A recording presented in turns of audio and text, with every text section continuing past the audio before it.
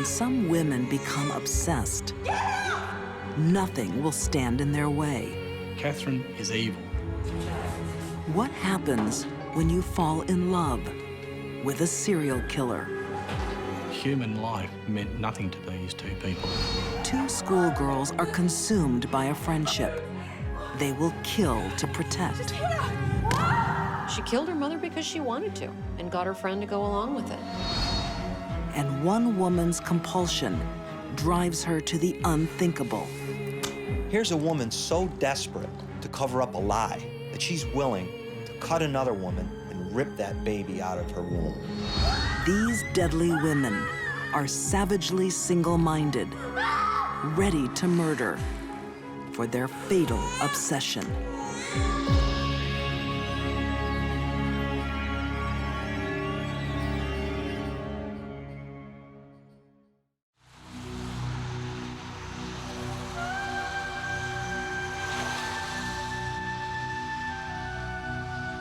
Obsession drives some women to unspeakable acts, as it did in Malvern, Kansas, in December 2004.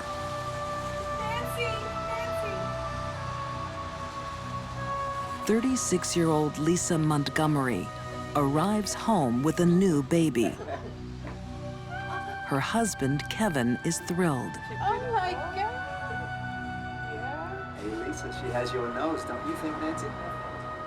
Yeah. But there's something wrong with this happy family picture.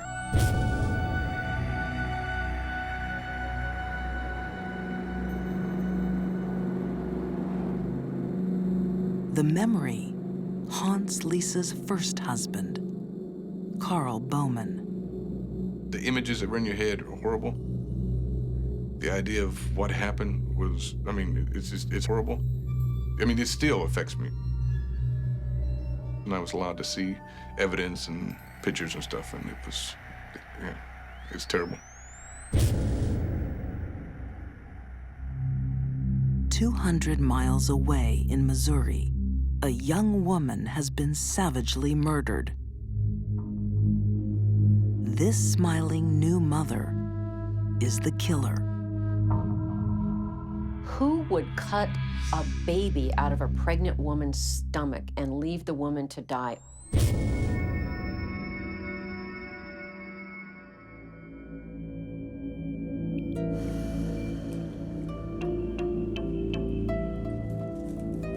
A few months earlier, excited mother-to-be Lisa Montgomery is preparing for a new arrival. She begins to buy diapers. She begins to buy baby items. I made some tea. Would you like some? Oh, no, thanks, Nancy. I'm fine. She tells the town, her husband, her children, everyone around her that she's pregnant. But what even her husband doesn't realize How far along are you? I'm in my third trimester. is this baby won't be coming. Lisa's pregnancy is a lie. You know, when I was pregnant, I was out here. You know, She lied through her childhood, Here's my ultrasound. through her teen years, through her adult life. Okay. I didn't mean anything. And one of the lies she perpetrated most often was, I'm pregnant. Lisa would say, I'm pregnant, I'm pregnant, I'm pregnant, but the baby would never come. And then would come another lie. I miscarried. Crime writer M. William Phelps discovered that Lisa Montgomery is an expert in faking pregnancies. She begins to wear baggy clothes. She begins to make doctor's appointments, fake doctor's appointments.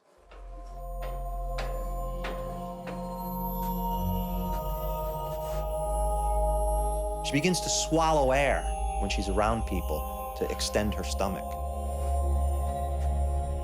She asks people, feel my stomach, and tightens it up. It's nice and hard.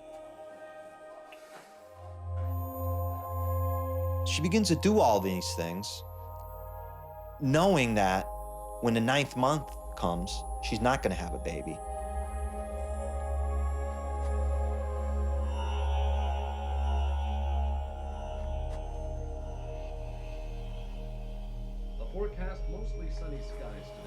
Lisa had 4 children in her first marriage,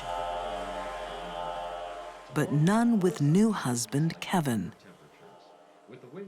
All because of another big lie. Can I feel? It was impossible for Lisa Montgomery to have another child. I hope it's a girl. I really want a sister. Her tubes were not tied, her tubes were burned, cauterized, which is an irreversible process. Did you feel that? Yeah. Yeah. How could a husband sleep next to his wife for 9 months and not know that she's not pregnant? How could he look at her when she gets out of the shower and not realize she's not pregnant? Didn't he question any of the doctor's appointments? Didn't he go with her to any of the doctor appointments? The answer is no. Lisa Montgomery manipulated this guy to believe that she was pregnant.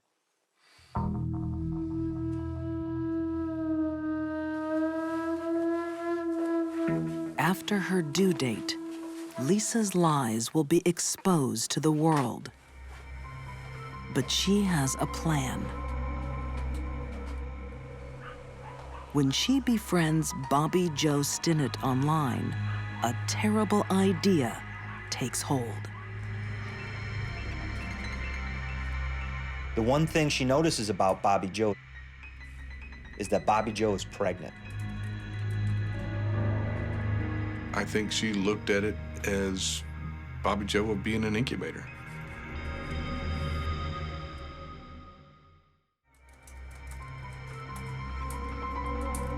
For Lisa Montgomery, faking pregnancy has become a dangerous obsession. She's lying to everybody about being pregnant. She's lying to her kids. She's lying to her husband. She's lying to the town. Now that she's met pregnant dog breeder Bobby Joe Stinnett, the need to cover up her lies will drive her to do the unthinkable. Lisa Montgomery is communicating with Bobby Joe Stinnett online as a woman named Darlene Fisher, a dog lover, someone who enjoys these types of dogs that Bobby Joe raises.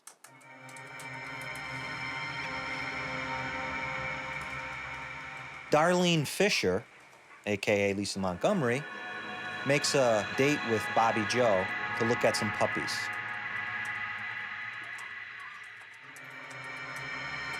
Inside Lisa's car, she has a knife, a rope, and a home birthing kit. Bobby Joe, hi. Darlene, hi. Come on in. Wow, you look great. You're about to pop. Well, like ya. In Skidmore, Missouri, unsuspecting Bobby Joe Stinnett opens the door to a monster.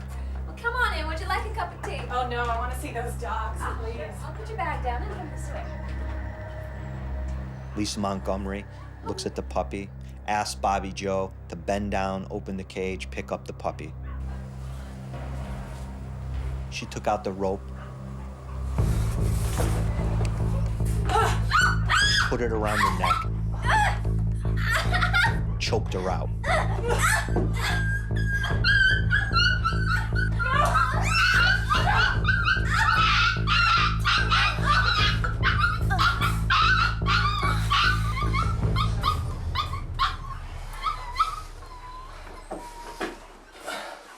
Lisa is ready to steal Bobby Joe's baby.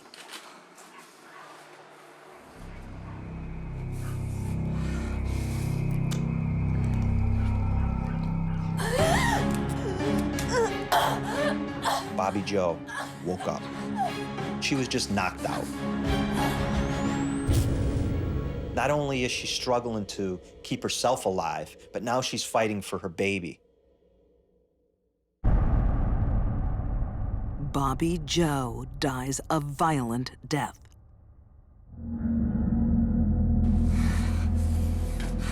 Her killer will now try to deliver her baby by cesarean section. One of the things that Lisa Montgomery did was watch a video on how to do a cesarean section. So there's evidence there that she tried to understand what she was about to do.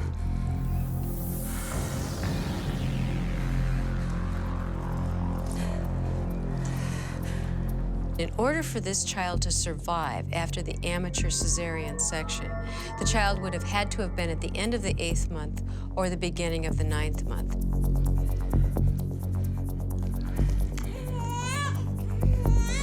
The child has to be removed from the womb, the airway has to be cleared, the respirations have to be stimulated, and the cord has to be cut.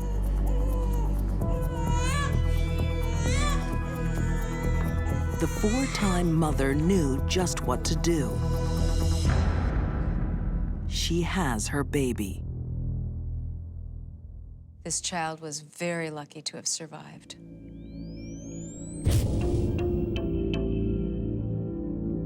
What seems like an act of madness is the bloody work of a calculating killer. Who would cut a baby out of a pregnant woman's stomach and leave the woman to die? Only a crazy person would do that. However, in this case, this crime was premeditated and well planned. Lisa is not crazy.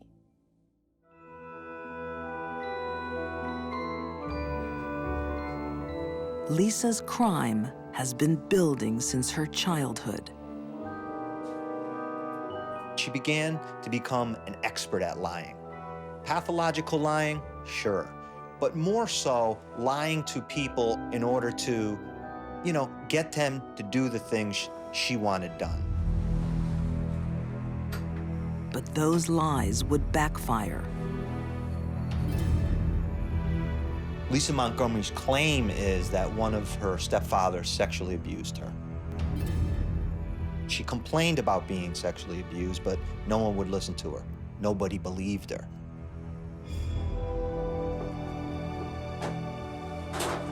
It would be unusual for a little girl who is subjected to a violent, drunken father who sexually abused her to not have some kind of problems in adulthood. For Lisa, I believe those unresolved problems resulted in her need to get attention through phony pregnancies.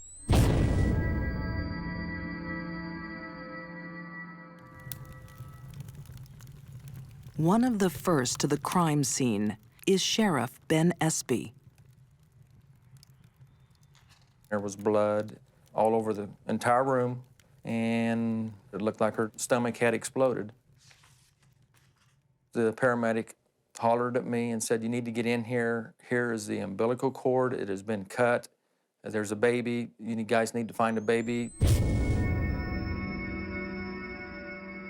So the case turns very quickly from a homicide, brutal, graphic homicide, to a missing persons case.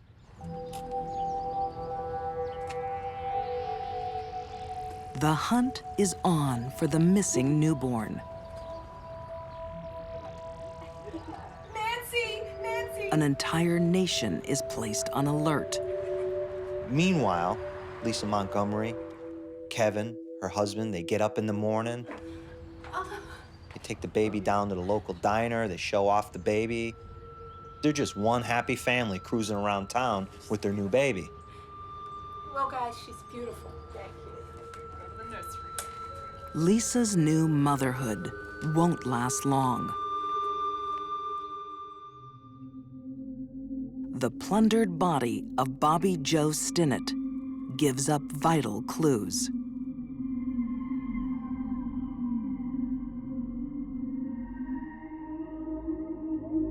There was some hair in Bobby Joe's hand, clenched in her fist. And that hair was taken and kept for DNA evidence, which did end up being Lisa Montgomery's hair.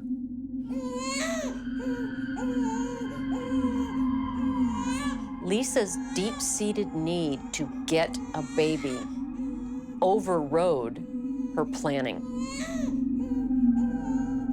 She planned out how to get the baby. She did not plan out how to get away with the crime.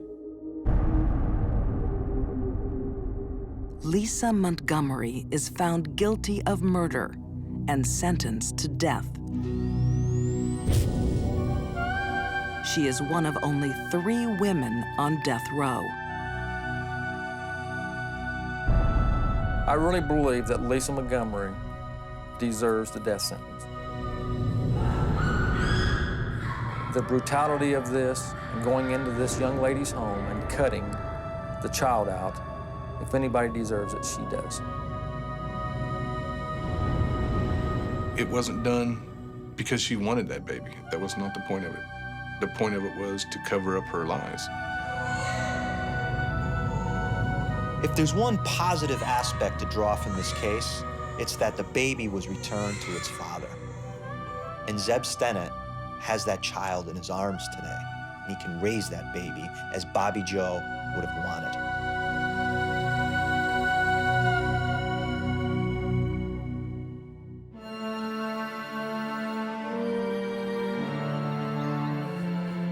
Youth is a time when passion can run dangerously wild. The desires and fantasies of a person, especially a young person, can take on an obsessional nature. Christchurch, New Zealand. Pauline, I just can't stop thinking about you. I just imagine that you're my princess. 15-year-old Juliet Hume writes feverishly to her best friend. Across town, Pauline Parker, 16, desperately awaits her letter. These young girls are caught in a fatal obsession.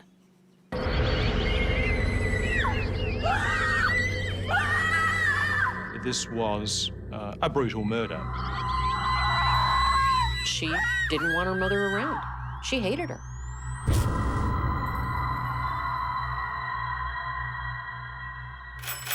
Coming! It's the early 1950s. Juliet Hume is overjoyed to see her closest friend, Pauline Parker.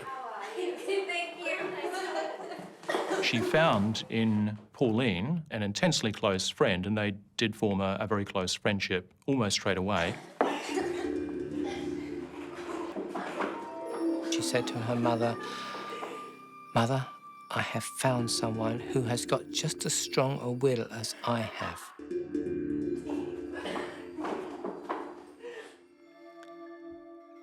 That's the start.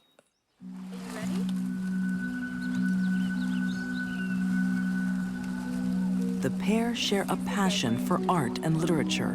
Now, when you open your eyes, we'll be in the film. Both girls were very lively, Juliet in particular, very vivacious. I'm going to count to 3. I think in combination, they were able to devise a make-believe world, a wonderful creative outlet for all of their talents and energies. 2, 3. We're here! Come on, let's go this way! They would pretend to be figures from medieval fantasy worlds and historical figures.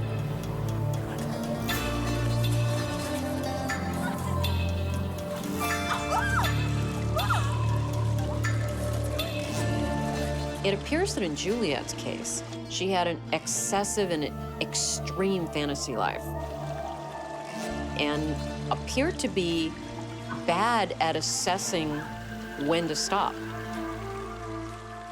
So that leads me to believe that her fantasy life did a whole lot more for her than reality did. These girls were rather delusional. Grandiose ideas, there's nothing wrong with them. But when taken to an extreme form and not controlled, and the person basically loses touch with reality regarding that delusion, that's when they can become dangerous.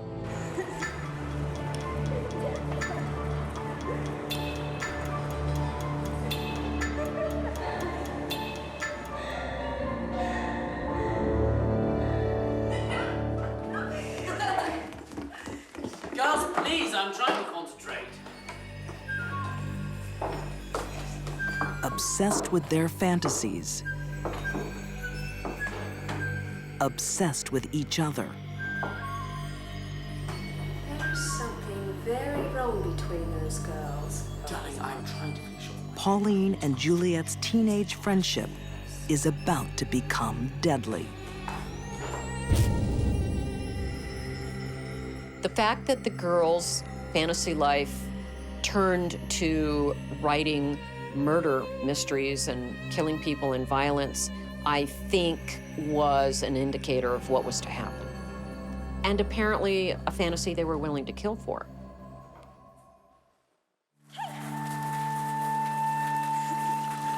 Christchurch, New Zealand. Teenagers Pauline Parker and Juliet Hume lose themselves in a rich fantasy world. Your father and I have some very exciting news for you. Until their obsessive relationship is turned upside down. Darling, we're moving to South Africa. South Africa? Yes, With your mother? Juliet's parents announce they're getting divorced and leaving the country. Very exciting. I want to stay here with Pauline. Yes, we understand. And you'll make The other Hume friends. family was disintegrating, and Pauline and Juliet could see that they were going to be separated.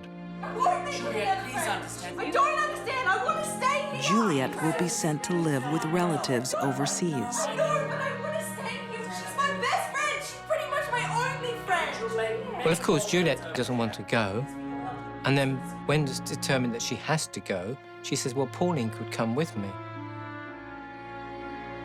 But the only person who seems to be adamant that this was not going to happen What do you think you are doing? was Pauline's mother. And she says no. When she says no, she means no. You are staying where you are. We spoke about this. So unreasonable! They're emotionally bonded so tightly that facing separation becomes unthinkable. Get out of my room! Get out! Get out of my room! Get out of my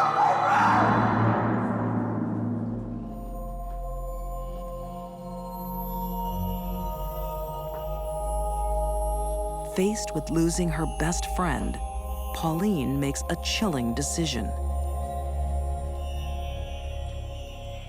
It was her mother who became the target of her hatred. Pauline decided that she had to be removed.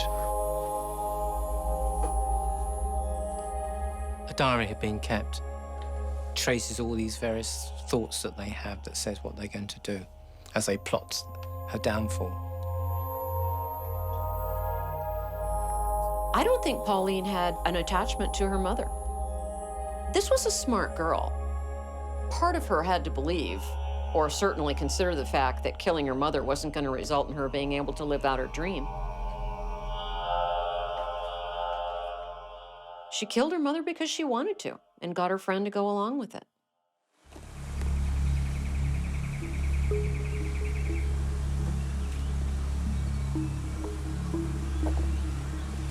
On a winter afternoon, the girls put their fatal plan into action.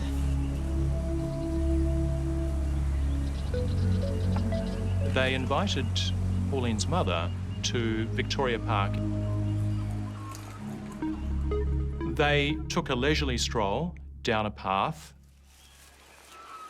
and along that pathway, Juliet dropped a little ruby.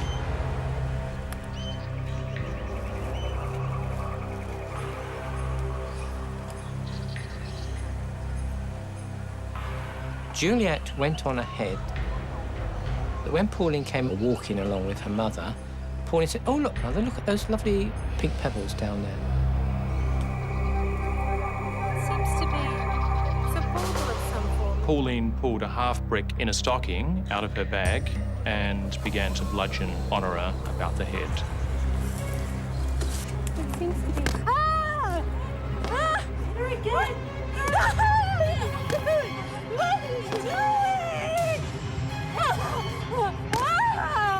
They think it will be over in seconds. But it can take a lot of violence to kill.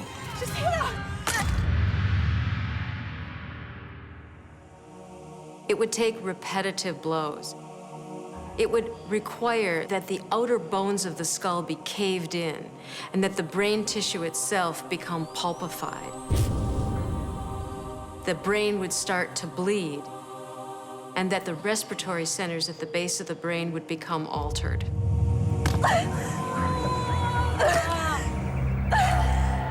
Pauline and Juliet reported that once they started the battering and the assault, they couldn't stop.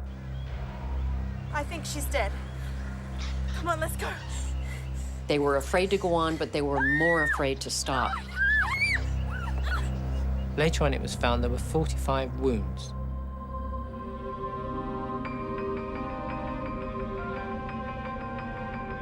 Juliet and Pauline have turned their darkest fantasy into reality.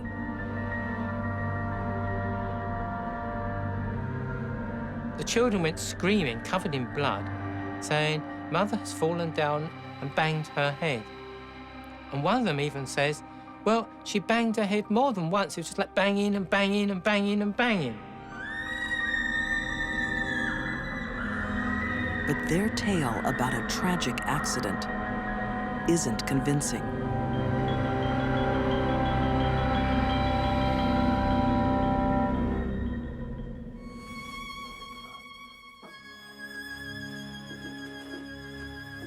The real story is found in Pauline's diary.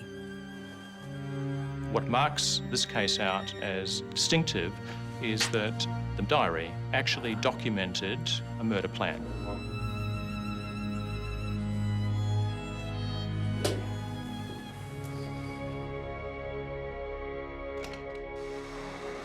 Pauline and Juliet are found guilty of murder. Too young for the death penalty, they spend 5 years in prison. Freedom comes with one condition. They must never contact each other again.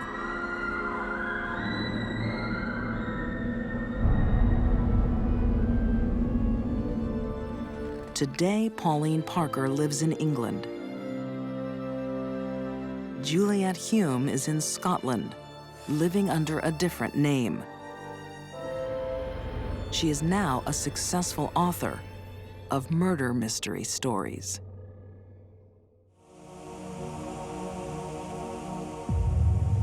For some women, a fatal obsession becomes one man. A man they will kill to keep. It happened in the city of Perth, Western Australia, in 1986. Human life meant nothing to these two people.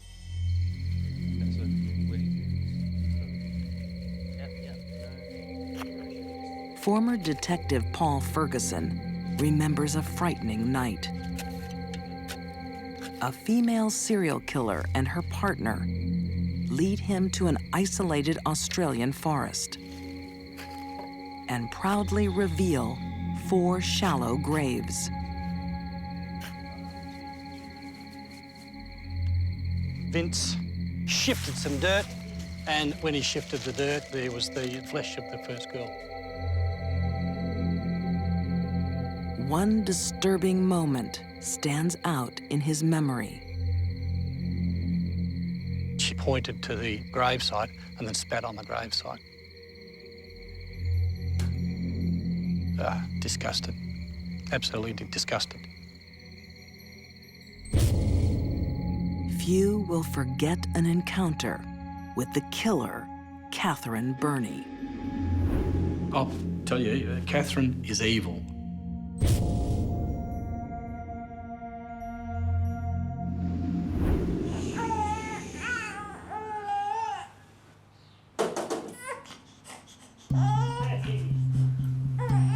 Several months earlier, 35-year-old Catherine is living a normal life as a wife and mother. But ex-lover David Burney wants to rekindle their romance. She'd been seeing Bernie while she was still married, and after 12 years, she took off with him, and that's when David Burney led her down the path of homicide. Come on, let's go and have some fun. Catherine suffers from dependent personality disorder. It leaves her helplessly obsessed with a dangerous man. She believed that women were put on this earth to service and provide for men.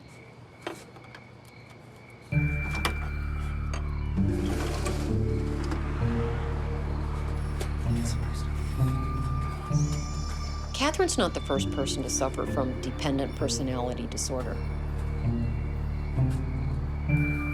The vast majority of people that do don't go on to become killers.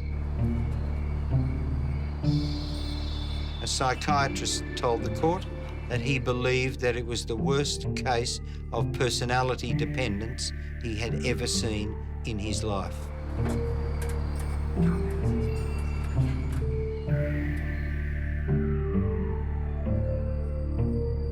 Researching Catherine's troubled life, writer Paul B. Kidd found a woman desperate to satisfy David's desires. I had sex almost all day, every day, at every given opportunity. There was no stopping David Burney. He was a sexual athlete. But David Burney needs more. His fantasies are dark and violent. Catherine would do anything David wanted. She didn't want to risk anything to displeasure him or lose him. And if his appetite extended to sex with other women, even captive sex slaves, that was fine with her. Hi. Hello, I'm here for some tires. When 22-year-old Mary Nielsen calls on the Burneys, G'day, love. How you going? she steps straight into their terrifying new game.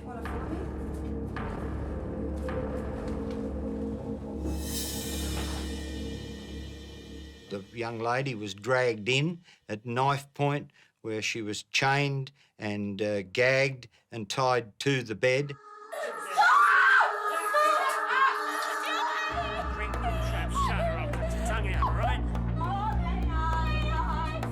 David Burney raped her repeatedly while Catherine looked on, and they both got off on it.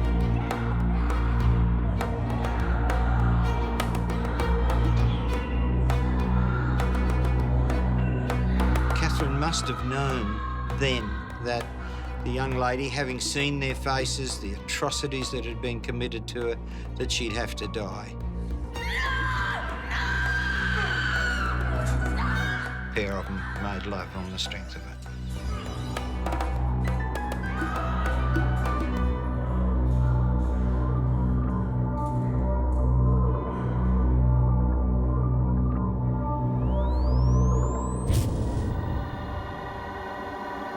They were parasites. They lived off each other. The more they were together, the longer they were together, the stronger they became. And the rest of the world was just there for them.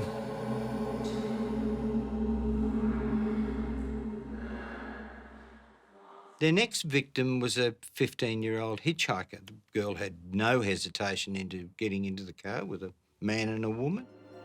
Okay, dear Mum and Dad, I'm all right. I'm taking a few days away from This you, time, and I'm staying with Catherine you. is more than a spectator.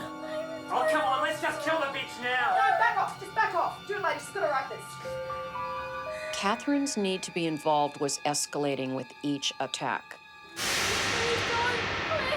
There probably was a component where she was being sexually stimulated also.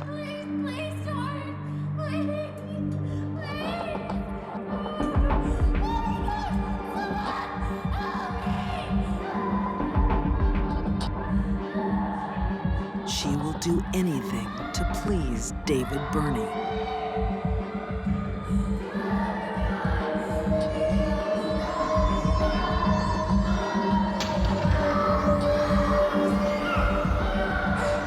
To prove her love to David Burney, she offered to murder the girl. David said, "I'd love to watch you murder her." So she did. Catherine's fatal obsession will take her to the darkest parts of her lover's mind.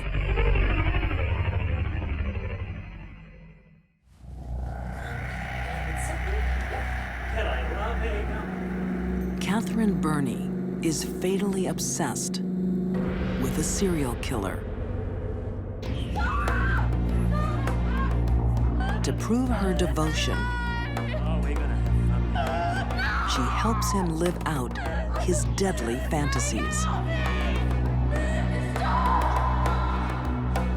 She wanted to please him, but knowing that David was being turned on by this activity also, I think, stirred up a jealousy in her, and that's why she had no trouble destroying these women also.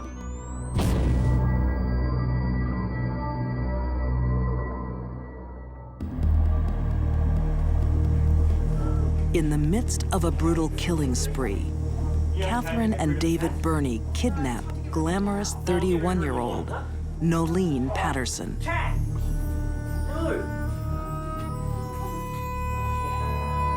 Catherine knew immediately this one was going to be a problem. She was different.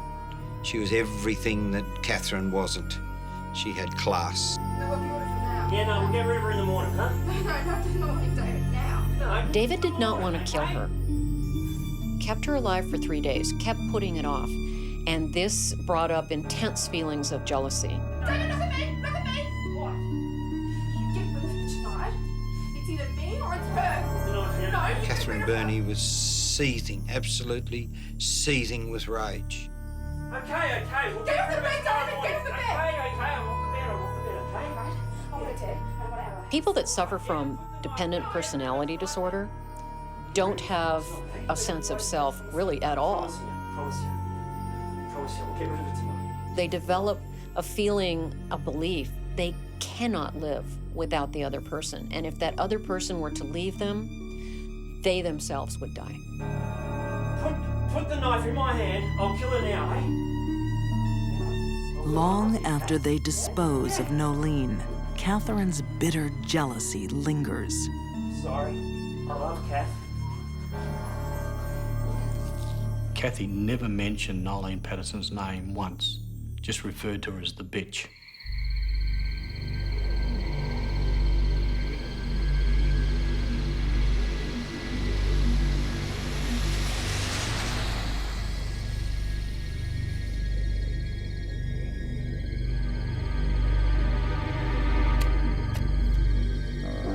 David's next move will horrify even Catherine.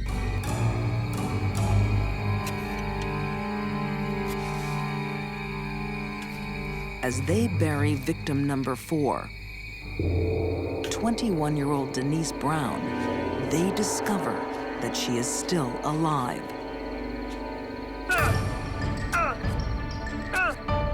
Catherine urged David to stab her again and produced a bigger knife, which David used to stab her in the neck and chest. No.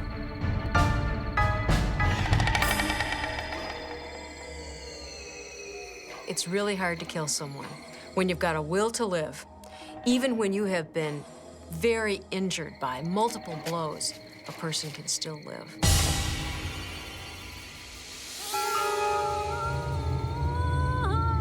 As they covered her over, she sat bolt upright. She wasn't dead at all.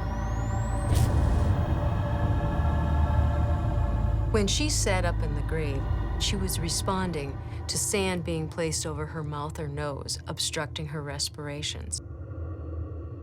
The most basic drive is to breathe. And even when your level of consciousness is altered, if there is sudden obstruction, you're going to do whatever you can to preserve your airway. David Burney, seething with anger. I'll fix her this time.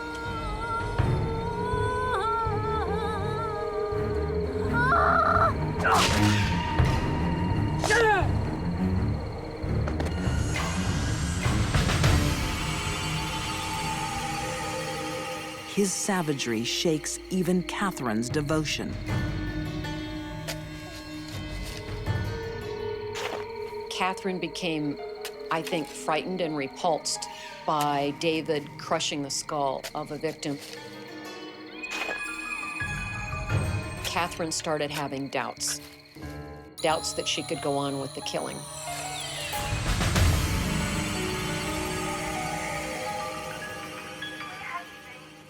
I stayed the night at Sarah's, and I forgot to call you. 5 days later, Catherine is home alone with their latest captive. I'll be home tomorrow night. This teenage girl is due to die. Keep your mouth shut. Got it? I'll be back. There was the knock on the front door. Catherine put the girl to one side. Seeing her opportunity, the young lady, no clothes on, jumped straight through the window.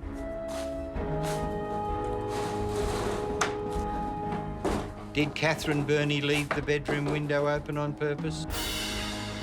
We'll never know. Was the axe murder too much for her? Was it her way of saying, I've had enough? This is the end of this.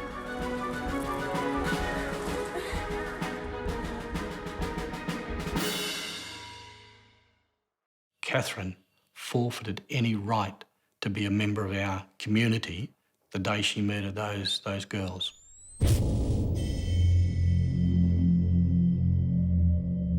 Catherine and David Burney are found guilty of murder and sentenced to life in prison, never to see each other again. In the courtroom, Catherine leaned forward and stroked the back of his hand, an act of devotion, caring, empathy, love. For most people, for me, what it represented was, don't forget me.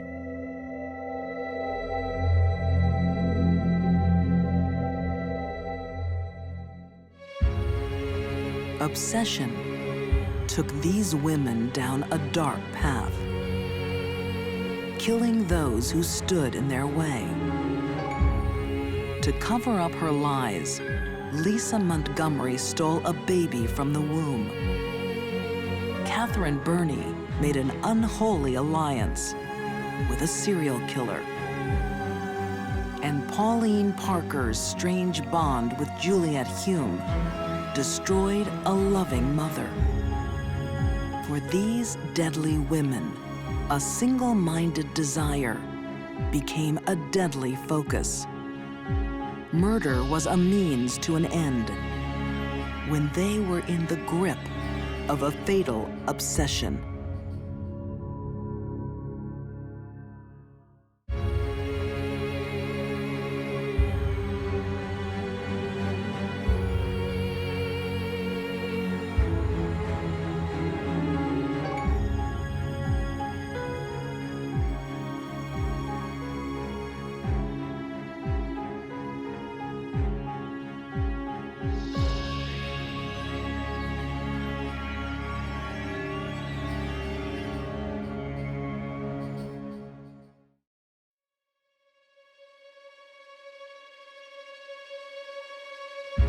In the heart of a deadly woman lurks a destructive emotion.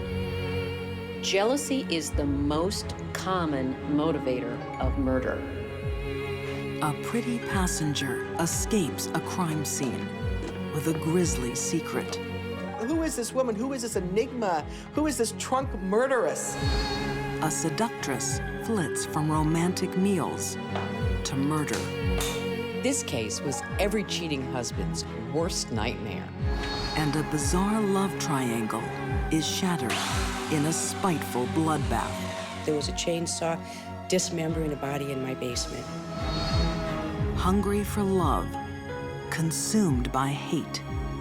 These are deadly women with hearts of darkness.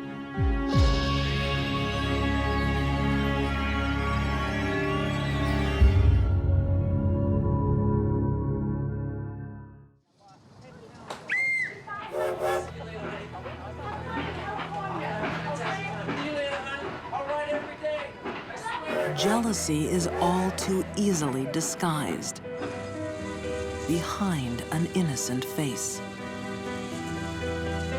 Like the face of a passenger on the train to Los Angeles in 1931.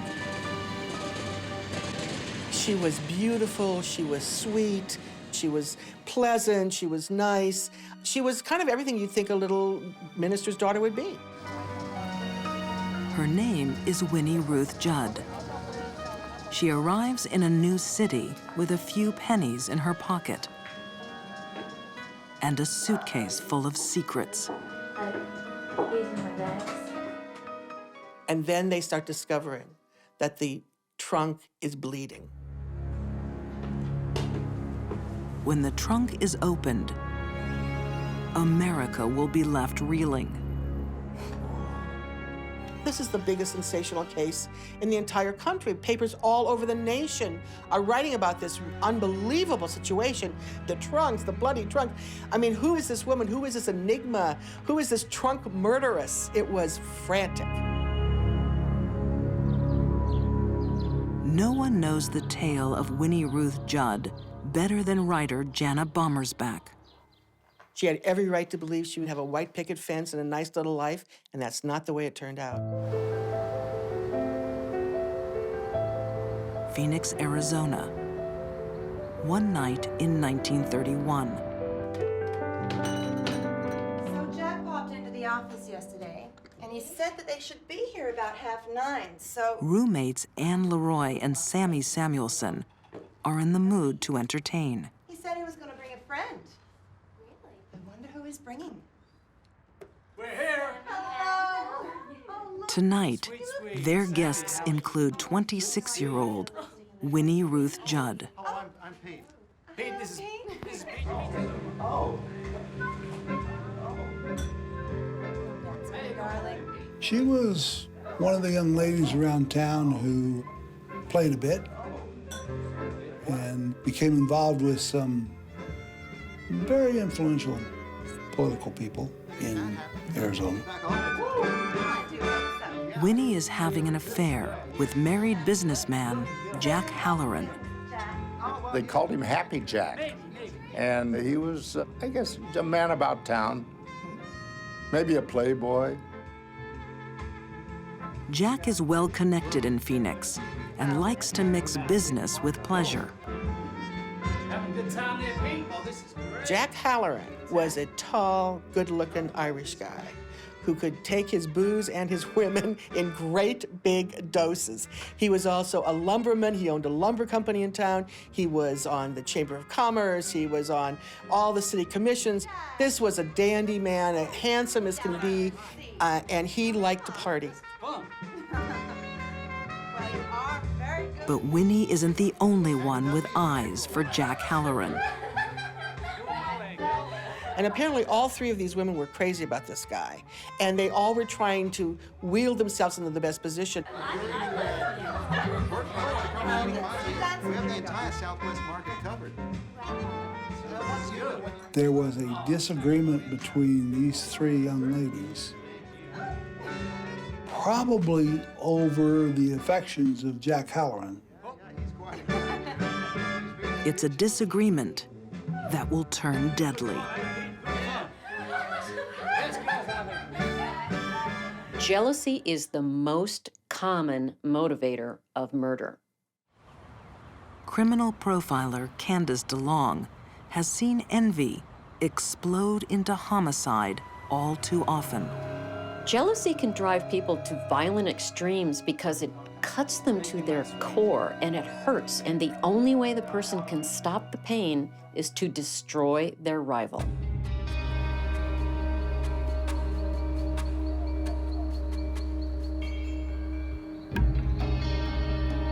The next night, Winnie pays the girls a visit. It was a Friday night. It was a very hot Friday night, unseasonably warm. Winnie had gone over to have dinner with Anne and Sammy. With the cat dragged in. Their friendship has soured. I think we need to talk about something. I thought I told you to stay away from Jack. I will do whatever I want to And do. you've been sleeping with him, haven't you? They start fighting, and they're fighting over Jack. They're all jealous of Jack. You need to just leave here right now. I mean, they were going on in this incredible verbal battle, and at that point, everything got very deadly. How dare you? Okay, now you need to get out. No, right now. Sammy tries to shoot Winnie, and Winnie grapples with her, and they struggle, and the gun goes off. Winnie is shot in the hand. She grabs the gun, and in the course of that, she actually shoots Sammy. What are you doing? And Winnie says that she took the gun, raised it up, shot at Anne. Oh, what have you done? No, Winnie.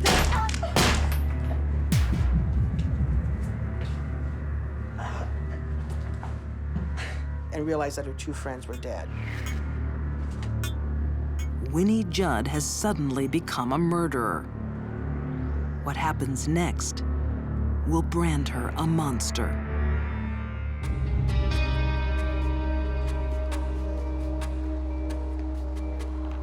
Phoenix, Arizona, 1931.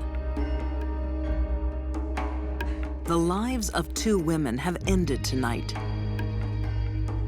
and the life of a third has changed forever. Her friends are dead. At the end of a matter of 5 minutes of going in to talk to them, they're dead. 26-year-old Winnie Ruth Judd has killed her friends in an argument over a man. Now, her thoughts turn to the problem of what to do with their bodies.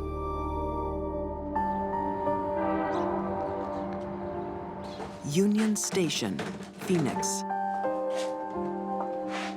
A pretty passenger boards the train for Los Angeles.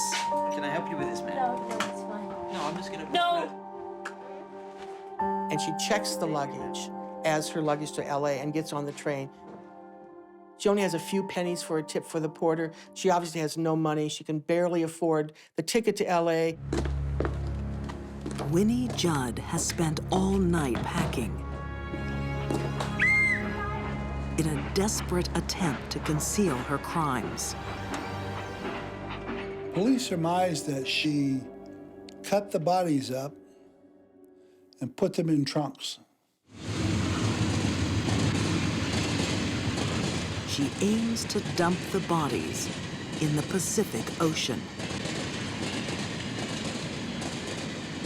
Winnie drives on the train all day and into the next night to Los Angeles. And she gets there and the trunks are unloaded. Her plan is about to come undone. Oh, the smell would have been overwhelming. Now, the big thing here is that those bodies were cut up, and particularly when there is a cut through the abdomen. When a loop of bowel is severed, all the bacteria that is present in that bowel is immediately out, very rapidly. So the whole process of putrefaction and decomposition is going to proceed at a much, much more rapid rate. These are my bags. Mr. Johnson, sir. Here is this trunk that's bleeding, and the bad guy thinks it's contraband deer meat. Just need to ask you a couple of questions. Is this your luggage? Yes.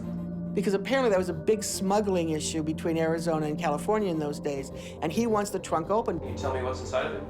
Well, just personal items. I'm gonna need to see the inside of that luggage. Just get the keys. Winnie knows her secret is seeping out. Oh, my brother has them. My brother has the keys. He's just at home. Well, can we call him? No, I'll just go and get No, really, you need to stay here, ma'am. She leaves, never to return. Eventually, they force open the bag, Oh! and he sees a woman's head. Oh my God!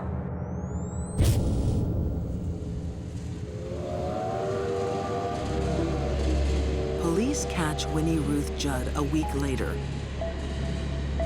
Convicted of murder, she's confined to a mental hospital for the next 40 years. Some believe justice has been served.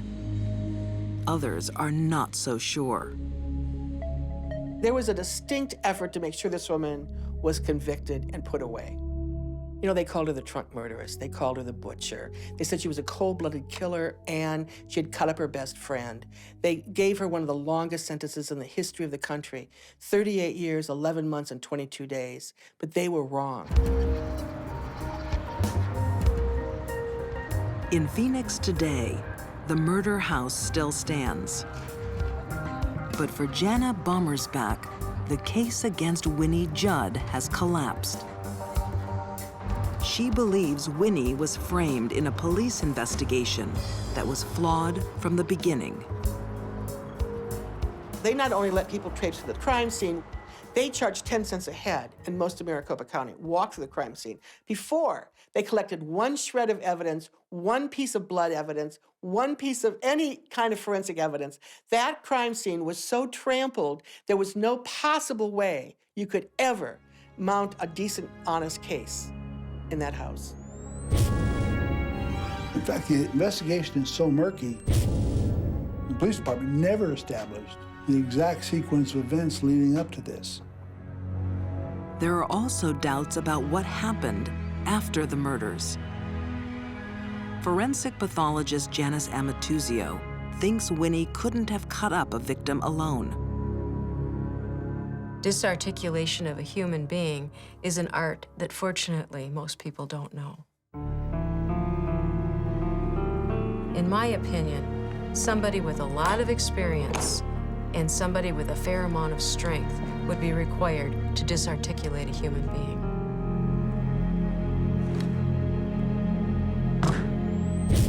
Anne's body was cut apart so precisely that they sewed it back together.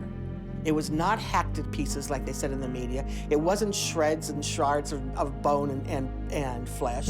This thing was dissected. It looked like an operation. Only a surgeon could have cut apart that body. Oh my God. Jana thinks the body was dismembered by a surgeon, organized by Jack Halloran. Obviously, this woman did not do this crime alone. You had to be a nincompoop to think that. You had to be blind, deaf, and dumb to even consider that Winnie Ruth Judd, on her own, killed these women in cold blood, disposed of these bodies, dismembered this body, took the trunks, the whole thing. It was absurd. And what they were trying to cover up is who else had helped her, like Jack Halloran. Is it a case of a powerful man framing a vulnerable girl? Listen to me. Go to your apartment now. Go! In the 1930s, women didn't have much in the way of power, even in this country. They had rights, but they didn't have the power, they didn't have the authority, they didn't have the influence. And it's easy to see how a young woman who had been involved with the married man and ended up on the wrong side of a gun with both her friends dead could be easily framed and sent away. Winnie Judd is finally released in 1971. Age 66. Returning to Phoenix, she finds a town divided about her guilt. But Jana Bommersbach has no doubts. She befriends Winnie and comes to believe in her innocence. Winnie Ruth Judd passed away in 1998, surrounded by friends and people who loved her and cared for her, and who by now knew that she was not the horrible woman that history had said she was. murderous butcher, or framed innocent. The truth about Winnie Ruth Judd may never emerge.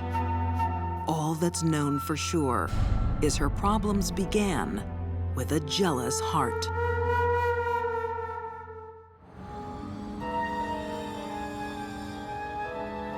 When a deadly woman strikes, the world can change in an instant, as it did for a husband returning home around midnight in January 1989.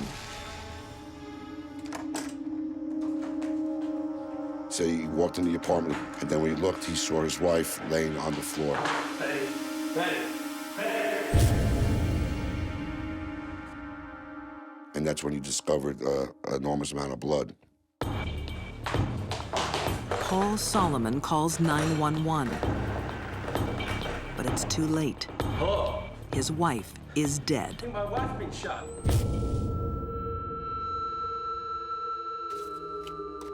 Sergeant Richie Constantino is the first detective on the scene. There was a large puddle of blood that she was lying in, and you could see that she had gunshot wounds to her body.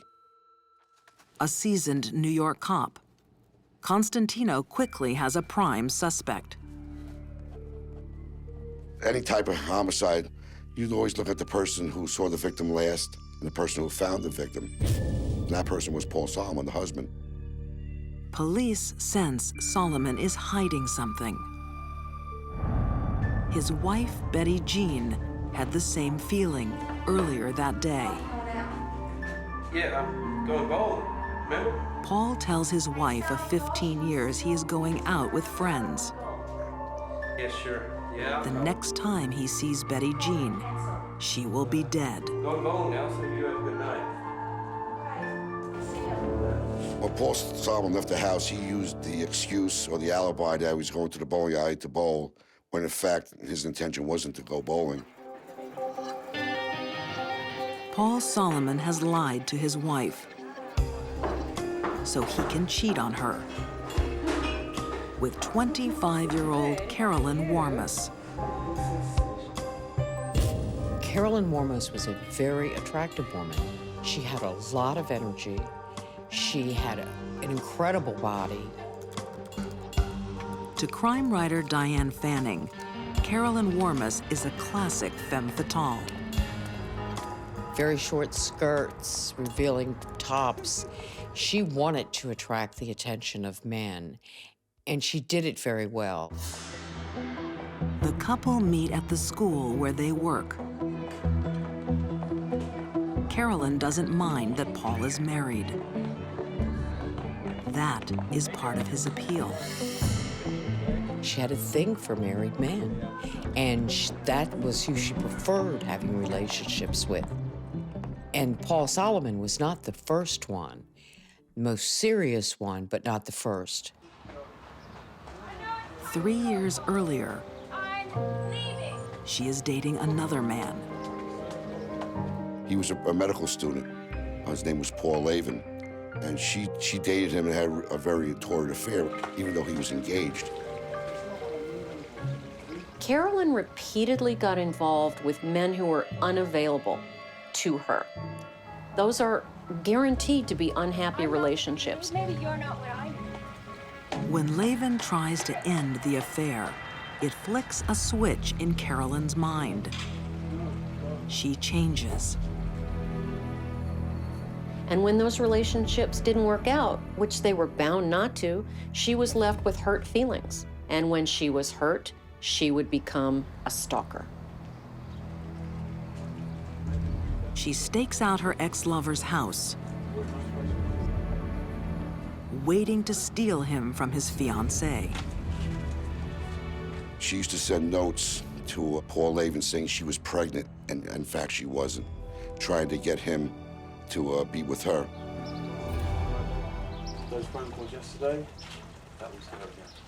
I really think she thought she could win him back if she just persisted in stalking him and harassing him. That doesn't work for most people, but I think she thought that it would. Lavin is angry. He wants Carolyn out of his life. They had to get a restraining order against her so they can get married. Carolyn has fought for love and lost. Next time, it will be different.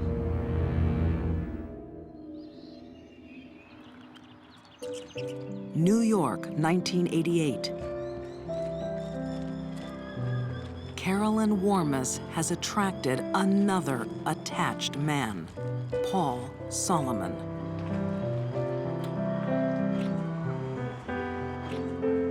Carolyn came along, she was a breath of fresh air. His ego was flattered that a 25-year-old woman would want to be involved with him.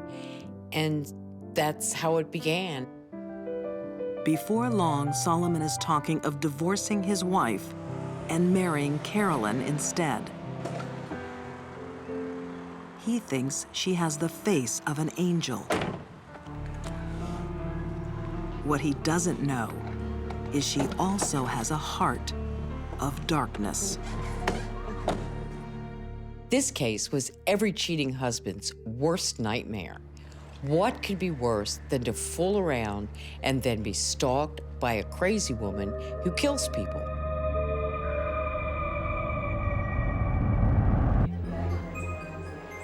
Treetops Lounge in Yonkers, New York, 1989.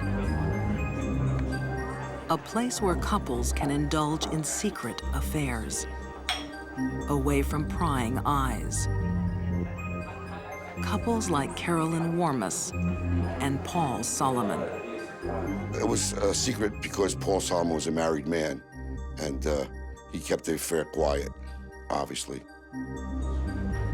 Paul doesn't know it yet, but there's no need for secrecy anymore.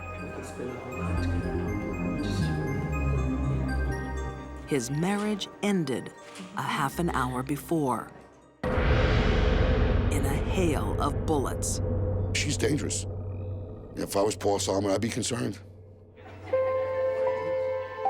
Solomon's lover is a pretty girl from a privileged background, and a woman consumed by a destructive desire.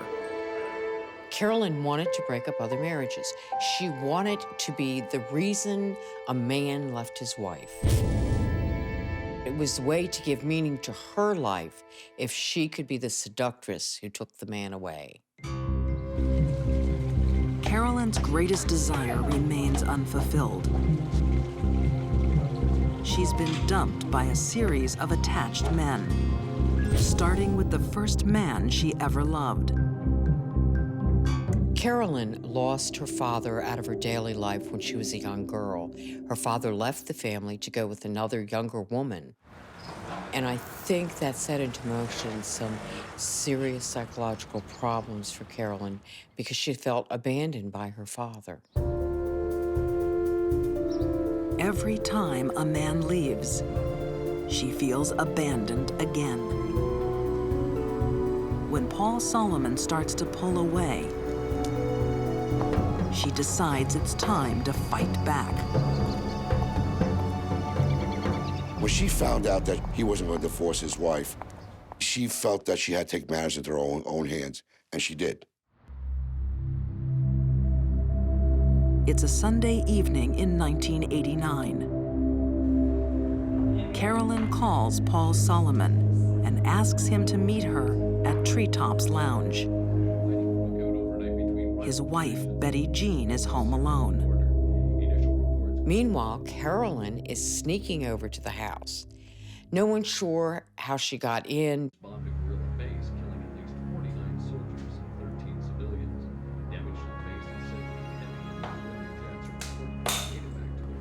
Betty Jean has met Carolyn before, but this visit is a surprise. And so is the gun. Now here's my chance to do what I want to do. I want Paul Solomon, and I'll take Betty Jean Solomon out to get him.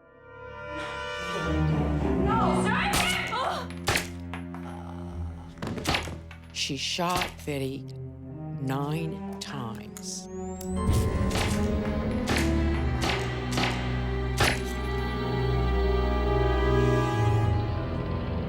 She wanted total destruction. She was in competition with Betty Jean, and she wanted her destroyed. 10 minutes later, Carolyn Warmus meets her lover. She's just fired 9 bullets into his wife. It was unbelievable that she could kill another woman in cold blood, leave her bleeding on the floor, and just flit off to a romantic little restaurant, sit down and dine and laugh and have a wonderful time. But Carolyn is not capable of feeling guilt. She was calm because she's a sociopath. She had no guilt about what she did, and she wasn't particularly nervous at all about being caught. At last, Carolyn has Paul to herself. She has fought for a married man and won. Now it's time to celebrate. And they left together, and in the parking lot, they went to Carolyn Warmus's vehicle where they engaged in sex.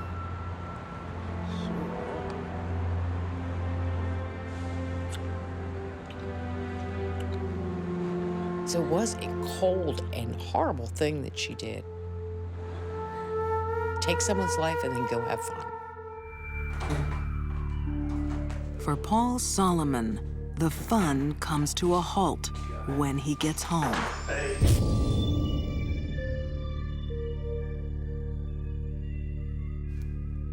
To Detective Constantino, Solomon is evasive. Betty, come on. But when he realizes he is a suspect in his wife's murder, he admits where he's been that night. He admitted that he went to meet Carolyn Warmus at a place called Treetops Lounge in Yonkers. Paul Solomon doesn't believe Carolyn killed his wife. Police are not so sure. After months of painstaking detective work, they connect her to the crime. She is convicted of second-degree murder. At her sentencing, she stood up there and insisted she was innocent. She was going to jail for a horrible crime that she did not commit, and yet all the evidence made it clear. By this time, her man has turned against her. And she was very bitter because Paul was supposed to stick beside her and be there with her, and he just refused.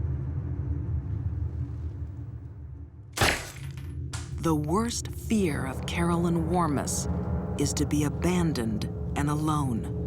But that is just where she finds herself today, in prison for 25 years.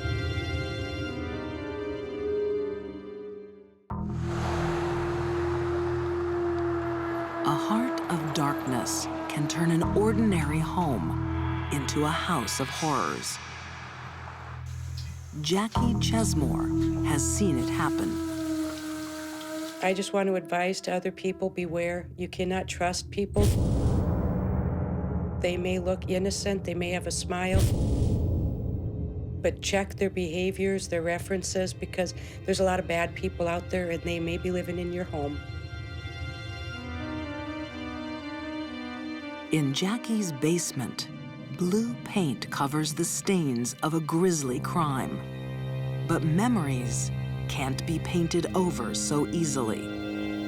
I was just totally disgusted, totally blown away when I found out there was a chainsaw dismembering a body in my basement.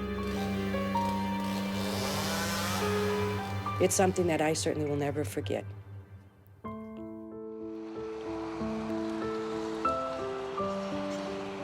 Sioux Falls, South Dakota, 2006. Detective Troy Duncan investigates the disappearance of a local deaf woman, Darlene Vandergiesen.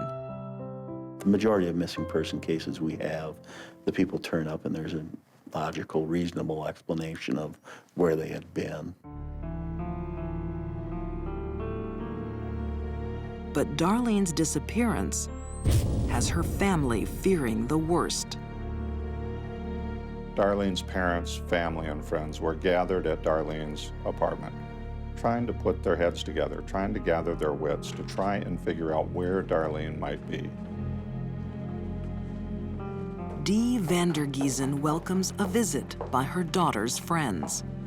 One of them is Darlene's killer. She embraced Darlene's mother. She said to her mother, "I know that your daughter is missing. I am praying for you. I pray for her safe return." She said these things to Dee Vandergiesen within hours of having dismembered Darlene's body and disposing of it in a dumpster. The previous spring, the sun is shining in Sioux Falls. For Sally Collins and fellow deaf woman Daphne Wright, the world seems a happy place. Sally was a friend of Daphne's, and she had moved in at the same time Daphne had in August the year before. Their landlady, Jackie Chesmore, doesn't realize that Daphne and Sally are lovers.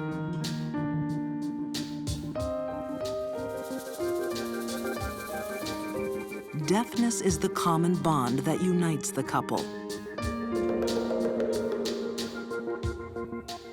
Local journalist Joss Vergis discovers that for Daphne, deafness has also been a barrier. Daphne was the first deaf child born to hearing parents. Her father was an alcoholic. Her mother used limited signing to communicate with her and didn't really learn sign language until Daphne was in high school. So it was not a pleasant upbringing. Daphne's childhood made her feel unwanted. It lays the foundation for a dangerous insecurity. I think Daphne was on a path to explode one day on someone.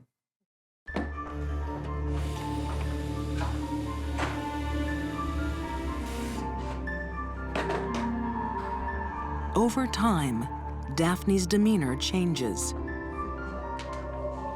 She becomes possessive, jealous,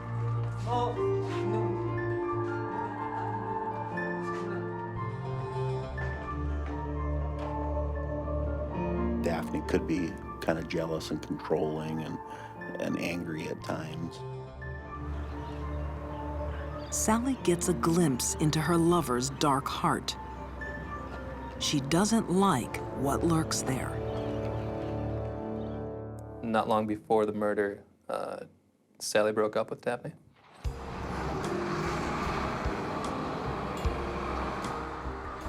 A month after their breakup, Daphne visits Sally at her new apartment.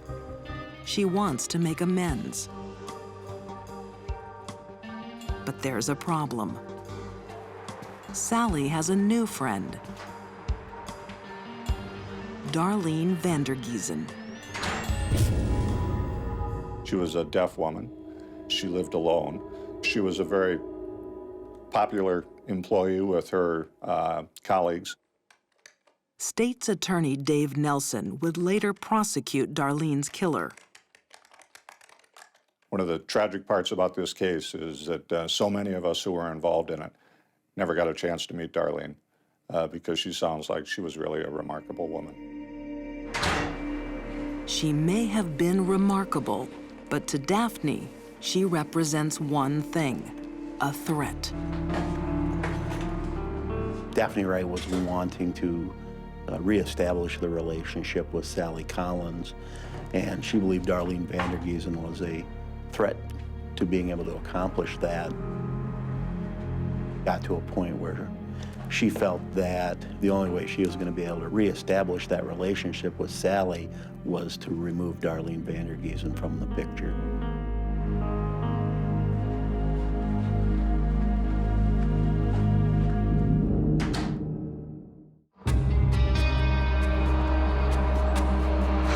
Outside Sioux Falls, South Dakota, scavengers swarm on a landfill site. Not all the secrets that are dumped here remain buried. A search was conducted of the landfill in probably 10 days of a very frigid South Dakota February. Her legs were found at the landfill. Her torso was found in the landfill in separate pieces. The body parts belong to a local deaf woman named Darlene Vandergiesen. A week earlier, she meets another deaf woman for a meal, Daphne Wright. Daphne has been trying to get back with her ex-girlfriend, Sally. And lately, Darlene seems to be in the way.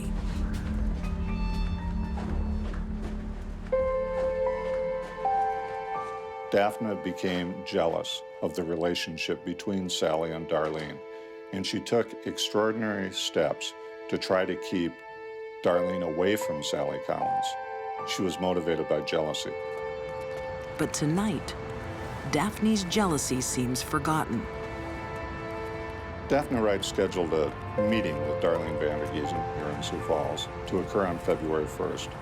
She did that ostensibly to meet Darlene to plan for a birthday celebration or a Valentine's celebration for Sally Collins. That was a charade. It was a pretense in order to get Darlene to come to the restaurant. Darlene walks into a fatal trap.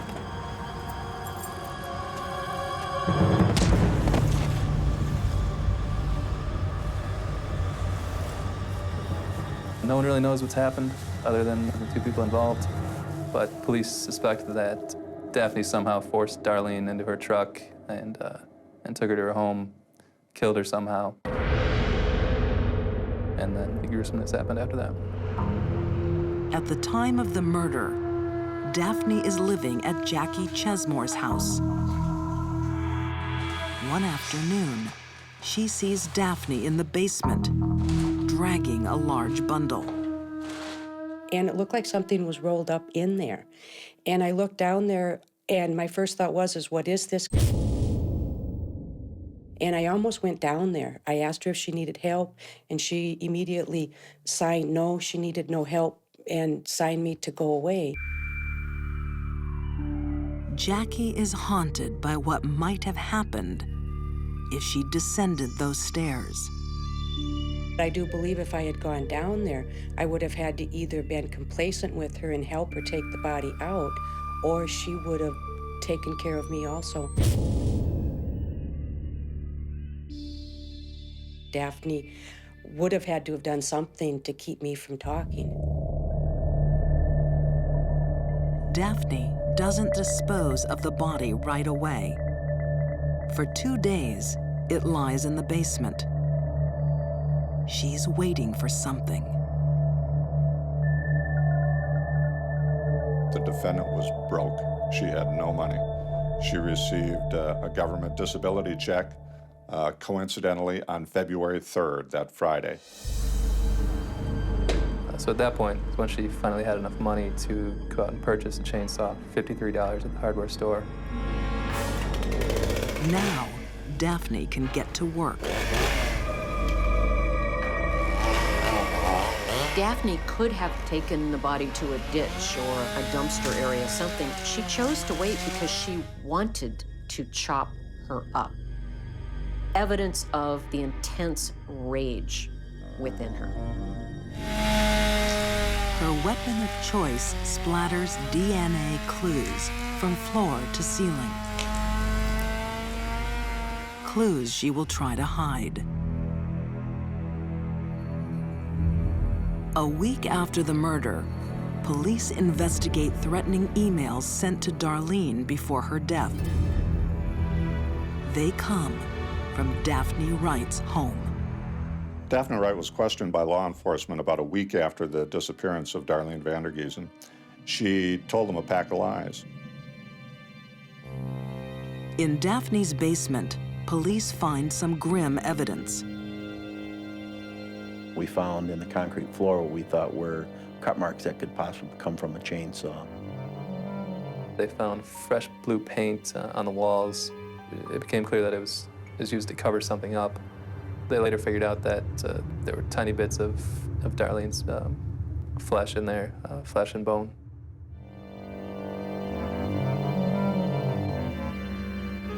Chainsaws are rarely used in dismemberment cases. They may be popular in Hollywood movies, but in fact, in real life, they're not used very much. So when we do see it, it certainly makes big headlines and paints the murderer as particularly evil and gruesome. Parts of Darlene's body turn up in a Sioux Falls landfill. Others in a roadside ditch. Clues from the body and the crime scene prove Daphne Wright's guilt. We had evidence of motive. We had evidence of opportunity. We had physical evidence. We had the defendant's own statements. We had DNA. We had a tidal wave of evidence against this defendant. Daphne Wright was convicted of 2 counts of murder in the first degree. A deaf woman who had a difficult childhood. Daphne Wright killed to defend the only love she'd known. But when jealousy entered her heart, it clouded her vision. She thought that Darlene Vandergiesen was out to destroy her relationship with Sally Collins. That was not true. Darlene was heterosexual and known to date men. The motive for her murder was unfounded jealousy. Darlene and Sally Collins had struck up a friendship. They obviously enjoyed playing cards together and doing things together, but we believe they were only friends.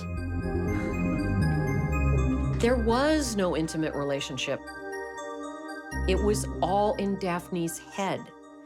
That tells me that Daphne had a very dark and dangerous rage growing inside her, probably for a long, long time. For Daphne Wright, the guilty verdict means life behind bars. For Jackie Chesmore, it means freedom from a life of fear. When Daphne was sentenced, it was exhilaration. I knew that she would never come back to my home. I knew I would never have to worry about her coming back to my house and doing anything to hurt me.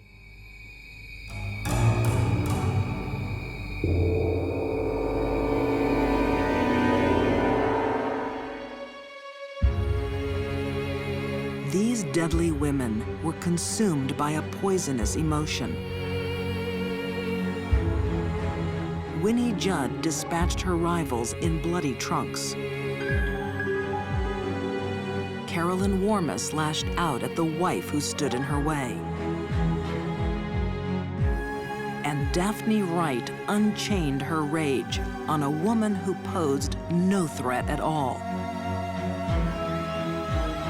When jealousy entered their thoughts, murder was just a beat away in their hearts of darkness.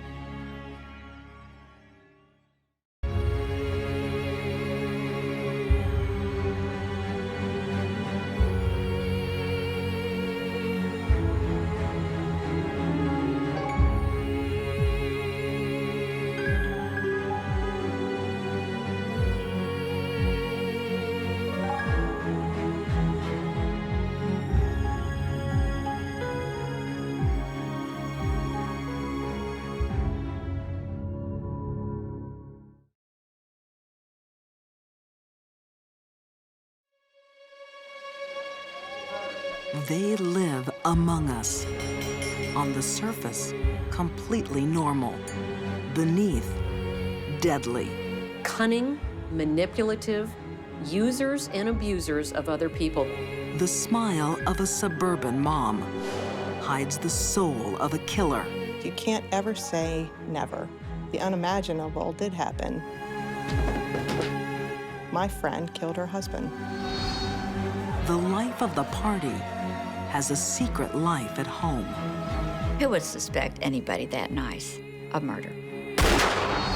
And who would suspect two little old ladies of a monstrous crime?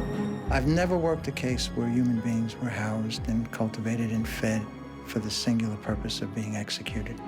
These are deadly women in disguise, their murderous thoughts hidden behind the mask.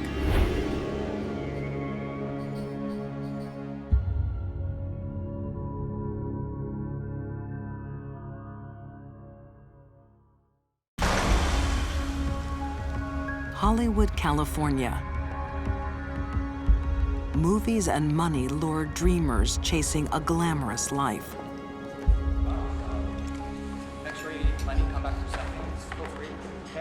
But in the back alleys of Tinseltown, dreams turn to despair.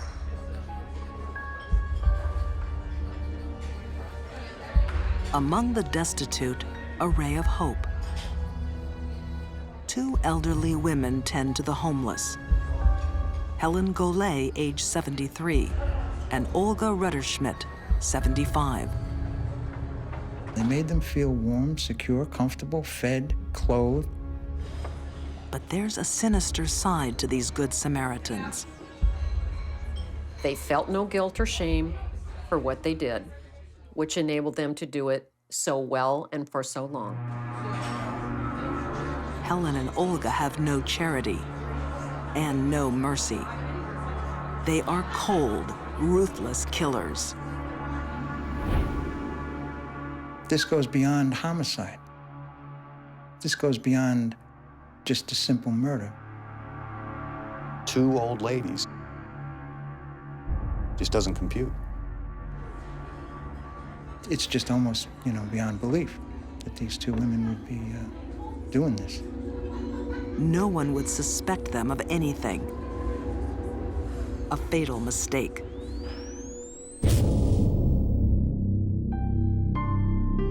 June 2005. A broken body lies in a dark alleyway. Victim of a hit and run. It was a man who was hit by a motor vehicle in Los Angeles by accident. Insurance investigator Ed Webster has seen these tragic accidents many times. There's nothing at first blush that would make one think it was suspect. It looks like 50-year-old Kenneth McDavid was run over while changing a bike tire. A cruel, terrible death. When a tire hits the chest, it's going to crush the chest cavity, and it's going to cause the ribs to break and to puncture the lungs, and it's going to cause massive internal bleeding in both chest cavities. Ed Webster can see something odd about the crime scene. The tire was not flat, so it wouldn't require changing, and there were no tools around. It was just his bike. Also unusual, McDavid is lying down when he is hit. Whenever a body is found on a roadway and appears to have been run over, I always ask the question, why were they laying there on the roadway? Were they injured prior to being dumped on the roadway and then run over? Were they taking some drugs or alcohol, something that impaired their judgment? Ed Webster follows a hunch and starts digging. Soon, he hits a lead. Kenneth McDavid is a vagrant. 2 years ago, he moved off the streets into an apartment. And in fact, he lived in an apartment that was rented by Helen Golay, and she was taking care of him for 2 years. Helen Golay, one of the two nice ladies from the soup kitchen. They housed and fed McDavid, and they're the sole beneficiaries of his life insurance. There was absolutely no reason to expect that they would, under the normal course of events, outlive this man who was healthy, 20 years younger than them. Even stranger, Helen and Olga have insured Kenneth McDavid for $1 million. They're making an investment, and the only way that they can collect on that investment is if this man dies. So it's either a homicide or they are the luckiest two women in the world. LAPD Detective Tennis Kilcoyne is also suspicious, uncovering more policies in McDavid's name. So slowly we start getting information from these insurance companies, and we start learning that there's more and more policies on Kenneth McDavid, with Helen and Olga as the beneficiaries. All I need is your signature. Altogether, the policies add up to nearly $6 million. Helen is listed as McDavid's business partner. Olga is fiancée. The women are arrested for insurance fraud. But that's only the tip of the iceberg. We've got two little old ladies. They're involved in this insurance scam. These guys are ending up dead. Is that we're missing something. We're missing a big piece of the puzzle here. That piece could be the car that ran down Kenneth McDavid.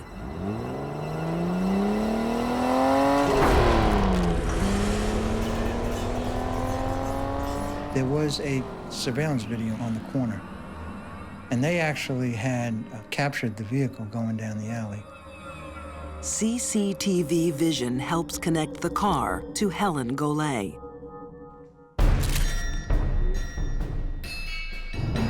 The police forensic team go to work. For 2 days, they went over this vehicle with a fine-tooth comb. They put it up on a rack. They did a lot of different things. The lab found some old, dark spots under the vehicle that tested positive for blood. Does that look like blood? What most people don't realize is that bits of hair and skin and clothing and blood can be deposited up on the inner nooks and crannies of the vehicle. It's very difficult to destroy DNA. Ultimately, they called me a week or two later and said it was positive to Mr. McDavid's DNA. And it was at that time that everything started snowballing. It's damning evidence. Two little old ladies are two little old killers. These women were sociopaths. They were out for personal gain at the expense and abuse of others. Then insurance investigator Ed Webster takes a shocking phone call. The traffic cops asked me if I had ever heard of Paul Vados. And then he told me that the same two women had claimed the body of Paul Vados, and Vados was also killed in a hit-and-run accident several years before. This isn't a one-time murder. It's a business. On the streets of Los Angeles, police arrest some unusual suspects. Two little old ladies wanted for murder. Two 70-some-odd-year-old women who, for all intents and purposes, could be your grandmother. It just defied anything. At the age of the perpetrators, you know, frankly, the gender of the perpetrators, the helplessness of the victims, the amount of money involved, the cold-blooded nature of the killings. I mean, it had everything. Helen Golay and Olga Rutterschmidt seem to take a special interest in the homeless. But when one homeless man ends up dead in a hit-and-run, police get curious. We had really put a nice little puzzle together. We found the vehicle that they used. We connected Mr. McDavid's DNA to the undercarriage of the vehicle. LAPD also discover a motive. Helen and Olga have insured Kenneth McDavid for nearly $6 million. They proved to us what they really are, just common thugs. These two seniors, aged in their 70s, have killed before. an LAPD officer makes a shocking connection. 6 years earlier, another homeless man was found dead in a Hollywood back alley.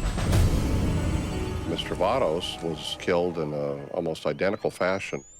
Run over in an alley, dark, in the middle of the night, appeared homeless, and two little old ladies had come looking for reports and information.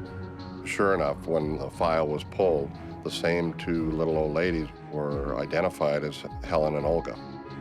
Now come on, this is going to be your new home. The truth is unthinkable. Over here.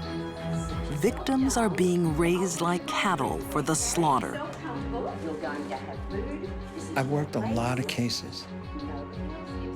A lot of cases where people have done horrible things. I've never worked a case where human beings were housed and cultivated and fed and groomed for the singular purpose of being executed. tea for Ken. Sure, milk and sugar, Ken? The men are groomed for 2 years to beat California's state insurance law. Under the law, life insurance policies are difficult to contest on the company's part after 2 years. For LA Times reporter Paul Pringle, few stories horrify like the hit-and-run grannies. One of the most chilling things about this case is that Helen and Olga could have a relationship with these victims for so long, a close relationship, even a caring relationship, and apparently never come close to bonding with these people, and then to murder them in cold blood. Helen Golay's appetite for money knows no bounds. Helen was pretty well off and had a lot of real estate investments and lived in a high-end neighborhood and was doing very well for herself. She didn't need to do this. Her concerned charity worker act is just a mask. She actually despises those less fortunate. Helen looked down on anyone that wasn't an individual of wealth and substance. They didn't matter. And if someone doesn't matter, it's certainly easier to kill them. Olga was always striving to be more like Helen and try to impress Helen. But Olga was just as culpable and just as evil as Helen. Together, Helen and Olga's callous, cruel natures only feed off each other. When they hooked up with each other, they validated each other's needs to rip people off and to hurt people. Helen and Olga exhibited no guilt, no remorse, no regret for what they did. That's classic sociopathy. But how can 70-year-old women force much younger men to lie down and be run over? Police find the answer at Helen's house. We found a vial with crushed up mixture of prescription medication that, according to the coroner's office, would knock you out, or knock out a grown man. This was found in Mr. McDavid's system during the autopsy. Knocked out, the men are crushed to death under the wheels of Helen's car.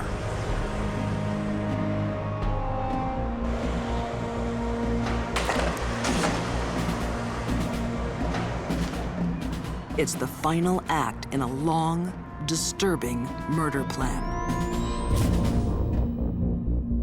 Helen and Olga were convicted of first-degree murder in both killings, been sentenced to life in prison without possibility of parole. Helen Golay and Olga Rutterschmidt have their mask of kindness stripped away. Kind old ladies are cold, monstrous killers. The motive was purely money. They had no personal interest or satisfaction in killing these people. This case is off the charts. I keep coming back to that 2-year period that they had to sort of ranch these victims. Never bonding, no empathy, no sympathy. As soon as the clock ran out, they killed him.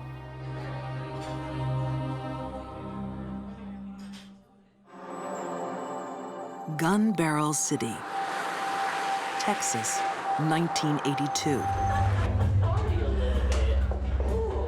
Jimmy Don Beats unwinds after a hard day working at the fire department.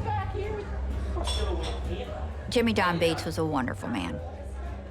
He was loved by so many people. I'm Jimmy. Hi, Jimmy. Nice to meet you, Bill. Just an old country boy that everybody had a lot of respect for. Also at the bar, a lively waitress named Betty Lou Barker. Betty Lou takes a shine to the laid-back Texan. He thought she was really a lot of fun and a very cute person. And so he married her after knowing her for about 6 months. But Betty Lou's sassy charm is just a mask. Jimmy Don Beats is being quietly stalked by a black widow. In the world of homicide, a black widow is the term given to a woman who chooses a mate, marries, and kills him for profit. Oh, Betty was fun. She was so cute. She was a sharp dresser. She was a great dancer, and she was really a good time. For crime writer Irene Pence, Betty Lou Beats is a compelling character. Married at 15, she has 6 children. After she had the 6th child, she thought that staying home with a lot of children was not fun. And so that's when she started going to the bars and meeting other men.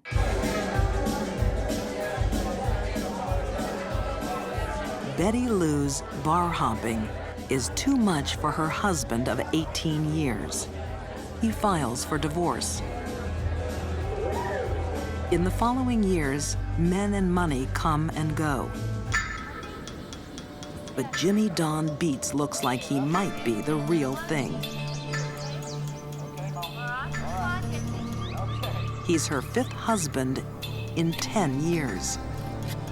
He had been divorced for a few months, and he was looking towards an early retirement and didn't want to be retired and alone.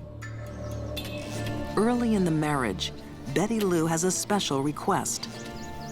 She wants a wishing well built in the front yard. How long is this well gonna take, Jimmy? Black guy, woman. It's done when it's done. Her devoted husband is happy to help. He showed such love for her, and she was so sweet to him. That sweet nature is all a facade. Betty Lou was capable of showing people her good face, the people that mattered to her. She would smile at them, make them feel good about themselves. Who would suspect anybody that nice of murder? Make a wish.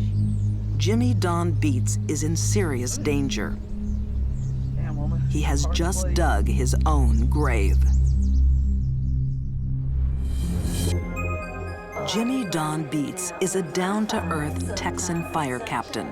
Sounds like a proposition. Married to new wife Betty Lou, he's just a few years from retirement. I think everybody at that time in the department knew Jimmy Don Beats. A chaplain at the Dallas Fire Department, Denny Burris worked alongside Jimmy Don. Very responsible individual who had one quality that seemed to rise above a lot of other people in common sense. But common sense isn't enough to see through the mask of a killer. Black widows don't have too much difficulty putting on a mask and appearing to be an ordinary person to everyone around them. Sociopaths can do that quite well. They don't hear voices. They're not delusional. They're not killing for fun or for sex. It's a cold-blooded event. Betty Lou Beats is a lady with many secrets. Her last husband, Doyle Wayne Barker, hasn't been seen for a year. Because he's buried in Betty Lou's backyard.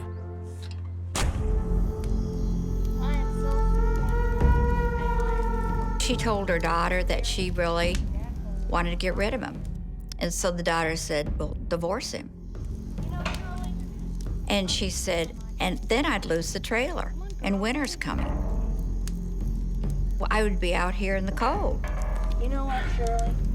I'm gonna kill Wayne. And so she tried to get her daughter to help her bury Wayne Barker. Betty's daughter, Shirley, is shocked. But her mother is a strong woman. Betty Lou will do the dirty work. Her daughter just has to help clean up.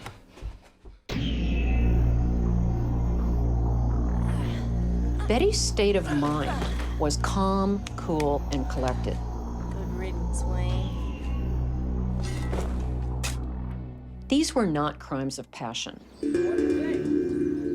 Within a year, Betty Lou has a new husband and a new reason to kill.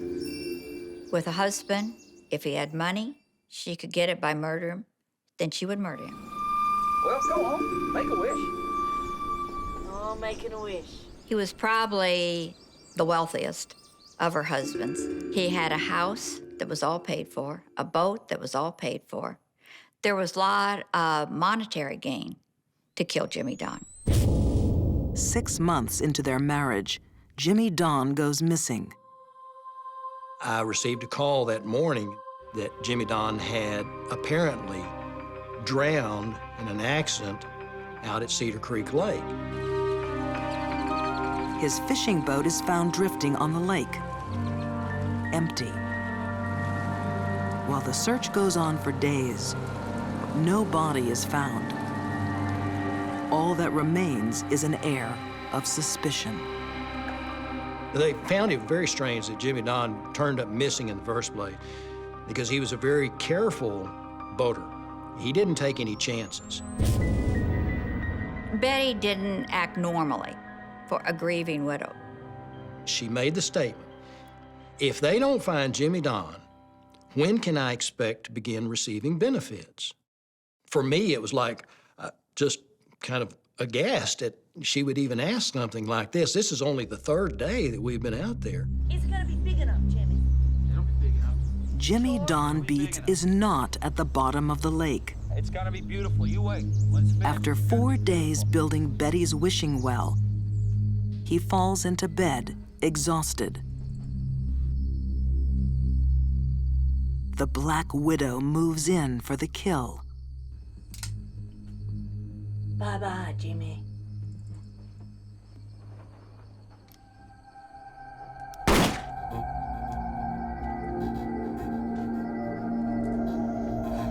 This time, Betty's son Bobby is tangled in her deadly web. Go, Bobby. She has her well, Go there, Jimmy. and now she has her wish. A husband buried beneath it. Bye-bye, Jimmy. Bobby? Bobby? Bobby was so afraid that something was going to happen to his mother, knowing now she had actually killed her husband. There, is that his medicine? Is that his collar medicine? Betty gets Bobby to finish the crime.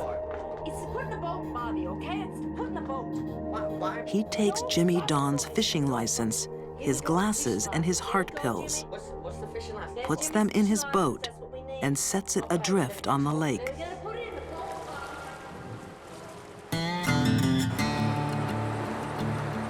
Bobby. 2 years pass.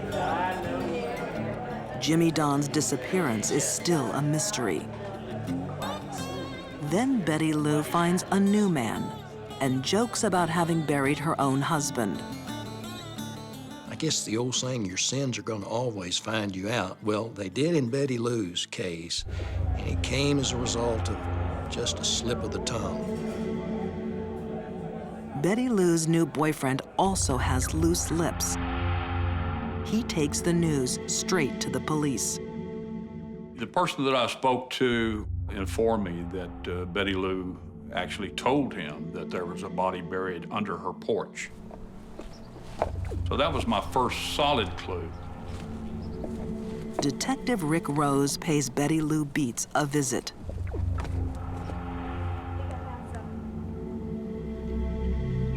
Underneath the wishing well, he finds a body. It's missing fire captain Jimmy Don Beets. Out back, another surprise. The body of Doyle Wayne Barker. Most people don't expect a woman to kill two husbands in the same house with the same gun over a period of 3 years. I don't think Betty thought for a minute that she would get caught. The boldness of burying the body of someone you killed on your own property, no, she did not think she was going to get caught. Careful, Bobby. All right, go Arrested for murder, Betty Lou will do anything to save herself. Oh, for God's sake, Bobby! Hopeless boy! Sorry, Mama. Betty put Betty first, and that's the bottom line. She turns on her own children, trying to blame them for the murders. I don't think she cared. I don't think she felt any empathy for her victims, nor did she have any empathy for what her kids might have been feeling involving them in this. The trial jury finds Betty Lou guilty of 2 murders.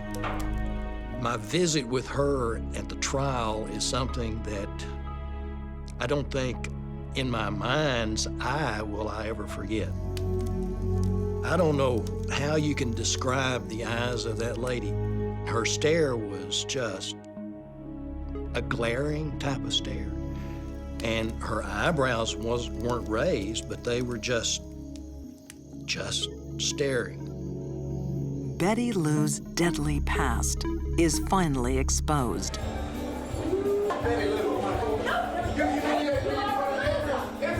After arguing with her second husband, she shoots him. She shot him at least twice. And she explained to the police how he was trying to attack her. And they always questioned why the bullets were in the back of his head. He survives. Husband number 3 also has a lucky escape. She tried to run him over with her car. He managed to jump behind a van and saved his life. Her next 2 husbands end up buried in her yard. But Jimmy Don Beets will be Betty's final victim. On February 24th, 2000, Betty Lou Beets is executed by lethal injection. Most of the homicides I worked were generally spontaneous. They happened because of an event. Somebody, got mad, angry, and committed the act. Those are different types of mindsets. And in her case, the mindset was purely premeditation and planning. She was a cold-blooded killer.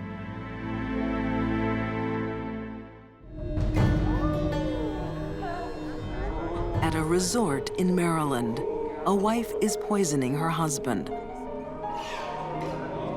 In the middle of a crowded room. This murder is just theater. It was Valentine's weekend, and we had a special murder mystery party going on. Enjoying the mystery dinner, Kim Rico and her husband, Steve. The play is called The Bride Who Cried. Guests are caught up in the tale of a new bride killing her groom.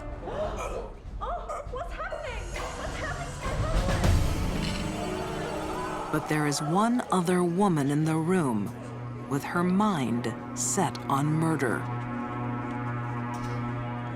Most people who want out of an unhappy marriage get a divorce. That wasn't good enough for Kim.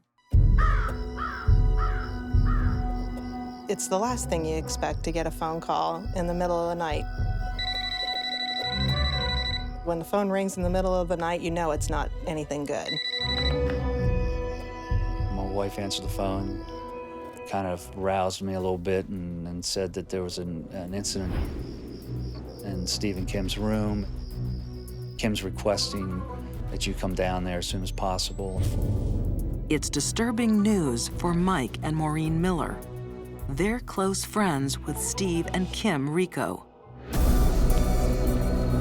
There's been a fire at the resort.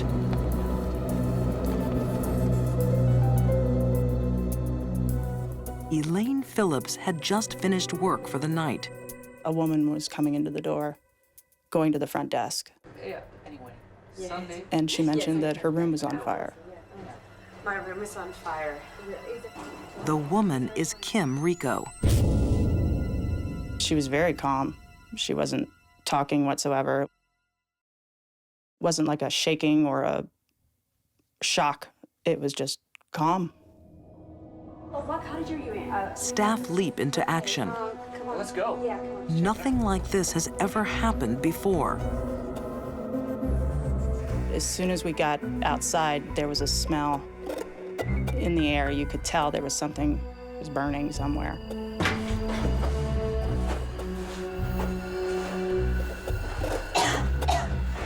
Oh, God.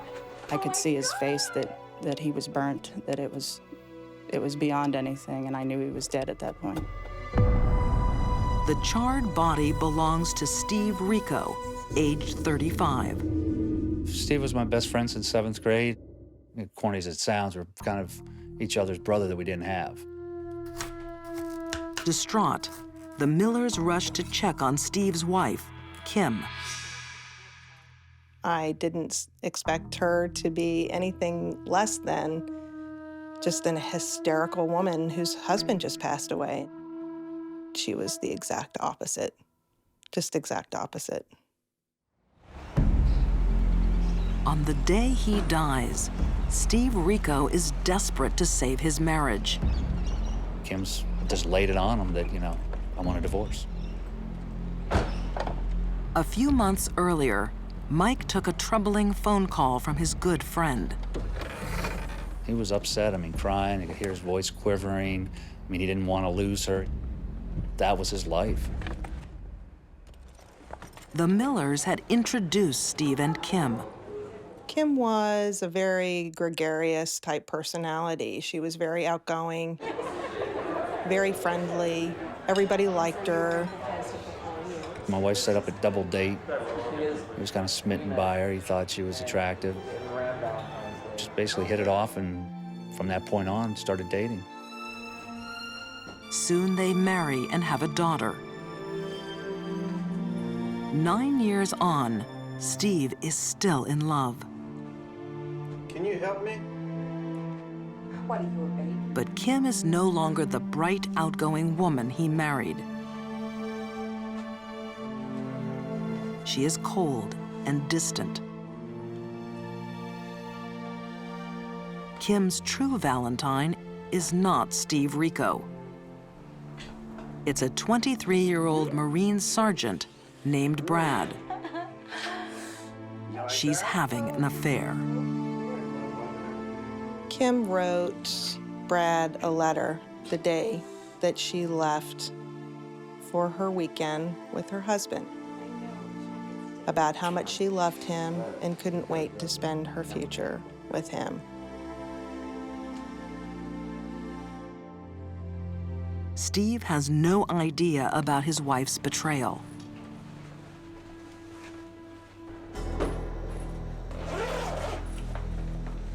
She was bound and determined that this murder was going to happen no matter what.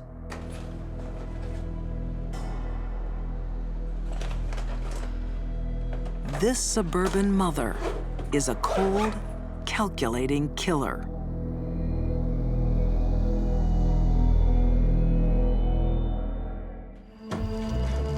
At a golf resort in Maryland, fire tears through a guest room.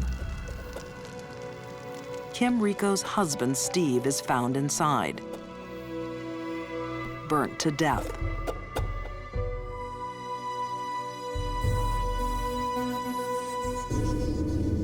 Prosecutor Robert Dean says it all looks like a terrible accident. She claimed that he was sloppy drunk and that he wanted to have sex. So she said they got into an argument and she left for a few hours. Stop it! No! And she said she drove around and got lost. And that she then returned to the cottage and saw that it was full of smoke. And then she reported the room was on fire.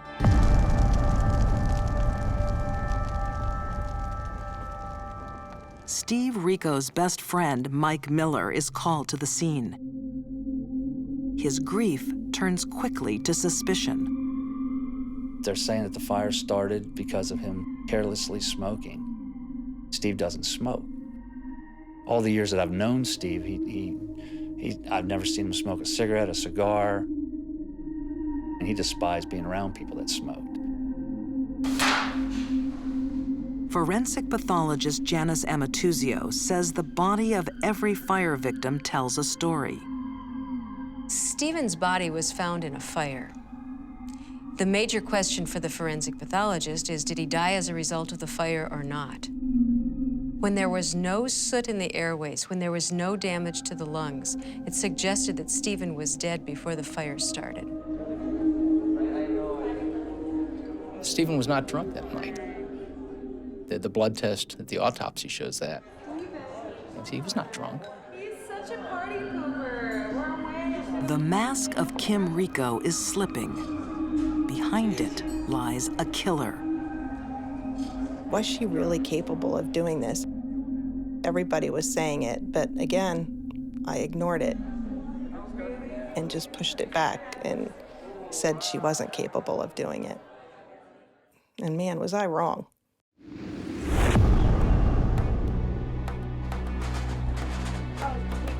Police follow a lead to Kim's workplace. Kimberly Rico was what they call a scrub tech. She worked in the emergency room of local hospitals in the Washington, D.C. area. She has access to a very dangerous drug. She did indicate that she knew how to end her husband's life and that she could actually get her hands on a substance that would kill him. A deadly substance used by anesthesiologists in emergency and operating rooms. Succinylcholine. This would be the only logical explanation as to what brought about Stephen Rico's death, because there was nothing else wrong with him. His body organs were in fine shape, there was no trauma. It had to have been this. She had to have carried through her plan.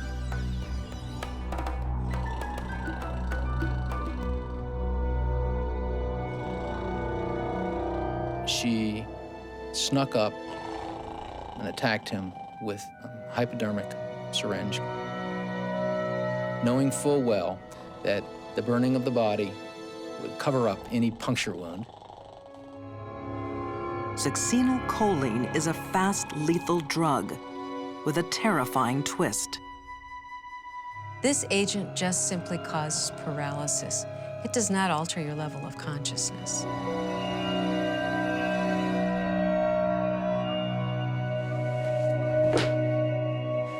It basically suffocates you as the paralyzing agent, so he would have maintained consciousness while he was suffocating. I really wonder what Stephen must have felt when he realized he couldn't move. Panic, I imagine. There is no way that succinylcholine can paralyze terror. Kim Rico thinks she has planned the perfect crime. One of the things that I see in almost every case of premeditated spousal murder, where the killer is above average intelligence, is arrogance. And the arrogance they have makes them do stupid things.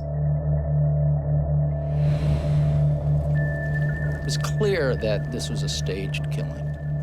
There were empty beer bottles in the room, and there was a pack of cigars. The cigars are vital clues. Not only is Steve Rico a non-smoker, they can't start a fire. There was an investigation as to how a fire like this could have started. And that fire could not have started by the ashes of a cigar. Prosecutor Robert Dean takes a mass of evidence to trial. Kim Rico is found guilty of murder and jailed for life. She injected him with succinylcholine and watched him suffocate and lit him on fire. How much colder could it get?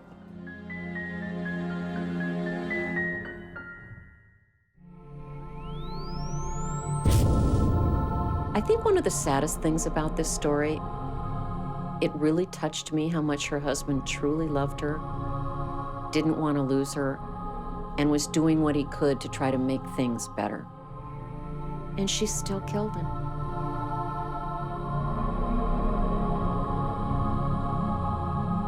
The murder of Steve Rico shatters many lives. He was a big teddy bear. He just wanted everybody that he loved to be happy and for him to take care of him. And it's sad that he's the one not in the world anymore and she is. My best friend, and the fact that he's not here anymore is pretty hard for me to take. And there is another victim, Steve and Kim's young daughter. Because of her mother's obsession with this younger man, because of her mother's desire to get herself out of this marriage, this little girl, lost her father and lost her mother too.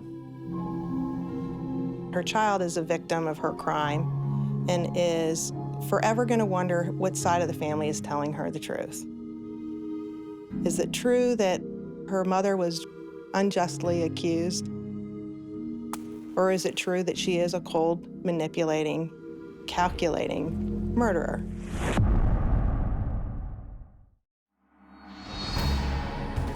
These deadly women were hiding in plain sight.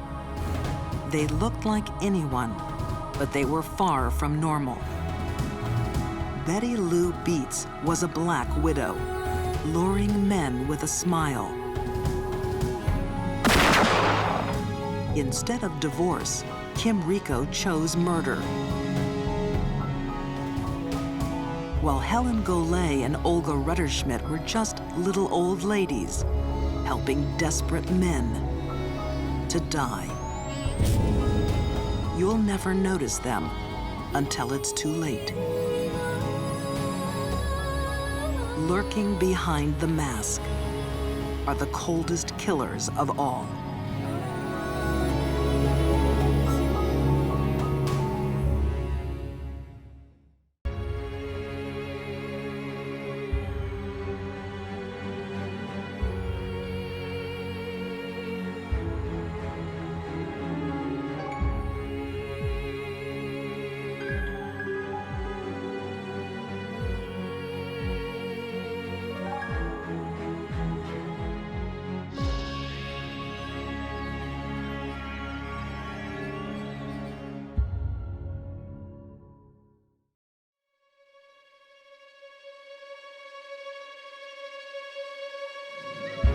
Childhood is meant to be a time of innocence. We watch children play Little League, we watch them color pictures in front of us. How can that child take another life? For a 10-year-old girl, killing is just another game. It was no surprise to me that Mary began killing. The only surprise is that she did it so soon. A schoolyard plot ends in murder without mercy. She started reciting the Lord's Prayer. Obviously, she knew she was going to die. And teenage passion explodes in a bloody rampage. I will prove to you how much I love you by killing my grandparents. These are deadly women who are not yet women. They are the young bloods.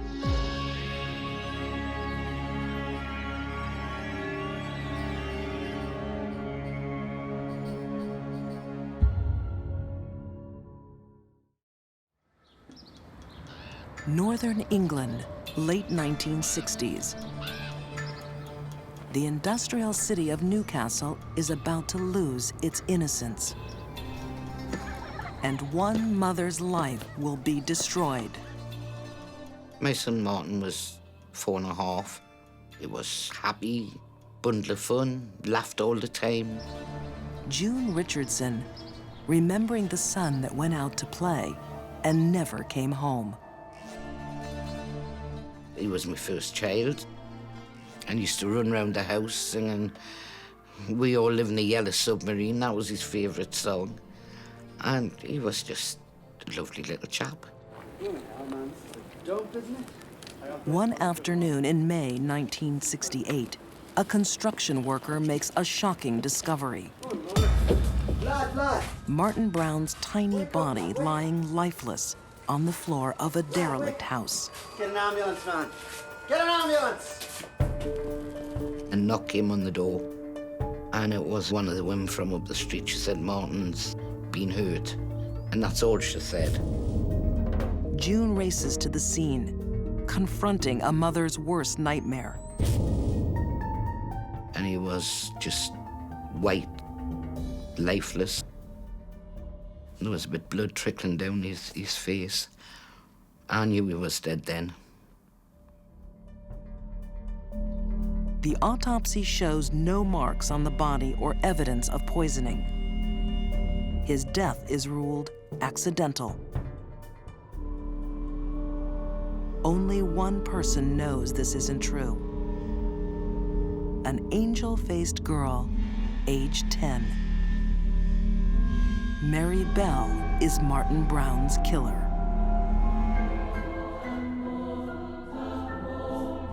While other 10-year-old children are out playing with dolls, having sleepovers with their friends, picnics, amusement parks, Mary Bell is killing.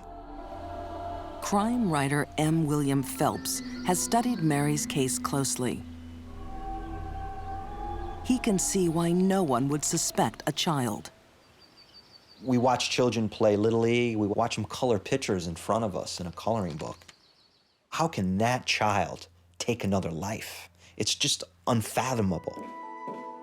Ex-FBI profiler Candace DeLong is also surprised. Normally, little girls just don't kill. Young female killers are very rare. We see it more in male killers who will focus on killing animals and grow up to kill people. But young girls can be much more dangerous. Young female killers, sometimes they kill animals, but generally they'll go for people a lot sooner than little boy killers will. When Martin Brown runs into Mary Bell on a sunny May afternoon, he has no reason to fear her. Martin thinks he's going to play a game.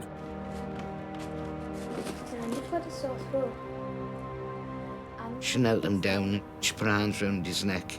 She told him she was trying to make his throat better. And she strangled him.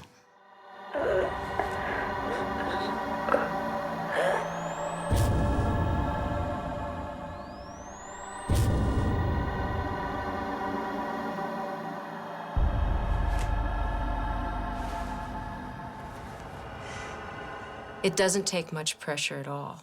As a matter of fact, the younger the child, the easier it is to do. Forensic pathologist Janice Amatuzio knows just how Mary was able to kill without being detected. Sometimes, if suffocation or strangulation are done gradually or lightly, there may be very few external marks. Mary gets away with murder. But does a young child realize what they've done? A child's personality and brain are still developing, so they are going to lack the ability to fully understand what they're doing. They may understand that they're killing, but not why or the consequences, that the person they're killing is not going to wake up. Mary seems to understand death all too well. She makes a macabre visit to Martin's grieving mother. About 2 days after, a knock came at the door.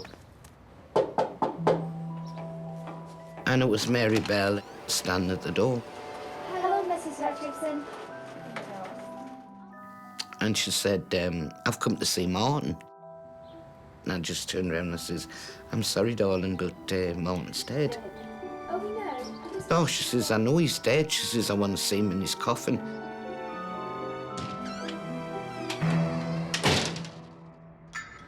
What turns a 10-year-old into a killer? Mary carries many more dark secrets than the death of Martin Brown. And she wants people to know. She tells kids in school, she even tells a family member, but no one seems to believe her. She wrote a diary where she actually drew the way Martin was lying in the house.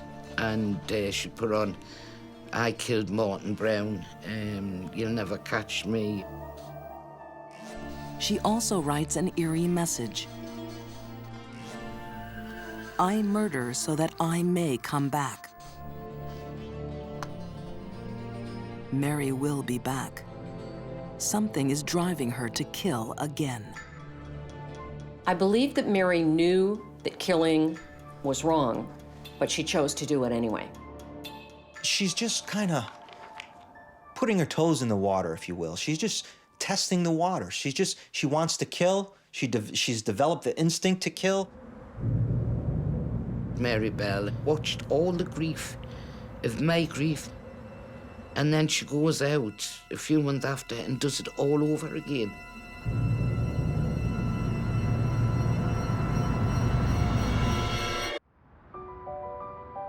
The city of Newcastle in northern England has a killer in its midst. No one suspects a 10-year-old girl, Mary Bell. But Mary isn't like the other children playing on the streets. Her home life is dark and sadistic.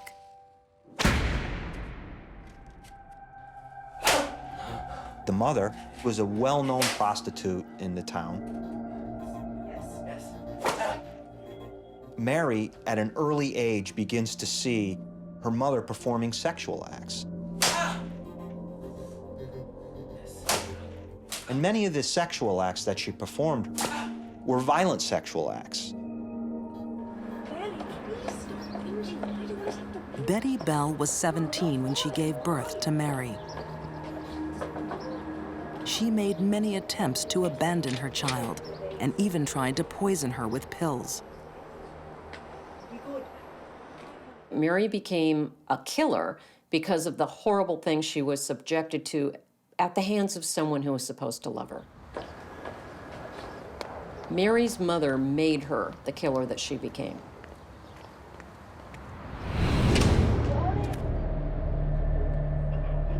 A month after getting away with the murder of Martin Brown, Mary is preparing to kill again. Mary Bell was known to be a bully with other children.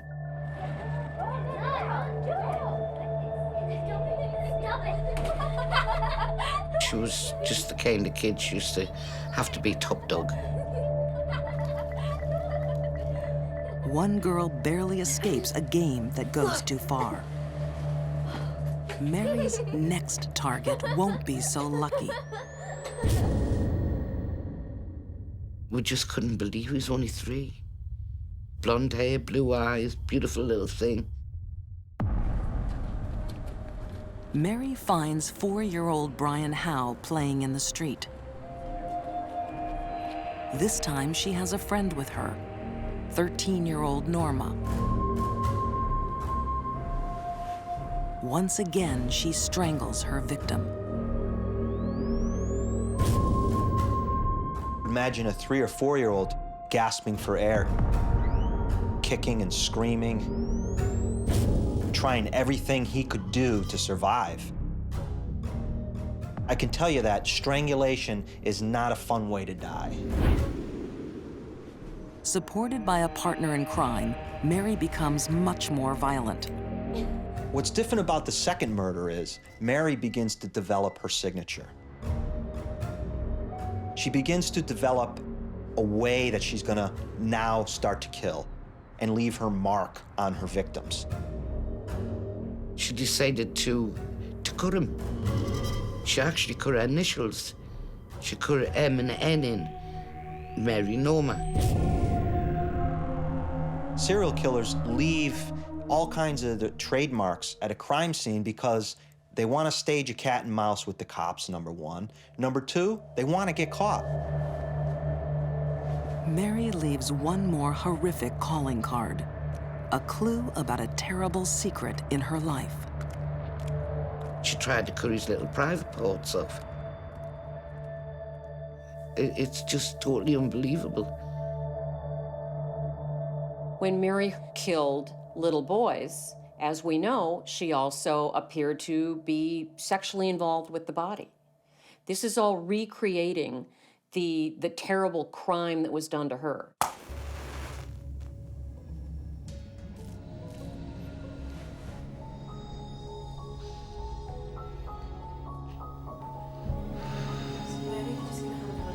Mary's mother, Betty Bell, had done more than expose her young daughter to violent sexual acts. She looks lovely. She had involved her in them. In some cases, she was invited into it and made to perform sexual acts herself as a child, some very vile sexual acts. Come on. Sit down. Sit down. Mary made the statement, "I like to hurt things weaker than me." In hurting things weaker than her, she was recreating when she was the weak one being hurt by an adult, either sexually or physically.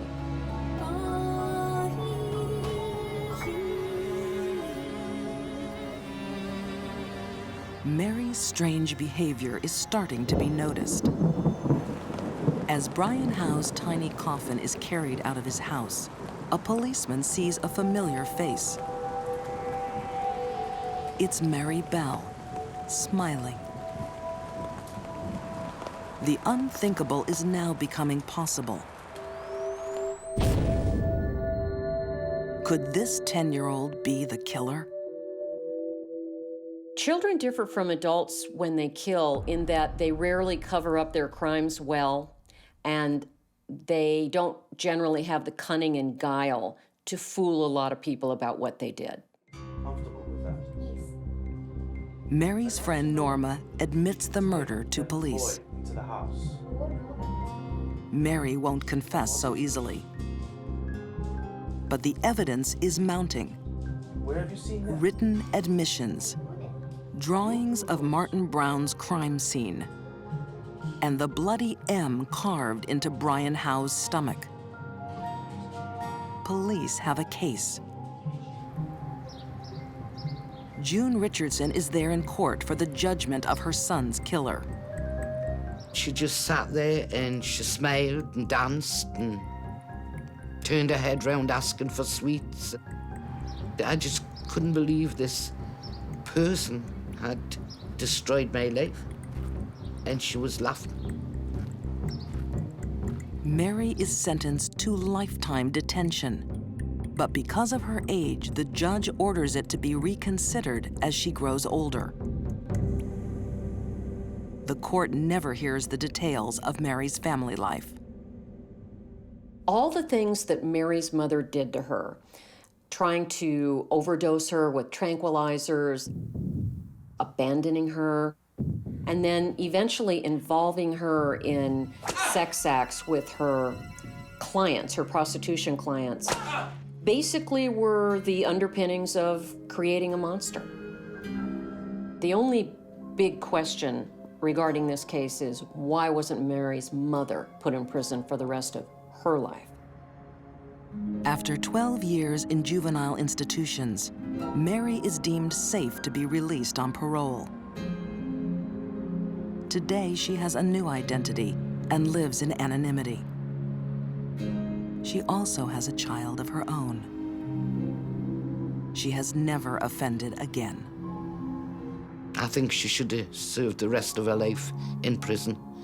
And I certainly disagree with her being able to have children or grandchildren. I don't know if you know, but it is Mother's Day today, and I'm missing a Mother's Day card.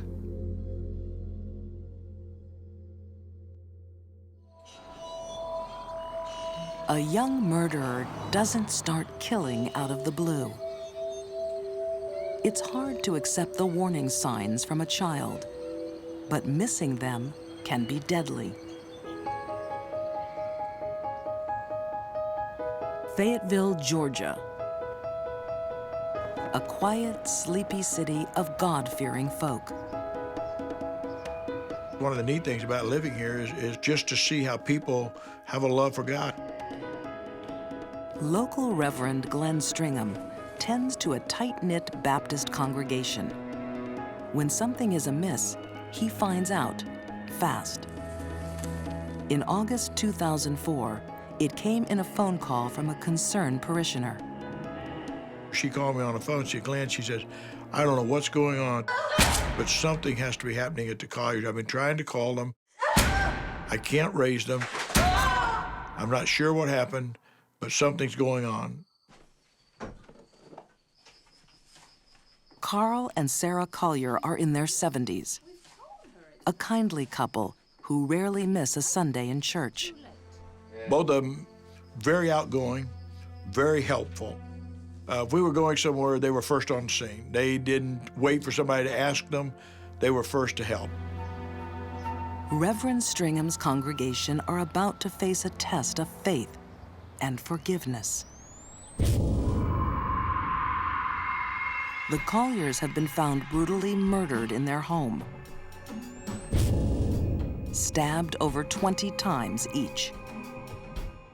This crime scene in particular was probably the most bloody, horrifying, violent crime scene I've ever seen in my life. Adding to the horror, the identity of one of the killers. It's the victim's granddaughter, Holly Harvey.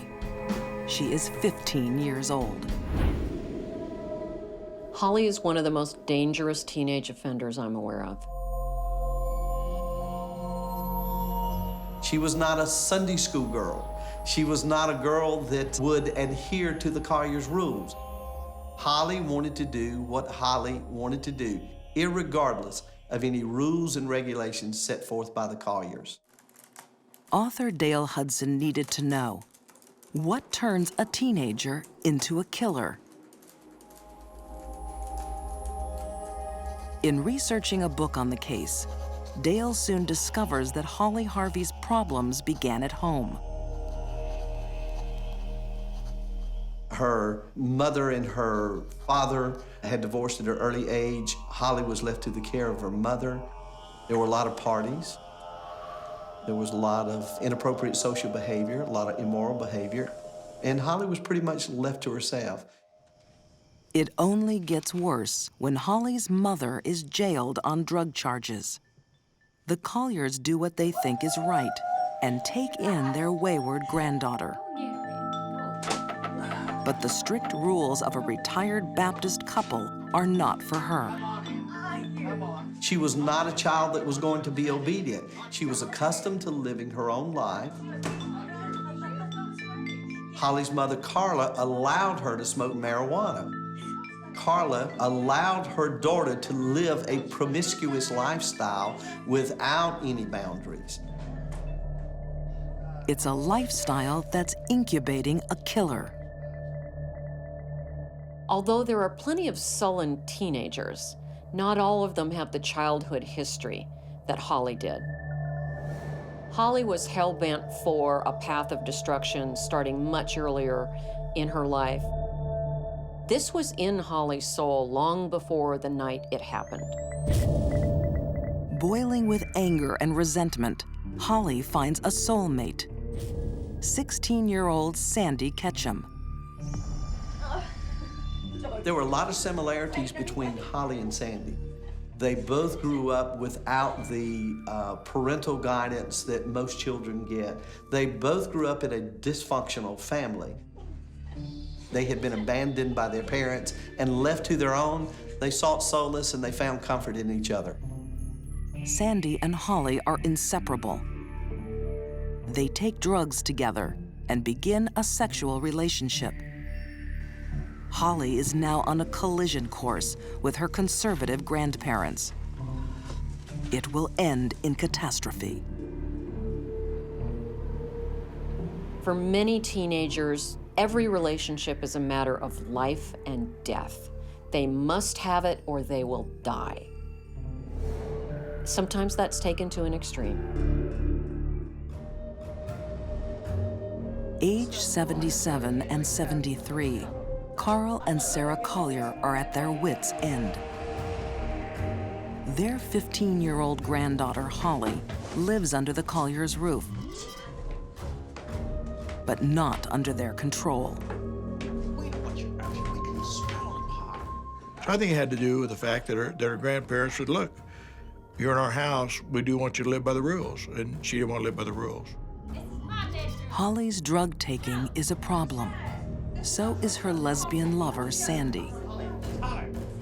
Old-fashioned discipline is met with frightening threats.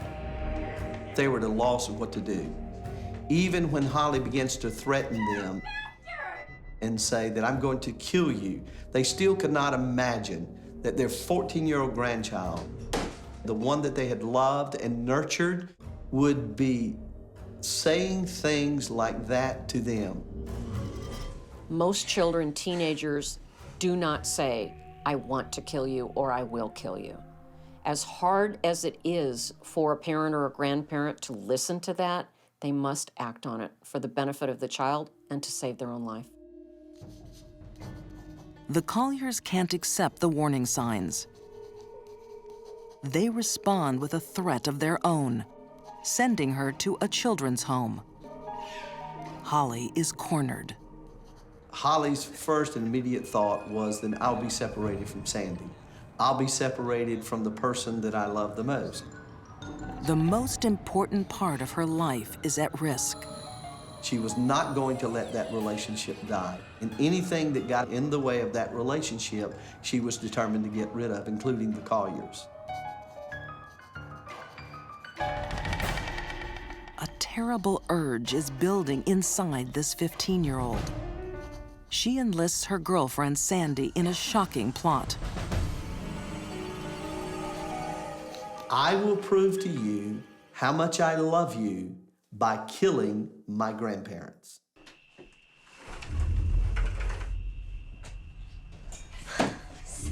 On the eve of the killing, Sandy sneaks into Holly's bedroom, and their deadly plan takes shape.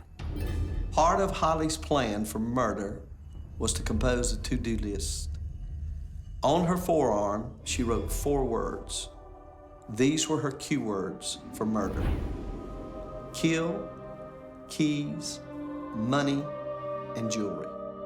The to-do list that Holly wrote on her arm indicates a level of extreme detachment from the violence that was about to happen.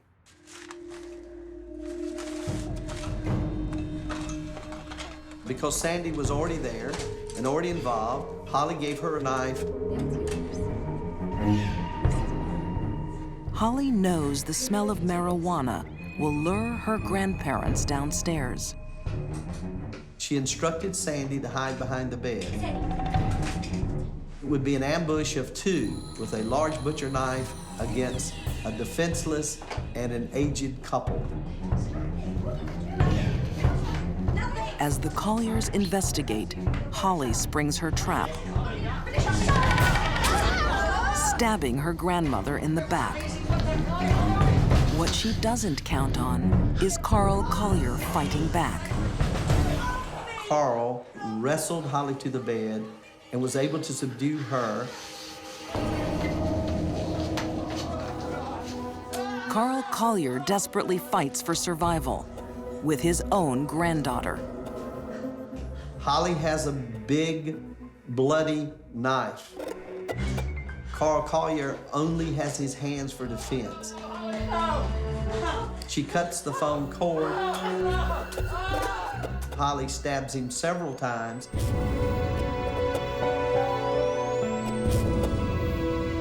Holly isn't finished. Sandy says to Holly, "Your grandmother's alive. Maybe we can get help for her." "No, she needs to die. The bitch will die." She begins to stab her repeatedly, over and over again, until she is assured that her grandmother is dead.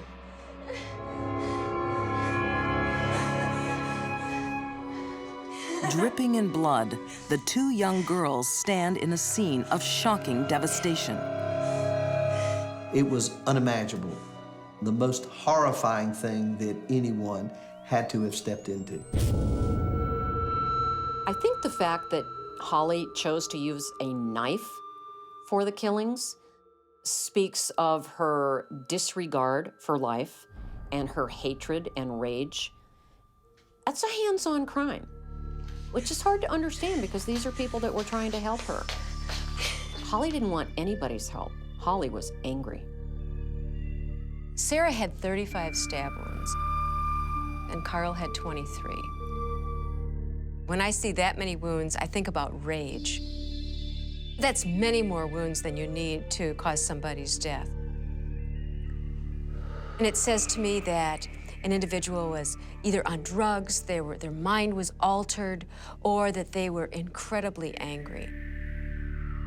The image of these grandparents who took in this problem child, the image of them running from her, probably holding their hands up to stop the knife from going in their bodies, it's one of the worst things I can imagine. Holly and Sandy have checked off part 1 of their brutal to-do list. They quickly run through the next 3 items: keys, money, jewelry. It seems organized, but young killers are still children. They rarely think beyond impetuous short-term goals.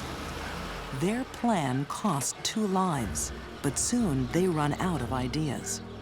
Holly and Sandy's crime was a reflection of what was going on in their heads, which was pretty much nothing.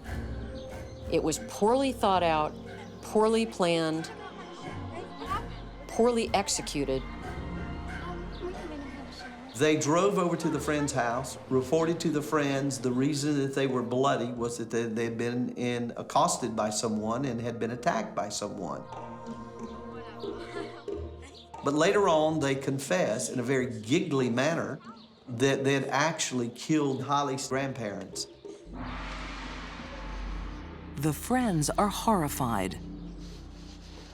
It's not long before police trace their truck and their cell phone calls. Holly and Sandy's dream of a new life of freedom is over. Holly very much resented authority. She very much resented people who wouldn't let her do whatever she wanted to do. To criminal profiler Candace DeLong, Holly was sending out all the warning signals of a deadly young woman. If she didn't kill her grandparents, someone else would have felt her fury.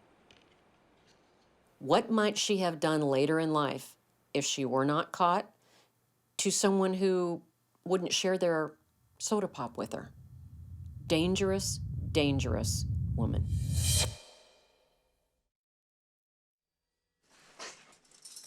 Broken and remorseful, Sandy Ketchum is jailed for life.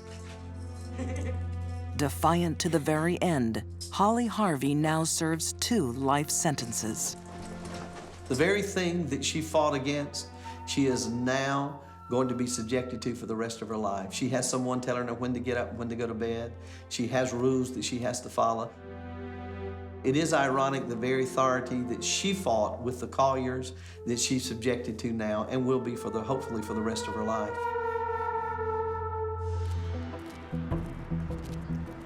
Teenage killers rarely act on their own.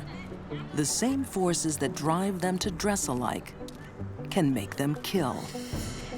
Peer pressure can be a very big factor in a group of people. Oftentimes, kids or adults will do things in a group that they would never do individually. Peer pressure exploded into bloodshed in Gary, Indiana, in the mid-1980s. Well, Ruth Pelkey, we called her Nana. It was the affectionate name that the family had for her. She took a real special love for each one of us grandkids, and we were all special to her. And, she treated us all very fair and equal. Bill Pelkey remembers the kind warmth of his grandmother, Ruth. Her real love, her real passion was telling Bible stories to young kids. We cut out pictures of Bible characters and she put them up on this a board and tell the stories. Neighborhood children gather in Mrs. Pelkey's home for her lessons. It's what she loved to do. And so at the age of 78 years old, it was one more chance for her to share her faith with young people. Not all her students have such good intentions. In reaching out to help, Mrs. Pelkey has made herself a target.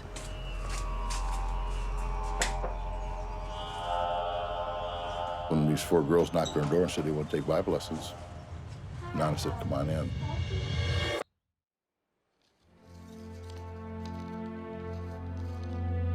I've been in this business for almost 35 years as a prosecutor, a judge, and a defense lawyer now. And I've never seen a crime like this where young girls committed such a senseless, heinous act. Indiana prosecutor Jack Crawford is marked forever by Ruth Pelkey's killing. Ruth Pelkey was probably one of the nicest persons anyone would ever want to meet. That girls, teenage girls, could decide on a school afternoon to go and murder someone is completely shocking, and it's a case that has never left me, and I'll never forget. Ruth Pelkey's fate is being shaped by a small gang of teenage girls. Karen Quarters, Denise Thomas, and April Beverly are all classmates. Their leader is 15-year-old Paula Cooper. Paula Cooper is yet another young killer who came from a horrible, horrible background. Paula's short life so far is a horror story of drugs and violence. The father was very abusive. He would do things like, beat her with an electrical cord.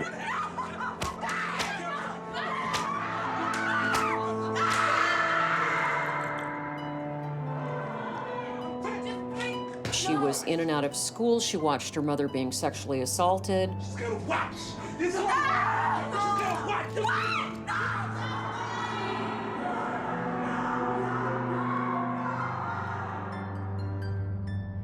All of these things led to a very, very disturbed young woman. And I think that Paula learned one thing well by the age of 15, that was how to hate. Paula Cooper's hate is about to erupt. Paula planned it with 3 other young girls who were high school classmates of hers. And they had had a discussion amongst themselves about places where they thought they could get some money. Do y'all even have money? You want to go IK, you don't have money? You got money. I don't have money. I didn't got money. And one of the girls, April Beverly, came up with the idea that she knew a Bible studies teacher in the neighborhood who she thought might have some cash on hand. Mrs. Pelkey is far from wealthy, but the 78-year-old is trusting and defenseless. I'm April. The perfect victim. Paula Cooper was on a path of destruction. She wanted to kill someone. They chose to kill someone who was helpless, someone they knew they could talk their way into. Ruth Pelkey opens her door with love in her heart. But she innocently lets in seething hate.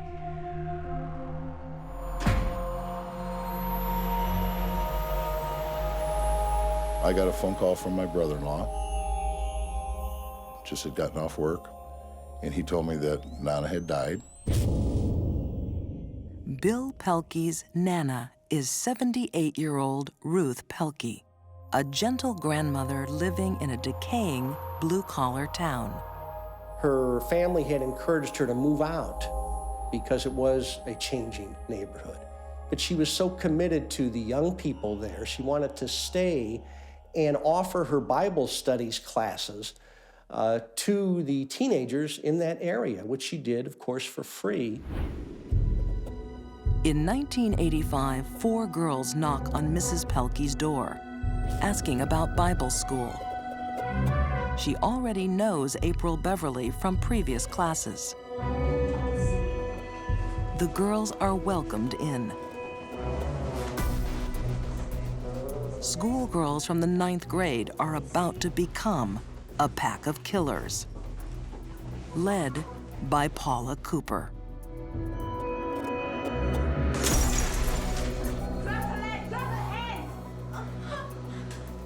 Paula grabbed a vase and hit Mrs. Pelkey over the head, knocking her to the floor. Paula had brought with her from April's house a 12-inch butcher knife. Paula jumped on her and started demanding to know where the money was. In fact, the quote was, "Where's the money, bitch?" Where's your money? Where's the money? Where's your money? The pack mentality has taken over. The ringleader becomes empowered by the fact that she or he has followers. The mere fact that they're there encourages the ringleader to do bigger, bolder things than they normally would. Mrs. Pelkey pleads that she doesn't have any money. Paula responds with torture. Paula started cutting Mrs. Pelkey with the butcher knife. She was cutting her back and forth across her chest. Paula stabbed Mrs. Pelkey in the chest. The evidence was that at some point she started reciting the Lord's Prayer. Obviously, she knew she was going to die.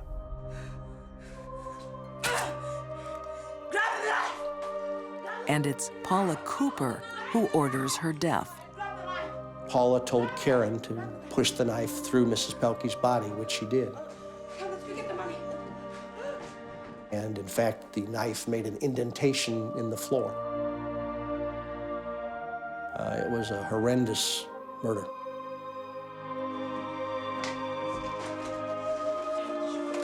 Money might have been the apparent motive, but I believe the motive was to kill Ruth Pelkey, and the robbery was incidental. You don't stab someone 33 times because you want their watch. They went there to kill her. She was on the dining room floor. That's where my father found her body. It's the dining room where our family gathered every year for Christmas and Easter and Thanksgiving and birthdays and happy, joyous occasions. And every time I would think about Nana, I would picture her butchered on that dining room floor, and it was just a terrible, painful thing to even think about Nana. Mrs. Pelkey built a life on family and trust. Paula Cooper learned to trust no one. I think the attacks on Ruth Pelkey were so vicious because that's what was in Paula's heart, a rage to destroy something because she had been destroyed so many times in her 15 years on this earth.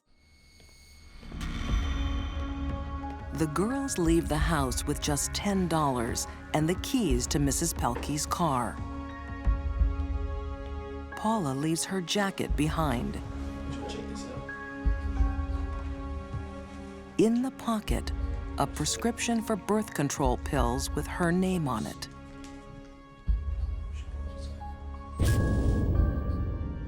Young killers are rarely hard to catch. Most young people think they're not going to get caught at anything. Shoplifting a candy bar, let alone murder. They tend to think they're smarter than everyone else, And also, they tend to not cover up their crimes so well. And they're oftentimes surprised when they get caught. Even more surprised are the residents of Gary. Once the community realized it was young people and then young girls, there was shock in the community that 4 young teenage girls could commit a crime like this. People couldn't believe it. Paula Cooper is found guilty of murder. At age 16, she becomes the youngest person ever on Indiana's death row. Her 3 followers get lengthy prison terms. Bill Pelkey felt justice had been done for his grandmother. I originally supported the death sentence for Paula Cooper. But after much soul-searching, he finds forgiveness. While Ruth Pelkey's life was taken without mercy, Bill Pelkey campaigns to save her killer. And I knew I no longer wanted her to die, and I wanted to do whatever I could do to try to help her. And I learned the most important lesson of my life, the healing power of forgiveness. Because when my heart was touched with compassion, forgiveness took place. And it brought a tremendous healing. After intervention from the Pope and a petition of 2 million signatures, Paula's sentence is commuted to life. Paula Cooper was exactly the kind of child Ruth Pelkey was trying to help. Sparing her life would be Ruth's final gift. My grandmother did a lot of praying, and she had a special love for young people. So people like Paula Cooper that my grandmother really had a concern for, I'm convinced she would have forgave Paula Cooper.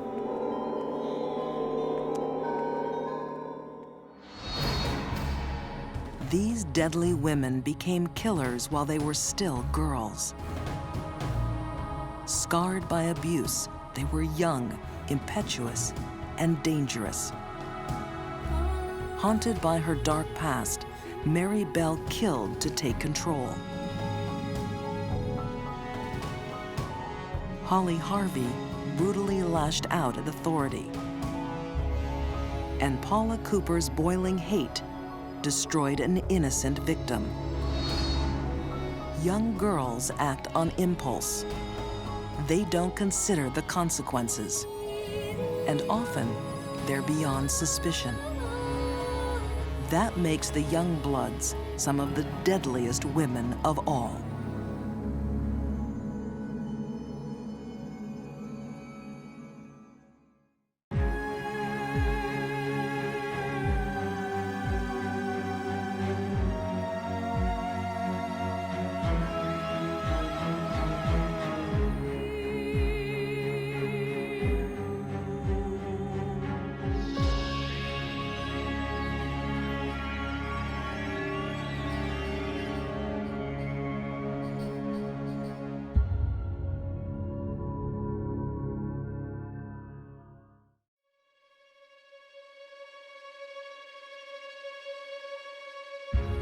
Greed, a deadly sin and a primal force. Greed is one of the strongest motivators of murder. A desperate businesswoman kills for cash. She would do anything to get it, including murder. A bizarre love tryst leads to a savage murder. He just saw his internal organs laying outside of his body. And a midwife turns from caretaker to cold-hearted killer. Most of us could not contemplate murdering small babies, our own or anyone else's. These are deadly women, warped by greed, prepared to spill blood for money.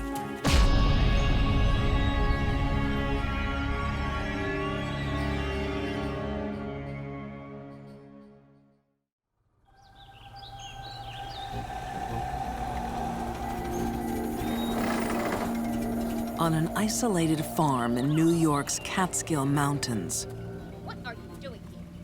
a confrontation The owner thinks she's caught two trespassers. The truth is much more frightening. The intruders are killers. She's face to face with a deadly woman who has a taste for money and murder. Eva Koo. Eva Koo is like a natural predator. Money was Eva's primary motivation, and she would do anything to get it, including murder.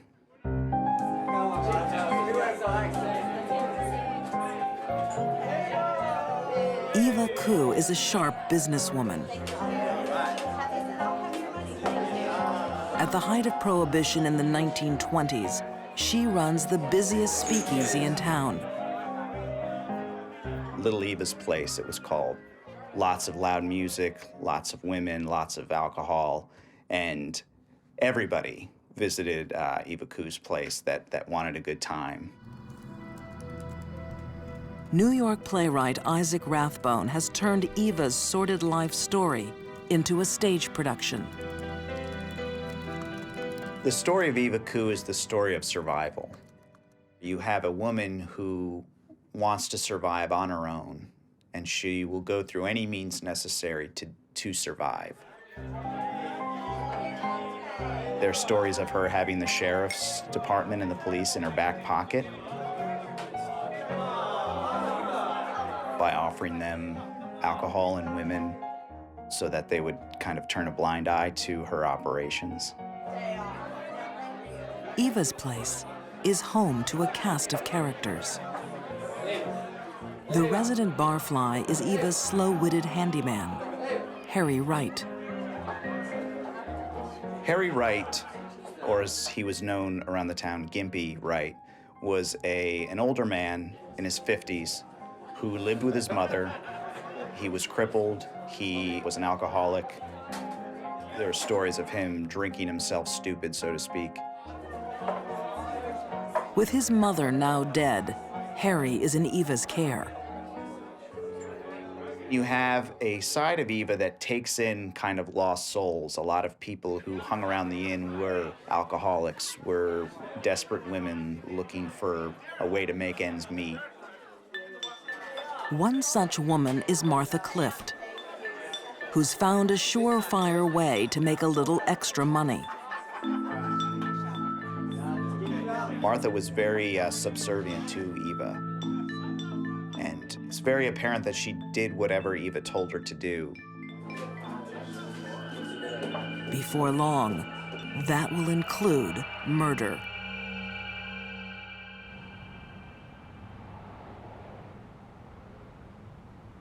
For ex-FBI profiler Candace DeLong, Eva Koo's story fits a familiar pattern.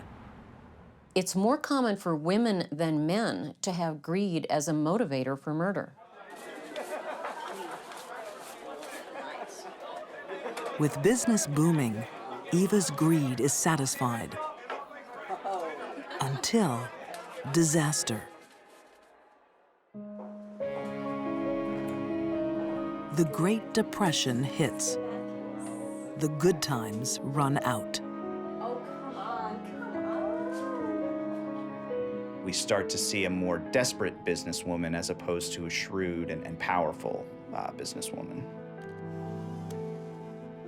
Historian Scott Christensen says the Great Depression triggered a great surge in crime. It was the golden age of gangsters in the United States. There were many people who resorted to desperate means in order to survive.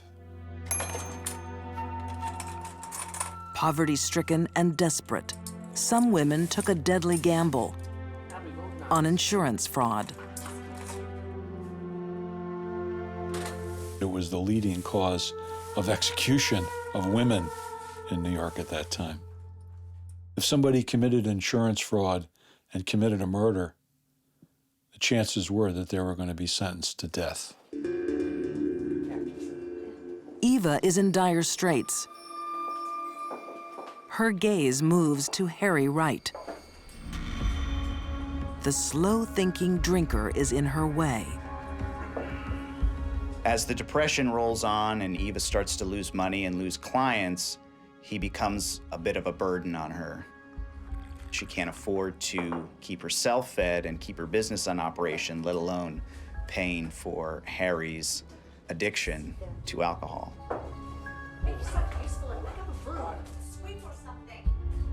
By 1933, as Eva has hit rock bottom economically, she decides that she is going to take out an insurance policy on Harry Wright and murder him.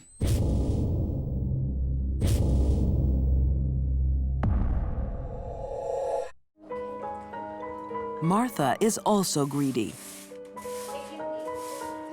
For a cut of the insurance money, she'll help kill Harry.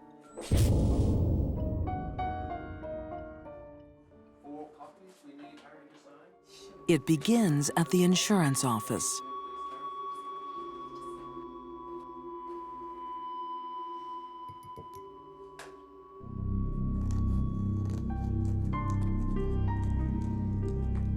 Eva takes out over a dozen separate policies on Harry's life. She took advantage of him as much as anyone could. If he dies accidentally, she will receive around $12,000. An accident is exactly what Harry is going to have. Greed has driven women to murder for centuries. Poverty adds to the temptation. Eva Ku's business has been crippled by the Great Depression. She needs money fast. Eva was able to channel her desire for more money into killing because it was an easy means to an end.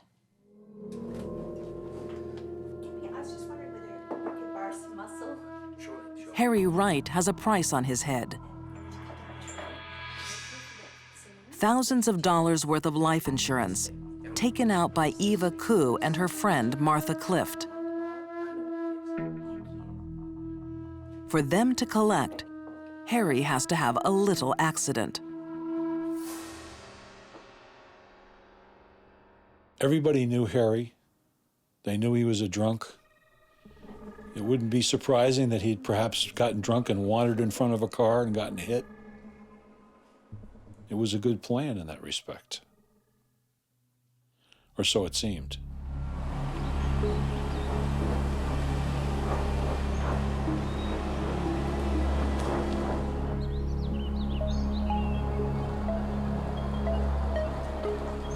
Eva and Martha drive Harry to a deserted farm on nearby Crumhorn Mountain. Crumhorn Mountain was very desolate at the time. It was very isolated. Not too many folks lived up there, and it was the perfect place for Eva to bring Harry Wright to kill him. She came out wielding a large wooden mallet and struck Harry on the head.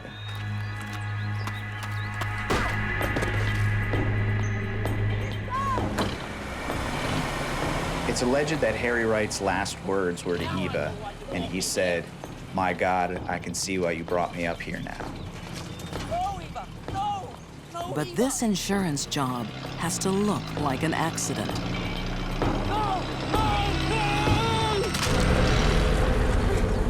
It's the perfect crime, as long as there are no witnesses.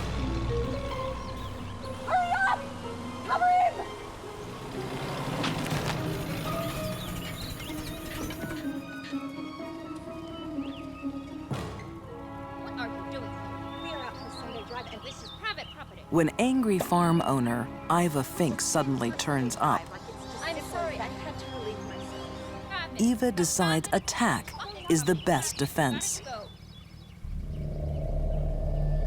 Eva stands her ground, tells Iva Fink to go ahead and call the police. It was a real gutsy confrontation.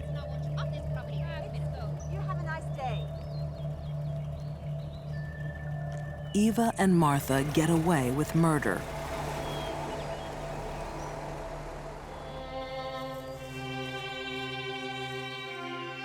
They dump Harry's bloodied body in a roadside ditch, just a few hundred feet from Eva's inn.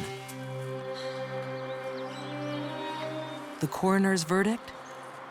Hit and run. It seems the awful truth will be buried with Harry.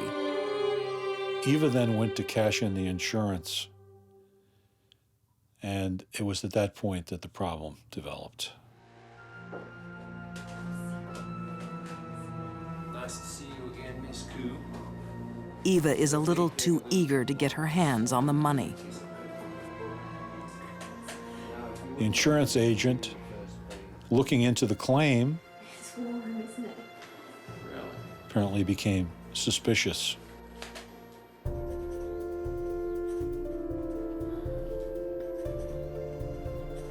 I'm sorry, I've just remembered. He knows fraud is a common scheme, especially among women. I have the lady in my office at the moment.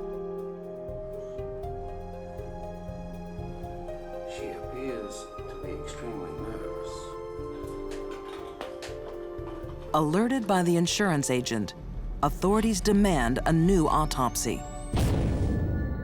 Harry gives up Eva's secrets from the grave. Harry Wright had no broken bones below his chest. His rib cage has collapsed on his lungs, and he had an injury to the head caused by the mallet. They thought that was a little suspicious for a hit and run, seeing he had no injuries to his legs or to his hips. It's a theory confirmed by forensic pathologist Janice Amatuzio. There's a different pattern we see when an individual is standing upright and is struck by a car. And those injuries usually are on the lower extremities, they're on the feet, the ankles. We look for what are called bumper fractures.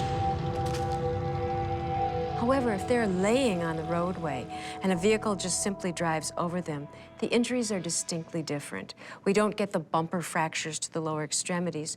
We tend to get the crushing type injuries. Forensic evidence is bringing Eva's grand plan undone. And when Iva Fink reports her odd encounter on Crumhorn Mountain, the police make their move. After 2 days of interrogation with no sleep, no food, no drink, Martha Clift confessed, but said that Eva had killed Harry Wright.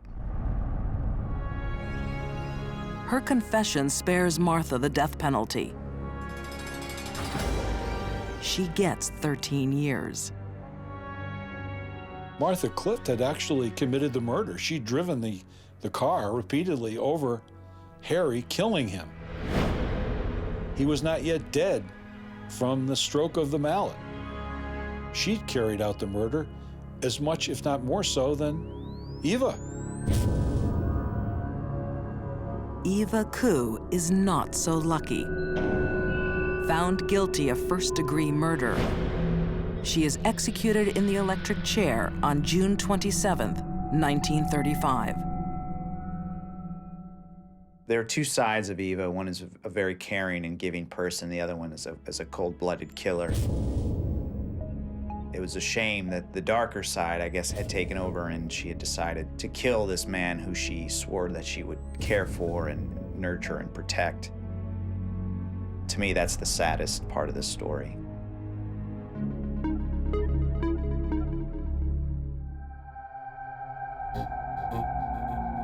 Some women are down to their last dollar when they make the decision to kill.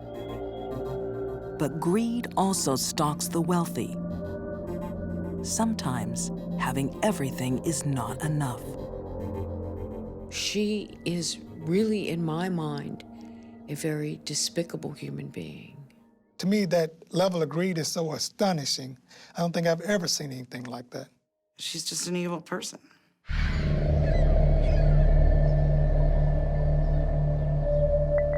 1999, the opulent suburb of Toro Canyon in Austin, Texas. Millionaire TV executive Stephen Beard jolts awake. He has no idea what's wrong. Then he reaches down. There's a gaping wound in his stomach. He just looked down and saw his internal organs laying outside of his body. Get an ambulance, quick! He thought he'd exploded.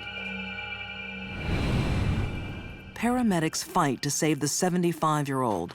I had a call from emergency. Please tell me what's going on. Steve! Woken by the commotion, Stephen's 37-year-old wife, Celeste, arrives from her separate bedroom. No one is sure what has happened until police find a vital clue. Stephen Beard has been shot. When there is a shotgun blast to the abdomen, multiple pellets are going to be perforating the stomach, causing leakage of hydrochloric acid. The pancreas, causing leakage of all of the digestive enzymes. And then, perhaps most importantly, multiple shots to the intestines is going to cause leakage of bacteria. It's a very slow and painful death. Ballistic tests on the shotgun shell lead police straight to the killer. Tracy Tarleton, a friend of the family. But this is no open and shut case. It's a sordid web of sex, lies, and money. One that draws in crime writer Diane Fanning.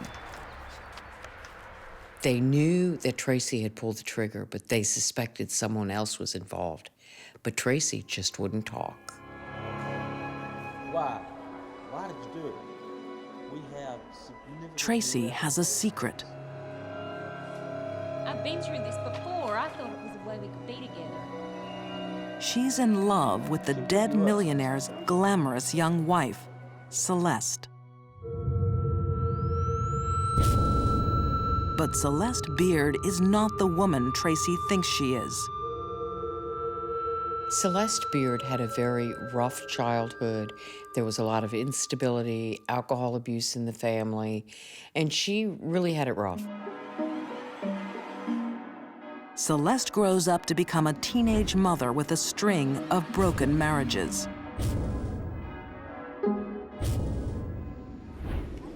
Sir, Mrs. Beard, how are you today? Would you like some coffee? By her mid-30s, Celeste is a struggling single mother working at the Austin Country Club. Desperate for money, and lots of it. It's a beautiful day out there, isn't it, Mrs. Beard? To use the old-fashioned term, Celeste Beard was a fortune hunter, and she was determined to make her way in the world on the back of someone else. You're lucky, aren't you? You have a wonderful, wonderful husband, sir. When she meets Stephen Beard, she hits the jackpot. At the time, Stephen was married to Eloise, and from everything everyone has said, they had a wonderful, happy marriage.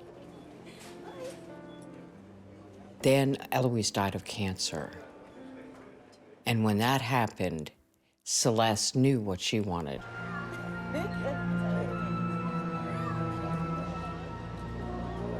Now a lonely widower, Stephen Beard is easy prey for Celeste.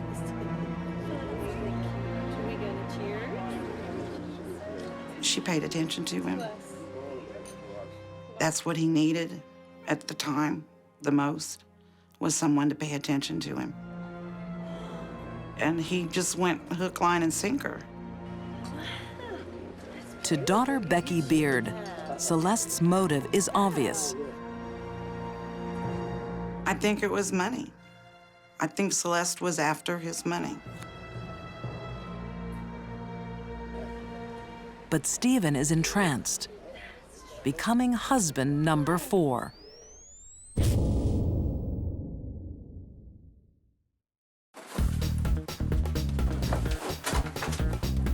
With riches beyond her wildest dreams, Celeste launches an epic shopping spree.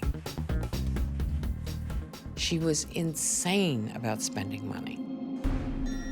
She could have gone a year and a half wearing a different pair of shoes and purse every day and not run out. At one point, he gave her $1 million outright, and she went through it in record time, like 6 months. Hey!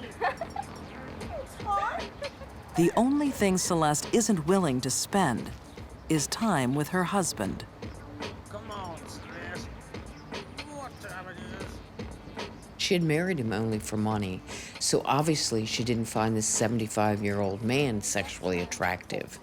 And she really didn't want to be sexually involved with him. Stephen Beard is happy until the money starts to run out.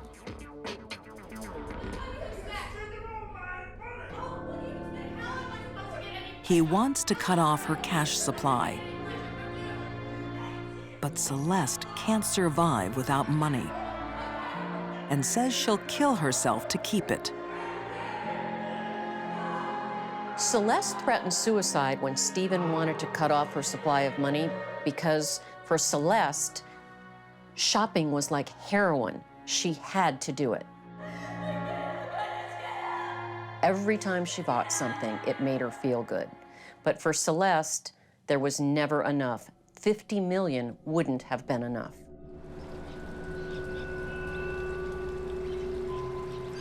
Suicidal, Celeste is committed to a psychiatric hospital. It's a fatal move. Waiting there is an unstable patient looking for love. It's Tracy Tarleton, Stephen Beard's killer. Celeste Beard is a fortune hunter. Her prey is millionaire husband Stephen Beard, but he's getting jumpy. When Stephen threatened to take away her credit cards, it threatened her very self-esteem. After threatening suicide, she's placed in psychiatric care and meets Tracy Tarleton. Tracy was an emotionally unstable woman who had been in and out of hospitals for depression and other disorders for quite some time. Lonely 35-year-old Tracy hungers for love in the same way Celeste craves money. She's infatuated with this glamorous new patient. And Celeste leads her on. Tracy Tarleton loves Celeste Beard. I don't think there's any doubt about that. Prosecuting attorney Gary Cobb. Celeste Beard, I don't think ever loved, maybe didn't even like Tracy Tarleton, but she was willing to engage in a lesbian relationship in order to get what she wanted. Celeste used sex to get what she wanted, and what she wanted was money. Outside hospital, the affair intensifies. There she is. And it's anything but a secret. We had pictures of them together looking like a couple. We had evidence that they were going to shows together. We had evidence that they were going to couples counseling together. We had evidence that Celeste Beard had brought Tracy a particular kind of ring to wear to cement their relationship. Celeste can't stand her millionaire husband, Stephen, even drugging him so she can sneak out. But she can't afford a divorce. Because Celeste had signed a prenuptial agreement, she was only guaranteed a minimum amount of money if she divorced Stephen. And he had already given her that money and she'd blown it. Well, Miss Tracy is a sharpshooter. Blinded by greed, she makes a decision. Stephen has to go. The solution for her was, if I kill him, I can have a lot of money and it'll all be mine. In Lovelorn Tracy, Celeste has found a willing accomplice. I think for Celeste and Tracy, they had a master-slave relationship. Celeste was the master, Tracy was the slave. Tracy's master has a job for her. Celeste planned the killing out very carefully. She drugged her husband's drink to make sure that he fell asleep.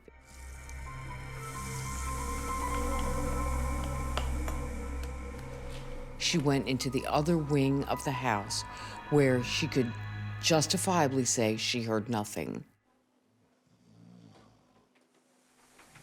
Then she left the doors open so that Tracy could sneak in.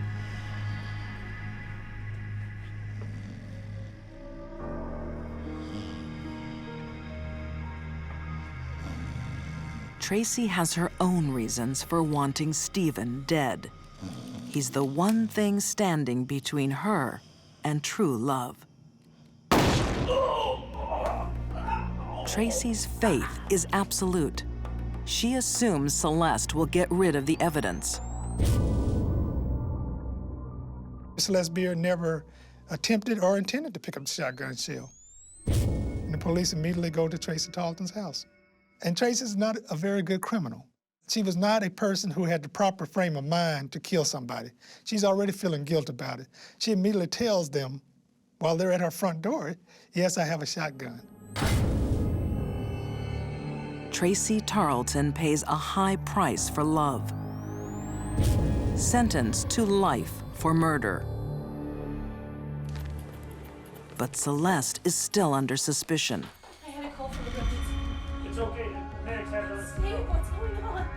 Please, can you... If I was the first officer on the scene in a house where a married man had been shot in his own bed and his wife wasn't sleeping with him, the very first thing that would occur to me is that she was somehow involved in the shooting.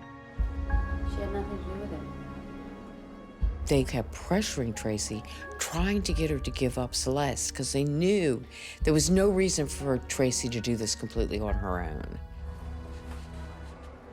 Tracy stays silent, waiting in jail for the woman she loves. Celeste waits for no one. She has Stephen's money. Now she wants more.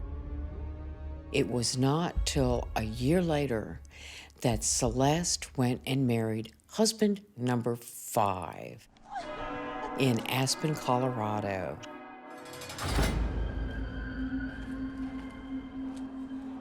Tracy Tarleton, he reads one day in the newspaper that Celeste Beard has remarried. She is shocked by that. But what that drives home is Celeste Beard never loved her, never cared about her, and only used her. That bitch, she used me. Furious, Tracy breaks her vow of silence. What does Celeste make you do? She made me shoot her husband.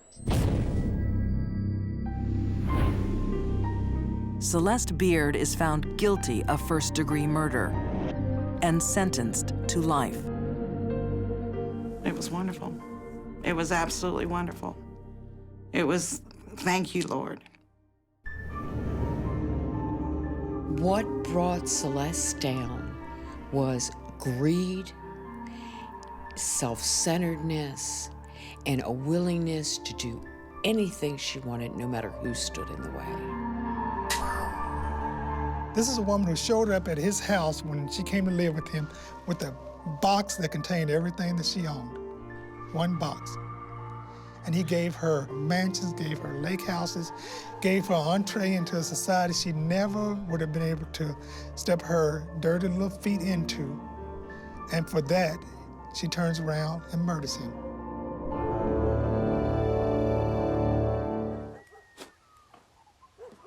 Sydney, Australia, 1892. In a working-class suburb, plumber James Mahoney is digging a backyard trench. he found more than the pipes that he was looking for. It looks like a bundle of rags. But inside, the tiny body of a dead baby. It's a gruesome mystery. Whose child is it? How did it die? The answers will leave a nation appalled. She was a very vindictive, a very spiteful, and a very powerful lady. Very strong, aggressive woman, and felt no shame, no guilt whatsoever. Most of us could not contemplate murdering small babies, our own or anyone else's. Life in the 1890s is harsh, especially for someone like 18-year-old domestic servant Amber Murray. Unmarried and pregnant, shunned by society, Amber will be forced to give up her baby. Having a child out of wedlock was frowned upon. The women who chose to go ahead with the pregnancy rather than have a risky abortion, when the bub was born, they would leave it with people they called baby farmers. According to crime writer Paul B. Kidd, baby farming was a booming business. The mother would pay them a weekly allowance to mind the child, and then when the child was old enough, they'd reintroduce it, boy or girl, back into the family as a niece or a nephew.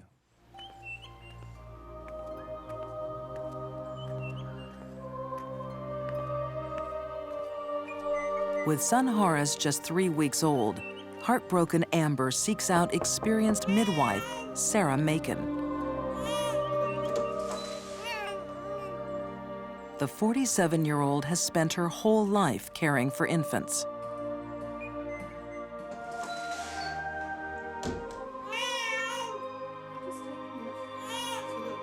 Sarah and her husband John will add the baby to their growing nursery for a fee. After the initial payment, it's 10 shillings a week. The vast majority of the baby farmers were good and decent people, midwives who looked after the children on the allowance that the mothers gave them. Don't you worry about little Horace, he'll be all right. John is reassuring. It won't be forever. She can visit any time. But Amber has made a tragic mistake.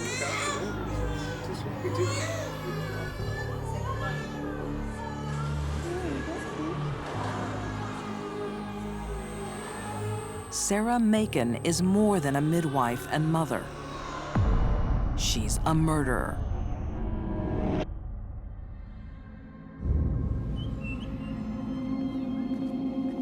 The 1890s was a period of major depression in Australia. They were grim times. They were as grim as the 1930s depression in some people's estimation. Sydney's official historian, Shirley Fitzgerald, says poverty forced many to extremes.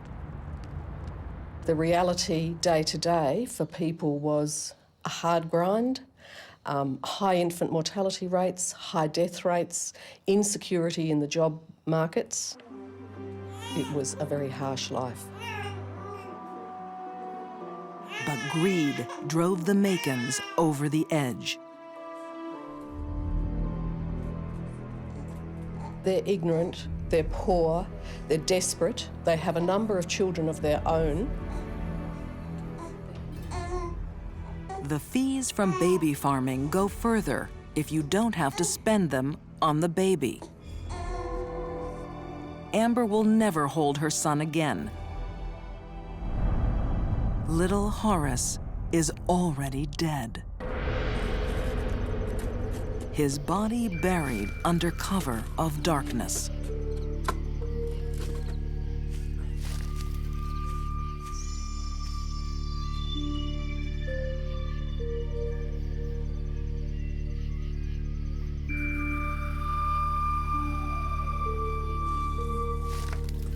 In order to kill another person's baby just for money, someone would have to be a stone-cold sociopath.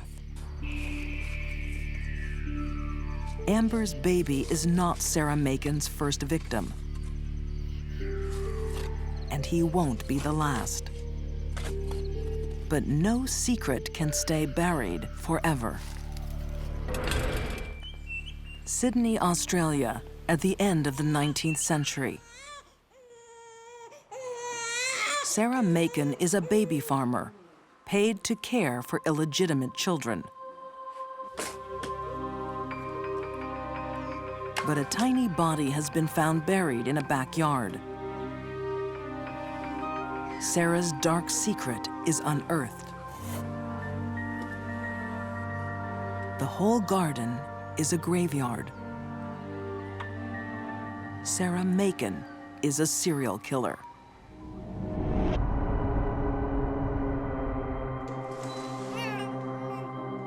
Seven little bodies came in, 7 little bodies went out the back door into a hole in the ground.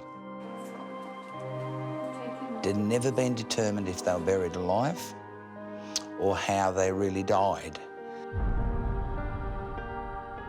The manner in which Sarah disposed of the bodies of the babies, as if they were nothing more than a piece of trash, speaks to the core of her being. She felt nothing. She didn't even have enough regard to bury these babies properly. Once the babies are dead,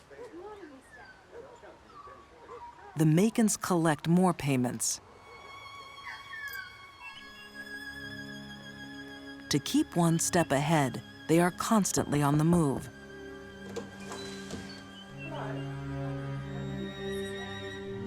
Time after time, mothers turn up to visit their children, only to be greeted by unfamiliar faces.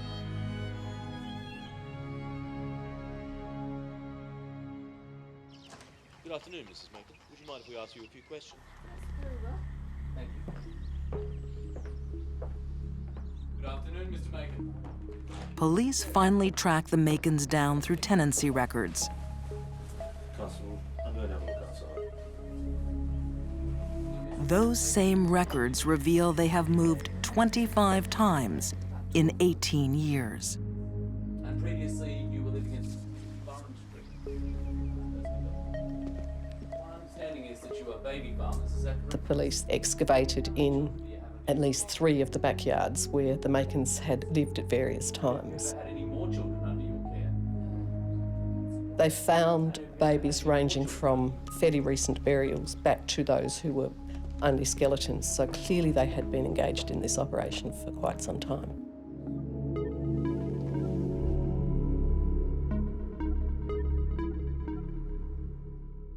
In total, the police had unearthed 14 infants' bodies in the backyards.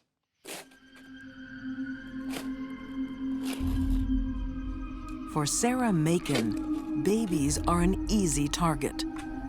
They are weak, unable to fight back.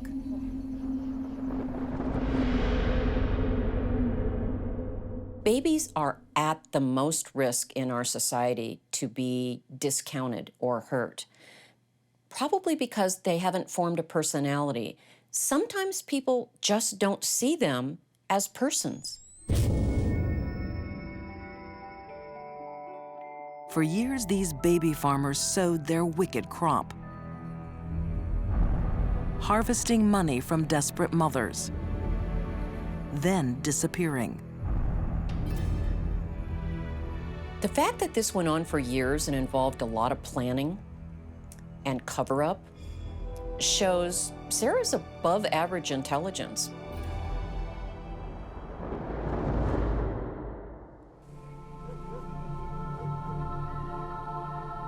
Police may have caught Sarah Macon, but there's a problem. It was very difficult to get a conviction because the fact that you've got babies buried in your garden doesn't actually prove that you have murdered them. In the end, Sarah is betrayed by just one of her 14 victims. Amber Murray's little boy, Horace. In the case that the Makins were convicted for, the baby had been buried only 2 days after having been delivered as a apparently healthy baby, and the woman was able to identify the clothing that the baby was buried in. Sarah and John Macon are both sentenced to death. John dies on the gallows. Sarah is shown the mercy she never showed her tiny victims. Her death sentence is commuted to life behind bars.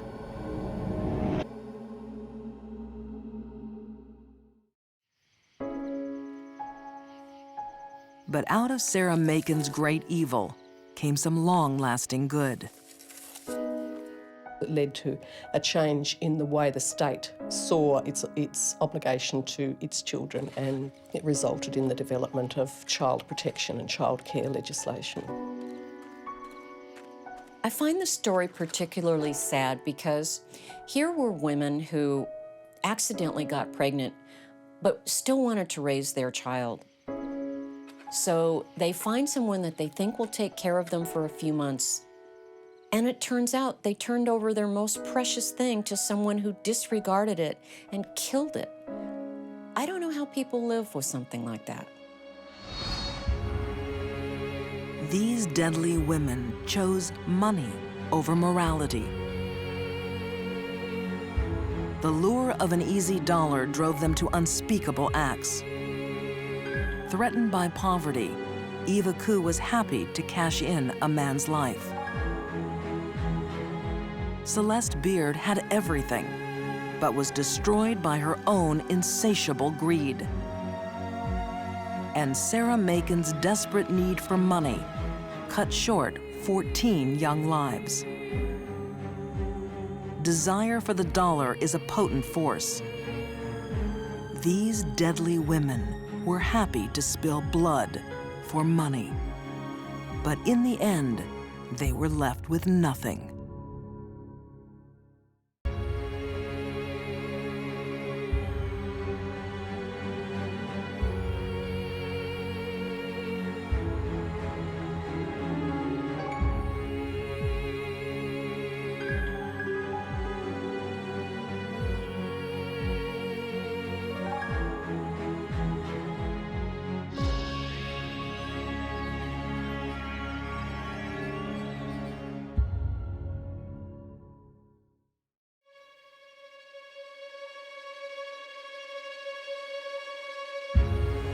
A woman wronged can be a lethal enemy.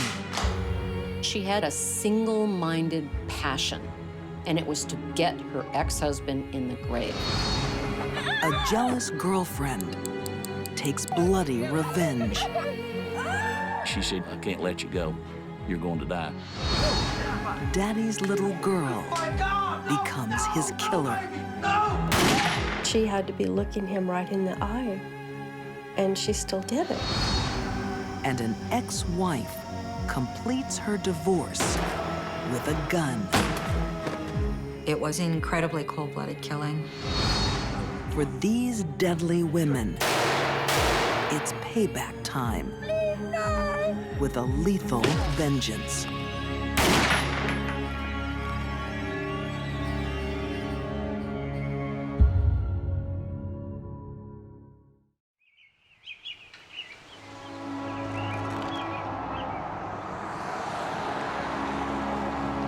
Bellevue, Idaho, 2003. Bellevue had not seen a seriously violent crime since 1974.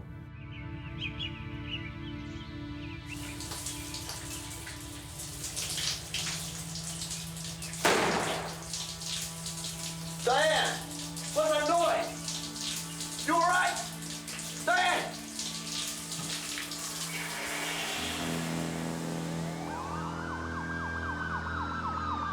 You could hear sirens all over the valley. I mean, I woke up to sirens.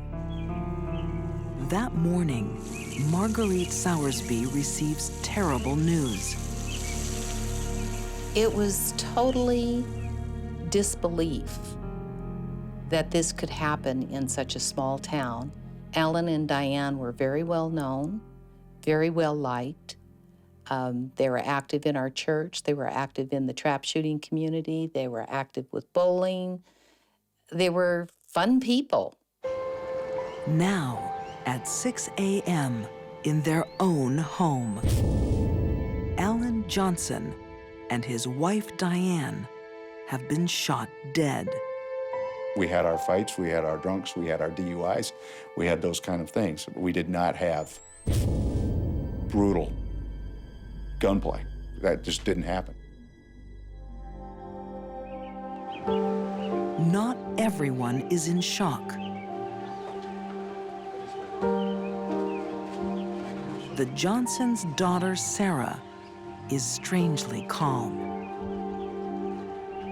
Sarah was sitting on the fence watching them bring the bodies out in body bags. And it was no different than her watching a softball game. It was very cold, very, so what?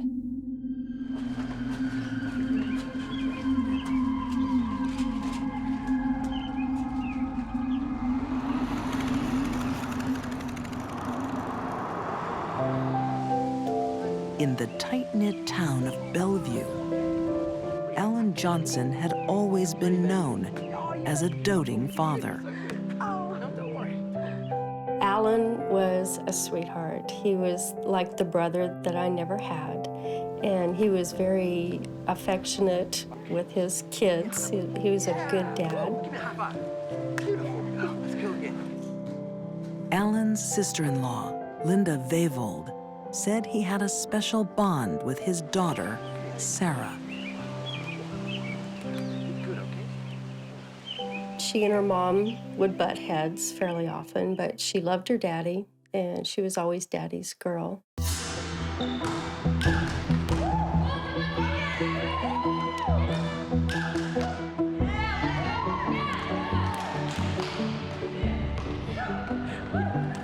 But 16-year-old Sarah has another man in her life. Bruno Santos was a high school dropout here in the Valley, an illegal alien. And Sarah started seeing him, and I didn't particularly care for him.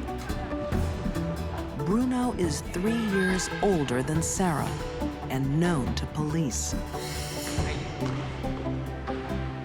Bruno was involved in some street narcotics activity. Nothing major, but enough that when he drove around, he got the blue light special. Maybe I'm worrying too much, but maybe I'm not. Maybe somebody needs to worry. She could be out. She could be out with that.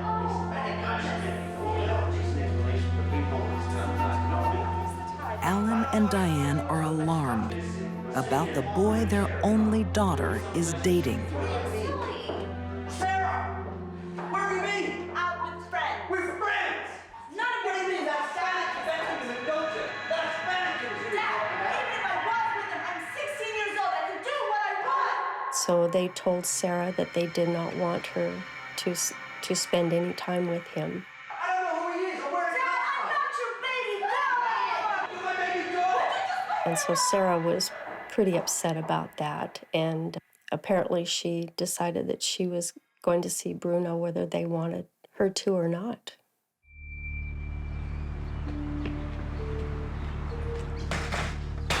They found out that she had spent the night at Bruno's place, and they thought that she was with a girlfriend. Sarah, what are you doing here with this young man? What are you doing here, Daddy? What? I told you not to be with this young man. Come on. Don't do that. Hey, let her go. Listen, young man, I'm gonna get the police around here. I'm gonna tell them exactly what you're doing. How It's an dare underage you? girl. An underage girl. Get it? He had a few heated words with Bruno and told him to stay away from Sarah. Okay, come on, Sarah. Come on. Come on. Come on.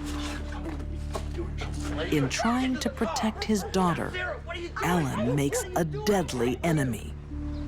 I had talked with Alan on the phone, and he was crying. He was just devastated that she pulled this, and I told him I loved him and I'd do anything I could to help him. And that was the last time I got to talk to my friend.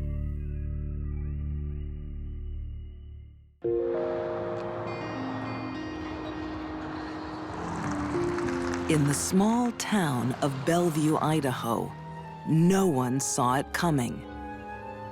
You don't want to believe it because it just can't be real.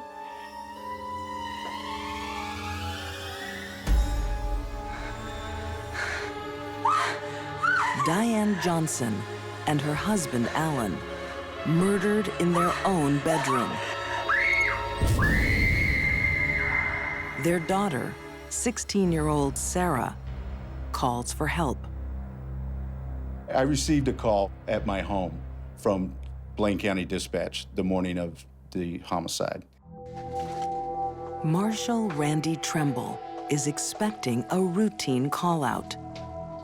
However, the dispatcher went on to explain to me that she could hear screaming in the background on the 911 call that somebody had shot her parents. I told you not to come around this man's house. What are you doing here? You can't keep telling me what to do anymore. Just 3 days earlier, Alan Johnson banned his daughter from seeing her boyfriend. 19-year-old Bruno Santos is an illegal alien with a criminal past. All of us immediately assumed that it was Bruno. We just knew that it was, that he was angry, that Diane and Alan had forbidden Sarah to see him. So we were convinced that it was Bruno. In the days following the murder, Sarah seems oddly unaffected by her parents' death. No, guys, it's cool. I'm here to play. Let's just, let's play. Sarah was pretty much unemotional. It was very strange. Anyone know any good place to go get your nails done, or? She seemed preoccupied with doing her normal activities. She wanted to go watch the volleyball game. She wanted to go get her nails done. Sarah, are you okay? I'm seriously, I'm fine. Like, your parents just died. I'm fine, guys. No, don't worry about it. Let's just play a game. She never said anything about, I miss my mom and dad. She never cried. It was just like nothing there. Come on with this. Even more suspicious is what police find in her trash.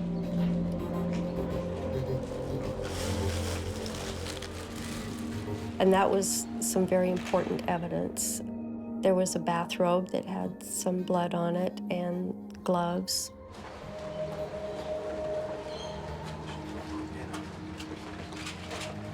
The truth about who killed Alan and Diane is becoming clear.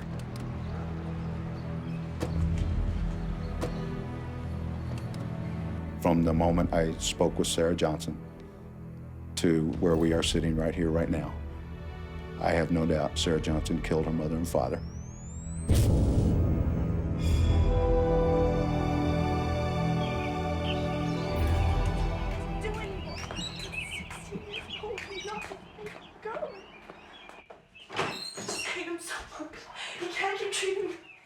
That morning, parental discipline triggers an appalling reaction.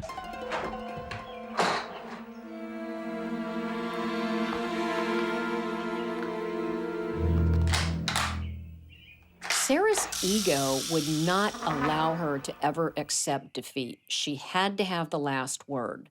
She had to be seen by others as someone who was on top at all times.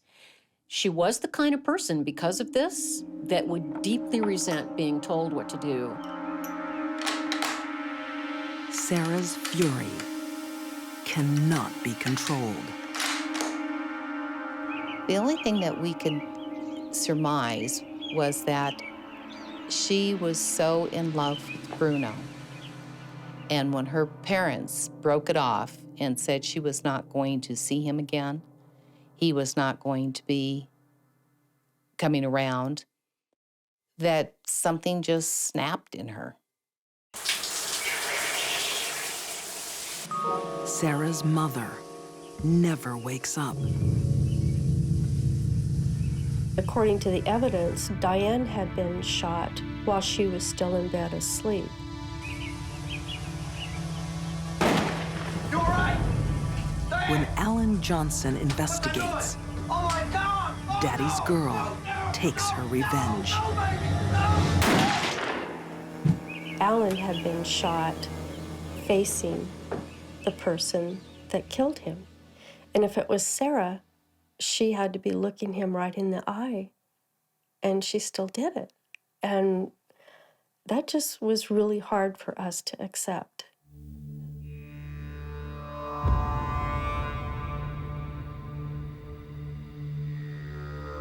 Sarah's parents loved and nurtured her for 16 years. They had no idea they'd raised a girl unable to feel empathy. A dangerous girl, a sociopath. The fact that Sarah was able to shoot both of her parents in such a calm, methodical fashion, I think speaks to her sociopathy.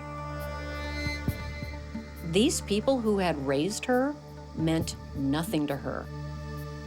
What they meant to her actually was obstruction, and killing them was easy.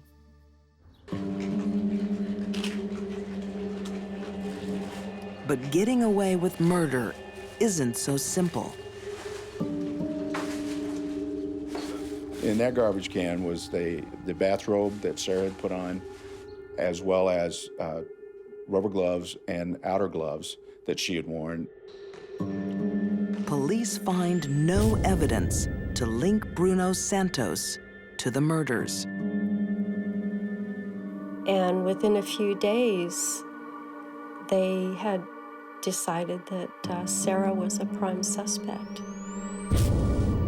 And all of us were just shocked. We never would have thought it. Never.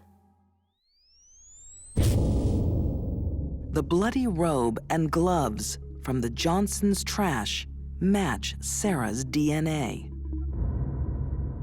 Sarah Johnson is convicted of 2 counts of murder in the first degree. The girl trying to escape her parents' rules finds herself locked up for life. Society really is better off with Sarah away forever, because anyone that kills their parent in a cold-blooded fashion when there's no history of abuse going on there is not someone you want walking around. The cold act of revenge scars everyone who knew Alan and Diane Johnson, except for their daughter. Sarah never admits guilt and never shows remorse. I don't think she has any comprehension of what she's done. I think she's just put it in a little compartment somewhere and she's just not dealing with it. I never saw her cry for her parents. I never did.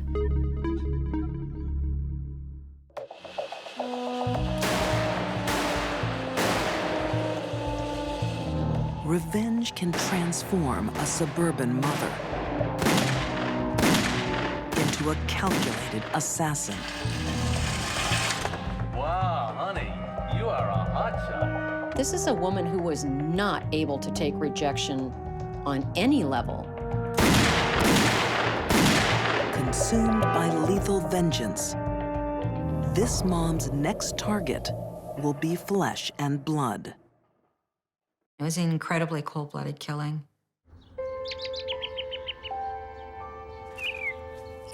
Richmond, Virginia, 1999. 40-year-old Piper Roundtree is on a downward slide.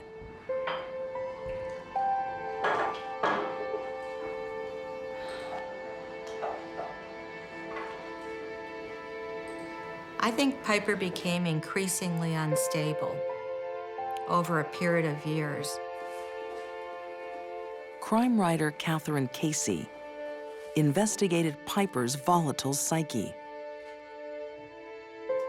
Piper had a personality disorder, a narcissistic personality disorder. The disorder makes Piper self-obsessed, unable to see her own faults. Piper saw herself as a great lawyer, and she was never a great lawyer. And Piper saw herself as a great mother, and she was really never a great mother. What are you doing? That's just a little drink in the afternoon. Pills and alcohol? That reality is beginning to dawn on Piper's husband of 17 years, Fred Jablin. Fred had an early marriage and it had failed, and he was deeply wounded by it, and he never wanted that to happen again. Hey, everybody, come get something to drink. Piper and Fred hadn't always been unhappy. Sure, use this. Yeah? This is great. Their young family grew from a loving romance. I don't know, we'll think about it. They married after the first year, and they looked like they were very happy. People in Fred's office said that she made him human in a way. A sleepover tonight. School party, I don't know. You think? And everybody thought maybe he would be really good for Piper because he had that strength and that rigidity about him that she just totally lacked. But Fred is about to make a painful discovery. What are you doing? Hi, I'm getting What's ready this? to go. I'm going out for lunch with the girls. Nothing special. You're seeing somebody else, aren't you? God's sake, Fred. Fred learned that Piper was having an affair with a doctor in Richmond. And that was something that Fred couldn't turn his back on. You know what, friend? I'm going out. Yeah, you know, that's fine. You know, just get out. Bye, Fred. Get out! Fred files for divorce and plants a seed of vengeance. Thousands upon thousands of married couples split up and divorce every year in this country, and rarely does it end in homicide. I'm so angry. Piper blames Fred for ruining their marriage and her life. I got away with that. I don't know, but I'm telling you now, Tina, I'm going to get When he gains custody of their 3 children, it's the last straw. taking care of the kids. I sacrificed my career to him. I did so much for him. She lost the kids, and that couldn't happen to Piper. That just couldn't happen. She lost everything when she lost the kids. They were her self-image. I'm sorry. I'm just so angry.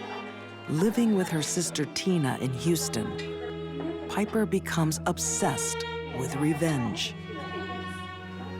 I want to kill him. How else am I going to get my kids back? What am I going to do? What am I going to do without my kids? Fred Jablin seemed to have everything. His life was going very well. All right, I'm gonna fix it right now. Let me just see. All right. Piper Roundtree's life was in disarray, and I think she was desperate without her children. Told you. Okay, excellent.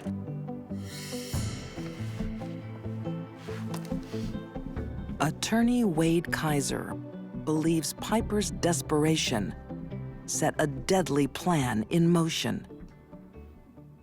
We know that Piper Roundtree visited a shooting range in Houston, Texas, the week before this murder. Piper practices with a .38 caliber revolver. Coldly, deliberately, she is rehearsing a homicide. Piper had a single-minded passion, and it was to get her ex-husband in the grave.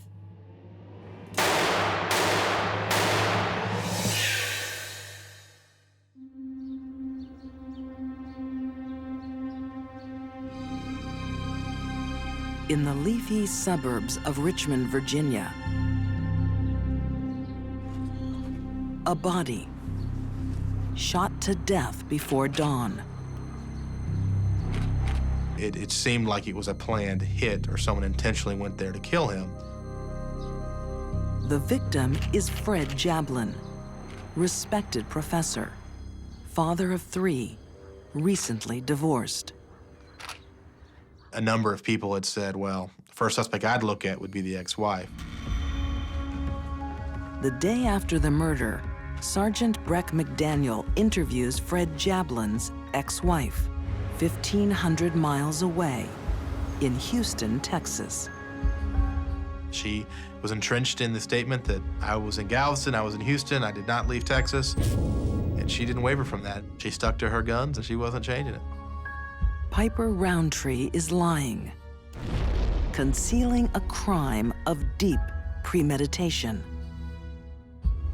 I was a homicide detective for almost 6 years, working murders full-time, and worked on a lot of murders. And Piper's plan was the most elaborate I can think of. Excellent. Get this back to you? Yeah. Fred Jablin believes his ex-wife is in Houston.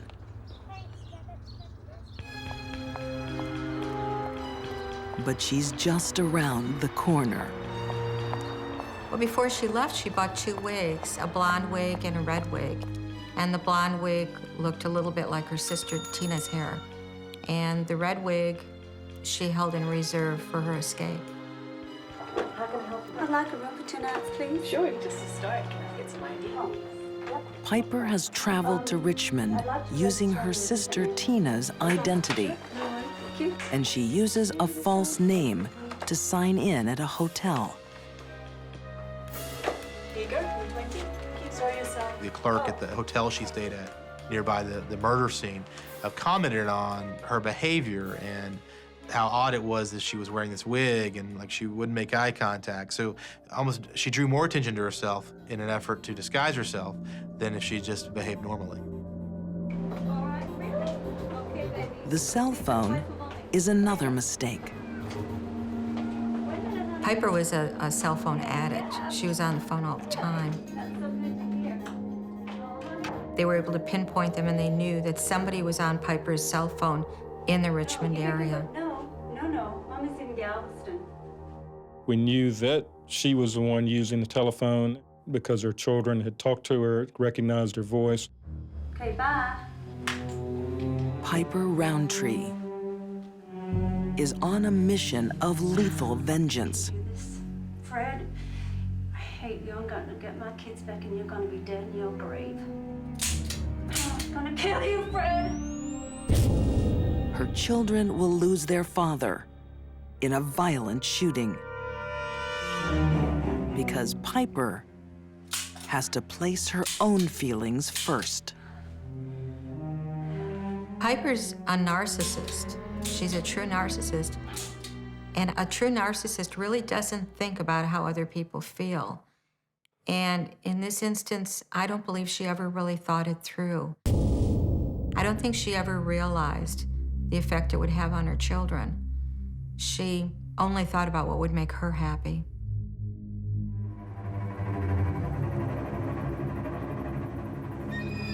She's already chosen the exact moment to strike.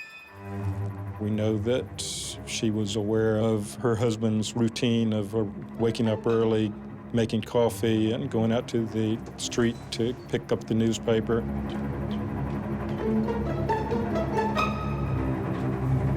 On this Saturday morning, the news is all bad. Who's that? You know who it is, Fred.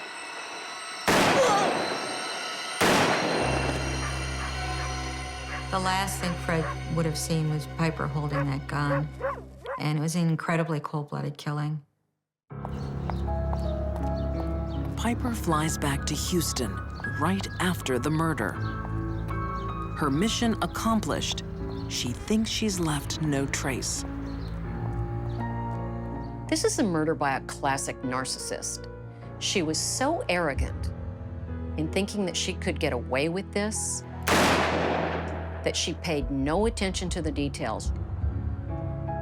She left a very long trail of circumstantial evidence regarding the purchase of wigs, the rental of cars, using identifications that not hers, going to gun ranges to practice firearm shooting, things of that nature.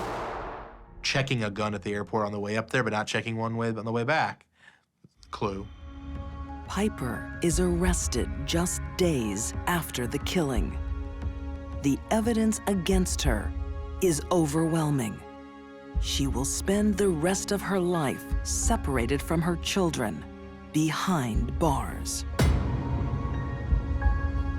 The most tragic part of this case is what she has done to the lives of her own 3 children.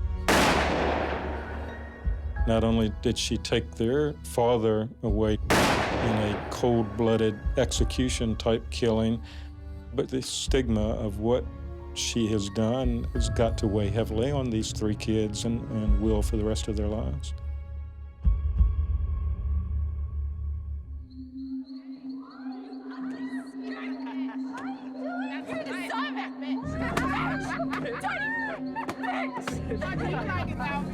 A frenzied gang, baying for blood. A helpless victim in a fight for life. It was like torture, not just a quick kill.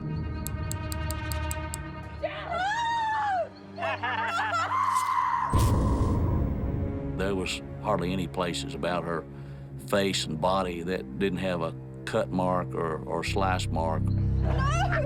But Colleen Slemmer's ordeal isn't over. This time, the blade leaves a terrifying mark. That pentagram was supposed to be the door to release her soul to Satan. Tonight, Colleen will die, and her killer will celebrate. There was an evil person behind those eyes.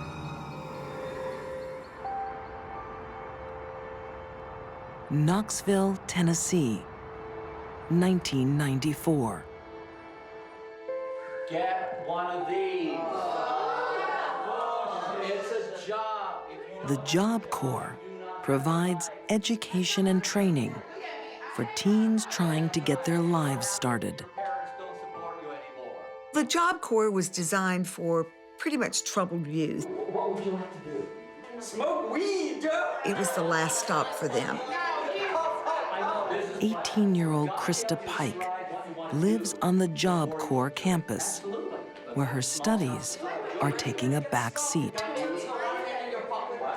She began a relationship with a boy by the name of Daryl Shipp.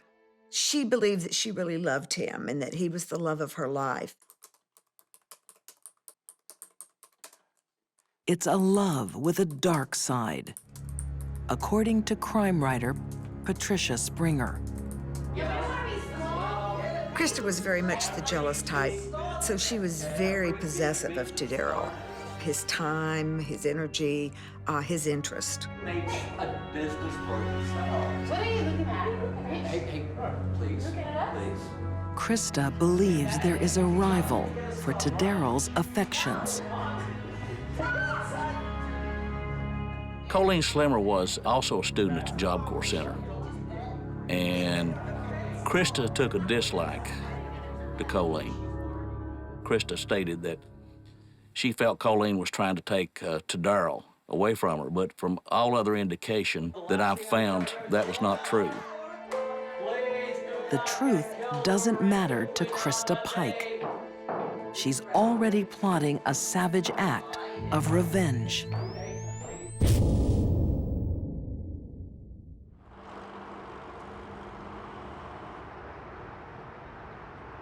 You would think in a sleepy town like Knoxville that you wouldn't see anything of that sort.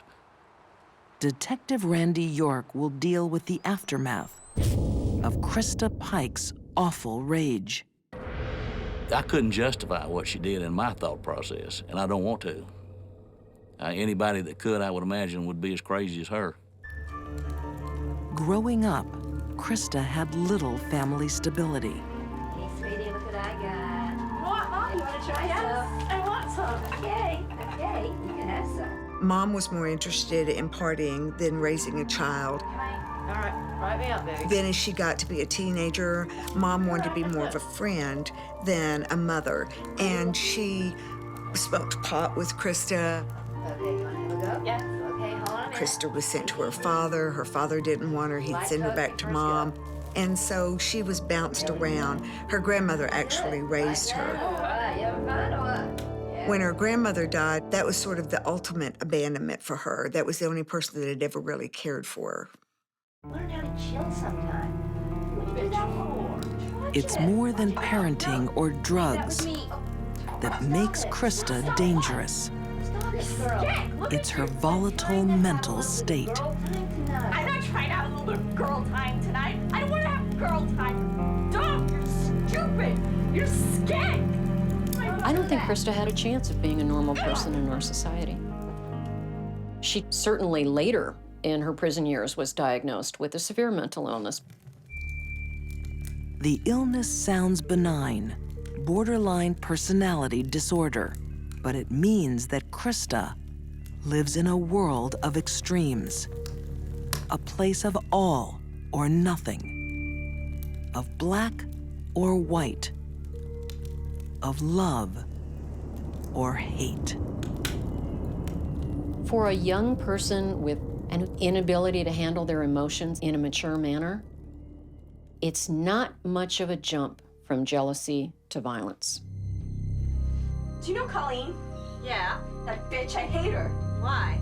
'Cause she's trying to steal Tadaro. I just feel mean today. You know, I could kill someone. Yes, I could. I could kill someone. You don't believe me? Krista decided that she was going to get rid of the competition, so to speak. So she thought the only way to eliminate the competition was to kill her.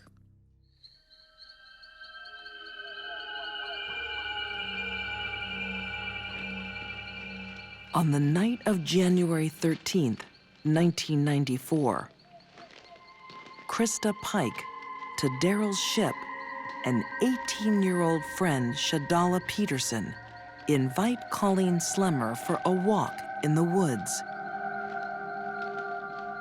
She lured her to a park in Knoxville with the idea that she had some pot, some marijuana that they were going to smoke. Oh, what is that? But for Colleen, there will be no pleasure in this experience, only pain. Krista claimed she was only going to scare the victim. You don't need a meat cleaver and a box cutter to scare someone.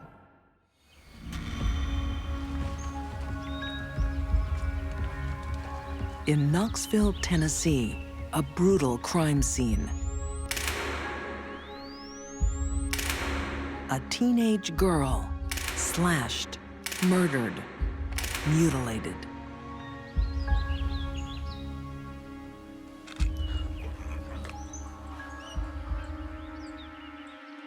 They had carved the pentagram on the victim.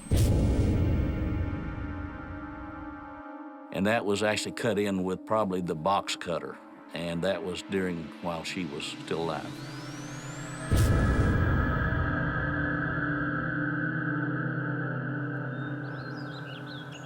The crime scene attracts the attention of students from the nearby Job Corps campus. Among them, 18-year-old Krista Pike. Who is it? Who is it? But Alicia, I'm gonna have to ask you to step away. She and two others actually came up and was questioning the officer about what was going on. Do you have any suspects? This is an ongoing But at that time, we didn't know that she was part of it. What's your name, miss? That's none of your business. The symbol carved into Colleen Slemmer's body is also worn around the neck of her killer. It's a sign of Krista's devotion to Satan and her lover to Daryl's ship. To Daryl and Krista consider himself boyfriend-girlfriend. He told me he'd been involved in satanic worship since he was 11 years old. And through that, I think maybe he might have gotten Krista into the satanic worship part of it. satanic desires, and uncontrollable jealousy will combine in one night of horror.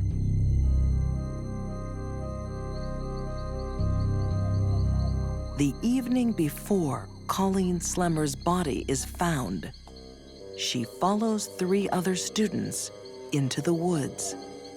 I don't think Colleen had any indication that this was going to happen. Oh, what is Krista thinks Colleen is moving in on her boyfriend and wants to take revenge. She's brought to Daryl's ship and Shadola Peterson as backup. Sometimes when people are in a group, they involve themselves in behaviors with the group that they would never do individually, ever. And sometimes that ends up in a group murder. Krista confronted Colleen about her relationship with Daryl. Colleen insisted that she had no relationship with Daryl, but Krista was so possessive of him that she wouldn't hear it.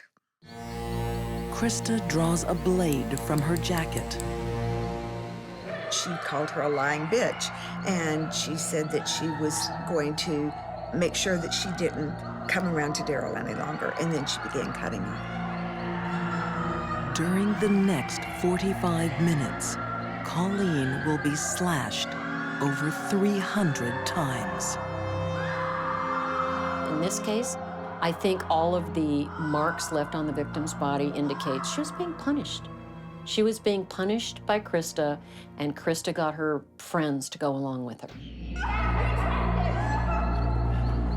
To Daryl's ship is happy to join in.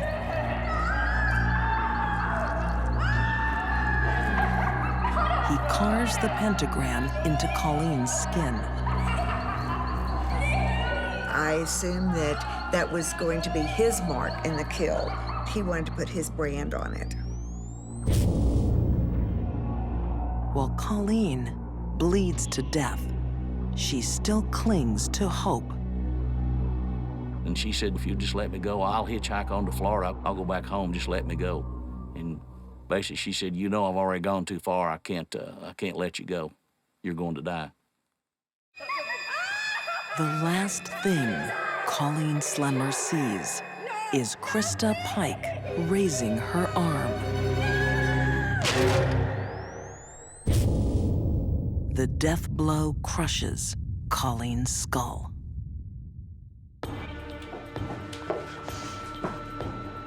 After the murder, Krista returns to her dormitory. You didn't kill her, did you? Yes, I killed her. I killed the bitch. You didn't. A lot of killers will take souvenirs, and they're always something very personal to the victim, but this is the most personal I've ever seen.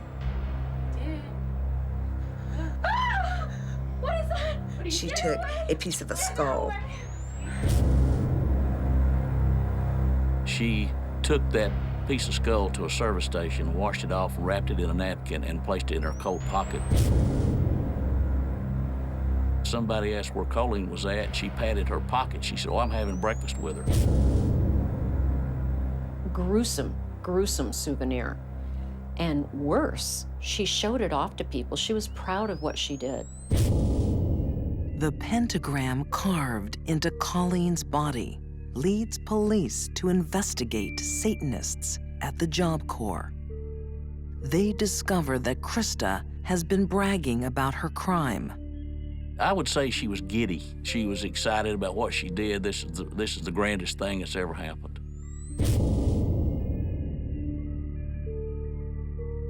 Randy York, the detective, was just stunned because she was euphoric, and she played out both parts of the kill for Randy.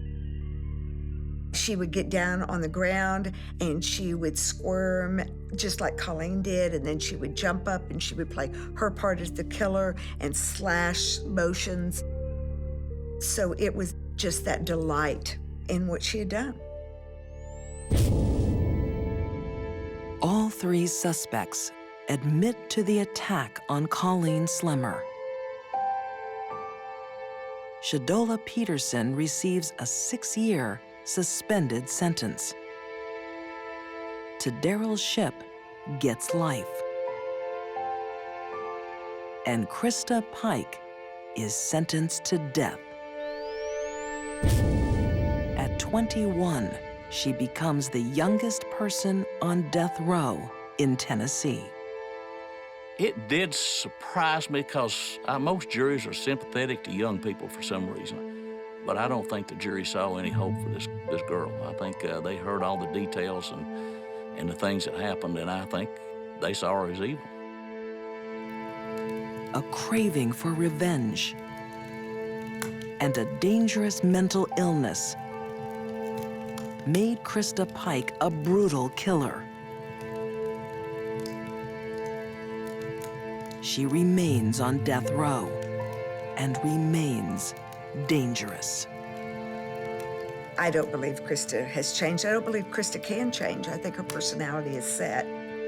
In prison, she has attempted murder again, and I think that that's who basically she is. And she can't possibly change that at this point in her life. For these deadly women, revenge was served with blood. Sarah Johnson turned a teenage tantrum into murder. Piper Roundtree wouldn't rest until her ex-husband was dead. And Krista Pike was a born killer, just waiting to strike. Once angered, they raged inside and hit back with lethal vengeance.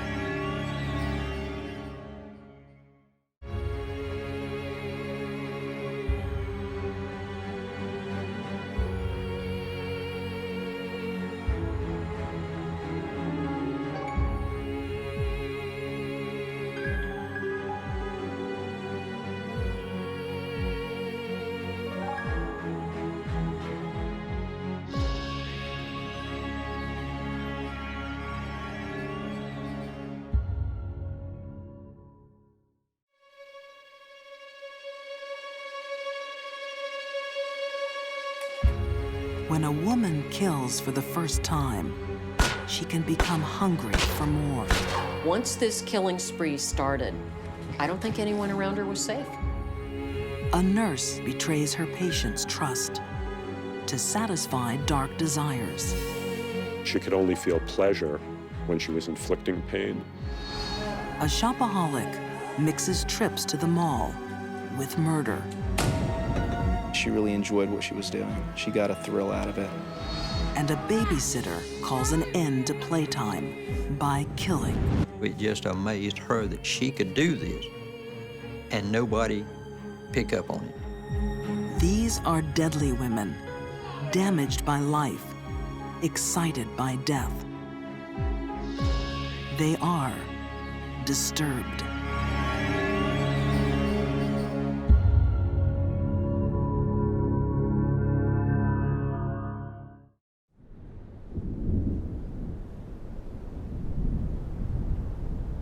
When a mind is disturbed, death and pleasure can become entwined. As they were one night in 1889 at Massachusetts General Hospital. I have something for you to drink. It'll make you feel better. Amelia Finney is a patient in pain. She hopes the medicine will bring relief. But her nurse's intent is not to heal. It's to harm. She had no empathy for others. She enjoyed what she did. She could only feel pleasure when she was inflicting pain. Nurse Jane Toppin gives Amelia a toxic cocktail. As Amelia feels the effect, she's joined in bed by her nurse. Can you imagine the fear? Waking up in your hospital bed with your nurse straddling you, looking into your eyes. and you are helpless to do anything, even cry out because she's overdosed you with a sedative? Professor Harold Schechter believes Jane Toppin was one of the most dangerous nurses who ever lived. Jane Toppin appeared to the world to be a very jolly and caring and nurturing human being. But of course, underneath that, she was the very opposite. To understand what motivated Jane's crimes, Schechter would have to turn the clock back almost 150 years to New England in 1863. An alcoholic called Peter Kelly enters a Boston asylum. A sole parent, Kelly wants to be rid of his young daughter once and for all. He was obviously totally incapable of dealing with her, and he put her into an orphanage. 6-year-old Jane will never see her father again.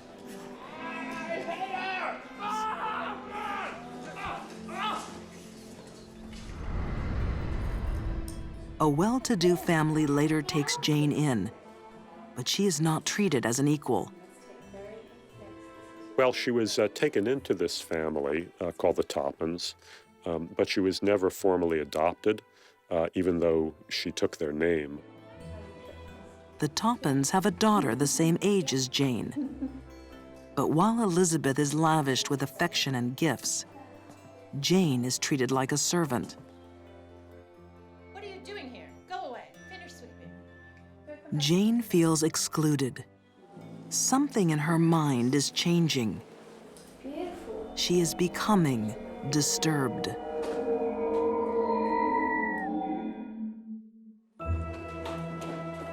"20 years later, Jane Toppin is a student nurse. Hello, Mr. Chick. While her fellow trainees are motivated by compassion and kindness, Got a special dose for you today. Jane is driven by darker desires. The decision to become a nurse was hers alone, and I believe that decision was to gain access to potential victims. Hospitals became happy hunting grounds for her. A great advantage of nursing for a personality like Jane Toppin is that it gave her ready access to very helpless victims that she could torture in the various ways that she enjoyed. Jane is fascinated by the effects of drugs, especially morphine, a drug familiar to forensic pathologists like Janice Amatuzio. Morphine is an opiate medication. It's been used for centuries to relieve pain. But like all other opiates, when it's used in excess, it has a very dangerous and profound effect. Jane experiments with poisons on her patients. Patients like Amelia Finney. Jane Toppin administered some medication to her that put her into a deep slumber, but she was still semi-conscious. How do you feel? Morphine has a profound effect, and that is on the respiratory system. And when the respirations slow down, the oxygen in our blood decreases as well. So there's going to be loss of consciousness. And so morphine will depress all of the systems, and in an overdose, the person will simply stop breathing. But Jane doesn't want Amelia to die, just yet. And she felt Jane Toppin get into bed with her and pull her bedclothes aside and begin to caress her in a very, very erotic manner. Amelia thinks she is dreaming, but the reality is far stranger. She's in the clutches of a nurse who feels perverse pleasure while watching her patients die. Jane does not fit the classic profile of the mercy killer, the nurse killer, because of the sexual component of her crimes, of poisoning her victims with morphine and then crawling into bed with them and holding them and kissing them and then looking into their eyes as they were dying. This is not what we usually see. Jane was different. Tonight, Jane Toppin's desire to kill will be unsatisfied. When someone else enters the ward, the murderous nurse flees. Amelia Finney recovers. Only years later would she realize how lucky she was that night. Her nurse would go on to become the most prolific female serial killer in American history. She wanted to be the best and the most famous in the world, the highest body count.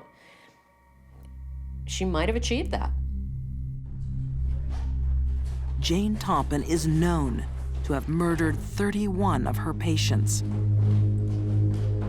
She may have killed dozens more. Nobody had ever encountered a female murderer, or really even a male murderer, who had killed so many victims so cold-bloodedly. Jane is so disturbed it doesn't matter who she kills. Where there is death, she finds pleasure. She murdered young and old. She murdered male and female. She murdered intimate friends and total strangers. Yet there is one person she wants to hurt more than any other. Thought I'd bring you some tea. Thank you, dear. For 30 years, she watched her foster sister Elizabeth enjoy a life of happiness and privilege. A life Jane herself could only dream of. Now, the time is coming to make her pay.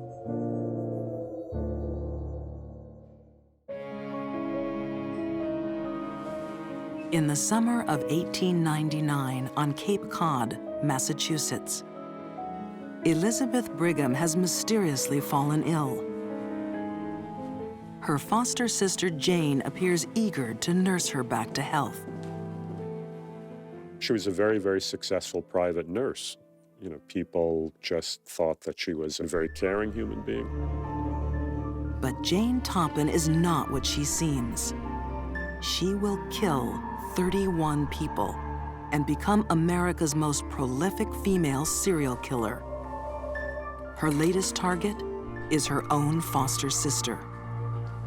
The primary motivation seems to have been this long simmering resentment of a foster sister who had always seemed to receive so much better treatment from life than she herself had.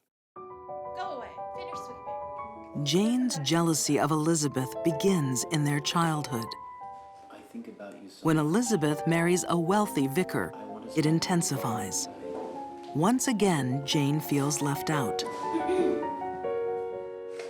Psychopaths like Jane Toppin, who feel they've been horribly mistreated by the world from a very, very young age, grow up to feel the need to take revenge on the world in turn. For Jane, this revenge will be sweet and slow. Jane Toppin took a great deal of pleasure in prolonging the pain and suffering of her victims, really stretching it out over days and even weeks.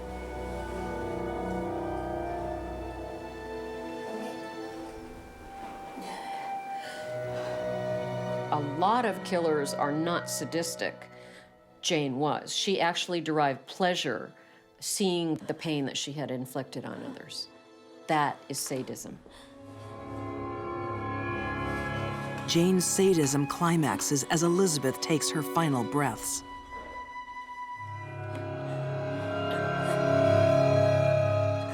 There are female serial killers who derive perverted sexual pleasure from inflicting death on their helpless victims. And Jane Toppin fell into that category.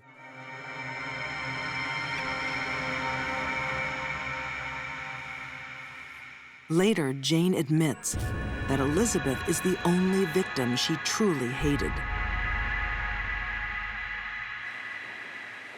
This murder had a clear motive, but what about Jane's other victims?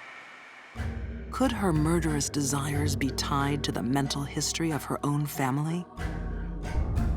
The father who abandoned Jane when she was a child. would later succumb to insanity. His nickname was Kelly the Crack, as in crackpot. And there were these stories that at one point he sewed his own eyelids shut. But while Jane's father suffered psychotic episodes, losing touch with reality, Jane herself had no such symptoms.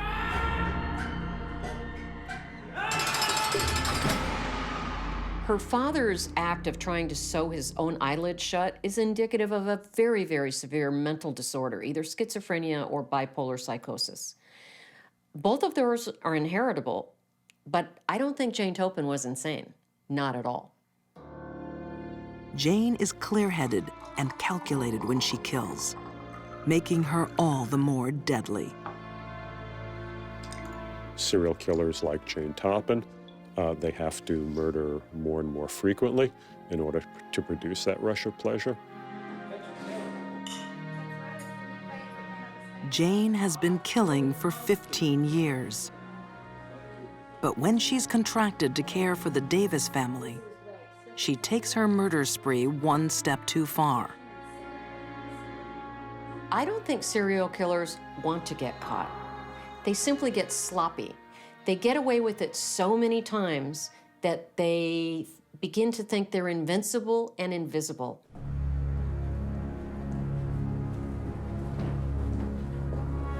Jane is supposed to keep the Davises safe from harm. But one by one, over a period of 6 weeks, she kills them.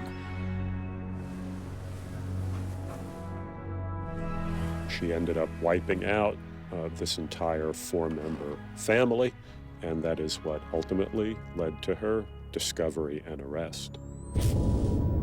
The death of an entire family turns suspicion onto nurse Jane Toppan. She denies the killings, but under questioning by psychiatrists, she confesses in disturbing detail. Jane was the type of sociopath who liked to brag about what she did. I'm sure every time she bragged about what she did and it shocked people, including the board of Victorian doctors, that gave her even more of a thrill. Jane shows no remorse, the telltale sign of a sociopath. She spends the rest of her life in a mental institution and is remembered as the most dangerous and disturbed nurse who ever lived. We perceive nurses like Jane as these angels of mercy who will care for us and nurture us and bring us back to health. Jane Toppan, of course, was the very opposite of that. She was an angel of death.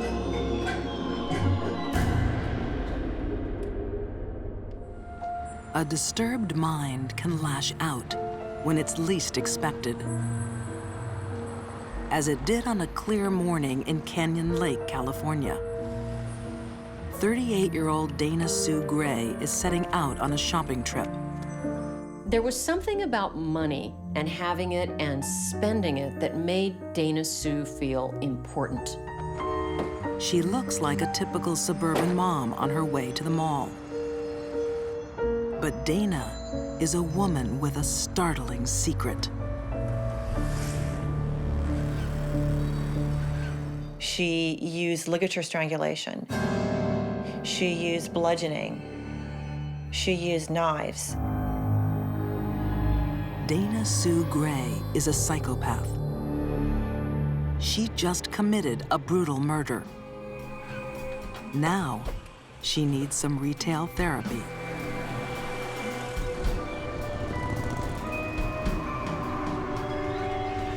Detective Joe Greco will never forget the gruesome crime scene Dana Sue Gray left behind that day in 1994. It was a shock because it was only my second homicide case as a detective, and it was overwhelming. 66-year-old June Roberts has been strangled and bashed with a bottle. It crossed my mind that I had a serial killer on my hands. No one has ever seen a serial killer like this one. She's in a class all her own. The killing spree begins 2 weeks earlier. Norma, are you there, dear? The community was very affluent, and they didn't have a lot of homicides. Alice Williams has not seen her neighbor, Norma Davis, for 2 days. Where are you, dear? She's concerned the 86-year-old has fallen ill. The reality is far worse. A neighbor came by and found her body. The neighbor was never the same after that. The brutality of the murder also shocks crime writer Kathy Braidhill. Norma has been stabbed. A fillet knife is buried to the hilt in her chest. The handle of another protrudes from her neck. The blade inserted so deep, it has almost severed Norma's head. We didn't have a lot of information. The only piece of evidence that we had was in the entryway of the condominium. Found a faint shoe print on the floor of the condominium, and it was a 6.5 size shoe. The shoe print would later be traced to a former nurse named Dana Sue Gray. Dana Sue Gray was in her mid-30s. She loved thrill sports. She loved rock and roll. As a young woman, Dana enjoyed skydiving. But increasingly, it's her personal life that's going into freefall. Dana's life right before the murders was chaotic. She had a lot of emotional setbacks. She had had a miscarriage. She had also sunken into depression and alcoholism, and she was accused of stealing drugs from her job as a nurse. Fired from her job. Separated from her husband. She seeks solace in alcohol and prescription drugs. We really don't know why she had started to use drugs. We're thinking perhaps it was because of the depression from the miscarriage. It could have been any number of things. But when the drugs don't work, there is one thing guaranteed to make Dana Sue feel good. Spending, purchasing made Dana feel high. It reduced her anxiety.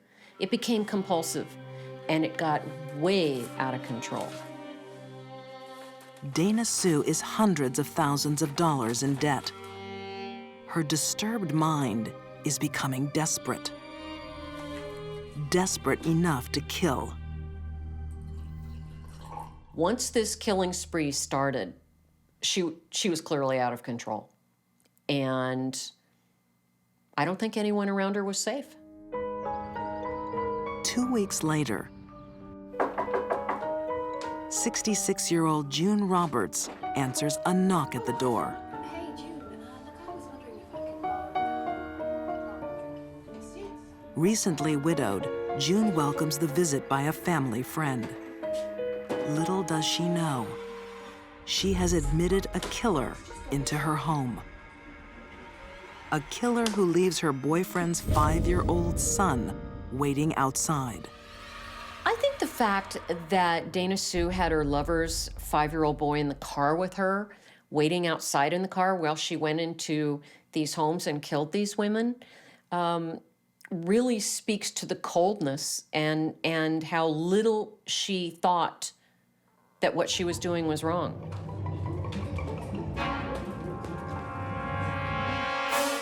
Here it is, look.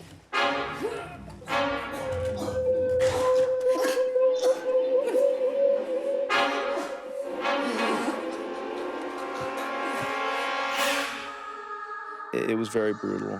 The victim had been strangled with her own telephone cord and actually tied to a chair. And she was struck so hard it fractured her skull.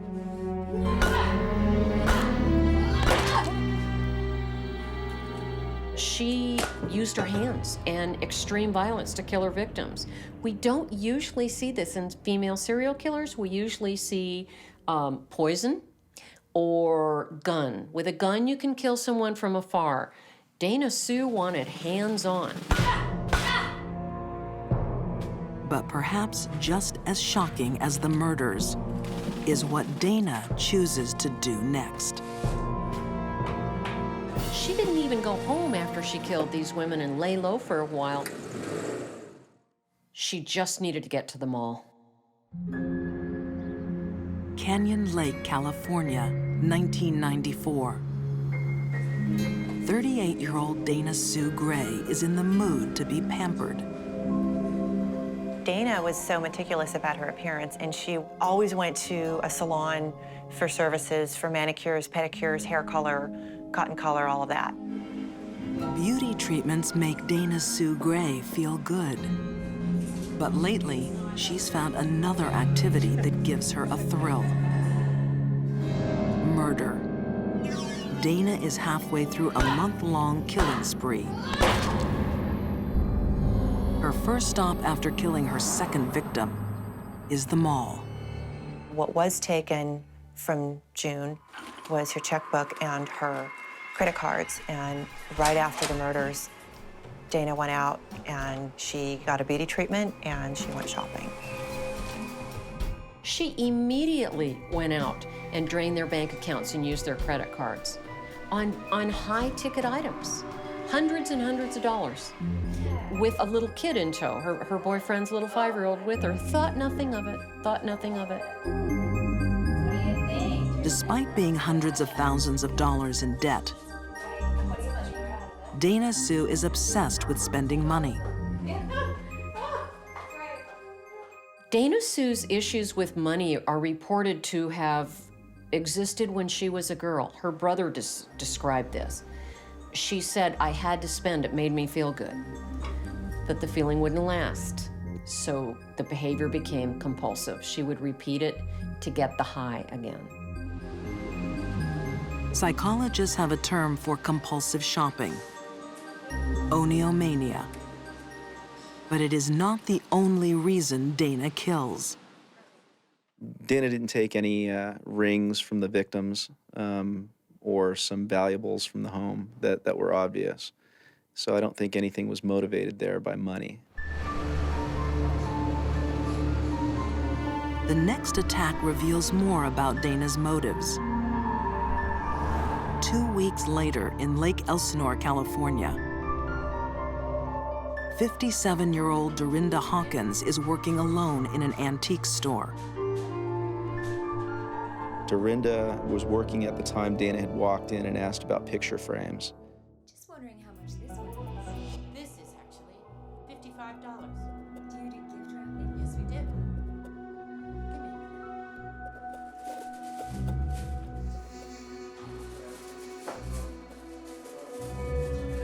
And it was there behind the framing tables that Dana strangled Dorinda.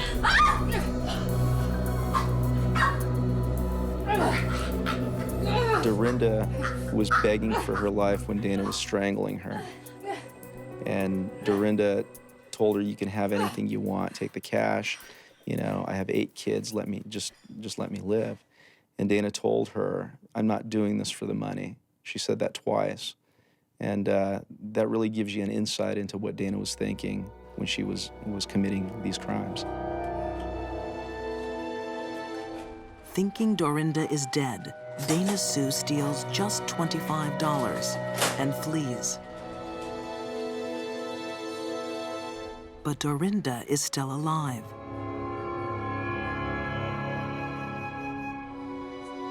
She's had a lucky escape from a woman with a long history of violence. When Dana Sue was a young girl and she would be reprimanded or punished by her mother, it was reported that she frequently lashed out violently as a little girl and grew up to do it as a woman. Dana Sue is motivated by more than money. She also has a deep-seated need for power, a need she satisfies with murder. Dana liked the fight, and we believe that she killed because she enjoyed having power over somebody and watching them struggle and watching them die. There is something hidden in Dana's past that explains not only why she killed, but who. As police trace the clues left by her shopping sprees, the final piece in the puzzle of Dana Sue's disturbed mind is about to be revealed. We were able to do a paper trail with the credit cards and go to the different stores that she had used these credit cards at. And with the merchants, we were able to get a general description of this suspect. I'm wondering if you've seen this woman. The shopkeepers recognize the face. So do residents of Canyon Lake. Dana Sue Gray is arrested for murder. When they finally did apprehend her, her Cadillac was full of grocery bags. Her house was full of expensive perfume. I mean, she had a veritable department store in her house. We have statements proving that you had spent these cards. Dana Sue Gray denies the murders. But while she is questioned by Detective Joe Greco, the case takes a horrifying turn. In the interview, Dana began talking about finding a purse, and that purse belonged to a woman by the name of Dora Beebe. In the station, at the same time, there were sheriff's deputies working another murder. Joe went to them and asked them the name of their victim. They told him Dora Beebe, and Joe instantly said, well, we have your suspect in the other room. Earlier that day, Dana Sue had knocked on the door of a stranger, asking for a map. So I knew that we had the right suspect in this case, but I did not know that on the same day that I was serving the search warrant, she was out killing her last victim. Just wait a minute there, I'll be out. Like Dana Sue's other victims, Dora Beebe is elderly, alone, and totally unprepared for a vicious attack.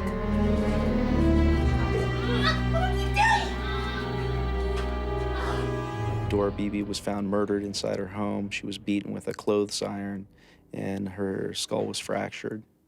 To psychologists, the attack on Dora Beebe is the final clue in a revealing pattern.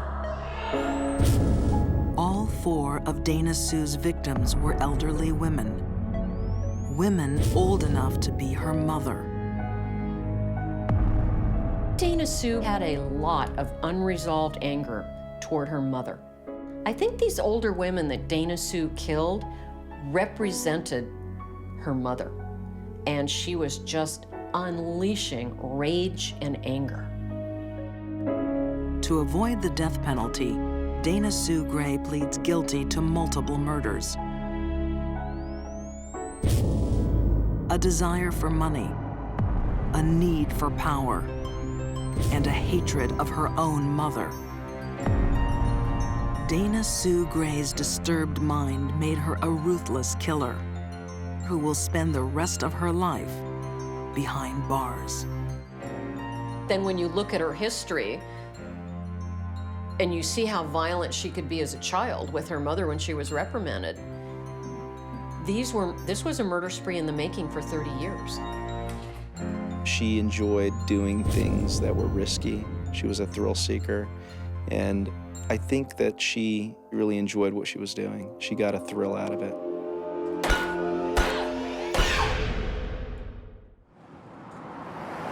Human instinct demands we protect the young. But sometimes instinct is overruled by stronger impulses. A disturbed mind can transform a protector into a predator. Lakeland, Florida, 1980. 4-year-old Jeffrey Davis is getting to know his new babysitter. Christine Falling gets along well with the little boy. Jeffrey's mother believes she is leaving her son in safe hands.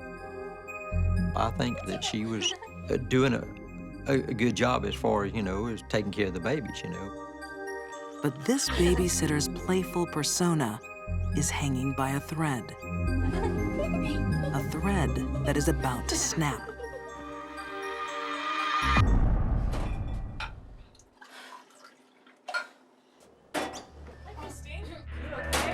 When the mother of Jeffrey Davis returns home, she walks into a nightmare. Certainly it was a terrible blow for anyone to lose a child, you know, especially, you know, babies. Christine claims the boy simply stopped breathing. The autopsy blames a heart condition called myocarditis, a condition that is very rarely fatal. Now, myocarditis is really considered a cause of death only when everything else has been excluded. Jeffrey is not the first baby to die in Christine Falling's care, and he will not be the last.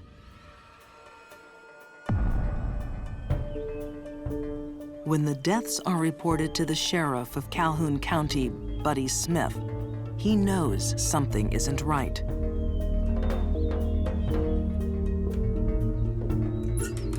It was just a strange thing that all the babies that was in her care had died, and it was a mystery there for a good while.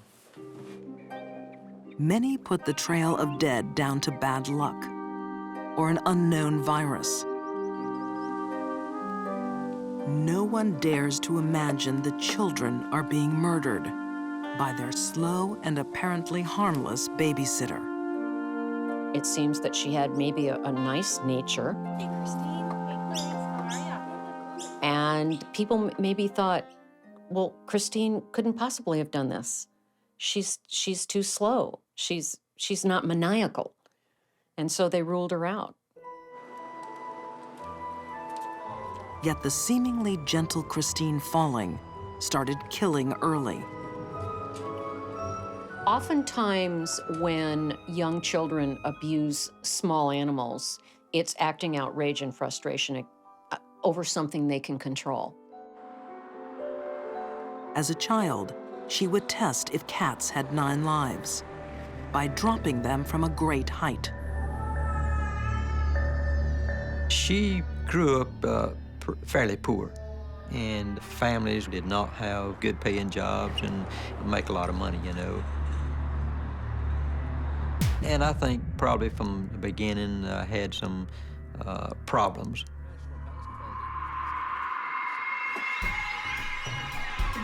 Local police were well aware that Christine didn't have a happy childhood. She was abused sexually and physically.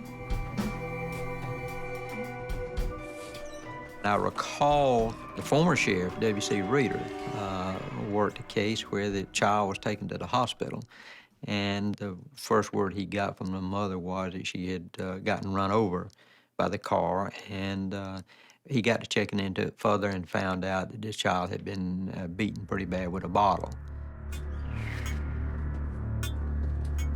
Because of Christine's family situation, the early life poverty, the low IQ, I don't think she stood a chance of having a normal life. Poverty and abuse leave their scars on Christine. But they are not the only reasons she becomes a killer. By the time she turns 18, Christine Falling is a ticking time bomb.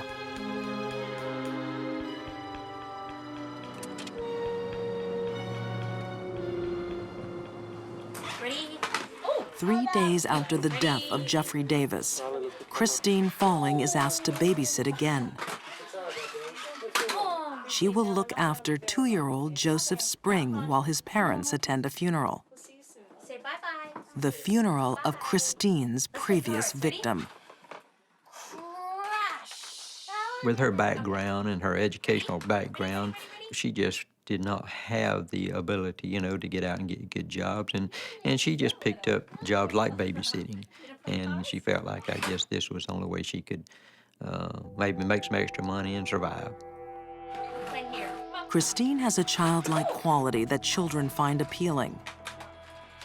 But it is not an act. She has below normal intelligence, making her disturbed mind deadly. People with very low IQs, such as Christine, tend to also have a low frustration level. And they will sometimes lash out in an irrational rage. When Joseph starts to cry, Christine feels her nerves fray. Then the voices start. Voices only Christine can hear. The voices are not usually very nice. They say horrible things, they suggest horrible things. Auditory hallucinations are a symptom of a well-known psychiatric condition. Schizophrenia is a disorder of thoughts and thinking, and it's very difficult, if not impossible, for the schizophrenic to know if the voice is real or not. Shush!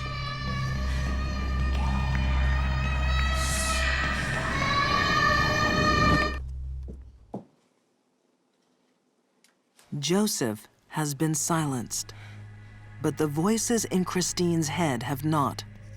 Soon, they will instruct her to kill again.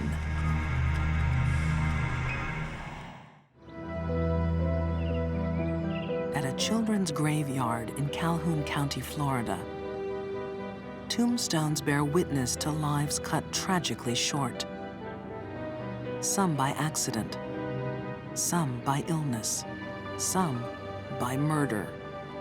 You know, I was just amazed that it wasn't picked up on sooner. In the early 1980s, a babysitter called Christine Falling is killing children in her care. Authorities believe the deaths are of natural causes. She never gave a good explanation as to why, other than she'd saying these babies would start crying and she couldn't get them to hush. Leaving a child alone with Christine Falling, even for a moment, can be a deadly mistake. As her stepsister, Geneva Burnett Daniels, is about to discover. When Geneva goes inside to buy diapers for her 8-month-old daughter, Jennifer, the baby begins to cry. People such as Christine can't handle it when things don't go right. And sometimes they will lash out or attack whatever it is that's making them upset. Christine's low IQ means she is already reaching breaking point. But it's another mental condition that will push her over the edge. Christine suffered from frontal lobe epilepsy. One of the things that we do see oftentimes in people that have this, along with a low IQ, is that they later are involved in violent crimes.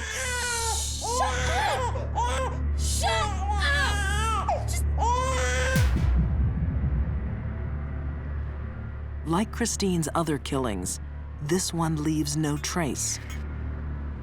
Sometimes smothering may leave no clues whatsoever, particularly if smothering, which is blockage of the airways, is caused by placing something loose or fluffy, such as a soft blanket or a pillow loosely over the mouth and nose. It may leave very few clues.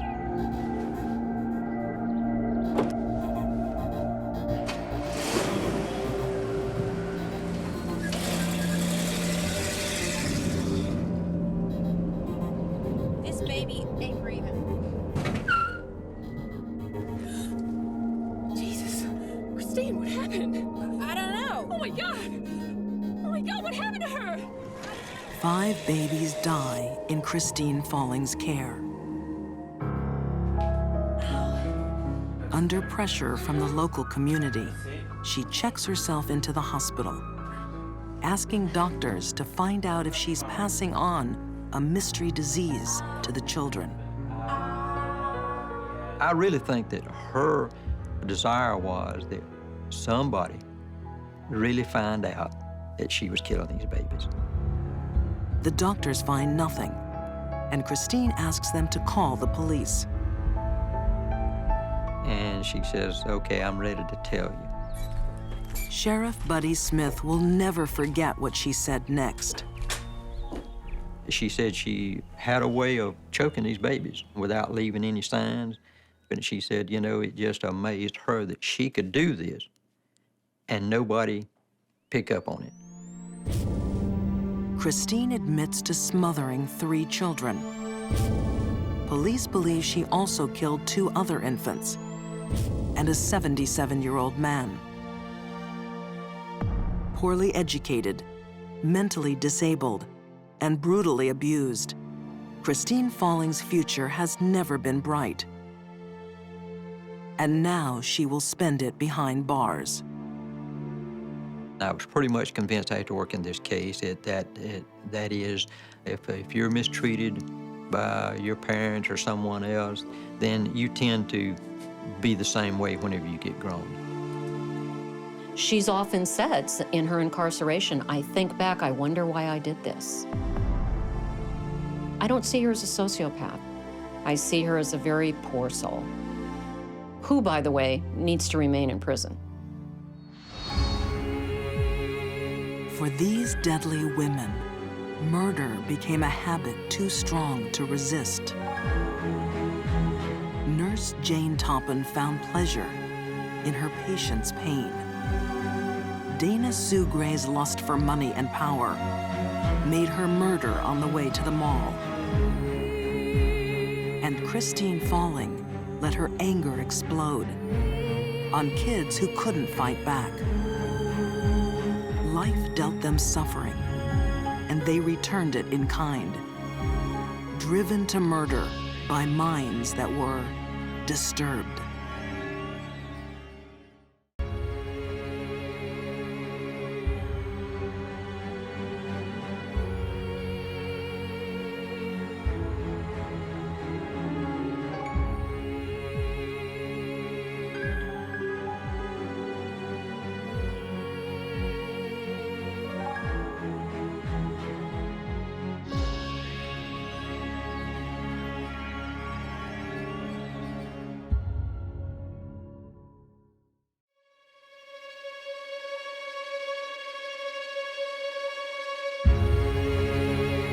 Love can be a force for good I hate them all.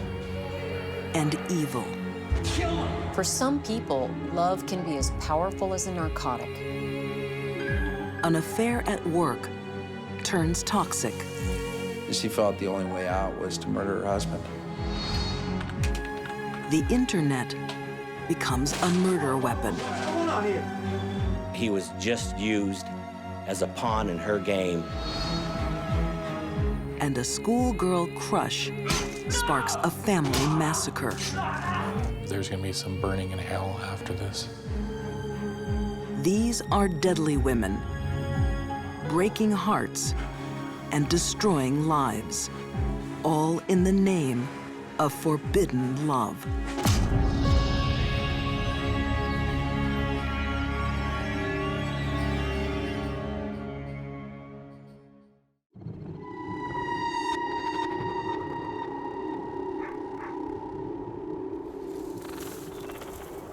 Frustrated desire can drive a woman to ruin lives. For Wayne Chopik, it brings back the most terrible memories. I'm gonna look straight into the camera.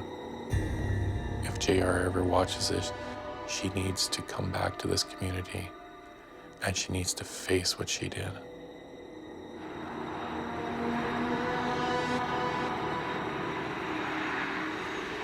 In 2006, the town of Medicine Hat, Alberta, Canada. On a quiet suburban street, a 6-year-old comes looking for his best friend. But there will be no play today.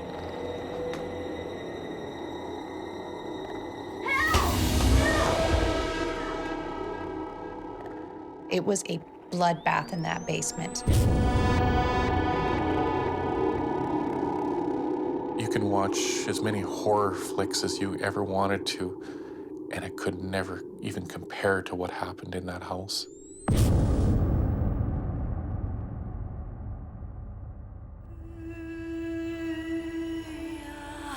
A husband and wife lie dead, their bodies covered in stab wounds. The police didn't know what to make of this scene when they arrived. Was it a murder-suicide, a domestic situation? They had no idea. Upstairs, their son, just 8 years old, is also dead. Blood coated every surface of that room, all his little toys, his bed sheets, everything. The scene was so horrible that the officers were absolutely traumatized. Years later, testifying in court, they broke down on the stand, remembering that little boy dead in his bed. But that little boy has a sister. One of the officers noticed a family portrait sitting on a side table. When he took a look at it, there were 4 people, so there was a girl missing. Police think the 12-year-old daughter has been kidnapped by the killer. No one can guess the truth, because the truth is unbelievable.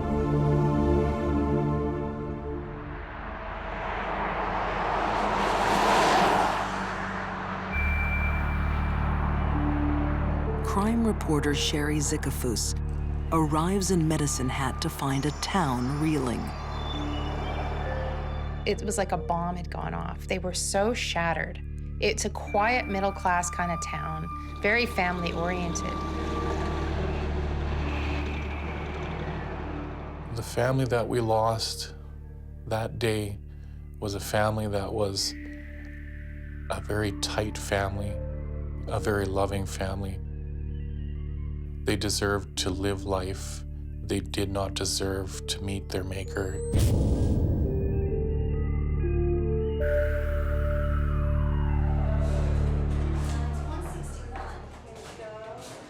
Just hours after the murders, police search the missing girl's school locker.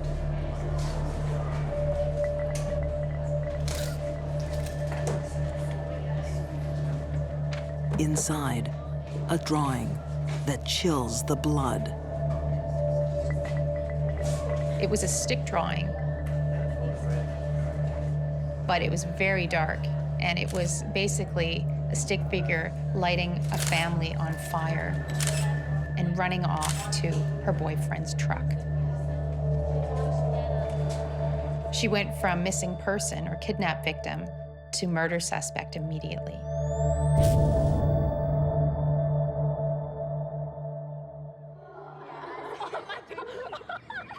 It's incomprehensible. Could a 12-year-old schoolgirl really be responsible for slaying her own family? Oh, I could go back, go back. Oh.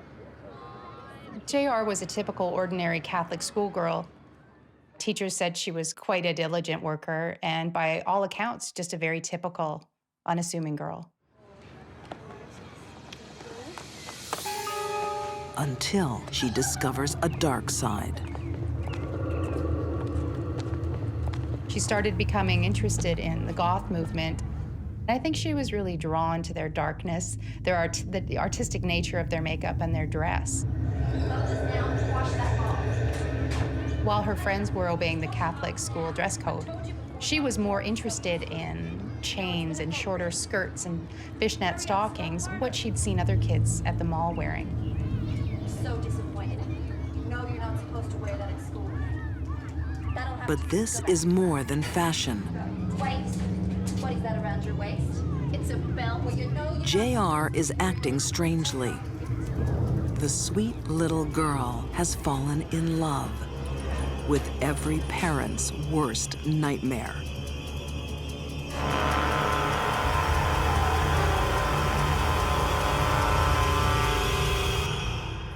He was from the other side of the tracks. And he was an unemployed high school dropout who was living in a trailer park. It's a match made in hell. At 23, he's nearly twice her age. Abusing drugs, totally immersed in the macabre Gothic subculture.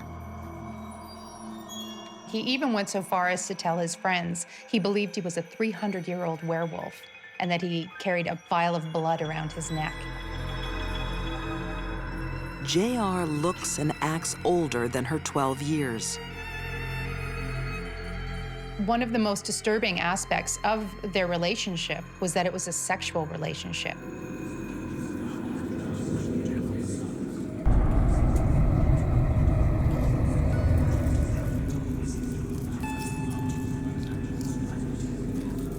Driven by forbidden love, JR completes a Gothic transformation.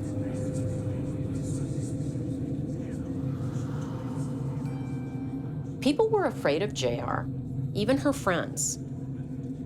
And she liked that.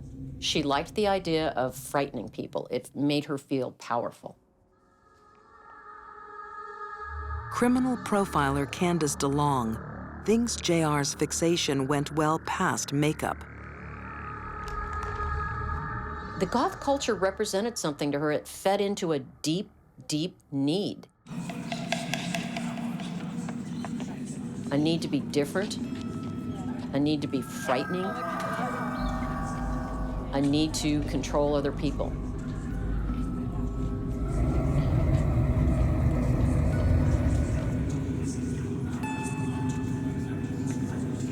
At the center of this dark world is her boyfriend.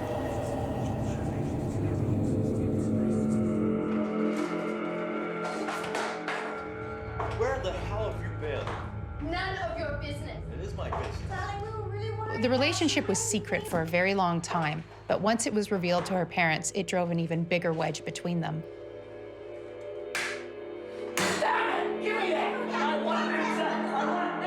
Basically, it started a war within the house. It's a war that will claim 3 innocent lives.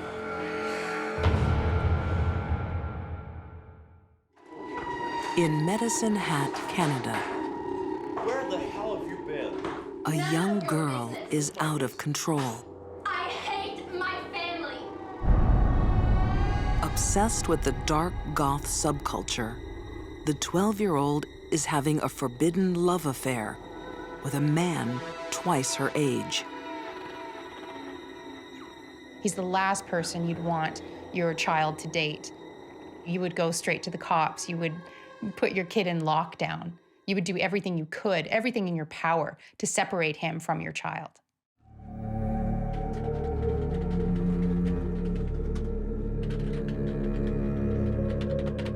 When JR's parents intervene, her affair and her anger move online.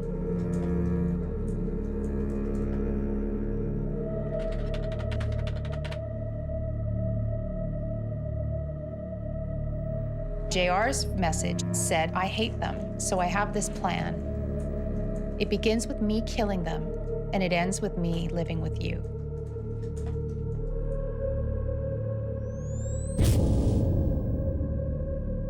JR found in her boyfriend a man, an adult, in her eyes, that she could control.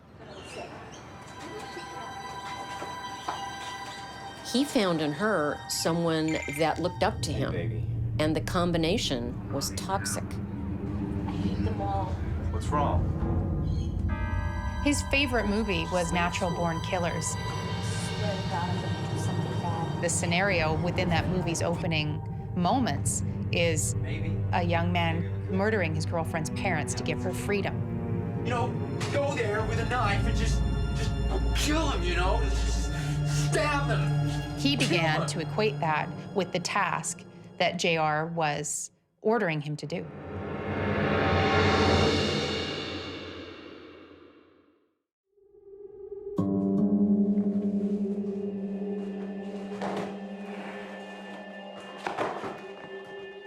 In the dead of night, JR's mother hears a noise in the basement.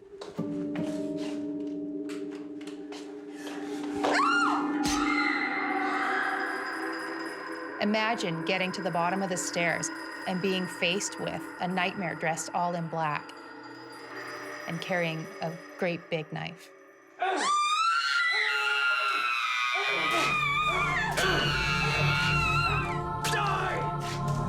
This suburban mom doesn't stand a chance.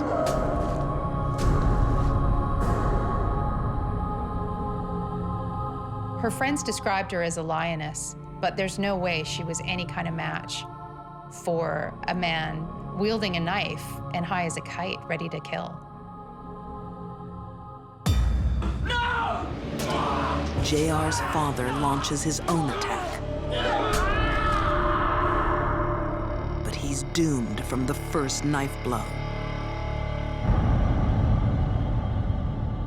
One of the real problems with the sympathetic response to stabbing is that with the increased heart rate, increased blood pressure, you're going to bleed more rapidly. So you're going to weaken very quickly.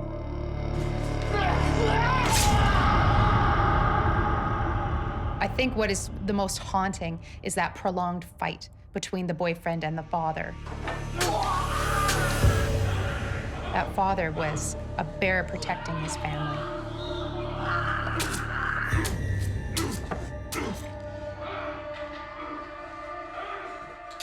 Sunrise. Upstairs, Go to bed. JR holds her terrified brother. Listen, cover your ears. Don't listen. When her boyfriend appears, she knows her wish has been granted. Her parents are dead.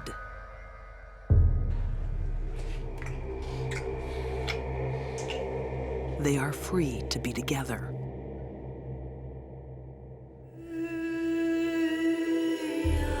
But there's no place in their new world for an 8-year-old boy.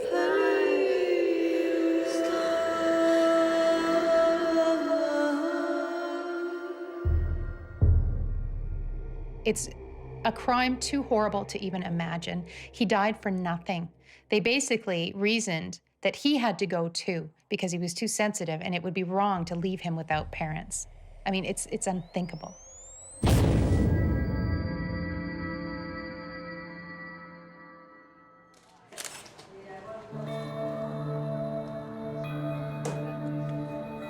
The young couple's freedom doesn't last long. Within 24 hours, they are under arrest. They weren't displaying any outward signs of grief or trauma of what had happened. In fact, the boyfriend was showing off his eye that had been injured in the fight with JR's father.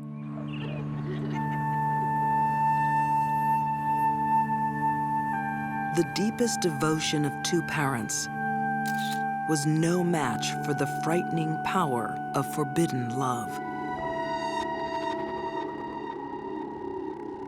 They had loved and cared for their daughter to the nth degree. There's going to be some burning in hell after this.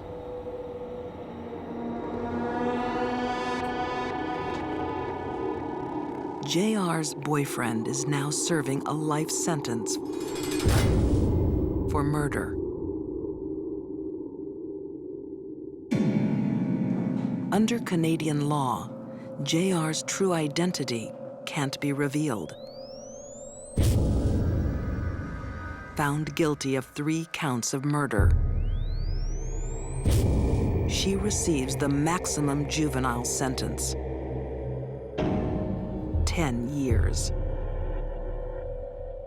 People were outraged by that sentence, but that is the way the Canadian law is set up. It's set up to rehabilitate young people, not so much to punish them. In 2016, at age 22, JR will be released back into the community. I think any child who kills their parents when there is no evidence of abuse from parent to child should be locked up forever. There really is no hope.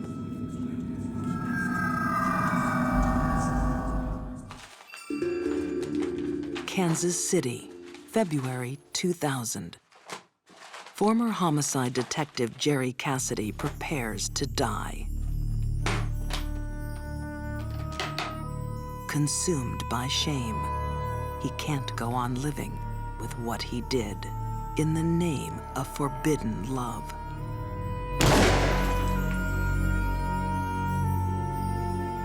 His briefcase holds the key to a baffling death. The world's first internet murder. This case had everything. It had murder, it had sex, it had the internet, intrigue, deception, lies, everything wrapped into one. I've never seen anything quite like this, where somebody manipulated another person through the series of communications, and it resulted in such a heinous crime. My God.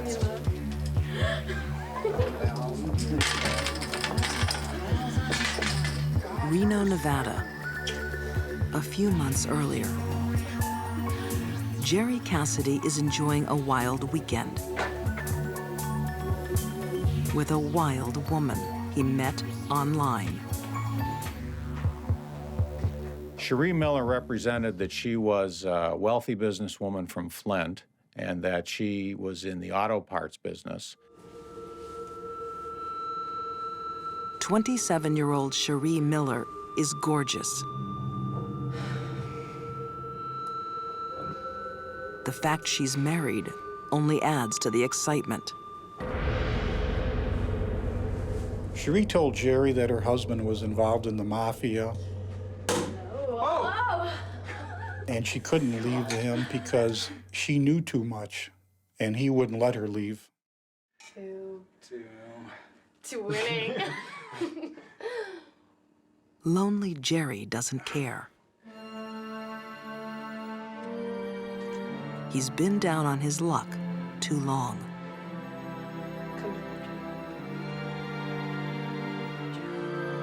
He lost his job in law enforcement, which he loved, and went through a divorce, and never seemed right after that.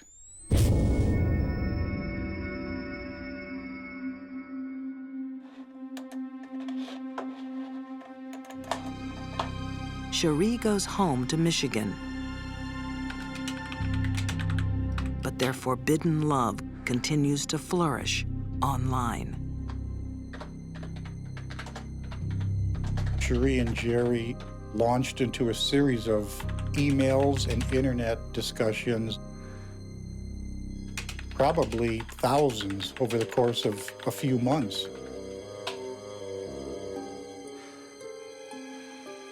Jerry and Cherie's online relationship developed as quickly as a relationship would have had they been sitting across from each other chatting. They basically fell in love over the internet.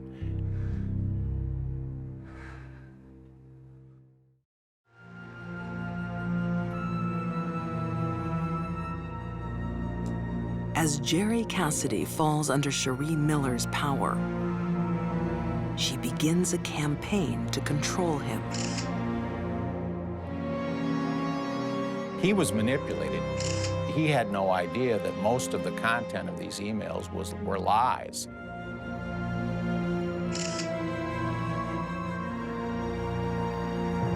Cherie pretends that she's pregnant with twins. And he is the father.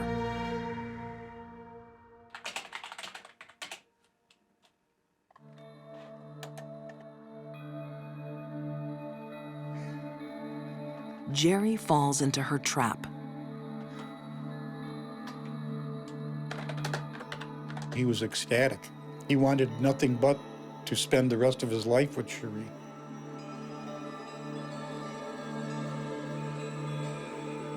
It's all a lie.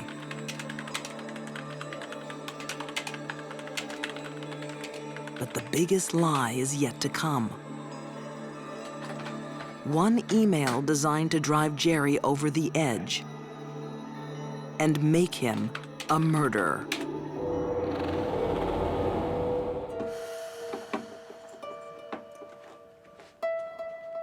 In the anonymous world of the internet, lies are easy to tell.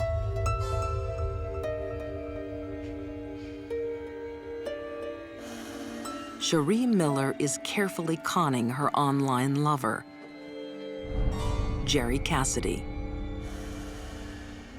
She was just somebody who was trying to be like a puppeteer and move the pieces along to her satisfaction. Cherie was able to control Jerry because he wanted to be controlled. She found in him a dupe.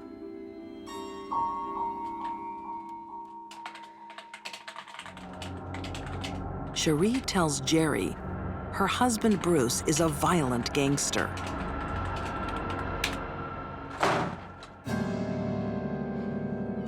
None of this was true. He was a nice guy, easy to do business with, and in no way would he do any of the things that Cherie Miller was suggesting that he would do. But Jerry wants to believe. He already thinks Cherie is pregnant with twins. She hopes her next lie will turn him into a killer.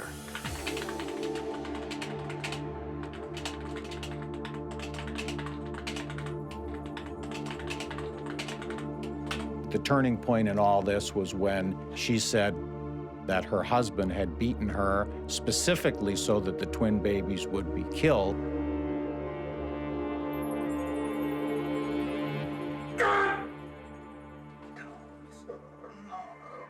A faked photo is all the proof Jerry needs.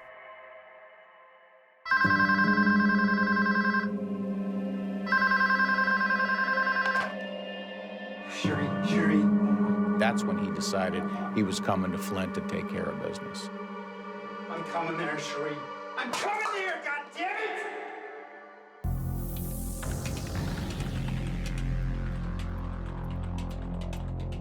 Chatting online, Cherie and Jerry plot every detail of her husband's murder.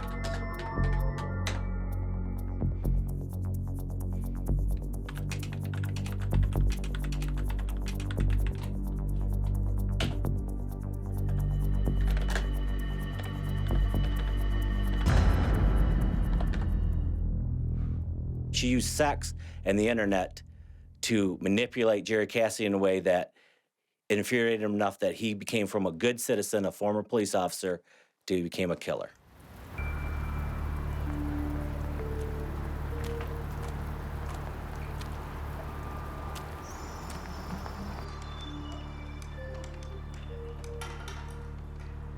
The plan was for Jerry to walk in, say, "Hi, I'm Jerry." He did want to look in the eyes of the person that he believed harmed his own children and harmed the love of his life. She told him where he carried his money and to take the money so it looks like a robbery. That's exactly how it came down. Whoa, what's going on here? You know who I am?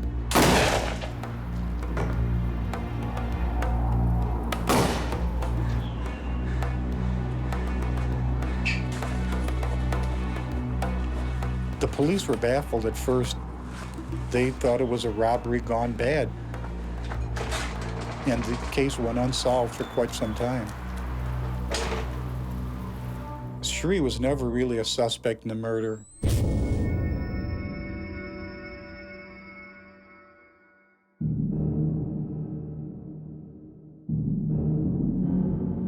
When it all dies down, Jerry thinks his new life is about to begin. But Cherie has already moved on. He came back to Flint, Michigan, right to Cherie Miller's house, and at that point had found that Cherie Miller had already moved in her new boyfriend.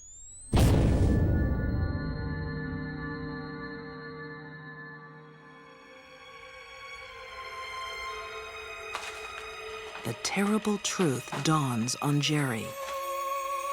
He's been tricked into murdering an innocent man.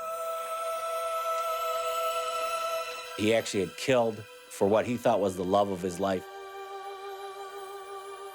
He was just used as a pawn in her game to kill Bruce and not have any ties back to her.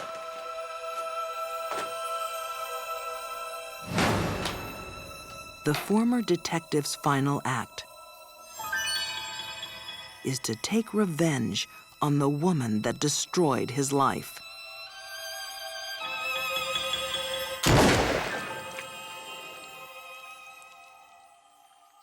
In the briefcase was a 8-page instant message printout that detailed how Jerry had driven to Flint and killed Bruce Miller.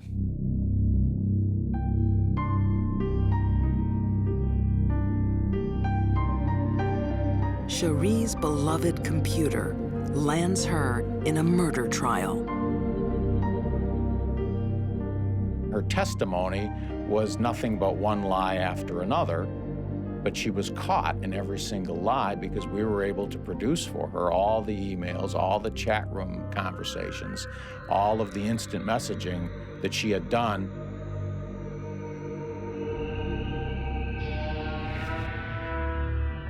Convicted of conspiracy to commit murder, Cherie Miller is sentenced to life. Everyone that knew Cherie was not surprised that she was able to manipulate someone to do this for her. There will always be a Jerry for every Cherie that's out there.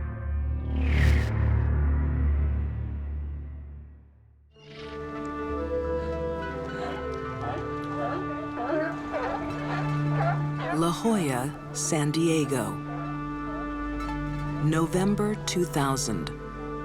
Hey, I'm home. 24-year-old Kristen Rossum discovers an eerie recreation from her favorite film, American Beauty.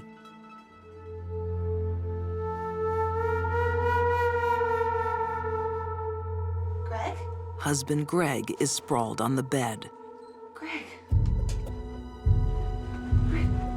Rose petals strewn all over his body with a wedding picture of the two of them dramatically displayed. She went to the bed and found him cold and not breathing, so she called 911. It looks like suicide, but they've only been married a few months. The perfect couple, My husband's not breathing. with the brightest of futures. Okay, what do I do? Okay, bump his chest. Why would he take his own life? According to Kristen, she told Greg that she was planning to leave him. Greg was distraught about their relationship, about the impending end of their relationship, and he had overdosed.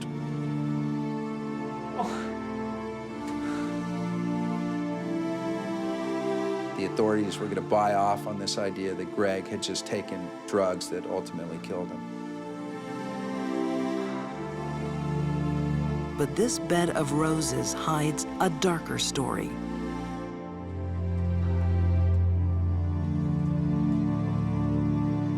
Brilliant, beautiful, young woman, but obviously with a troubled and perhaps evil side to her. Researching Kristen Rossum's history, journalist Caitlin Rother finds a girl driven to succeed. She was a former ballerina, former child model. She grew up as a perfectionist, the daughter of 2 academics. And she was raised with the pressure to perform. She does perform, landing a high-flying job as a toxicologist. Kristen was working with the San Diego County Office of the Medical Examiner, dealing with chemicals in the body that could be the cause of death. But to prosecuting attorney John Gomez, she's the worst person for the job. Kristen Rossum had a lot going for her, but the one thing really working against her was her addiction to methamphetamine.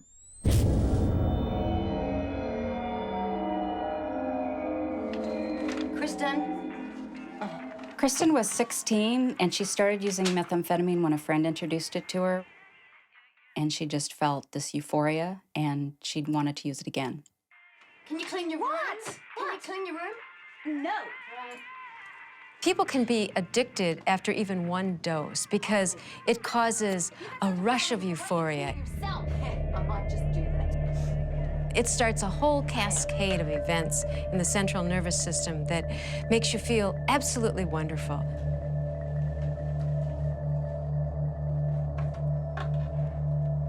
Once addicted, users are on a deadly downward slide.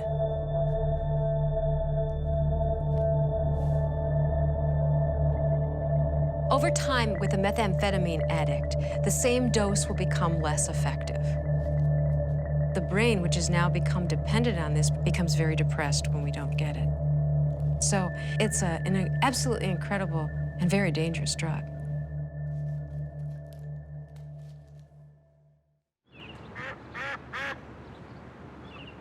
Growing up, Kristen has trouble shaking her addiction. But a new boyfriend brings new hope. Greg DeVillers was a nice boy from a nice family, the son of a doctor. It was love at first sight, at least for him. Kristen did have some doubts about getting married to Greg. She spoke with her parents, and they thought, well, he was so good for her. They thought he was her saving angel because he helped her get off meth. So they were encouraging her, and so she went ahead with it.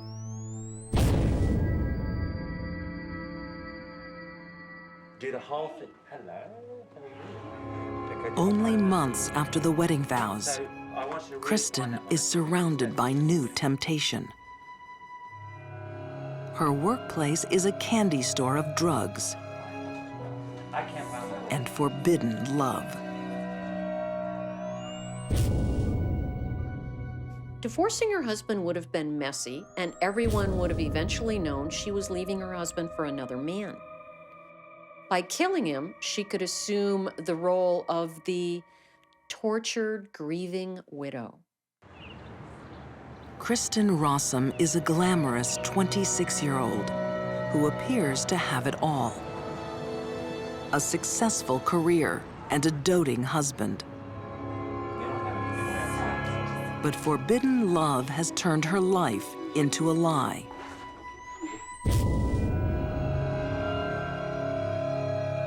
Michael Robertson was Kristen Rossum's boss and lover, a charming, good-looking guy that entered into a relationship with this young woman that became serious.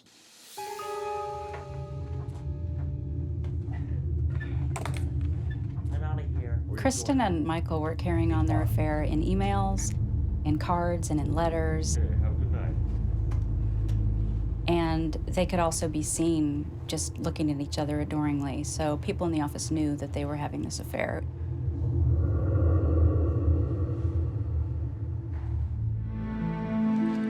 Hey, honey. Happy birthday. Husband Greg is at a loss. The love of his life seems to be slipping away.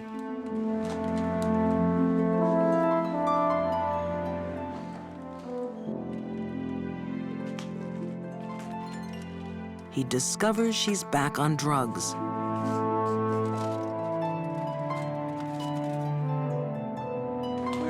When he finds a letter from her lover, Hey, what are you doing? What is this? all her secrets are out in the open. That's private. Give it back. Give it back to me. That is none of your business. All right? Guys, that's you. Kristen felt that the world was caving in upon her Let it go. and that Greg was getting ready to reveal her as an adulteress, as a methamphetamine addict. She was going to lose her job, she was going to lose her lover, she was going to lose everything that she'd worked so hard for. And she felt the only way out was to murder her husband.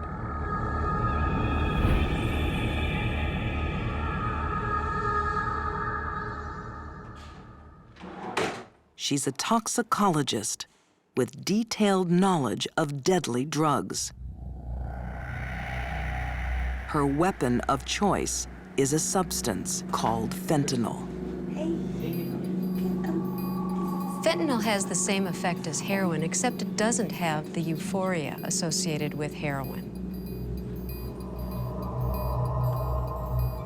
It's not normally picked up by routine opiate screens because of its chemical structure. And Kristen's workplace is full of it. There were tons of fentanyl missing from the cases that she worked on.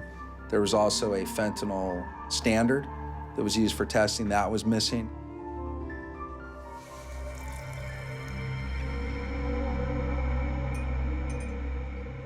Shattered by his wife's affair, dulled by painkillers, Greg DeVillers is an easy target. Here, drink this. It'll make you feel better. Drink it. All of it? Soon, the deadly fentanyl is coursing through his body.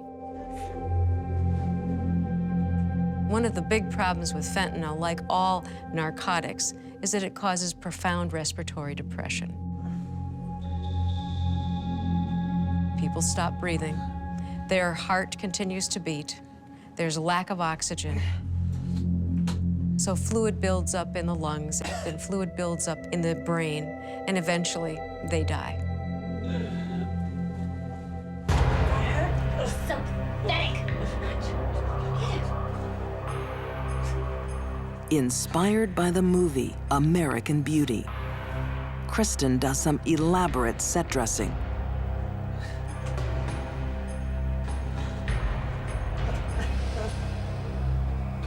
Do you remember this, Greg? Do you remember? Hey! The crime scene indicates to me Kristen's flair for the dramatic in her life. Also a bit of arrogance, thinking that she could actually duplicate a famous scene from a very popular movie in her own husband's murder.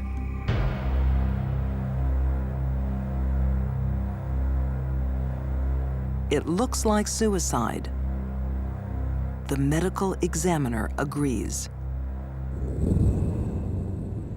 Kristen had used fentanyl to kill Greg, knowing that her coworkers would investigate the cause of death, that they didn't test for fentanyl. Kristen knows that going in. That's why she chose fentanyl.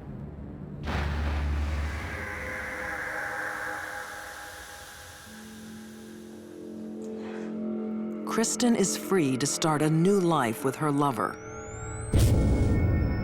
But one more test awaits. Because Kristen was an employee of the medical examiner's office, they sent the toxicology tests out to private labs. And that's where they found the fentanyl.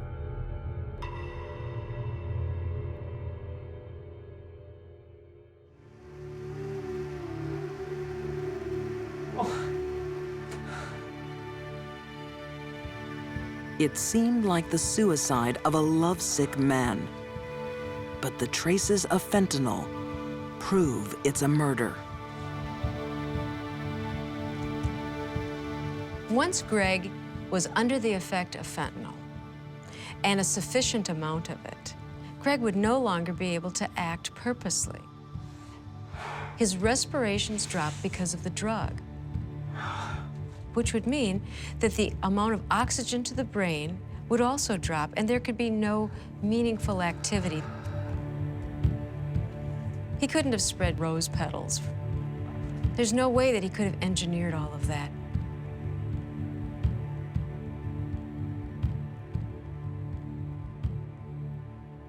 Had that crime scene not been so elaborate, and had Kristen not been going for the dramatic in that crime scene with her husband, she might not have drawn attention to herself.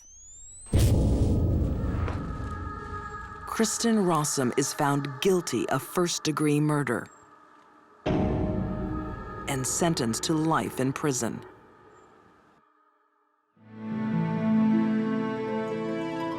Kristen had 3 relationships, one with her husband, one with her lover, Michael Robertson, and one with methamphetamine, and she chose methamphetamine over the other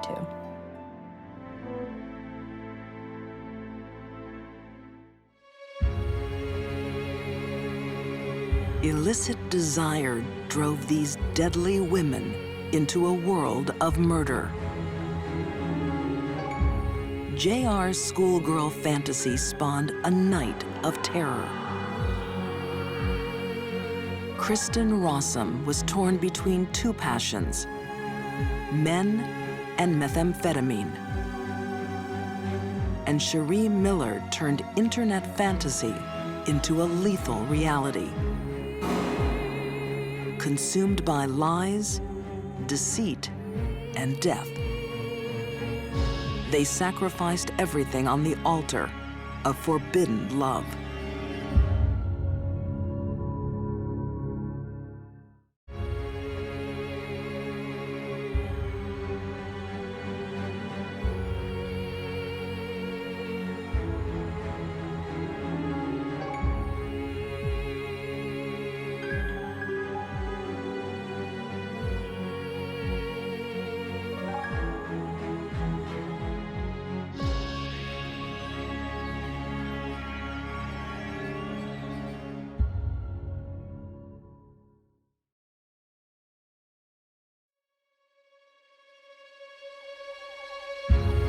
Some women are persuaded to kill under the spell of an evil man. It was horrendous, absolutely horrendous. Charles Manson turns hippie girls into bloodthirsty killers. I think she really enjoyed writing in the blood of her own murder victim. A vulnerable single mom falls for the wrong guy. Who would have thought a woman could commit a crime so brutal? And a dark devotion leads to sadistic child murders. This little girl screaming for a mummy and asking to go home. It was awful. These are deadly women who don't act alone. They're under an evil influence.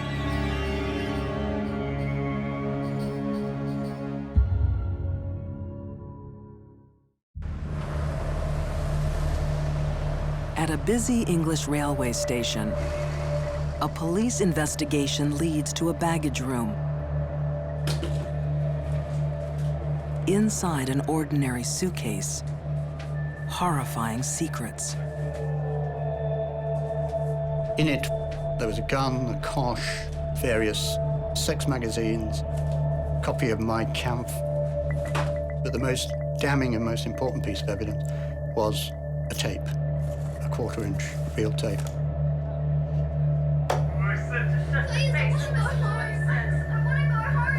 On the tape, a terrified girl begs for her life. This little girl is asking not to be tortured, screaming for a mummy and asking to go home. It was awful. A woman's voice can also be heard, torturing a young child to death. Her crimes will shatter a nation's innocence. Her name is Myra Hindley. What Myra Hindley did was evil. There is absolutely no doubt that Myra Hindley was the most reviled woman in Britain. Manchester, England, the early 60s. 19-year-old Myra Hindley is a quiet secretary, infatuated with co-worker Ian Brady. Myra was looking for someone to pull her out of her boring existence. And for her, Ian offered that. Soon, Ian Brady initiates Myra into his dark world. Brady flirts with Nazism and is a sadist. He gets sexual pleasure from the sufferings of others. She was ready to enter a sexually sadistic, sadomasochistic relationship with Brady. It didn't take much doing. He could teach her things she couldn't learn anywhere else. And she wanted to learn. Brady's deepest fantasies will give Myra the ultimate test of her love. He'd already begun fantasizing about crimes against children and fantasizing about committing the perfect murder. What he needed was someone to help him act that out, and that person was Myra Hindley. Myra made the leap from sadistic sexual fantasies to reality because she wanted to please Ian, and she wanted to show Ian how adventurous she was. They became, in a way, a sort of Bonnie and Clyde couple. Each lived for the other. As a young Manchester journalist, Clive Entwistle wrote about Myra Hindley. She was desperate to fulfill his fantasies, his needs. She was frightened, I suspect, of rejection by him. On a cool Friday night, a teenage girl heads to a local dance. Brady had decided that he wanted to kill. Pauline Reed was their first victim. 16-year-old Pauline Reed knows Myra and her family. Myra offered to give her a lift and said to her in the vehicle, "By the way, I've lost the glove on the moors. Would you like to come with me and help me look for it?"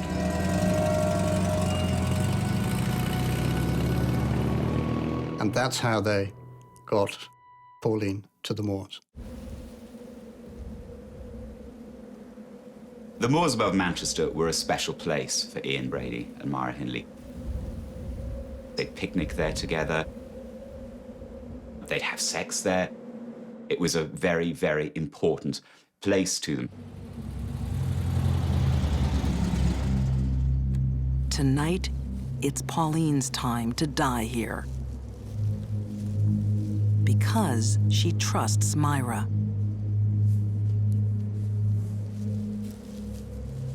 Ian Brady was awkward. He was not the kind of person a child would trust. There was no way they'd have got into a car with him. Without Myra, he would never have become the mass killer that he did.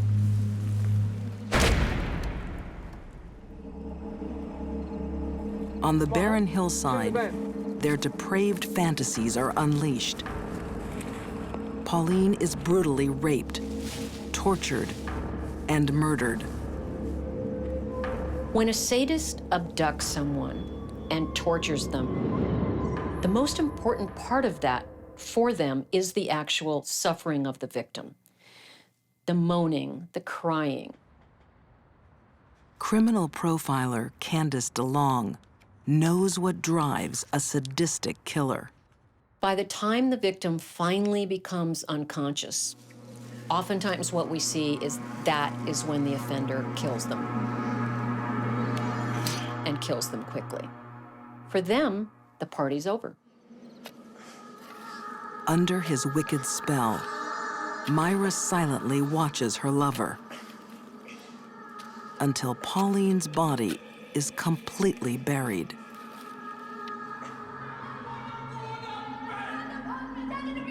One of the clues to Myra's sadistic nature lies in her past.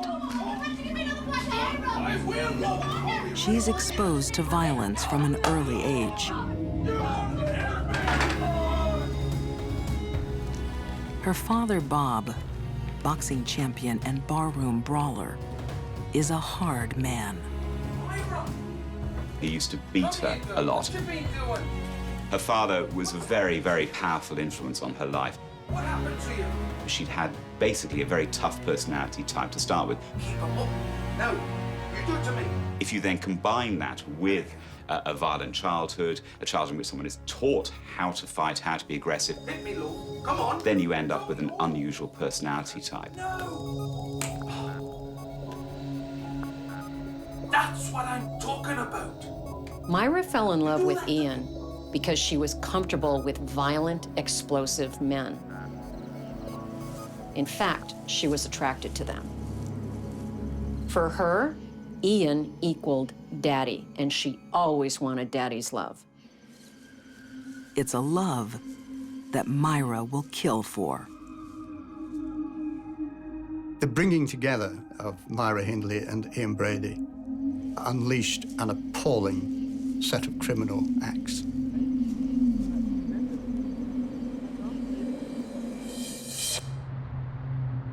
In Manchester, England, a young teenage girl has been kidnapped, sexually tortured, and murdered. The fact that children were being abducted and killed was incomprehensible to the ordinary man and woman in the street. Even more shocking, one of the killers is a woman in the thrall of a dangerous man. Myra may have gone through her life and never been a sadistic person, but once she hooked up with someone and fell in love with him, and that was his idea of how life would be, it was hopeless. Myra Hindley herself admitted that if she hadn't been there, Ian Brady wouldn't have been able to kill. So without Myra, these crimes wouldn't have happened. Out on the lonely English moors, Myra has collected another victim, a young boy, to satisfy her lover's sexual fantasies. Keith was a lad, a cheeky little lad, who liked to go out and have fun. 12-year-old Keith Bennett is one of 4 children Myra and Ian will bury here.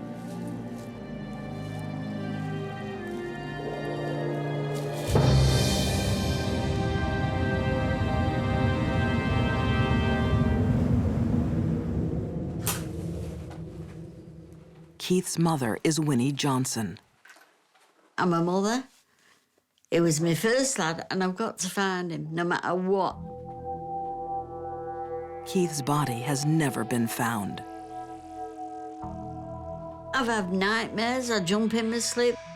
It's getting to me now, because I just can't get him back. Winnie will never forgive Myra Hindley. She shouldn't be on this earth. She shouldn't even be in heaven. She should be in bloody hell as far as he can send her.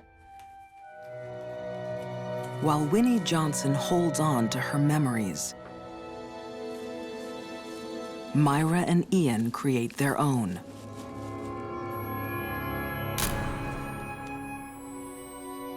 Their photos hold a grim secret. Myra, you ready? A tiny body lies beneath Myra's feet. Myra and Ian returned to the crime scenes. The question is, why are they returning? In the case of a sadist, they return to relive the memories.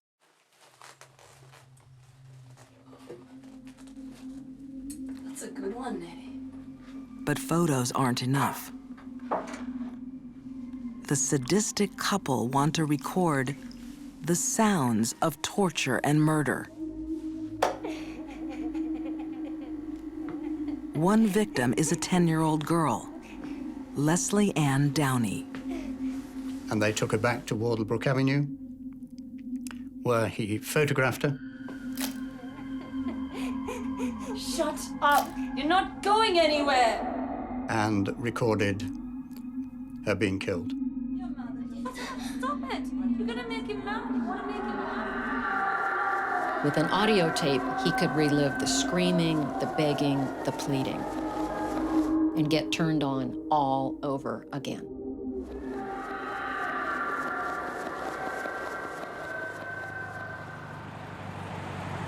Cold, confident, and insatiable, Myra and Ian's killing spree becomes bolder. So he started to take these slightly mad risks, if you looked at what had happened before and how carefully planned he'd been.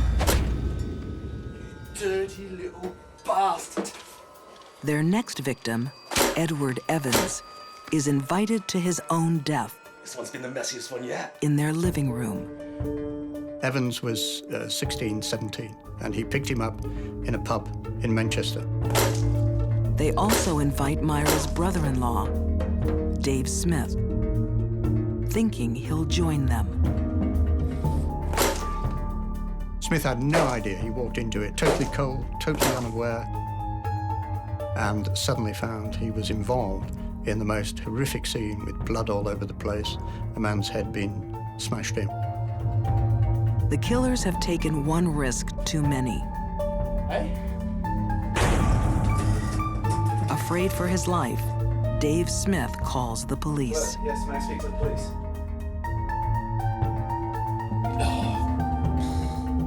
Edward Evans' body is discovered in Ian and Myra's home, along with a clue that will expose Myra and her lover as sadistic serial killers. Well done, Constable. Constable, I want everything logged. A left luggage ticket leads to a shocking treasure trove. Listen to this one later. They kept trophies in suitcases, which were then, after their arrest, found at Manchester Central Station. And in there, of course, was a tape recording of Leslie Ann Downey, and that proved what they'd done. Did you not hear me the first time when I said to shut your face and listen to what he says? I want to go home, please. Be quiet. Do you not speak English? When they played the tape in court, you could have heard a pin drop. You could. Nobody moved. Nobody said anything. Afterwards, there was a long, stony silence as people reflected on what they'd just heard. The suitcase contains other gruesome souvenirs, gravesite photos. Now, police know where to search. For over 3 weeks, the police searched the moors. As I arrived, they had just excavated Leslie Ann Downey's body. And there were no such things as body bags in those days. I looked in and saw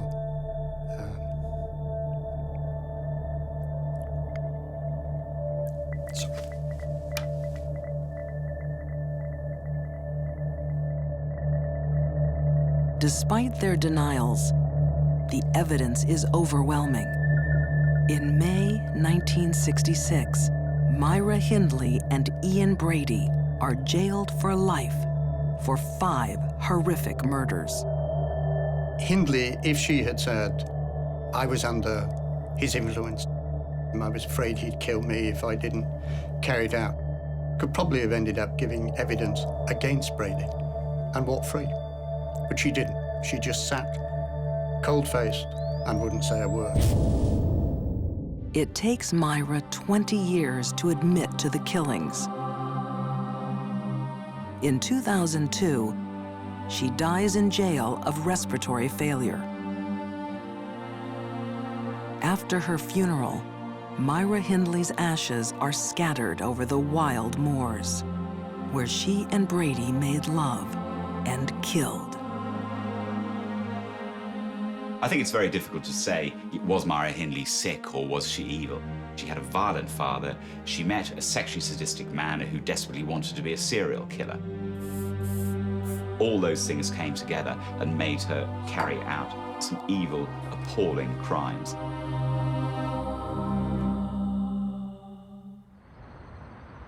Some women kill out of a perverted love.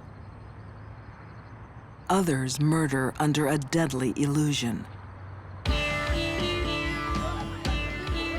Southern California, 1967. The summer of love is in full swing. At a hazy hippie party, one man dominates the room. We were all searching for something, and they were searching for something, and they apparently found it in him. Are you ready for a big trip? 18-year-old Susan Atkins is drawn to the charismatic stranger playing guitar.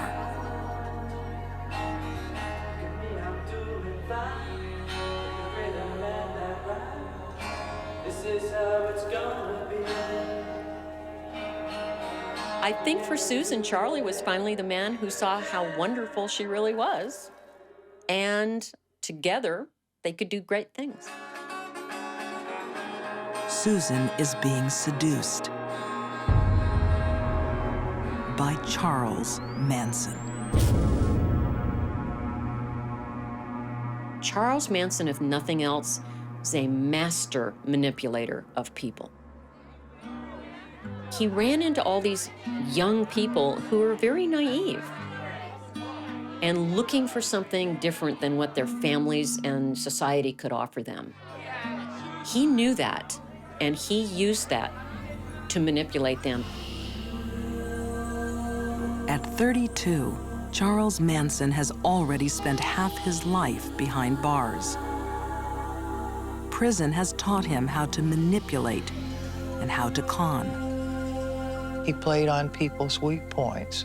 He was con smart. He learned in prison how to play people, and he played on all these girls. Teenage runaway Susan Atkins is searching for a better life. Susan Atkins was probably the most troubled of the young women. She had been arrested, she had run away from home, and she really was kind of a discarded person. She was looking also for an answer in her life, and it came from Manson. At Manson's trial, reporter Linda Deutsch saw another young woman who fell under his dark influence. Patricia Krenwinkel was she was kind of a lost soul when Charlie Manson found her. She had had some drug problems, and as she would tell it, she met this magical man who played a guitar and who lured her into his spell. She comes across a man who is an expert at manipulating women. She didn't stand a chance. All those watching, we don't need them. Time isn't needed. See, everything's a play act. Everything's like a movie. I want you guys. Charles Manson used a few things to influence and control the people that eventually became his family. Time isn't needed. One of them was drugs. Another one was he fed into the part of their ego that needed someone to accept them and to guide them. The other thing he used was the permissive attitude at the time. Manson uses mind control. He's been in there too long. He is rewiring his cult to commit a crime that will shock the world. They had been so completely and thoroughly brainwashed by Manson that they did whatever he wanted them to do. His followers must murder and show no mercy.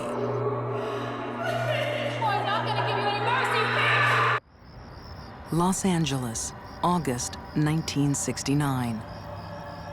On a hot summer's night, a bloody chapter in history is about to be written by Charles Manson. The Manson murders were the most shocking crimes that had hit Los Angeles. The people who were killed were famous. But Manson won't do the killing. His girls will murder under his evil influence. You round people up. You come with me. With the help of fellow cult member Tex Watson.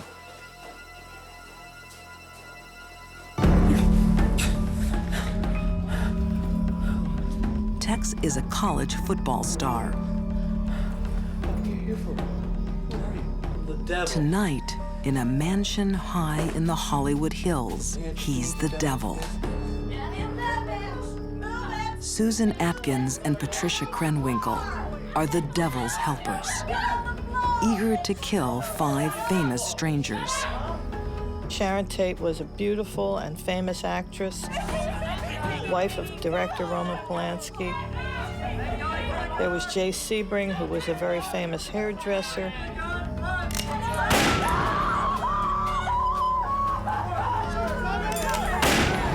Abigail Folger, who was an heiress to a coffee fortune. For the victims, it's a night of unimaginable horror. At the hands of Manson's followers. Patricia wasn't born bad, just vulnerable. Manson molds her into a cold-hearted killer. Patricia Krenwinkel said that she chased down Abigail Folger on the lawn of the house. Patricia, who had a knife and who ultimately stabbed her to death.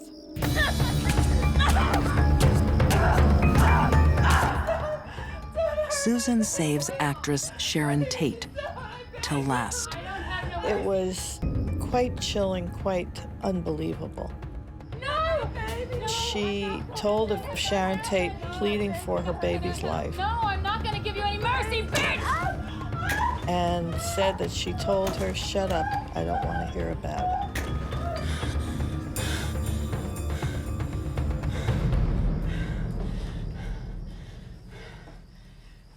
Finally, using Sharon Tate's own blood, Susan scrawls the word pig.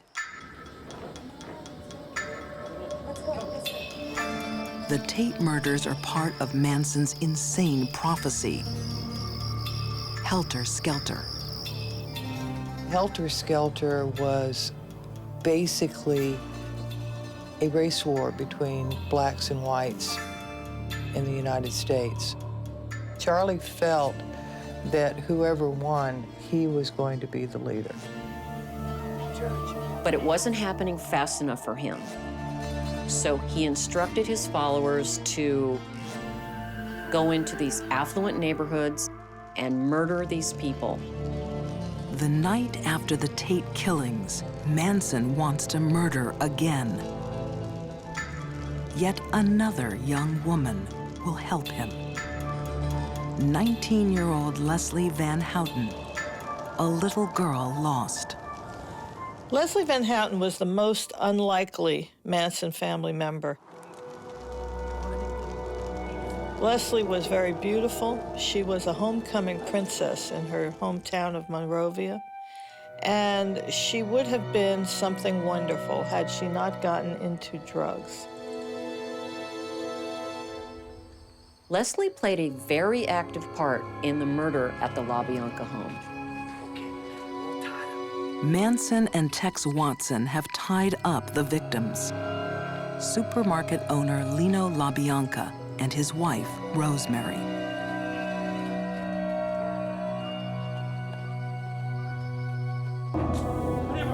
Manson wants to trigger a race war by making it appear that African Americans are slaughtering wealthy white victims.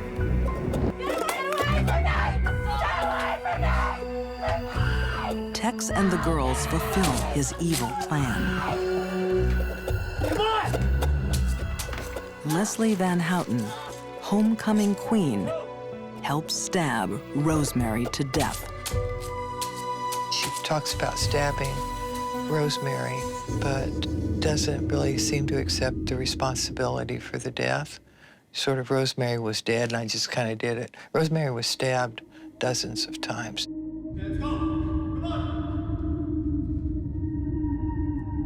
The word war is carved into Lino LaBianca's flesh. It was horrendous, absolutely horrendous. Once again, bloody words are smeared to spark a race war. But Helter Skelter never eventuates. Manson's madness is ended by a prison boast. Jailed for another crime, Susan Atkins can't keep quiet about her part in the killings. She was in jail on another charge, and she bragged to her cellmate about the murder she'd been involved in.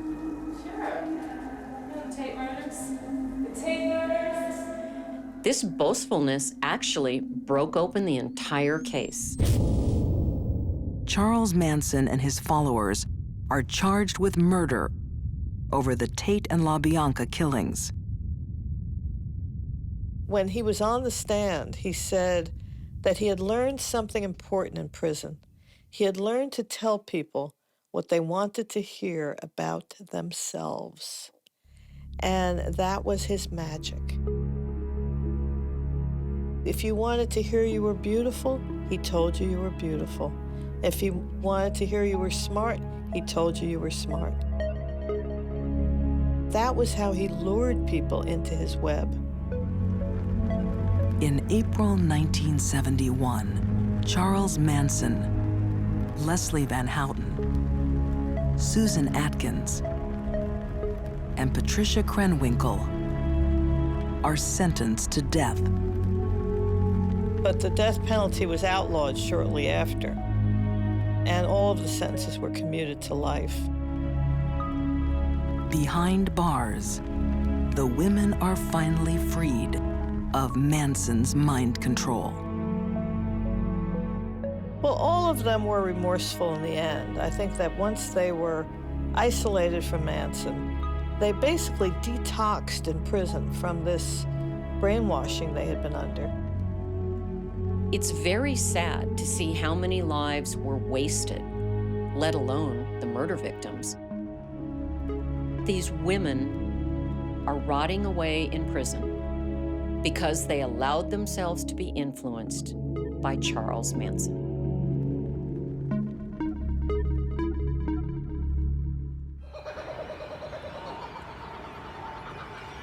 Melbourne, Australia, 2005. A summer's day full of promise shines down on a car full of dark secrets. There was a rancid smell coming from the car, 'cause it's quite a warm day. The abandoned vehicle arouses the suspicions of a park worker. Inside the trunk, a grisly find. No one could have heard her cries for help. She had no chance. There's another surprise. After 5 days locked in the trunk, the woman is still alive. Hello? Hello, can you hear me? Hello? I couldn't believe that she was alive, but she was. What will shock everyone is who did this and why. Who would have thought a woman of that profile could commit a crime so brutal and cold? Tanya Herman is looking for love. The 36-year-old has a young daughter and 2 failed marriages. Tanya was basically a hard-working single mum who was unfortunately vulnerable to manipulation. Some people are highly susceptible to being influenced by others because they lack a basic, solid core of their own personality. A simple mouse click changes Tanya's life in ways she can never imagine. It's a singles ad for a wealthy construction boss named Joe. But journalist Carly Crawford knows the real Joe is a devious serial womanizer. Joe Corp was a basically deceitful character. His life was one lie after another. Hello, beautiful. How are you? Joe Corp is actually married with 2 children and deep in debt. On their first date, he seduces Tanya with promises of love and a life together. He was certainly a very engaging personality, but a dangerous one at the same time. It seemed to be that it didn't matter how ridiculous some of his requests were, What's this? Put it on for me. she was more than willing to do anything to please him. Beautiful. I'll take some photos. Go on. Detective Jamie Cookson saw how far Tanya fell under Joe's spell. She was totally infatuated with Joe Corp. Put your head out. That's it. That's it. Okay. Yeah. Tanya was under Joe's control because that's exactly where she wanted to be. Beautiful. Tanya didn't want to take responsibility for her own life, so she let herself be led. Joe lets Tanya in on one of his secrets, a craving for group sex, You're right, Tan. something his wife Maria would never agree to. Tanya was Joe's outlet to all of his sexual fantasies. Maria Corp was a very religious person. It was not the sort of thing that she would have been involved with. When Joe's wife Maria discovers a photo of Tanya, Who is that? she threatens to end their marriage. Oh, it's Daz's new girl. Oh, why are you lying to me? Not lying to you, I don't know her. Joe tries to end the affair by sending a series of emails.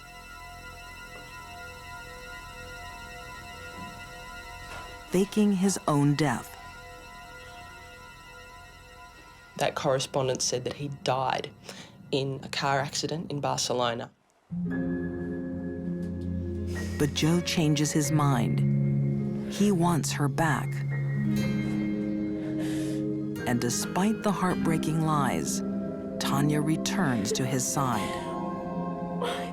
It didn't matter how much Joe lied to her about things, she would always forgive him. Joe's action of faking his own death to a woman who was deeply in love with him and then re-emerging and saying he was only injured was a master manipulation of her heart. With Tanya hopelessly in his thrall, Joe comes up with a more sinister plan. He wants his wife, Maria, to die at the hands of Tanya. To retain his affections, this is what she felt she needed to do. She felt she had no other choice.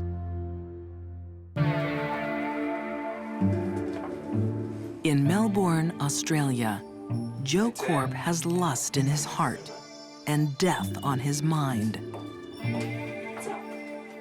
He wants his mistress, Tanya Herman, to kill his wife, Maria. Joe obviously saw a way of keeping the money and keeping the house and keeping the girlfriend and having all of his fantasies fulfilled, basically having his cake and eating it too. But the only thing that was in the way there was Maria. Joe plans everything down to the last detail. A swimming cap to prevent Tanya leaving hairs at the scene, and a bag strap to choke his wife to death. Tanya would do anything for Joe, anything to keep him happy, including murder. The thought of losing Joe was intolerable.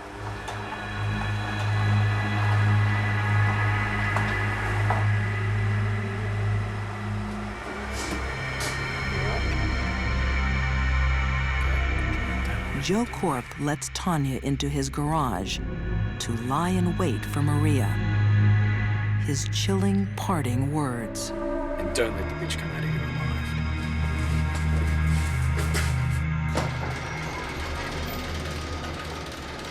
If there was one question I could ask Tanya, it would be, did you wonder why your lover wanted you to kill his wife? Why wasn't he doing it?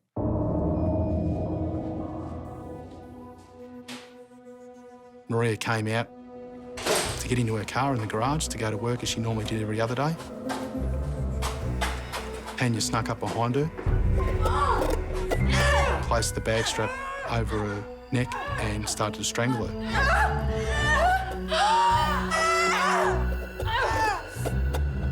Tanya described a feeling of detachment at this time.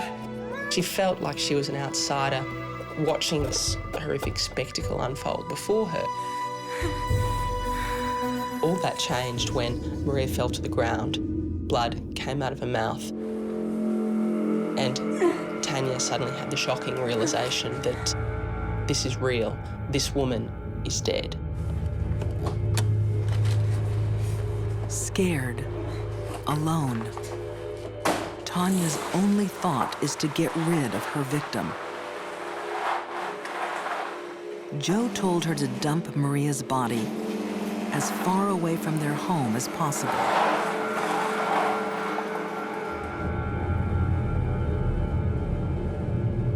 Then she hears sounds coming from the trunk. Tanya Herman thought that while she was driving along the highway, she could hear moans. Unconsciousness can occur very rapidly whenever there's compression of the blood vessels in the neck. Now, this would mean that her breathing would be so shallow and she was so limp that the perpetrator was not smart enough to check for a pulse to see if her heart was still beating. As Maria gasps for breath, a panicked Tanya abandons the car in a quiet street.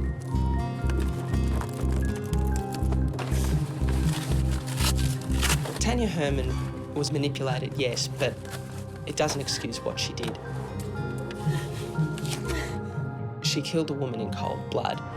She knew what she was doing, and she took steps to cover up the crime. But Tanya's obsessive love has blinded her to other risks. Joe had an alibi. He was at work when the crime took place. Tanya had no such alibi. Joe didn't supply her with one. As police close in, Hey, come over here, quick! Joe becomes a prime suspect. He blames Tanya for the murder. She was shocked. He's prepared to testify and he's prepared to stand up in court and say... She felt betrayed, and she washed her hands of Joe from that moment.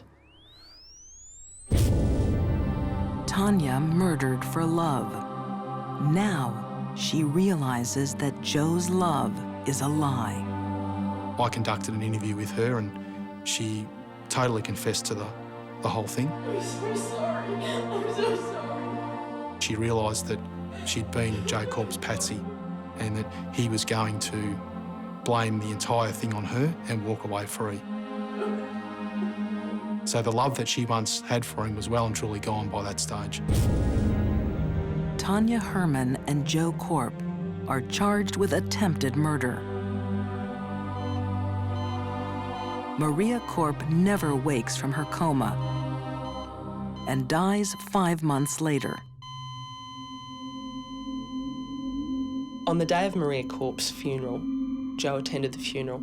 Later that night, he took a bag of ropes and personal diaries to his shed. And he hung himself. Once Maria had died, we were going to upgrade the charges from attempted murder to murder against Joe Korp. So he took the coward's way out and committed suicide. Tanya Herman is left to suffer the consequences of her actions. In July 2006, she is sentenced to 12 years in jail. In many ways, there are two victims in this story. One was Maria Korp, the other was Tanya Herman. I think it's safe to say that had she not met Joe Korp, she would not be in jail now. When these women were asked to kill, they all said yes. Myra Hindley slaughtered innocent children to satisfy her lover's perverted bloodlust. Charles Manson's women went on a bloody rampage, their minds in the grip of an evil preacher. And Tanya Herman took another life, believing it would better her own. These deadly women all became killers under an evil influence.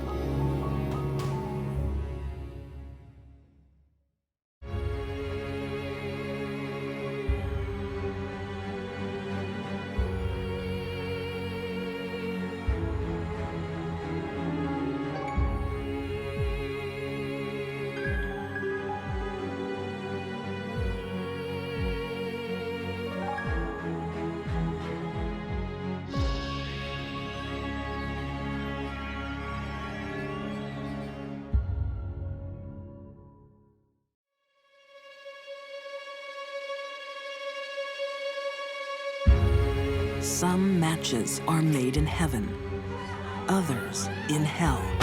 When they got together, they were like a stick of dynamite, the wick and the gunpowder, and boom. Obsessed by sex, a housewife lures girls to their graves. In the end, I was expecting to die. A single mom trades her lonely life for a blood-soaked romance. No matter how fat she was, no matter how bad she was, he loved her no matter what.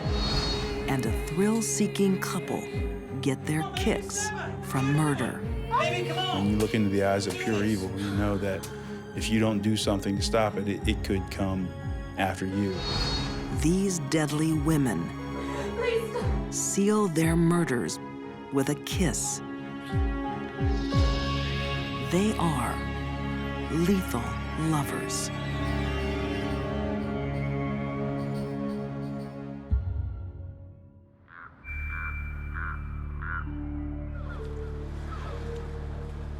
A quiet street in Gloucester, England. Behind closed doors, something wicked is taking place.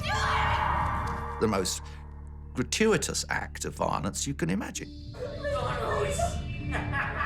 Unimaginable evil.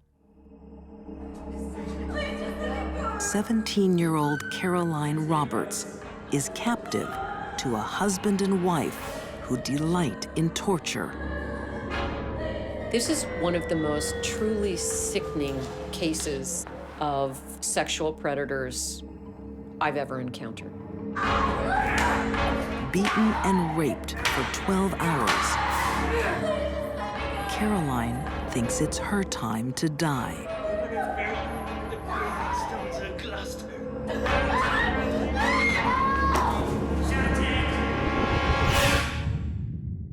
The night that they had me, it was at Rose's hand that I nearly died. She's the one that smothered me. Never be the same once you've been in there and gone through that.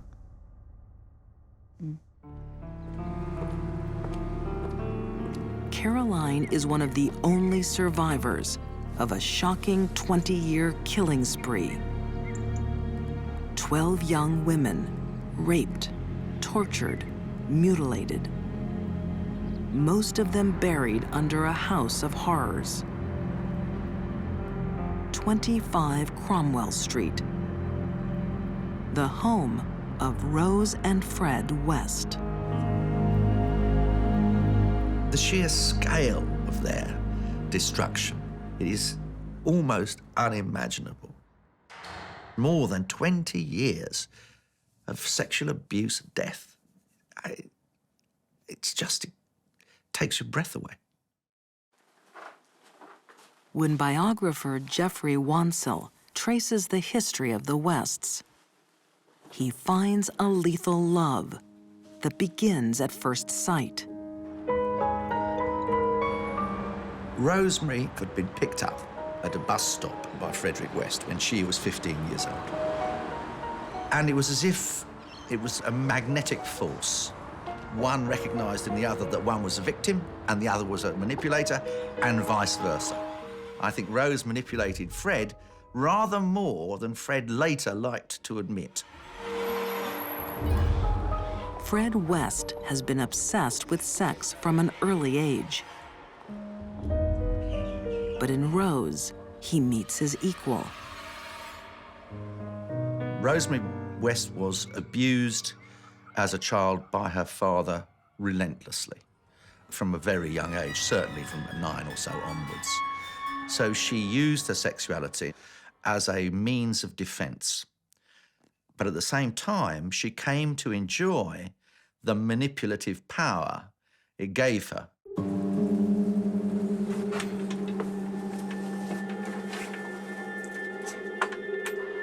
Sex will come to dominate the lives of the Wests.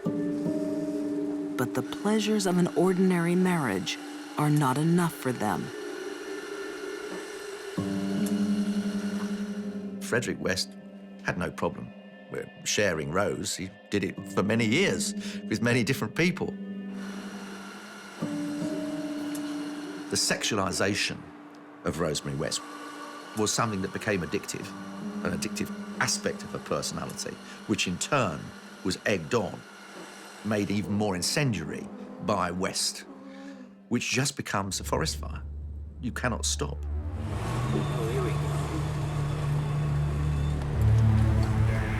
The Wests need a new sexual thrill.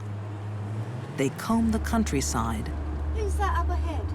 hunting for hitchhikers, and find Caroline Roberts. Why don't you hop in? We'll give you a lift. No, come on, jump in the back. My instinct was not to get in the car, but my other part of me that was saying, don't be rude. You know, give them the benefit of the doubt.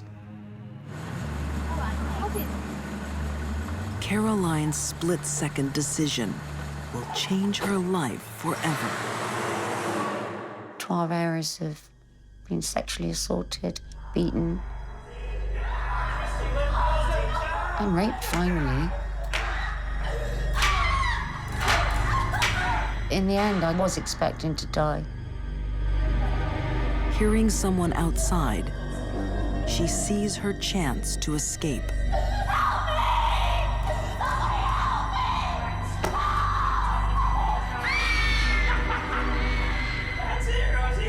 I could feel myself going, and I just thought, let me die. I was being smothered, and I just thought, let me die. But something stops the Wests from killing. Caroline is allowed to leave. I always thought that Caroline was incredibly lucky. I think the only way I would explain it to myself now is that it was the dry run, if you like. And the fact that they allowed her to escape was, in the end, I'm absolutely certain, just that final, can we push ourselves over the edge? And the fact that they got away with it, they knew, nothing can stop us now. The Wests are convicted of indecent assault over the attack on Caroline Roberts. But they're only given a small fine and allowed to walk free. The next girls taken prisoner by the Wests will not be shown such mercy. Every time another body was brought up, it just made the guilt I felt for surviving worse every time. I think they probably did a bit more each time, but they had to get rid of the girls because I told.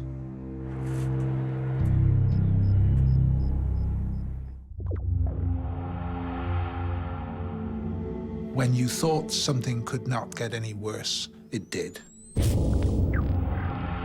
When you thought the horrors that you were going to uncover were as far as they could be, then you were wrong.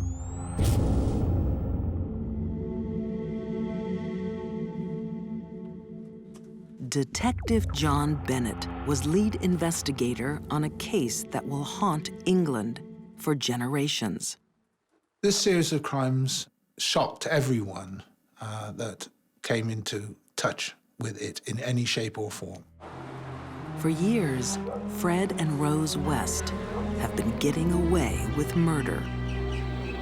Rose West was a wife, a mother, a landlord. She lived in the community, she talked to neighbors, and no one would want to suspect that a woman could be involved in the deeds that she was. The secret other life of Rose and Fred is spent stalking the English countryside, Nice short skirt. looking for young female victims.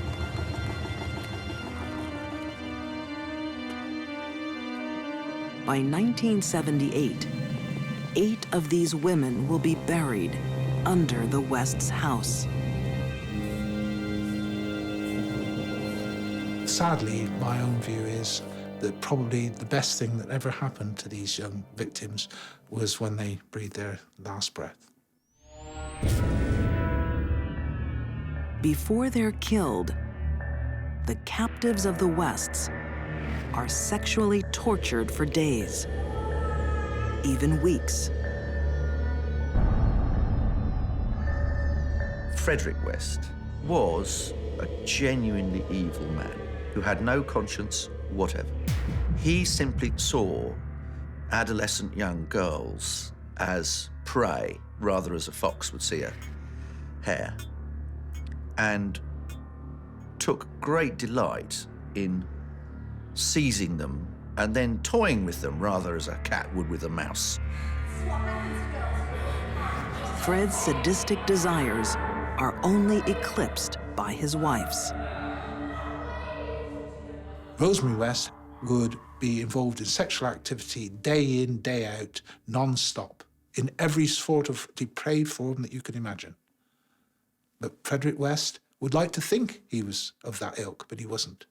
Eventually, she became more insatiable than he was, and certainly more violent than he was.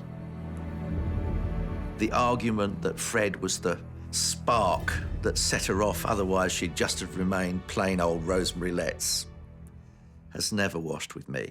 I believe that in that communal garden, blousy woman lurks someone truly horrible. Rose and Fred will even kill their own flesh and blood. I told you the other day, it's only getting worse. I don't know what to do. 1987.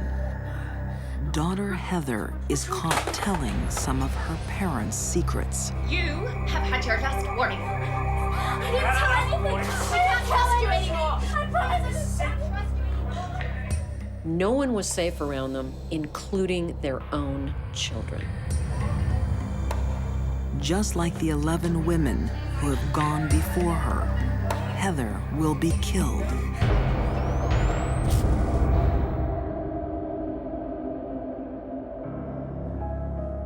In 1994, the West children are placed with social services after allegations of sexual abuse. A chilling family secret is revealed.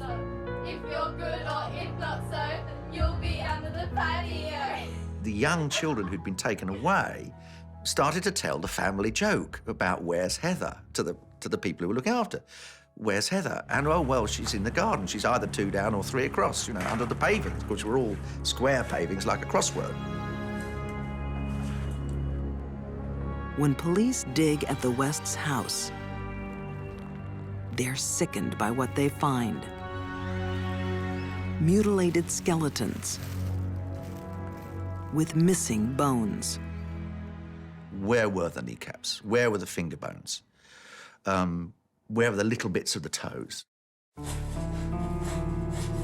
And I've always been certain that Fred extracted them while the victims were alive to make them immobile. You keep them in the cellar, you tie them up, but you also make sure they can't actually walk away.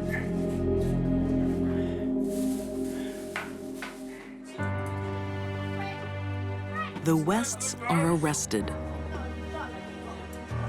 Within days, Fred admits to 9 murders. I think it absolutely astonished, horrified Britain. And I think It does to this day. Fred escapes trial by committing suicide. Accused of 10 murders, Rose pleads innocent. At one stage during the evidence, she tried to show that she was tearful when they were questioning her about Heather. Those that were sitting at a distance may have thought there were tears there. I was sat within 3 to 4 feet from her and looking at her at the time from the side. And just as the past, there were no tears. She may have wanted to cry. The tears didn't exist. Almost 25 years since she escaped the Wests, Caroline Roberts watches as Rose is sentenced to life in prison. I don't think she should ever be set free again because she lured a lot of those young girls to their deaths. You know, and I think for some of them it was most probably a blessed ending for them from what they'd been through, if my experience was anything to go by.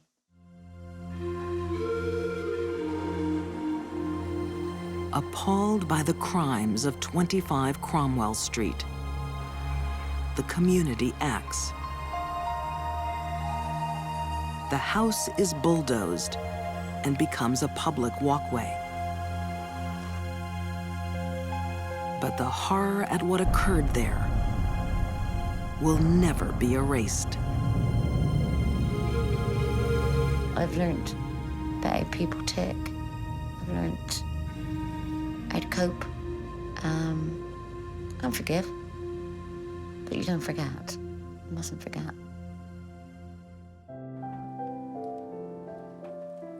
A lonely night. An impulsive decision. She wanted a man in her life. She wanted to love somebody. She wanted someone to love her. But this search for love will lead down a dark road. When two people come together,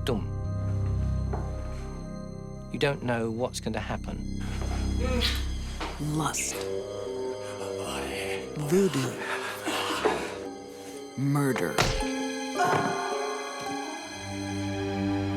Martha Beck's lonely life will never be the same.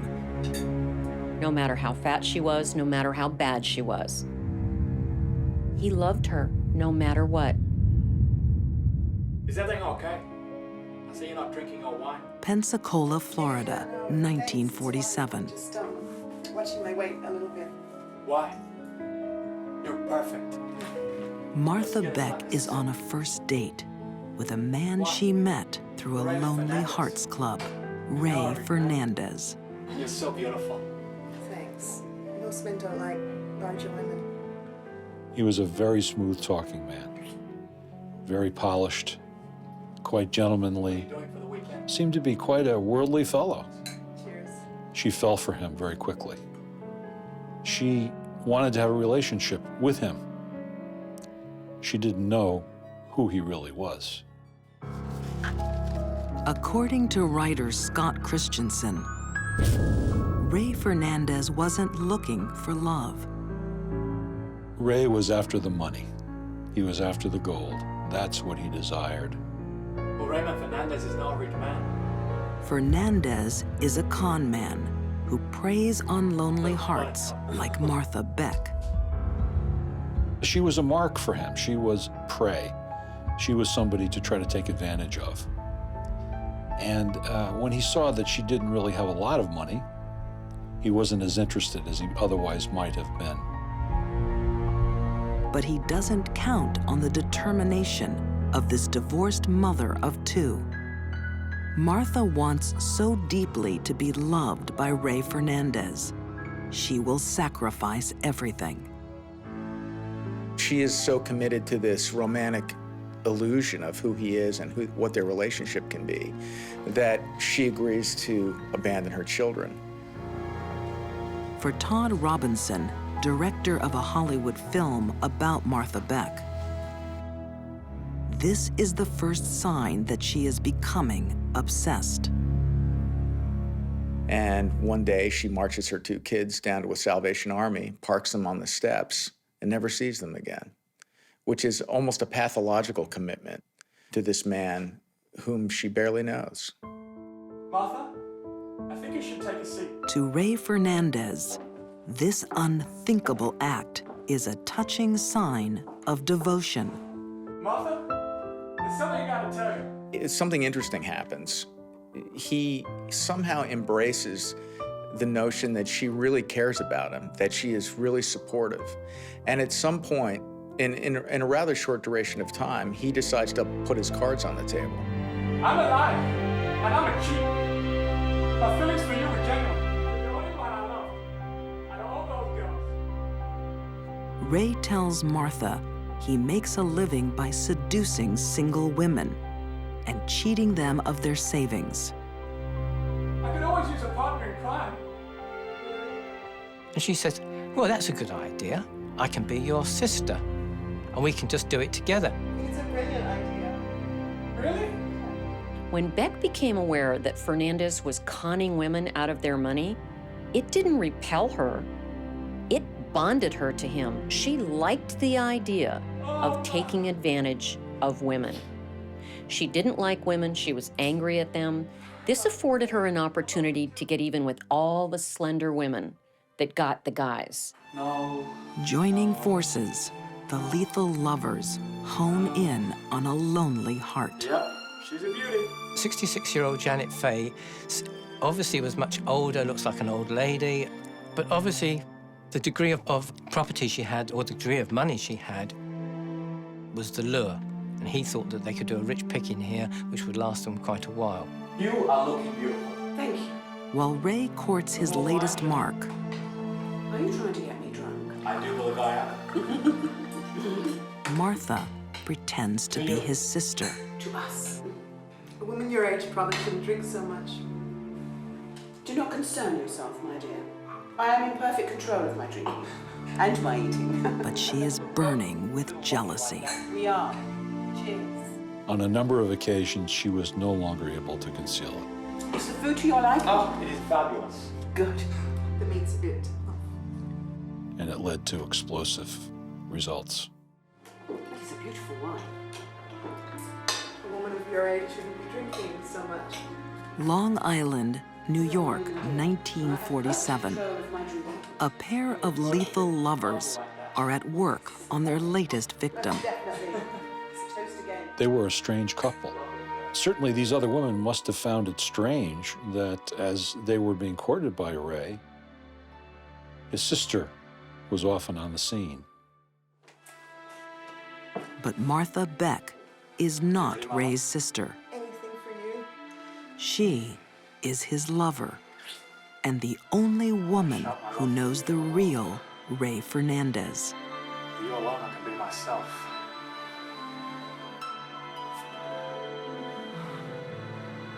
When he was a young man, when he was on a ship once, a hatch of the ship closed on the top of his head, and the accident was so severe that he lost a lot of his beautiful, dark, thick hair.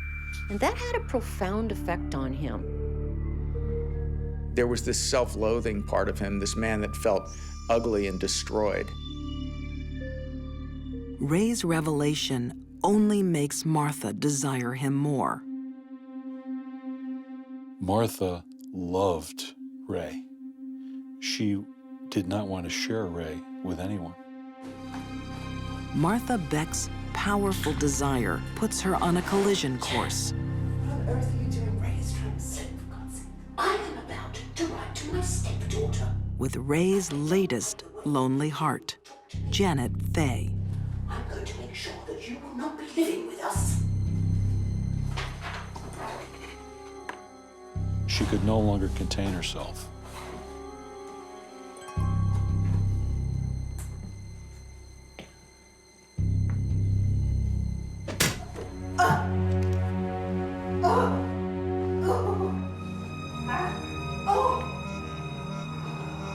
What have you done? She was bleeding profusely. It was a head wound, but she wasn't dead. That wasn't part of the plan. Oh, take care of her. Now the con man will become a killer. So Ray ultimately strangled her to death. And in the process, even her dentures popped out.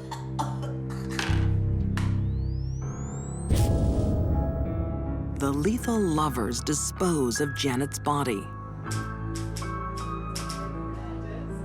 and write a letter to her daughter to make it appear that Janet is still alive.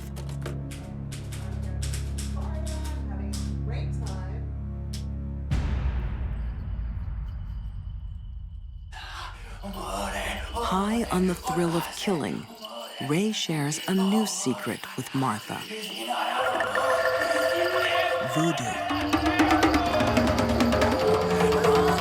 Fernandez was sort of seduced by the dark side, almost the Hollywood side of voodoo. And over time, he began to think that he could actually seduce women, make love to women, as he characterized it, from great distances. Ray believes voodoo helps him select vulnerable women who will be easily charmed. Women like single mother Delphine Downing, Ray and Martha's next victim. Delphine believed that she finally had found a husband, she had found a father for her young child, her life's problems were solved, she would live happily ever after. She didn't know what she was in for. She didn't know what her child was in for.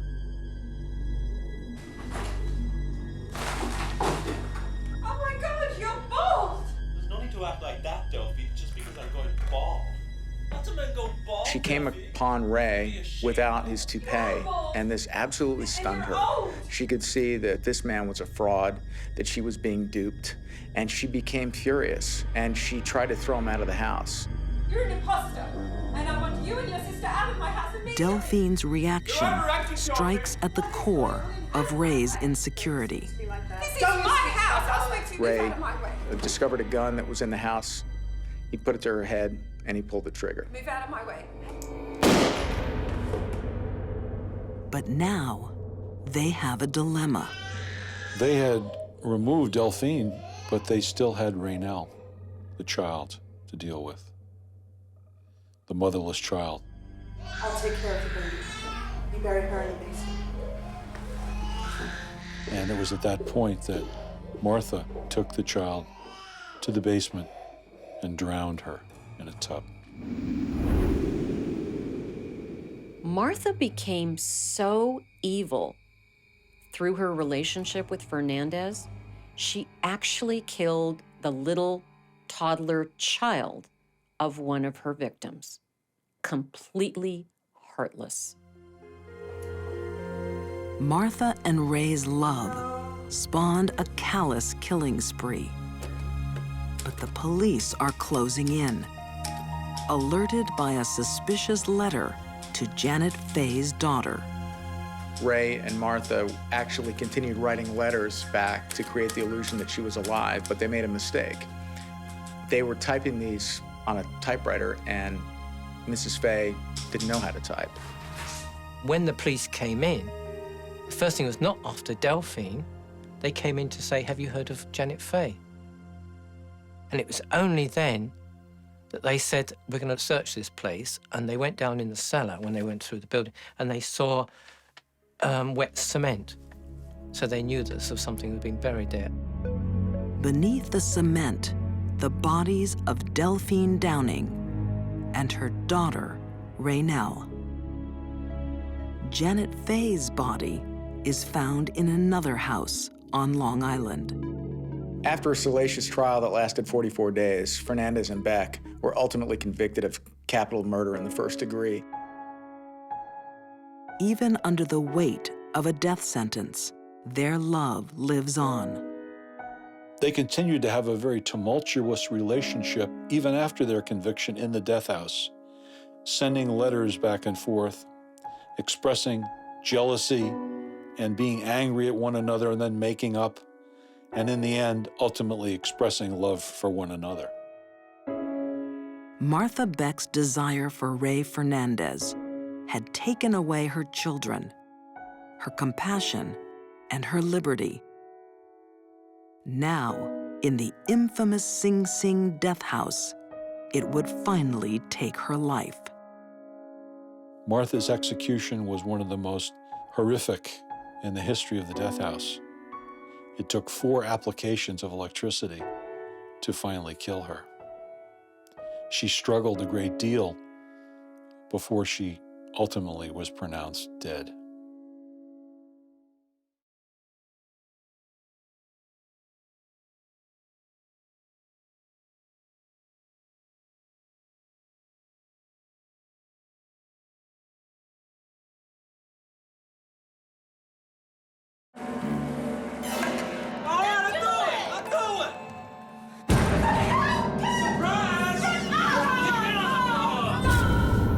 An ex-Navy SEAL who lives for violence.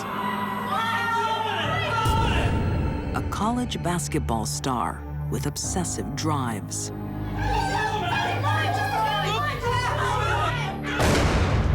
Two lethal lovers pushing each other to kill. A lot of officers were damaged by this case. How do you wrap your mind around something that's so evil? This wasn't simply a murder, one-time thing. They were on a killing spree. Erica and BJ were natural-born killers.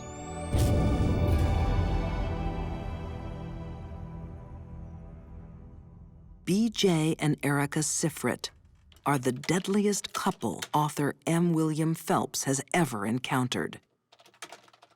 BJ and Erica were the types of people who did things to get a rush out of them.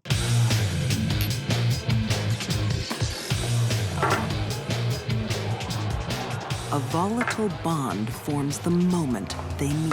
You reckon you can handle more? I can handle anything. Both like to take things to extremes. A relationship begins where all that matters is the thrill. The normal life of a white picket fence and a dog and a boat and maybe a couple of kids wasn't going to cut it for them. It wasn't enough for them. They needed more.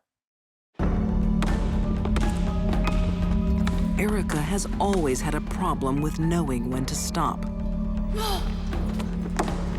Whatever she does to excess. One of Erica's passions as she grew up was basketball. She practiced, obsessively practiced. Yes. Erica has an obsessive nature. It is within her to repeat thoughts and behaviors over and over and over, even if they're self-destructive. You got your ass up, baby? Here I come. Happy birthday. Now she's obsessed with a very dangerous man. Some of BJ's passions were Hitler, snakes, guns, violence, Marxism, anything really that had to do with negative things about life, BJ really grasped onto. Hey, you like it?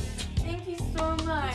BJ also harbors a powerful desire to murder. His new wife, Erica, will bring his violent dreams to life. Erica and BJ alone probably wouldn't have got into much trouble if they never met. But when they got together, they were like a stick of dynamite, the wick and the gunpowder, and boom.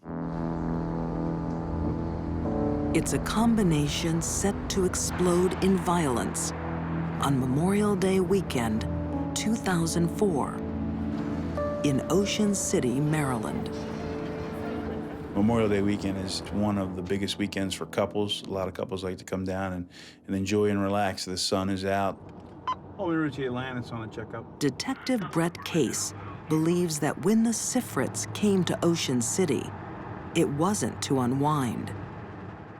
I think that murder was in their mind. I think it had been in their mind for some time. And I think the opportunity arose that first night. After midnight, Erica and BJ set a trap for a couple they've just met. Martha Crutchley and Joshua Ford accept an invitation back to the Sifrits' apartment. It's the moment Erica and BJ have been waiting for. Tonight, they'll get their chance to be thrill killers. The most common trait possessed by thrill killers is that they are sociopaths or psychopaths. They don't feel guilt about what they do. Cheers, man. Cheers. I gotta say the other thing with Hitler, I think he had some good ideas, you know? Come on, man. I think you're just messing with us. You don't really believe what you're saying. This late-night party is about to take a terrifying turn. Where's my bag? Maybe you left it at the bar. Let me see your bag. And then all of a sudden, Erica freaks out. Who took my stuff? Erica starts to create fear by pretending her purse is missing. Her husband ups the ante. BJ gets a gun, and he starts waving it around. Where did you put my bag? Give it Wait a to minute, me. you ain't going anywhere. Get against the wall. Get against the wall now. Do it! Move your ass against the wall now! I want him to shoot you. Do what they say. Just do what they say. Okay, we're here. And he says to Martha and Joshua, take off your clothes. Strip down. All right. Ooh, little lady's scared. Get your shirt off. Look, Hurry up. Take it off. Do You wanna are get taking shot? too long. Just get your ass in the bathroom now. Both of you, get in there. Move it. So now Martha and Joshua are inside the bathroom, scared for their lives. Open up, pig. Chicken, are you? Open the window. Open the window. Just leave us alone. Yeah, I would think terror would be. That word probably wouldn't describe it. It would be pale in comparison to what they felt. Erica and BJ are beginning to feel the thrill they crave. But simply scaring someone isn't enough. And I think at some point there was a discussion, what do we do now? Well, we've gone this far, so let's continue and go all the way. And that decision comes from her. All right, I'll do it. Surprise!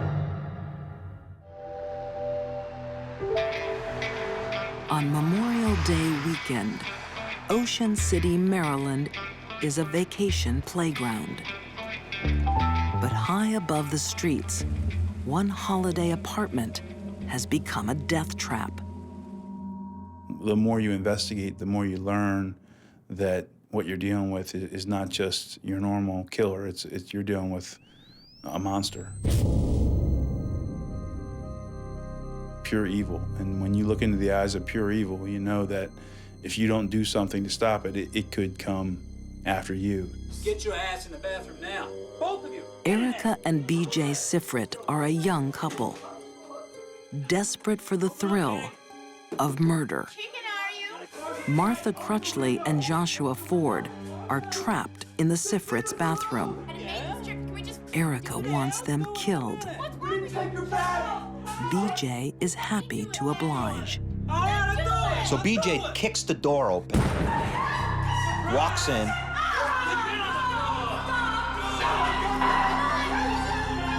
and shoots Joshua. And Martha is curled up underneath the vanity at this point, scared for her life.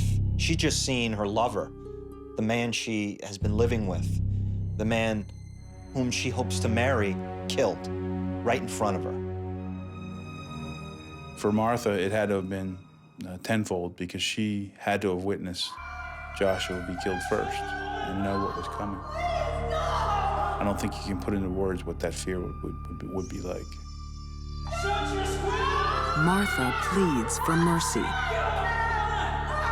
But these lethal lovers don't know when to stop.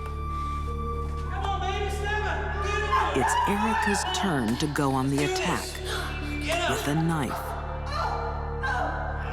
BJ encouraged Erica to cut Martha because he wanted Erica to have blood on her hands, literally and figuratively. This meant that she was equally responsible in the murder. For a couple who lived for the thrill, murder became the ultimate rush. I suppose some other couples might go parachuting or water skiing or mountain climbing, and these two, they chose to kill. But killing is not enough. BJ has already made the decision that in order to get the bodies out of the condo unit, they need to be dismembered. But that's not why he does this. He does this because part of him, I believe, he enjoyed it. BJ had a wild, violent streak that was fed and nurtured and cared for by Erica. I think he wanted to show off to her. He wanted to show Erica how tough he was. Erica watches as BJ carves the bodies into 12 pieces. But even she is shocked by what he does next. At one point, BJ, according to Erica, chops a leg off, cracks the leg in half, and he says to Erica, "Go heat up some water downstairs. I want to eat this."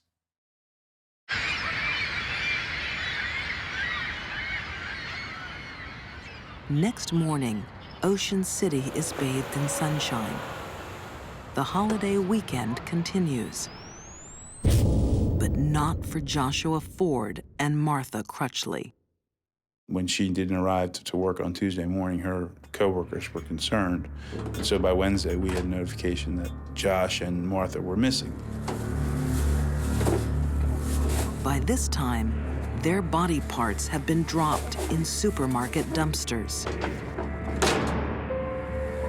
And the Sifrits are acting like nothing has happened. They go miniature golfing, they go out for beers, they eat chicken wings, and she documents everything with photographs. They're laughing, smiling, they're having a grand old time after this gruesome, gruesome crime. Erica gets a lasting reminder of the murders, a new tattoo. BJ makes a suggestion. You should get it on your hip. Why? Because that's where Erica made the first cut on Martha Crutchley, a memento of the crime. On the final night of their holiday, the Sifrits take their search for thrills one step too far. Killing two people and dismembering them, not enough for them. They need more of a thrill that week. They decide, let's rob the Hooters before we leave town. So they back up to the Hooters and they, unlock the door and go in, and a silent alarm is tripped. Police respond to what they believe is a routine burglary call. It turns out to be much more. When you have burglars, you can have weapons. You just don't know what you have. And this is a prime example of how things can snowball. The Sifrits are caught with 3 guns, a knife smeared with human flesh, and the IDs of the missing couple. Officer Freddie Howard was on the scene that night. He knows he had a close call. I still get a sick feeling in my stomach when I think about what could have happened because of all the firepower that was here on the scene that night and what they had just done just days earlier, When I got home, I hugged my son and daughter, and just because I was so grateful to be there with them. Because I know it could have turned the other way, or I could have been murdered just so they can get away. Body parts of Joshua and Martha are eventually found at a Delaware landfill. Tried separately for the murders, the Sifrits are both found guilty. BJ is sentenced to 30 years in prison. Erica gets life. I can see in a lot of crimes, why I don't agree with it, but I can see why someone would commit the crime. In this case, there is no reason other than for their own personal thrill, and the fact that there is absolutely no remorse solidifies my belief that it was just for thrill.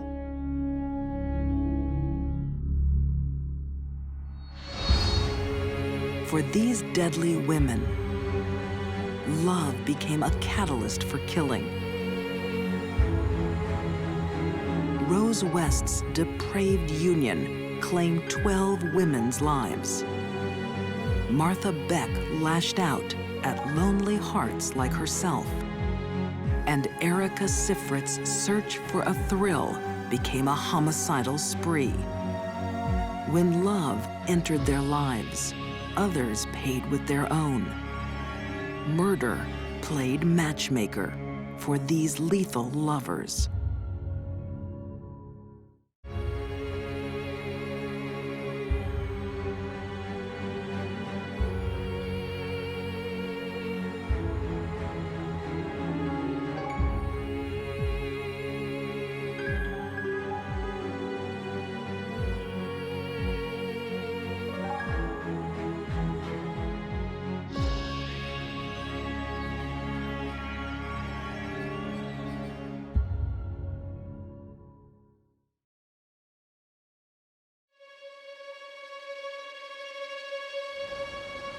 When a mother kills her own flesh and blood, she breaks a sacred bond.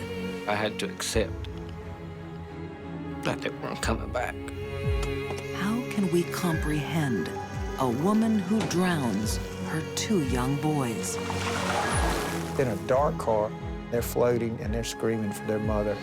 That is not how Jesus teaches us to behave. A deadly delusion drives a mother to destroy the family she loves.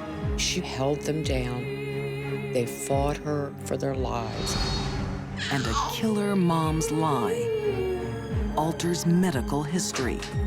His paper was used for almost a quarter of a century as a license to kill. These are deadly women who murder their own. They are mothers who kill.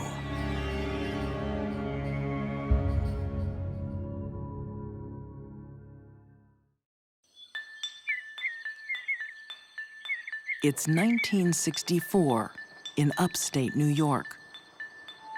Newlyweds Tim and Juanita Hoyt look forward to the birth of their first child. Juanita said that her mother always told her that she was good for one thing, and that was to make babies, to have children. Doing well. Have a good day at work. But none of her children will live for long. She secretly murders them.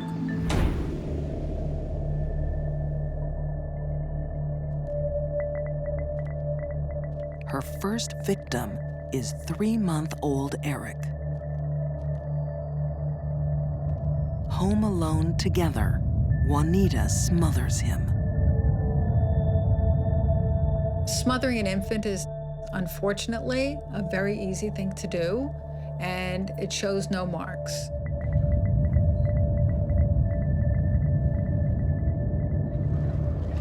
Investigating Juanita's story, husband and wife writing team Jamie Talon and Richard Firstman discover a cold, distant killer. Juanita didn't seem to grieve as you would expect a mother to grieve.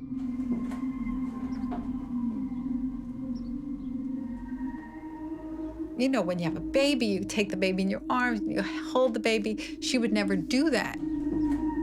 She was very distant.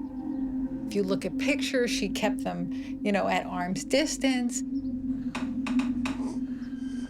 At the time, Juanita's coldness goes unnoticed. 3 years later, she strikes again, taking 2 lives in just 2 weeks.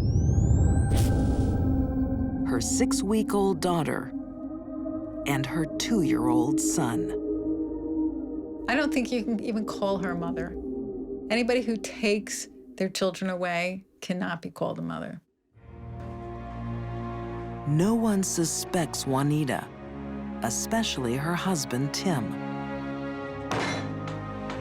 Instead, murder is misdiagnosed as illness.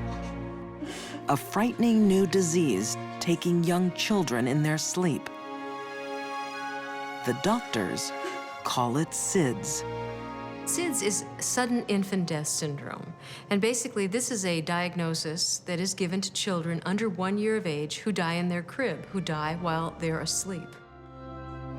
The only time a forensic pathologist will certify a death as due to SIDS is when they've ruled out all other possibilities.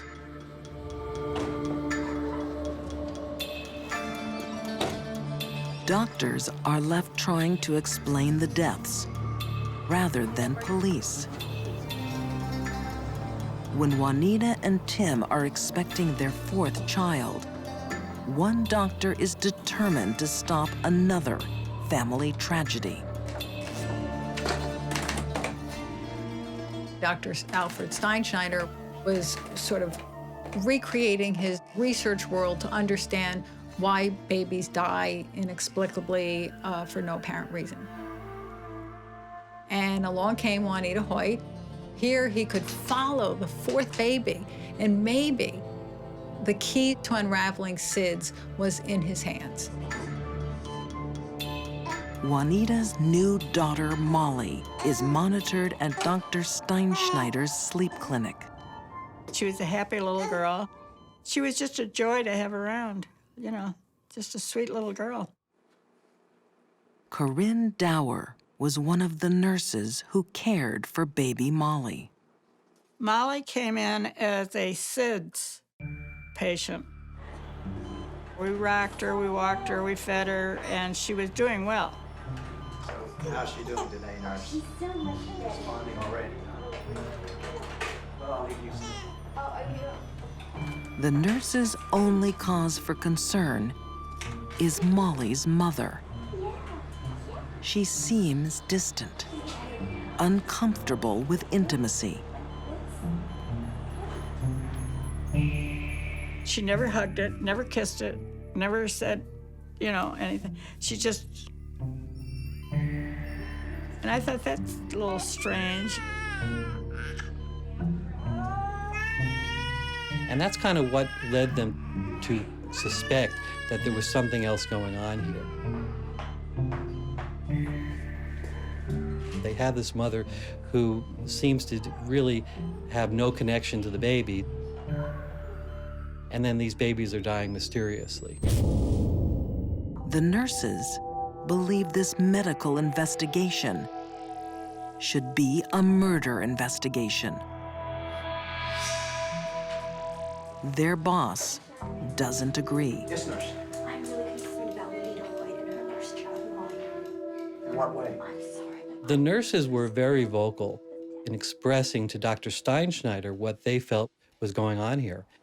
Doctor, it's just too suspicious.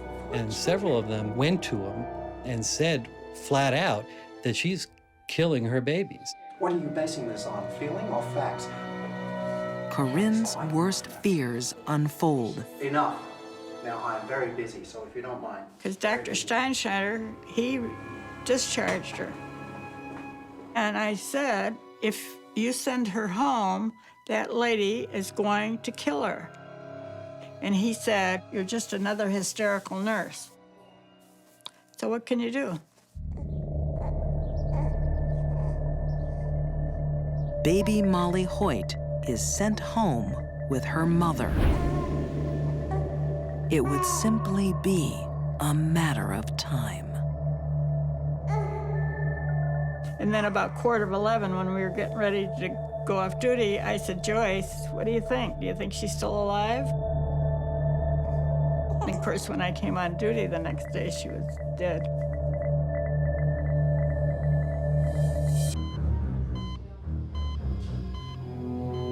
Juanita Hoyt has mysteriously lost 4 children in 4 years.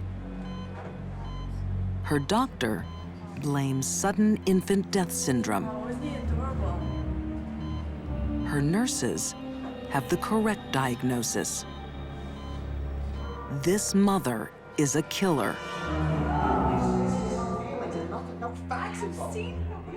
The nurses suspected it, but they had no power to investigate. Look, I've heard enough. And people didn't want to believe that a mother would kill her own children. When Juanita has her 5th child, SIDS researcher Dr. Alfred Steinschneider thinks he is on the cusp of medical history. He was looking for families with these multiple deaths because he wanted to bring the next child into the laboratory to see if there was any way that they could figure out why babies die of SIDS. The doctor is developing a breakthrough theory that SIDS is hereditary. Juanita Hoyt's tragedy seems the perfect case to prove it. See you, big fella. After monitoring the newborn in his clinic, he sends him home with his mother. The nurses protest. But Dr. Steinschneider is determined to prove his theory.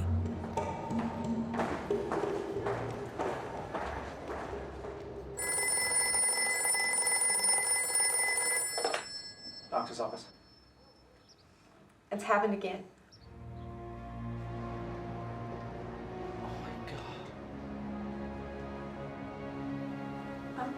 Is there something wrong, Doctor?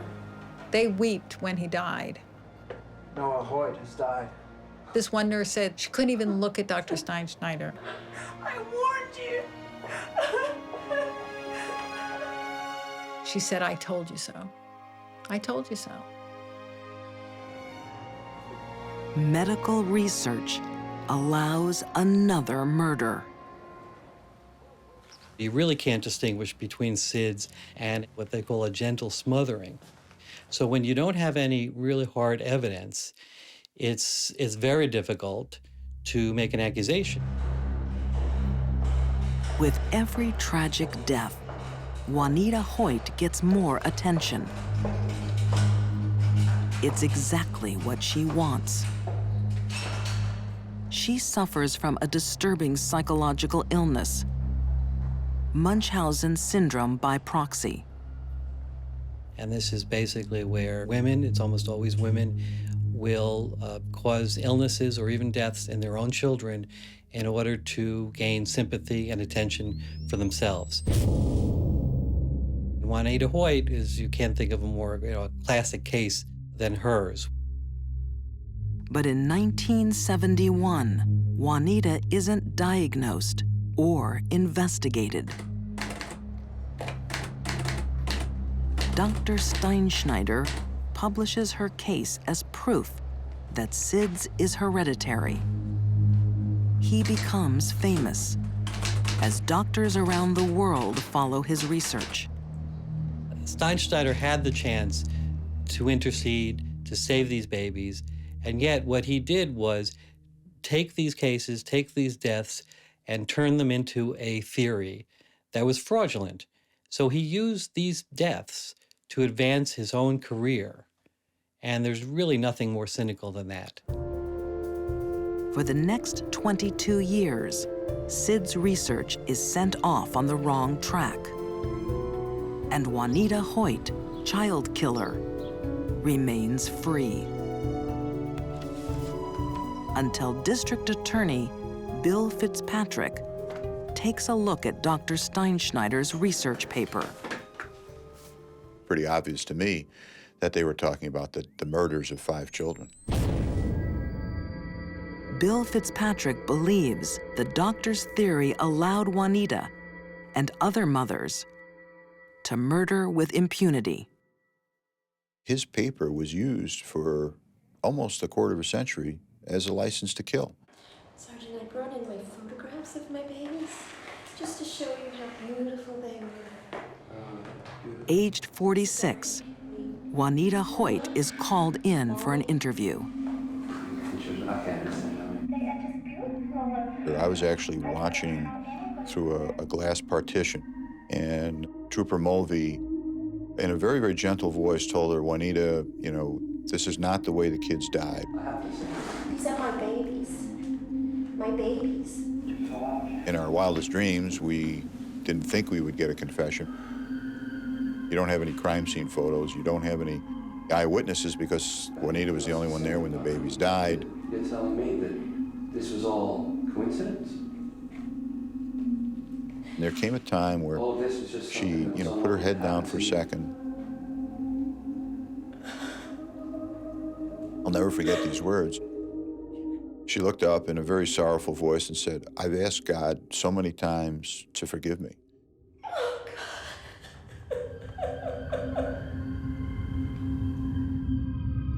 In 1995, Juanita Hoyt is convicted of 5 murder counts and sentenced to 75 years in prison.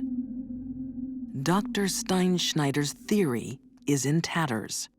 SIDS does not run in families, but murder does. Instead, SIDS research refocuses on infant sleeping positions with amazing success. They suggested something called the back to sleep movement. And what was found was stunning. The incidence of SIDS dropped from 5.6 per 1,000 deaths to less than 0.5 per 1,000 deaths. In other words, only 1 infant death in 2,000 births. This has been amazing. In 1998, Juanita Hoyt died in prison of cancer. This murderous mom helped mislead SIDS researchers, costing countless lives. She gave an alibi to other mothers who would kill their babies.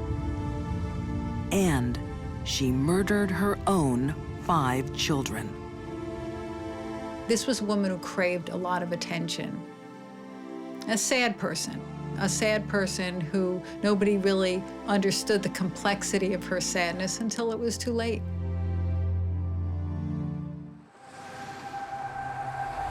Some mothers murder for attention. Others kill for love while under a deadly delusion. On a summer's morning, a young family are playing happily in their living room. But these 5 children are in terrible danger. Their own mother is tortured by a monstrous urge. She wants to kill them. There was all these crazy things going through her head, driving her to places that she didn't want to go. No one could believe that a mother would do this. No one has ever encountered a mother like Andrea Yates. It was just absolutely incomprehensible. This is the whole symbol of motherly love turned upside down.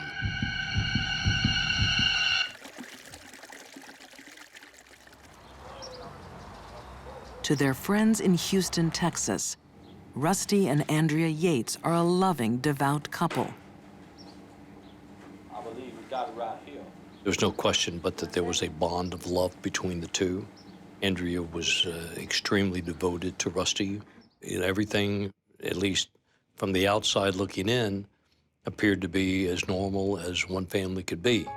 Kneel with me and pray. Come on. But Rusty Yates has extreme religious views. This was a guy who firmly believed that women were secondary to their husbands. A woman had to submit to their husband. Their whole purpose in life was to have children. And so, I mean, that's why she had 5, 7 and under. It was whatever God blessed them with, that's what they had. Now then, you lads, you can call me Sergeant, just like you can call Jesus. Each of their 5 children is named after a biblical character. Noah, age 7, John, 5, Paul, 3, Luke, 2, and Mary, 6 months. Jesus looks at us all the time, and he knows when we're bad, and he knows when we're good. Andrea pays a heavy psychological price for her repeated pregnancies. Noah! Come back, please. I told you, come back to the circle. Come back here and listen to the story. Andrea had mental issues before she became the mother of 5 young children. Having all those children added so much stress to her life that her psychiatric illness flourished. Former FBI profiler Candace DeLong has seen Andrea's illness before, postpartum psychosis. As a psychiatric nurse, I treated many women who had this disorder. That's Satan listening to you and talking to you. Now you listen to Mommy. A woman becomes so severely depressed after the birth of a child that the depression spirals down into a psychosis. They are really out of touch with reality. These women may hear voices or become delusional.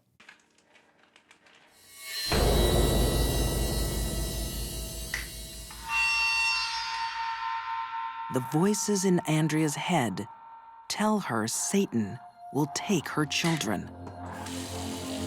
She thought that she was a bad mother, and because she was a bad mother, all of her children were going to go to hell. Author Diane Fanning sees each new child adding to Andrea's psychosis. Russell once found her in a bathroom holding a knife up to her throat and ready to commit suicide. No! So she had a serious mental health issue. That is not the way.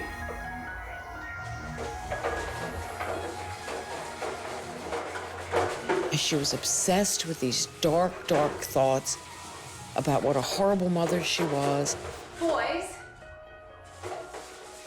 And how the little tiny things that her children did were just dreadful, dreadful sins. Noah! Because that's what the voices were telling her.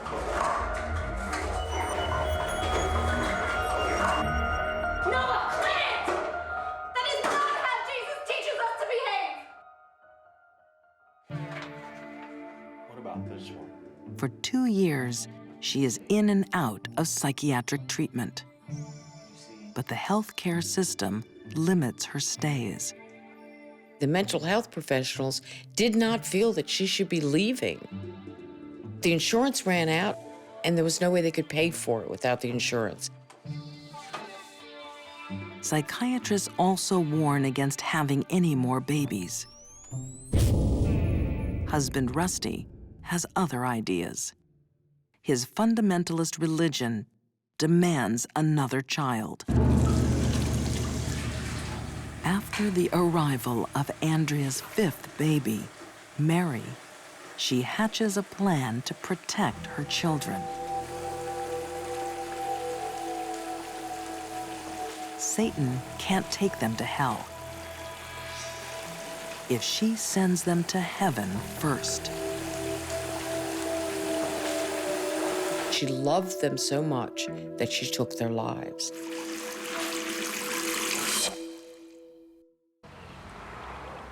In Houston, Texas, Rusty and Andrea Yates have a new addition to their family. 6-month-old Mary is their 5th child and first daughter. Her birth will trigger a terrible event. It was a fairly rapid decline in Andrea's mental health after the birth of Mary. It was obvious that she was becoming increasingly ill. And she was spiraling down into this black hole of a psychotic delusion. Andrea truly believed to the core of her being that she was a bad mother, that the devil was going to get her children and take their souls to hell. The only way to save her children, she believed, was to kill them so their souls would go to heaven to be with Jesus and they would be saved. She believed this with every fiber of her being.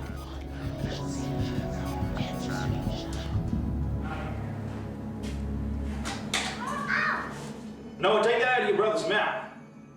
On the morning of June 20th, 2001, Andrea acts on her deadly delusion. Sit down now. Come on, honey. Let's just leave those for kids. Huh? Noah, you come and take charge of your mother, yeah? I gotta go, huh? Rusty kissed the kids goodbye, not realizing that it was the last time he would see them alive. And he leaves for work.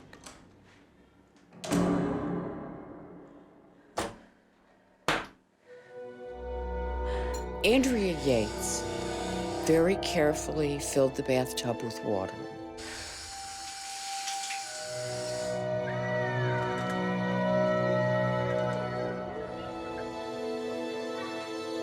One by one, Andrea takes her children into the bathroom.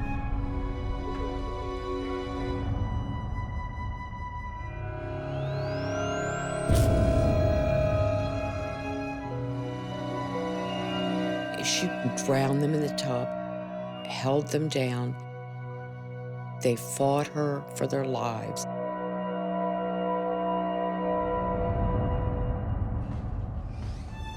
Noah, the eldest, is the last of the 5 children to die.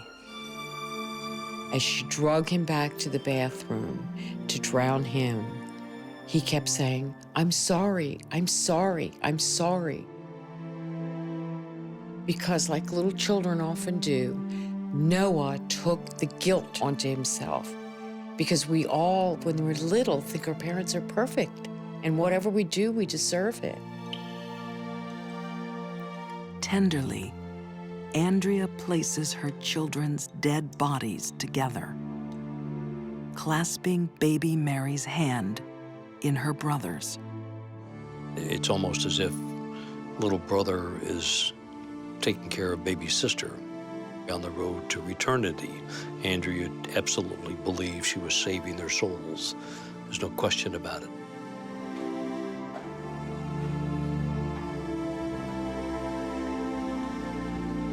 Calmly, Andrea calls her husband. You need to come home. After Andrea drowned the children, she did not try to cover up her crime.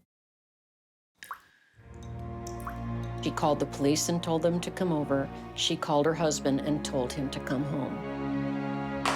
Why would she do that if she believed what she had done was wrong? There's no explanation. She wouldn't. Rusty stands by the wife who murdered his own flesh and blood. He realizes that mental illness caused what occurred. He's never blamed her for taking the lives of their children. Under Texan law, Andrea Yates faces death by lethal injection. She should have been put into a hospital right away, but instead she was put on trial, threatened with a death sentence. She wasn't a heinous capital murderer. She was a sick, sick woman, and she needed help, not the spectacle of a trial.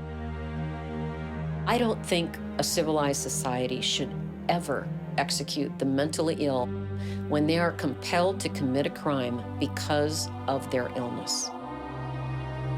But she wants to be executed. She didn't want a trial. She didn't want me as a lawyer.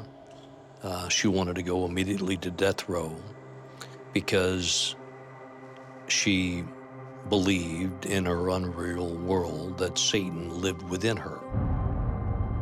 And by being executed, she would save the world from the devil. Andrea Yates escapes the death penalty. In March 2002, she is sentenced to life in prison. There is so much tragedy in the story of Andrea Yates. 5 children had their lives taken away before they really had a chance to live them. That is just so inconceivably horrible. 5 children at once. Andrea, too. She is a victim of her own mental health. she will never, ever recover from this.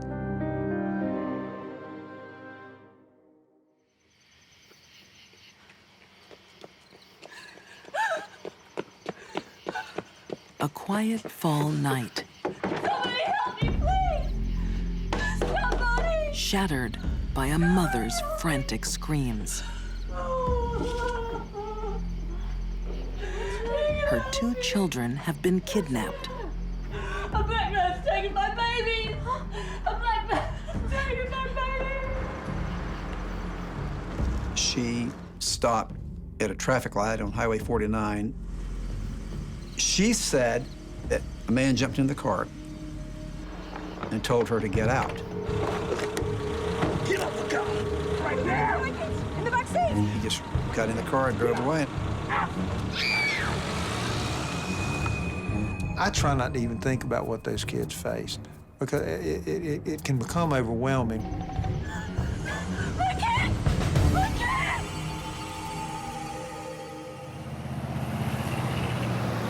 1994, the town of Union, South Carolina.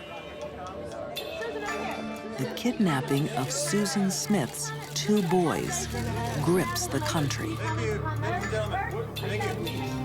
I'm sure how well-to-do are David and Susan Smith. Their 2 young boys are missing. Michael Smith is 3 years old. His brother, Alex, just 14 months. To whoever has our boys, we ask that you please don't hurt them. Bring them back. Their father, David Smith, still feels the pain today. It's probably the worst gut feeling I'd ever had, and maybe still I've ever had. Please return our children to us safe and unharmed. I loved my children very much. And they were, all I had.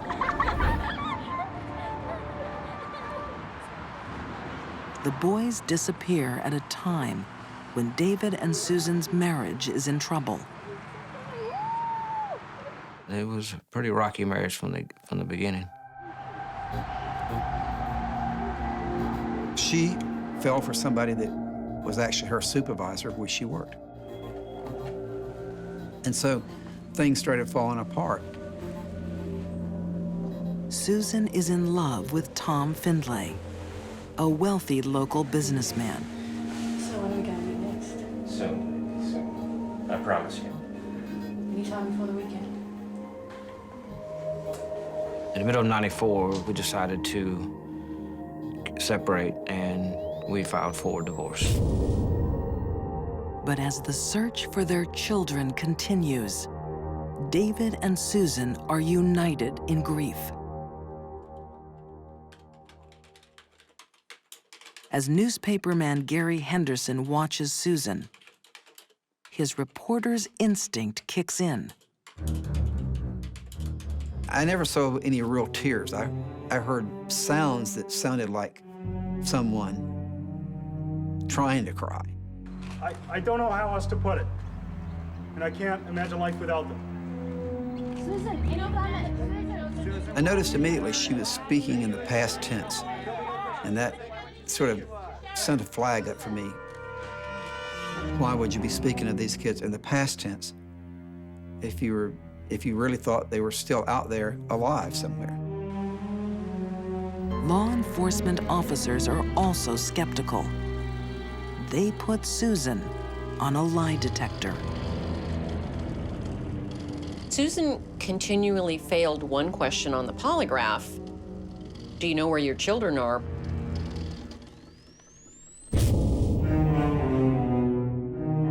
To me, she was failing because she was distraught. She was so upset. She had just had her kids, literally ripped from her. But prosecutor Tommy Pope is becoming suspicious. Susan keeps changing her story about the carjacking. So when law enforcement's not getting accurate information by arguably the person that has the most vested interest in giving it to you, naturally questions arise. Susan, Now, we've been over this and over this. I'm not here to hear your story again.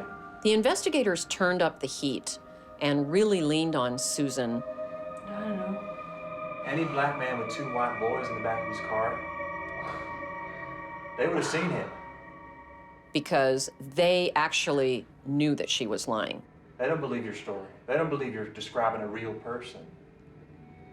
What they needed to do was get her to confess because they needed to find those boys. Will you pray with me? Sheriff Wells utilized a well-known technique in police interrogations, and that is what we call the come to Jesus talk. Please bless our sons, Michael and Alex. Bring them safely back to you, O Lord. He appealed to her sense of decency and fear of God to get the truth. Amen.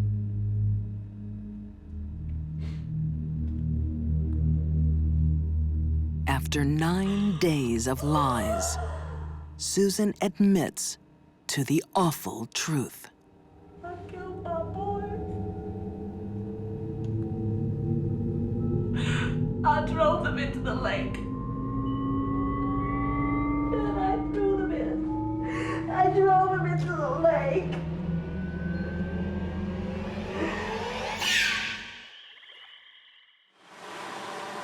In South Carolina, police have spent 9 days searching for 2 missing boys. But the little boys haven't been kidnapped. They've been murdered, drowned by their own mother. I had to accept that, we weren't going to find them, that they weren't coming back.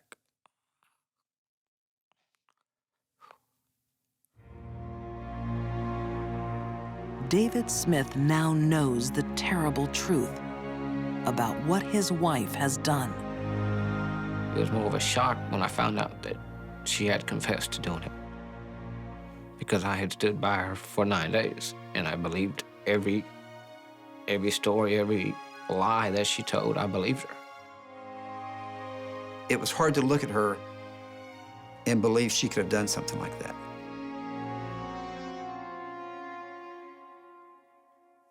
And I think that's what everybody had a problem with.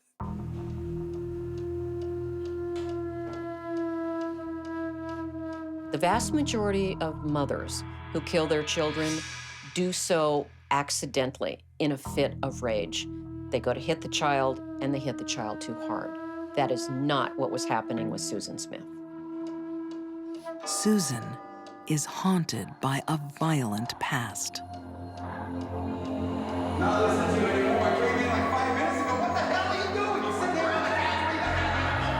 A lot of things happen to Susan that don't happen to other people.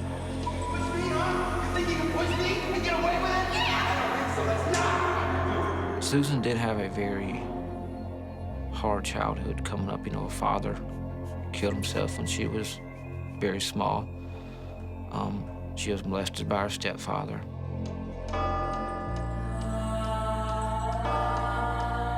Susan could not handle rejection from a male. This is not uncommon among female sex abuse victims as adults that were abused by their fathers. They cannot stand the rejection of a man. It tears them apart.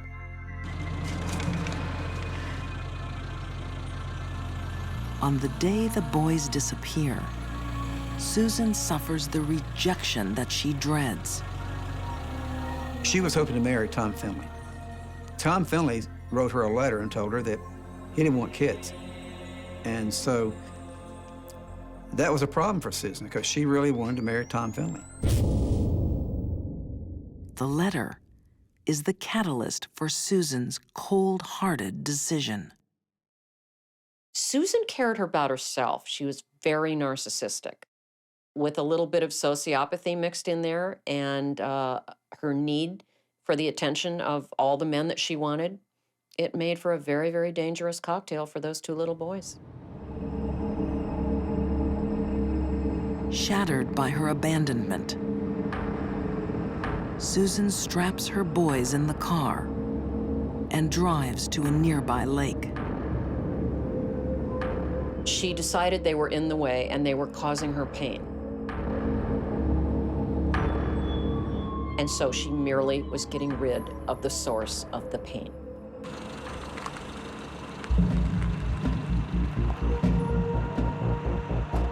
Susan stopped at the top of that ramp, which is a pretty good fall down to the lake.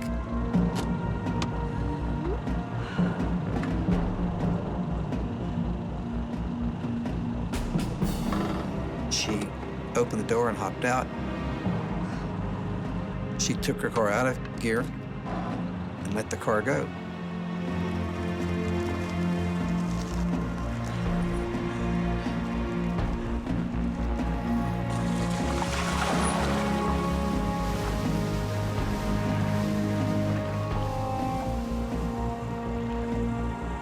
She said that when the guy took her kids, that they were screaming, "Mommy, Mommy." I bet they were. In a dark car that's now rolled down into the lake, and they're floating, and they're screaming for their mother.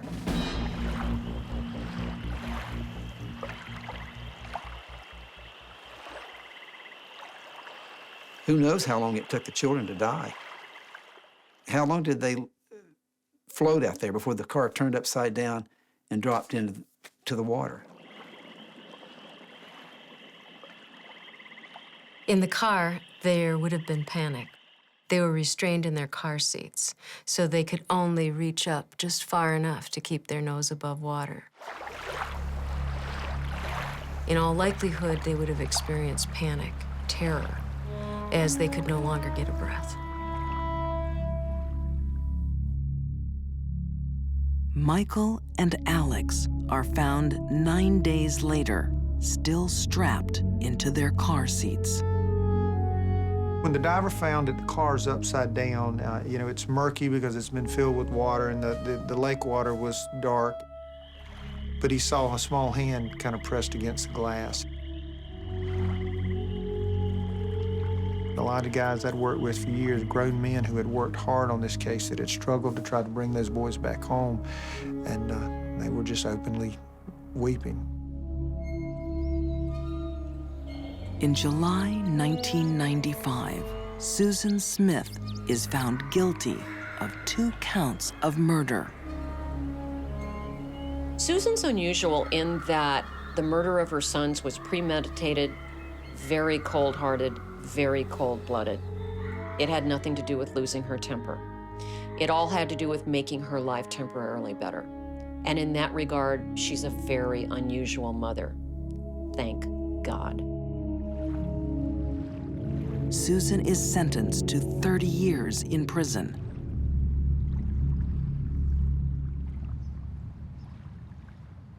David Smith still lives every day with what she did.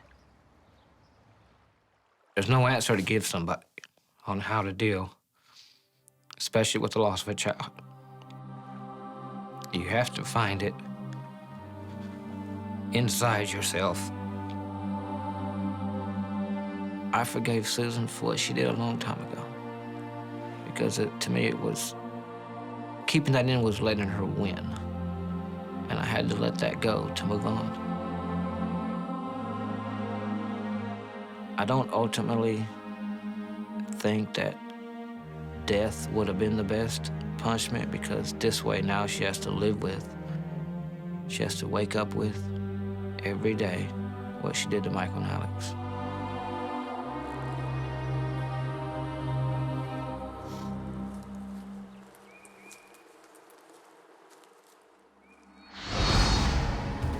These deadly women defeated their strongest instinct. Juanita Hoyt lived half her life with the most awful secrets. Rejected by her lover, Susan Smith responded with a terrible sacrifice. And Andrea Yates was so deluded, she drowned her 5 children to save their souls. Most women would die to save their children. But for these mothers, the drive to protect was defeated by an urge to kill.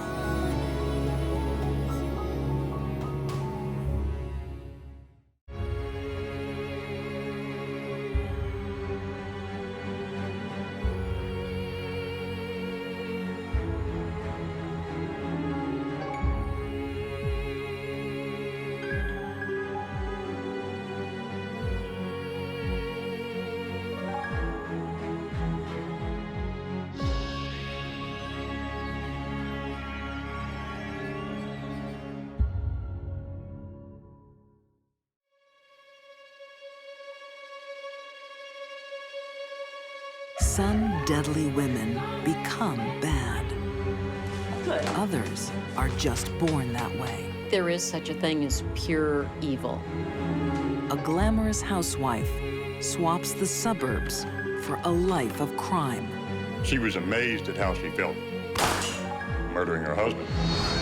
Behind the badge is a killer cop. She's the most cold-hearted person I've ever dealt with in my life. And an innocent girl is tortured by a monster. The pain that she endured can be compared to the pain that Christ endured when he was crucified. For these deadly women, killing comes naturally. You deserve it. Because they're born bad.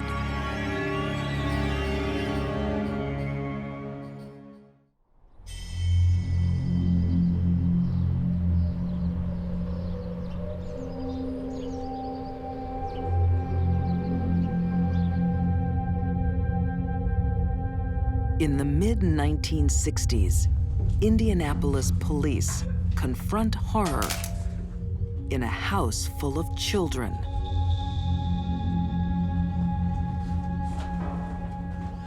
She's gone.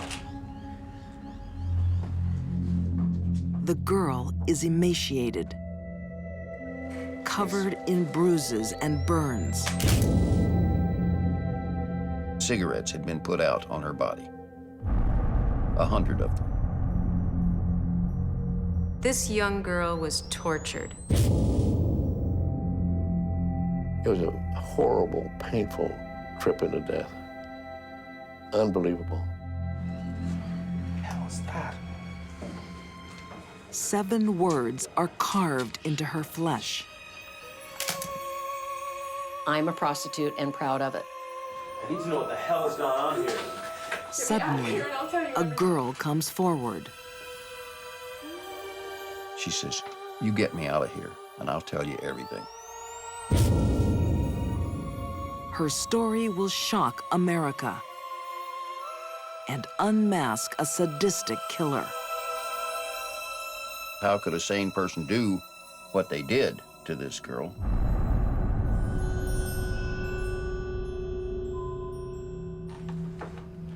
Earlier that year, Paula? Mama? Is that you?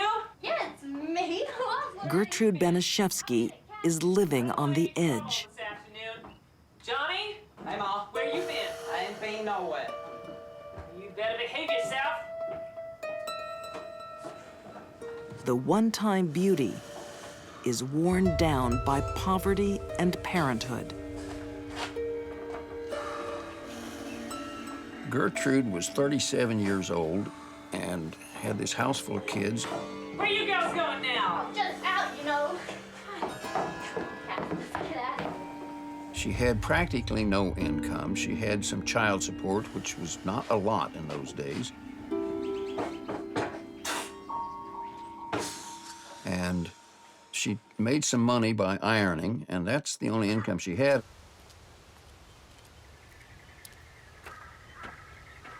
Natty Bumpo was a young Indianapolis reporter when he investigated the Banishevsky case.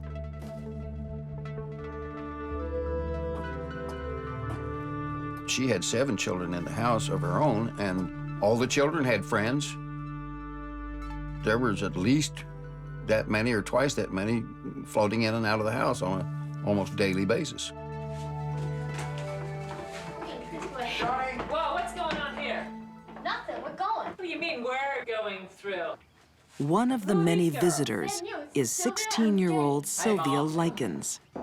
Do you live around here? No, they're gonna stay here tonight. What do you mean they're staying They here got nowhere tonight? else to go.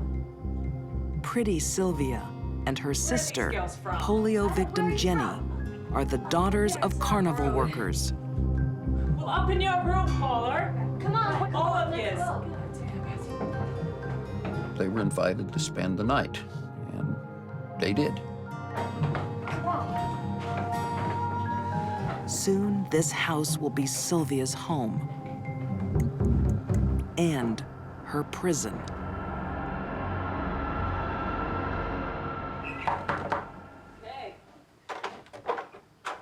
Hey, I'm looking for my daughters. When her father, Lester, meets Gertrude, he makes a fateful proposition. Here they are now. Hey, Hey, girls. well, come on in. He asked Mrs. Banishevsky if she would board the girls for him while they went out on the carnival circuit. Now we got plenty of room here. She said yeah, and negotiated a price of $20 a week. That's great. That sounds great. Now there is one thing. Now I'm gonna need that $20. All right. I'm gonna need it up front. All right. Okay? Because I don't know that Gertrude Banishevsky ever made a rational economic decision in her life. This certainly wasn't one. Yeah. I got $20 right here. I'm sure she resented the burden, even though she had agreed to take it on. All right. Now I'm gonna need the money every week. Sure, I mean, we'll be on the road, but I get it to you. I need it on time. You know, I get it to you. Well, I wanna Lester has made a grave mistake. I promise. Okay, because I want to take those girls to church. Gertrude is the last person you would leave your children with. Okay. She was cold, distant sometimes, giving one the impression that she's not exactly there all the time. In 1965, psychologist Edward Strain gives Gertrude Banishevsky a simple diagnostic test. He asks her to draw a self-portrait. She drew a woman who had long fingers, and at each finger was kind of claw or pointed, which is suggestive of sadism, hurting people. The diagnosis I came up with was hysterical personality with overdetermined sadistic trends.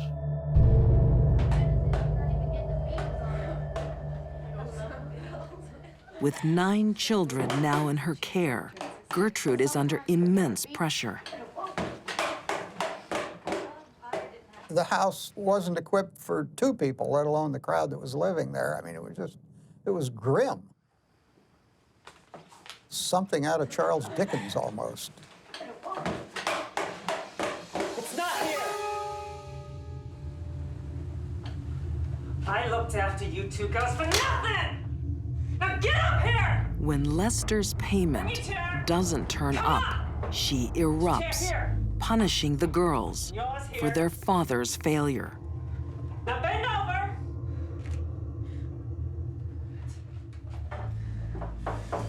You bitch! But this is not just anger about the money. Gertrude enjoys it.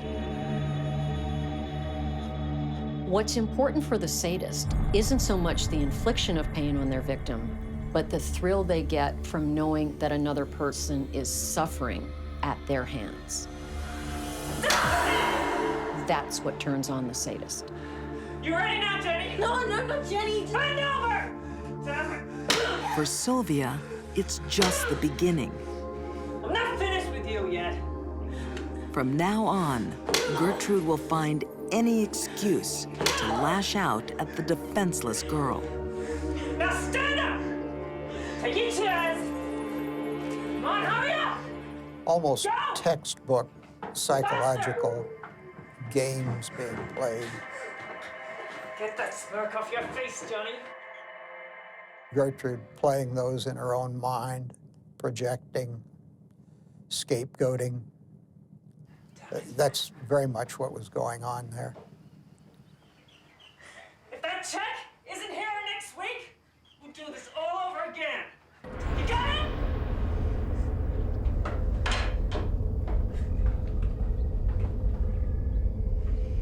Jealousy is a very common motivator for abuse and murder.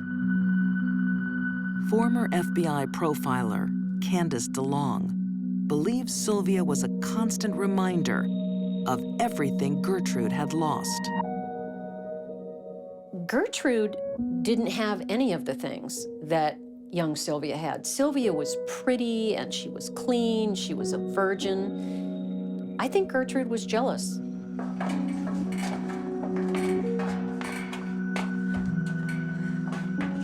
Jealous and cruel, You're a dirty little slut. Gertrude will recruit innocent children Stay down here till you learn your lesson. Shut up! in a sadistic vendetta against Sylvia Likens. The pain that she endured on a daily basis, I think, can be compared to the pain that Christ endured when he was crucified. But he went in a day.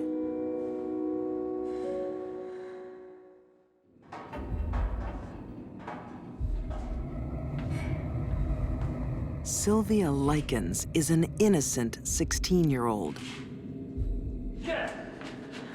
in the clutches of a vicious, sadistic woman. What are you looking so scared for? Gertrude Banishevsky. You deserve it!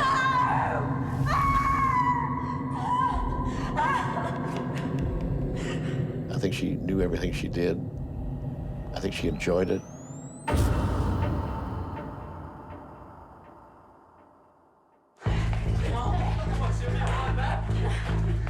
She doesn't act alone. Gertrude cruelly manipulates her own children, turning them into willing torturers. It's not unusual in child abuse cases where a household has many children in it that the abuser singles out only one child for the physical abuse and engages the other children in committing it and acting it out for the abuser.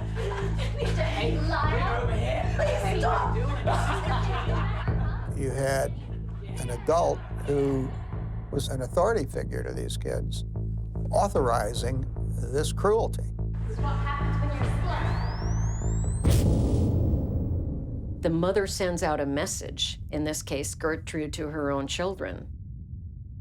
If I can do this to her, then I can do this to you.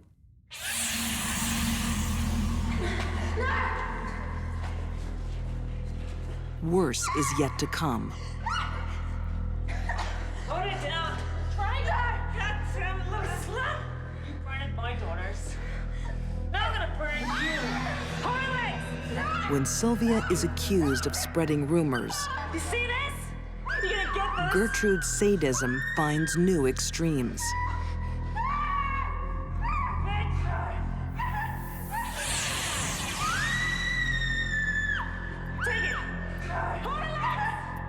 With a sewing needle, drawing blood, she started the lettering, which was carved on Sylvia's abdomen. Keep still! Pin her down, Johnny! Hold her! I think that Gertrude carved the words, "I am a prostitute and proud of it," in Sylvia's stomach because she was already planning to murder her. Alone in her agony, Sylvia's only thought is to protect her sister. Psychologically, she was in a prison. And I think she submitted to a lot of the beatings and the torture, possibly thinking They can do it to me, and if they do it to me, they won't do it to my sister. She'll be safe.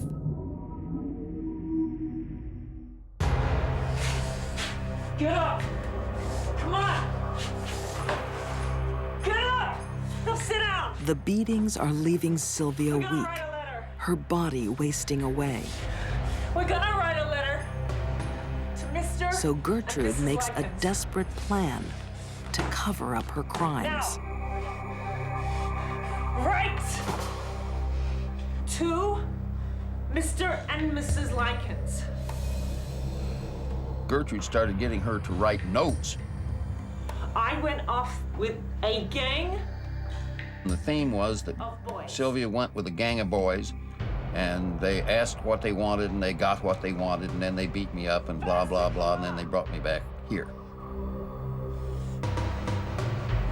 Come on, Sylvia, right, goddammit! After 3 months of Gertrude's pitiless brutality, At midnight. Sylvia is powerless to resist. They said they would pay me. Sylvia had become something like a concentration camp victim. Good. At some point, she lost the will to live.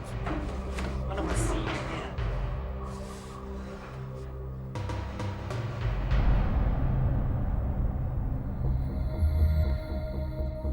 Forensic pathologist Janice Amatuzio believes Sylvia's severe physical condition affected her state of mind. Our will to live is very intimately linked to our immune system. When somebody has numerous sores, when they have infection, it usually indicates to me that they are not getting sufficient nourishment, vitamins, water, etc., in order to give the body the tools so it can heal itself. This will cause depression, and with depression, the will to live just simply trickles away.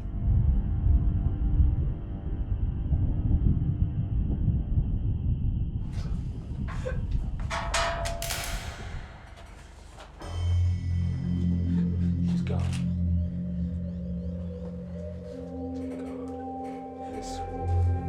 Sylvia certainly must have felt there was no way out. There was no one to help her, no one to save her, including her own sister. What the hell's this? Oh, God. Gertrude rallied the troops, that being her children and the neighborhood children, and told them what to say when the cops got there. This time, Jenny Likens won't obey. I need to know what the hell has gone on here. Get me out of here and I'll tell you everything. She couldn't save her sister, but she can help catch her killer.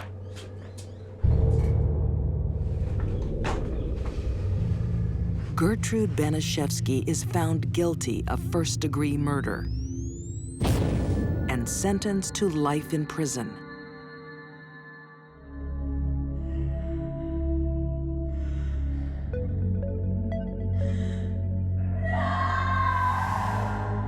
I think Gertrude tortured Sylvia to vent her own anger and frustration. She devalued Sylvia in her mind, and it made her feel good. I've never seen any human being who did what she did and enjoyed it as well.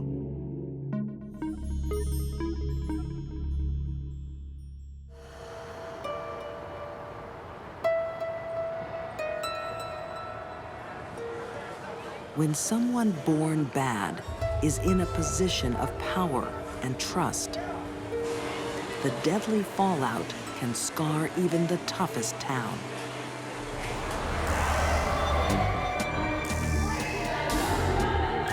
It's 1995. In a New Orleans restaurant, a brother and sister plead for their lives.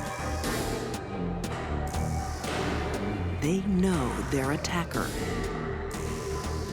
She's been their trusted friend and protector. Now, police officer Antoinette Frank is their executioner. I think she's evil and sick and the most cold-hearted person I've ever dealt with in my life. Antoinette Frank was the last person in the world any police department should have ever hired.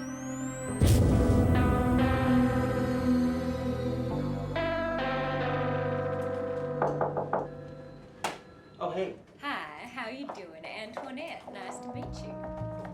Antoinette Frank dreamt of becoming a police officer from a young age.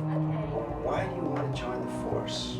It's always been something I've been keen on, and I just really want to help with, crime and that sort of thing, and think I'd be the just perfect person. But she should never have been given a badge. Right, never been asked to leave, been fired?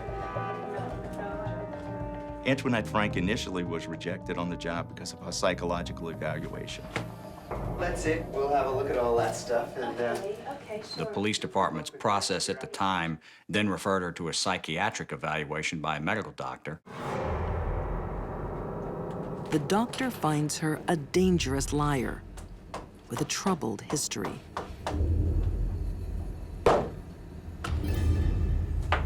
But Antoinette will not be denied. And the force is desperate for recruits. They had a loophole built into the system whereby she could go to a private practitioner and get an okay. And eventually he gave her the passing qualification she needed.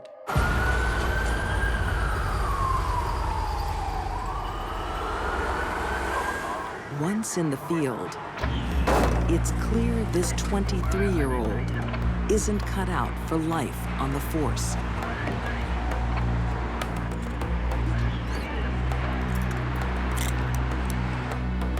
She was a terrible police officer who constantly had to go through supervisory review. Antoinette Frank was a lousy police officer. She was very non-aggressive. She was timid. I've heard her described as sort of mousy. According to author and former federal agent Chuck Hustmeyer, Antoinette has another problem. Her best friend is a 17-year-old drug dealer named Rogers Lacaze. She got him a cell phone. She got him a pager. She bought him clothes. She just doted on this kid. Antoinette used to take Rogers Lacaze riding around in her police car when she was working. Illinois, 1054 now. Hello? Hey, what's up now? Hey, it's just... He answered calls with her. He went to traffic accidents. He even drove her police car. Just here, pull up. All right, we hurry up now, something like that. If I didn't have so many court documents backing it up, I wouldn't believe it even as a novel because it's just so strange.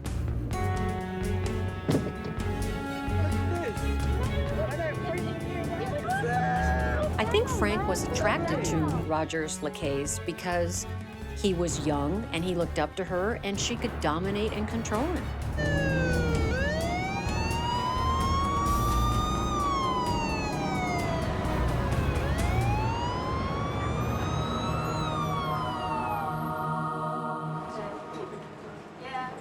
Like most police officers at the time, Antoinette does security work on the side. She guards the Kim An Vietnamese restaurant. In the 1990s, it was absolutely essential for a New Orleans police officer to work a security detail just to pay the bills. They worked restaurants, bars, special events. So how we do that? We did really well. Yeah, business is going really great. We made $25,000 tonight. Or having a police officer at the door in uniform is a simple and fairly cost-effective way to deter armed robbery. The restaurant is owned by the Vu family. Shouldn't be too much longer. I just gonna shop and clean up, and we're good to go home. The Vu family gave her birthday presents. They had lent her money when she needed it. They were very nice to her. Thanks for your help tonight, Anytime. We enjoy having you here. Their faith is tragically misplaced. They have welcomed a woman into their lives who is an ice-cold killer. In 1995, the streets of New Orleans are a tough beat for police. But there's a greater danger. Working within their ranks, a ruthless killer. Officer Antoinette Frank. By the time she became a police officer, she was a full-blown sociopath. And she used her position that badge gave her to use and abuse others. She's what you would colloquially consider a psycho.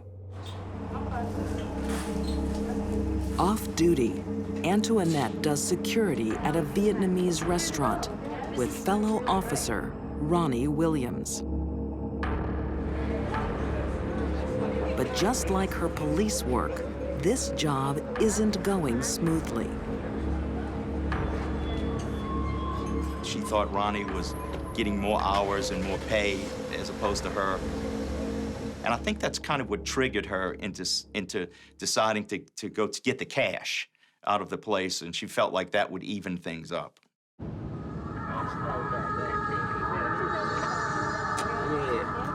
That's okay. With her criminal sidekick, Rogers Lacaze, Antoinette plots robbery and deadly revenge.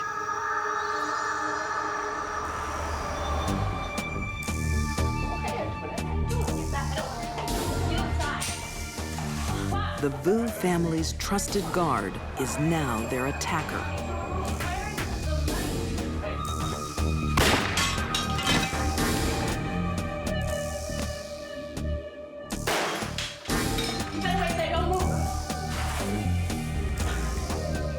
Officer Ronnie Williams, a father of two, dies instantly.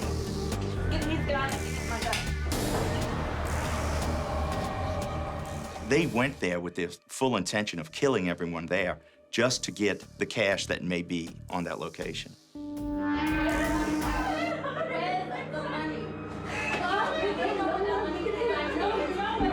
From their hiding place, Chow and Wok Vu watch in horror as their siblings are cornered by a monster.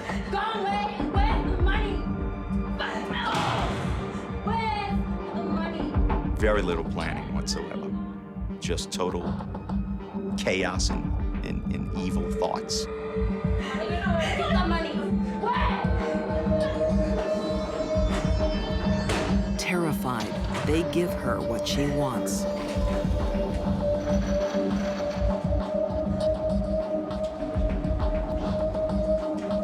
The survivors actually could tell us they heard them begging for their life.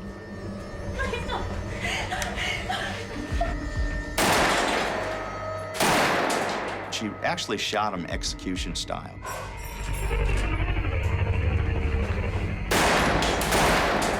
They were on their knees, on the kitchen floor, and she fired 9 bullets into them.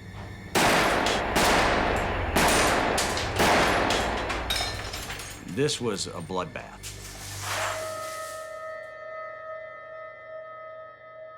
I mean, here you have an active police officer committing murder, and one of the victims is another police officer. It was unheard of. It made me sick to my stomach. I could have vomited because the thought that a fellow police officer could kill another officer for the sake of money.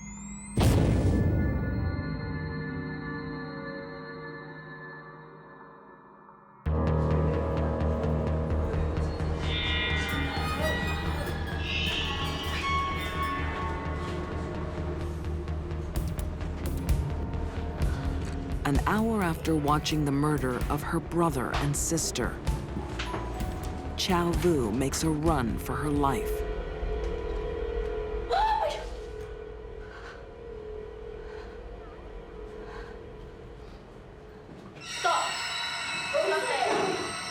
Antoinette has returned to make sure there are no survivors. But Chow Vu is lucky. Police arrive just in time.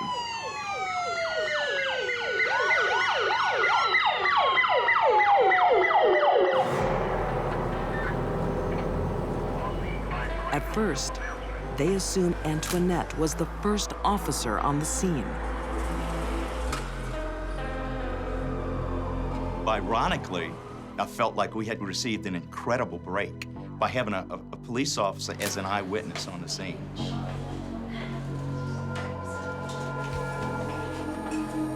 Shaking in terror, Chow Vu finally reveals the awful truth. The killer is Officer Antoinette Frank. It does take a particularly vicious, cold-blooded person to just gun down 3 helpless people who knew you.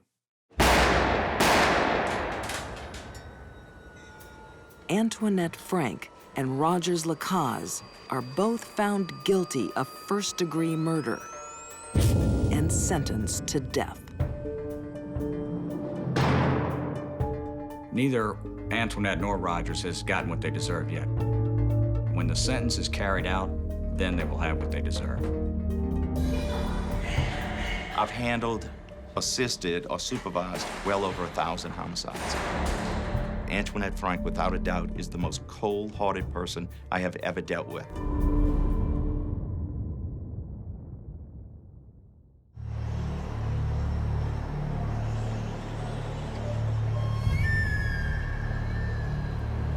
For some women, killing can become a lifestyle choice.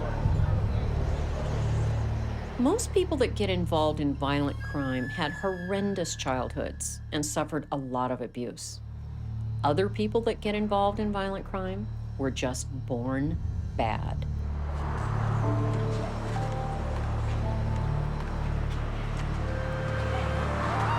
In a Mexican jail in 1969, one woman rules the yard. Fearful inmates have given her a special name.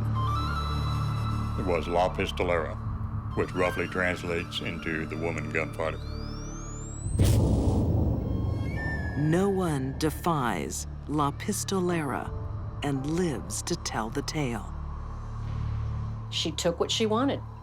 If you got in her way, you could be dead.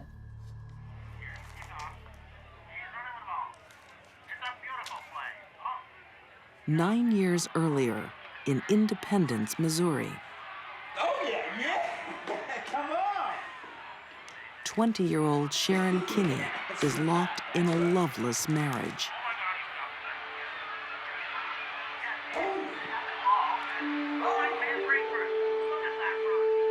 She fancied herself somebody greater. She married a young college man with the idea that he could spirit her away. He was going to be her knight in shining armor.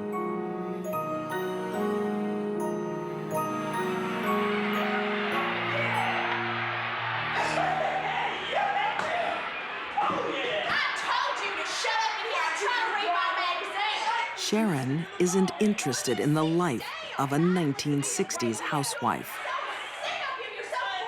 Sharon didn't like the religious attitudes of her husband, James. And so from that point on, it started deteriorating.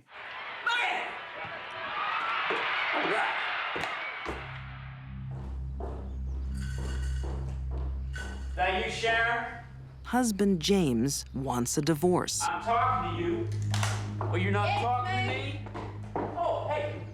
Well, you don't His say wife is more interested in cashing in his life insurance with a bullet. You're a whore.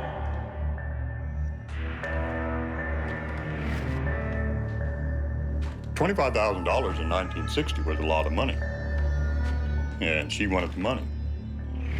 Plus, she wanted to be able to continue her promiscuous lifestyle without hindrance from her religious husband.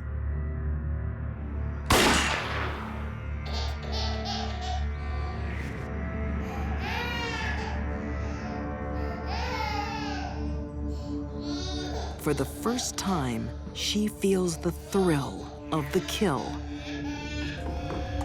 It won't be the last. She was amazed at how she felt the adrenaline rush of murdering her husband.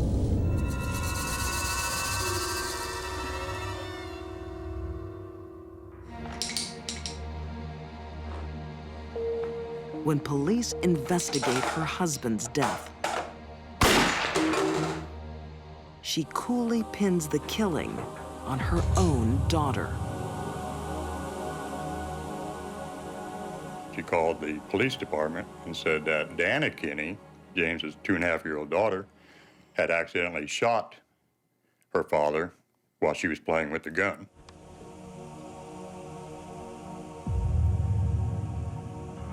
The heavily oiled weapon has no fingerprints. Dubious police accept her story. Sharon gets away with murder.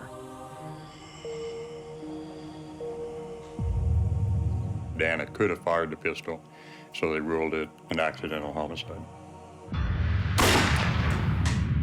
From now on, Sharon Kinney will live her life by the law of the gun. Sharon Kinney was a sociopath. She had no guilt, no remorse about hurting anyone. She had no empathy for human life other than her own.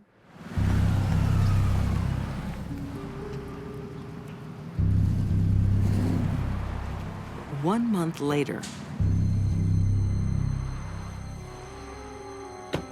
widow Sharon has her insurance payout, a new life, and a new man. Car salesman Walter Jones. Walter was married to a very beautiful woman named Patricia, and they had 2 children. Sharon wants Walter all to herself. Well, I thought that maybe we'd get married and have a family. I'm already married. Well, leave your wife. I'm not leaving my wife. I got responsibilities. She announced to him then that she was pregnant. He threw a fit. For yourself. I'm not having this conversation with you. Walter Jones is playing with a deadly woman. She'll get her way with murder. Sharon Kinney wanted what Sharon Kinney wanted, and she wanted it now. I hate you!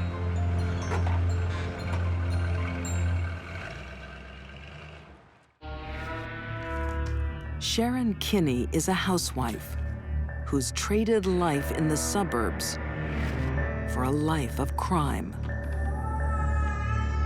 She didn't want to be a normal, average American woman.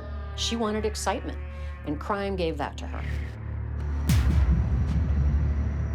Just months after shooting her husband, Sharon's having problems with her new lover, Walter Jones. I hate you! He doesn't want to leave his wife, Patricia.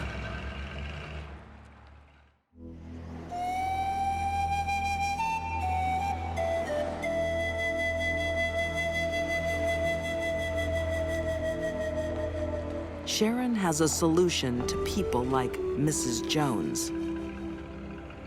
She kills them. Get out of the car.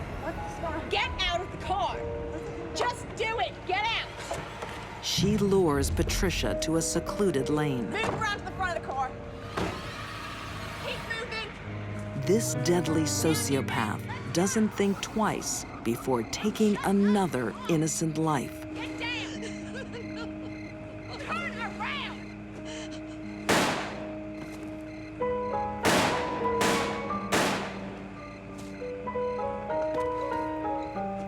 Police discover that Sharon is the last person to see Patricia alive. They arrest her on suspicion of murder. It was my sister-in-law, and I loved her dearly. She was absolutely precious. She was very precious.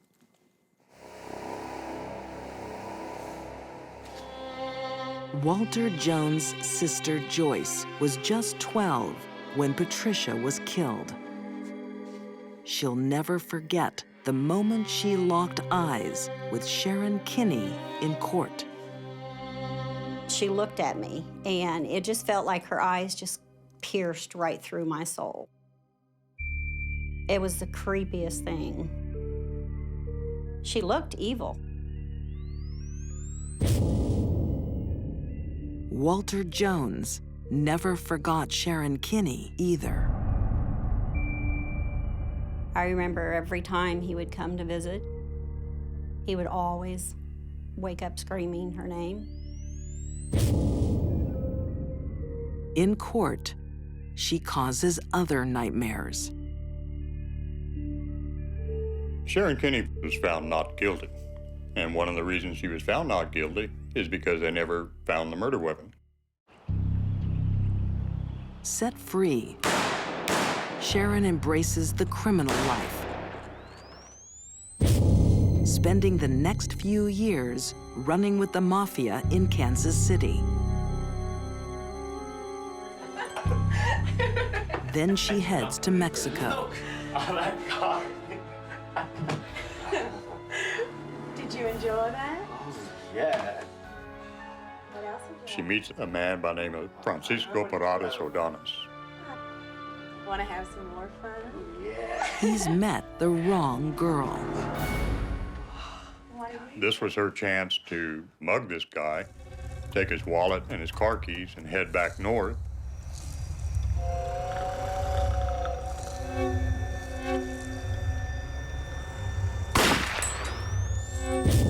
This time, she doesn't beat the law. Sharon was very flippant. Yeah, I'm going to get out of this. Yeah, I'm invincible. Yeah, I'm bulletproof.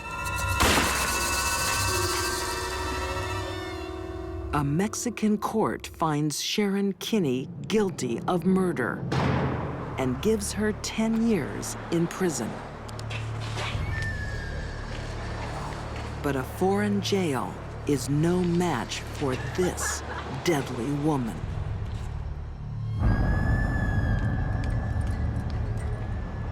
On December 7th, 1969, upon the conclusion of a very busy visiting hours, visiting Sunday, when the guards did a bed check of all the cells, Sharon Kinney's cell was empty. The one they call La Pistolera is gone. That's quite a feat, and she pulled it off. That's the kind of person she was. Nothing could stand in her way, not even prison. No trace of her has ever been found. I do not believe she's dead. I believe that anybody as smart and crafty as Sharon Kinney would still be out there.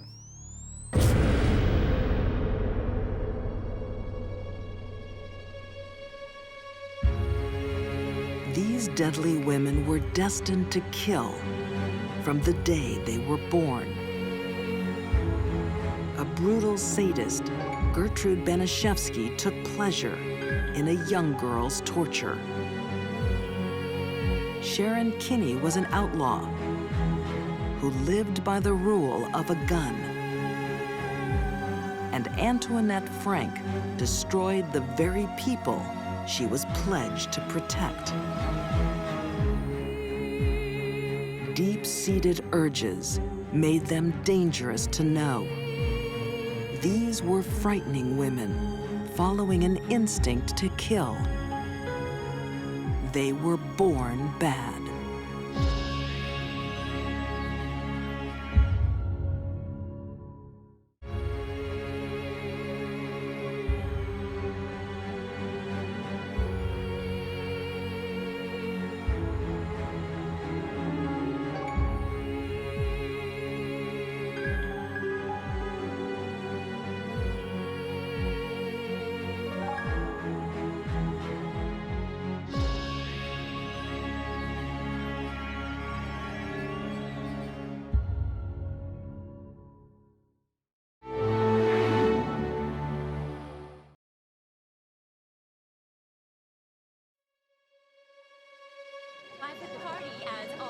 What kind of parent will ask their child to kill? Children cannot say no to a parent that wants them to kill. Mother and son are partners in crime. Vicious, angry, controlling. They compared her to Charles Manson. In the Wild West, the family business is murder. Kate was always given credit for slitting the throats from ear to ear. And a terrifying mother has a deadly request. You did whatever Mom said, including kill. For these deadly women, murder is a family affair. It runs in the bloodlines.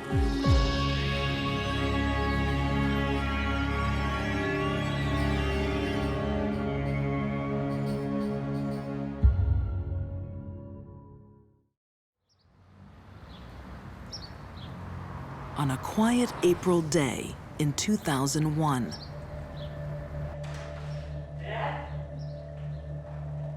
Greg Hyman visits his sick father. Dad, where are you?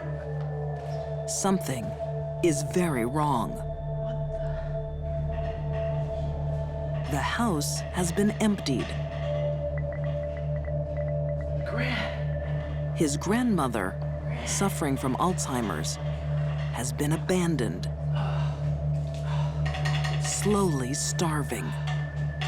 She had survived by eating newspapers, the only thing she could reach. What happened? Greg's father has vanished. There was brain matter on the walls, on the ceiling. It was a crime of great brutality and ignorance.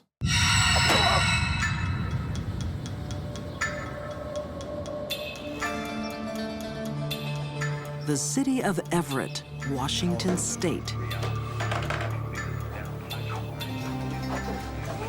Barbara Opal is a 38-year-old single mom, struggling with family life.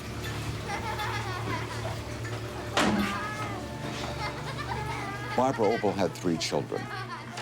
Heather Opal, Derek Opal, and Tiffany Goudot, a child from another relationship.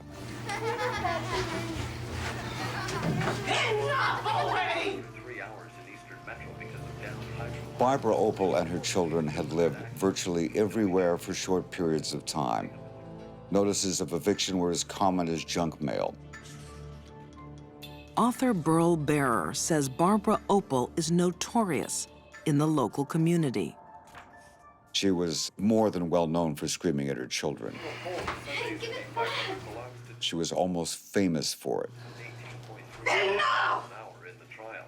Or kill a parent, you just sit down and show! You get down there! Known in many neighborhoods as a loud, obnoxious, screaming, domineering woman. She had a very dominant personality and was also highly manipulative. Her eldest child is 13-year-old Heather. She does what she can to avoid her mother's wrath. I've got an extra big soda. It would be nice to say Heather was under her mother's spell, but her mother was a bully. She was under her thumb. She was abused. You need to build up those muscles. How was training? Horrible. When children grow up in a household with one parent, and that parent is constantly yelling at them and abusing them emotionally and physically, it's pretty tough for that kid to not go along with whatever Mom wants them to do. I said, will you stop with the ball? They do it to keep peace in the family and to not get hit. It was lovely, wasn't it, Mama? Enjoyed it outside? The Opal family's luck changes Hi, Barbara. Hi, Heather. when Barbara meets 64-year-old retiree Jerry Hyman. Is this for Mama's lunch? He actually felt bad about her living conditions and asked her if she'd like to move in with her children into his basement. and care for his elderly mother, who was 89 and wheelchair-bound. It smells nice. Do you like that soup? Jerry Hyman has cancer, but his mother is his top priority. He didn't have that long to live. He wanted to take good care of her. It wasn't quantity of life, it was quality of life. He was willing to sacrifice his own personal well-being to take care of his mother. Look, if you need to use the car, you know, by all means, if you need to, okay? Yeah, well, I need to go to some grocery shopping. Oh, wow. Do you need some money? I tell you what. Jerry Hyman was generous to Barbara and her family. Go right ahead, okay? Get what you have to get, okay? He provided money, gifts to them for the holidays. I gotta go. I'll be back about 6:30, okay? Bye, Mama. Barbara Opal has only one person's well-being in mind: her own. She discovered he had about $40,000 in the bank, and somewhere along the lines of that first year, began to devise a plan to murder him. But she won't do the killing. She wants a gang of children to do it for her. The leader will be her daughter Heather's boyfriend, 17-year-old Jeff Grote. Jeff Grote was a rather athletic speed skater who lived in the area, and he was selected by Heather, 13, as kind of a cutie. Barbara encouraged that relationship because she wanted Jeff to be the ringleader of the group of young murderers who were ultimately going to kill Jerry Hyman. And she decided that one of the ways to do this, to get him on her side, was to have her daughter sleep with him. After using her own daughter as sexual bait, Barbara puts her plan in motion. When they came out of the bedroom, Heather's mother sat him down for a heart-to-heart talk. It wasn't about safe sex, it was murder.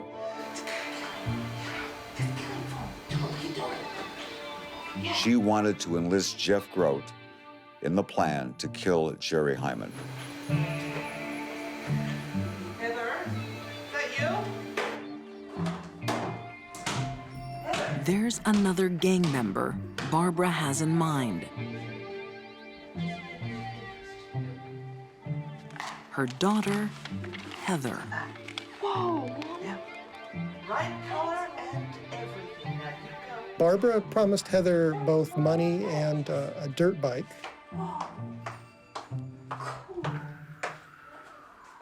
We know that in her diary, Heather had entries that she was going to get a dirt bike out of this killing, and she was excited about that.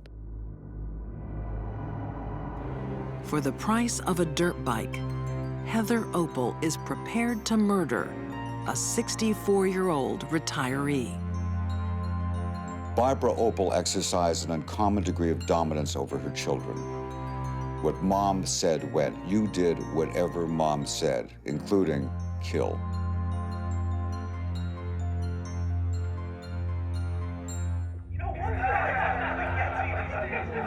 In a suburban basement, a gang of children are waiting to kill. All of the young killers in this case came from chaotic family backgrounds.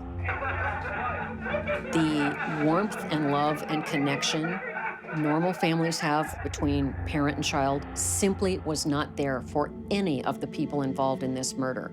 So murder for them, pretty easy. The only adult present is the one pushing them towards murder, Barbara Opal. You take that. I've had enough. She wants retiree Jerry Hyman beaten to death. You ready for it? Yeah. Fuck yeah. Ready and willing to kill is Barbara's 13-year-old daughter, Heather. Heather Opal was an excellent student, sports star, well-liked, well-behaved. No one would ever suspect that a girl such as Heather could commit such a horrible crime. Heather may have failed to develop a strong sense of self because of the overwhelming domination and control of her mother.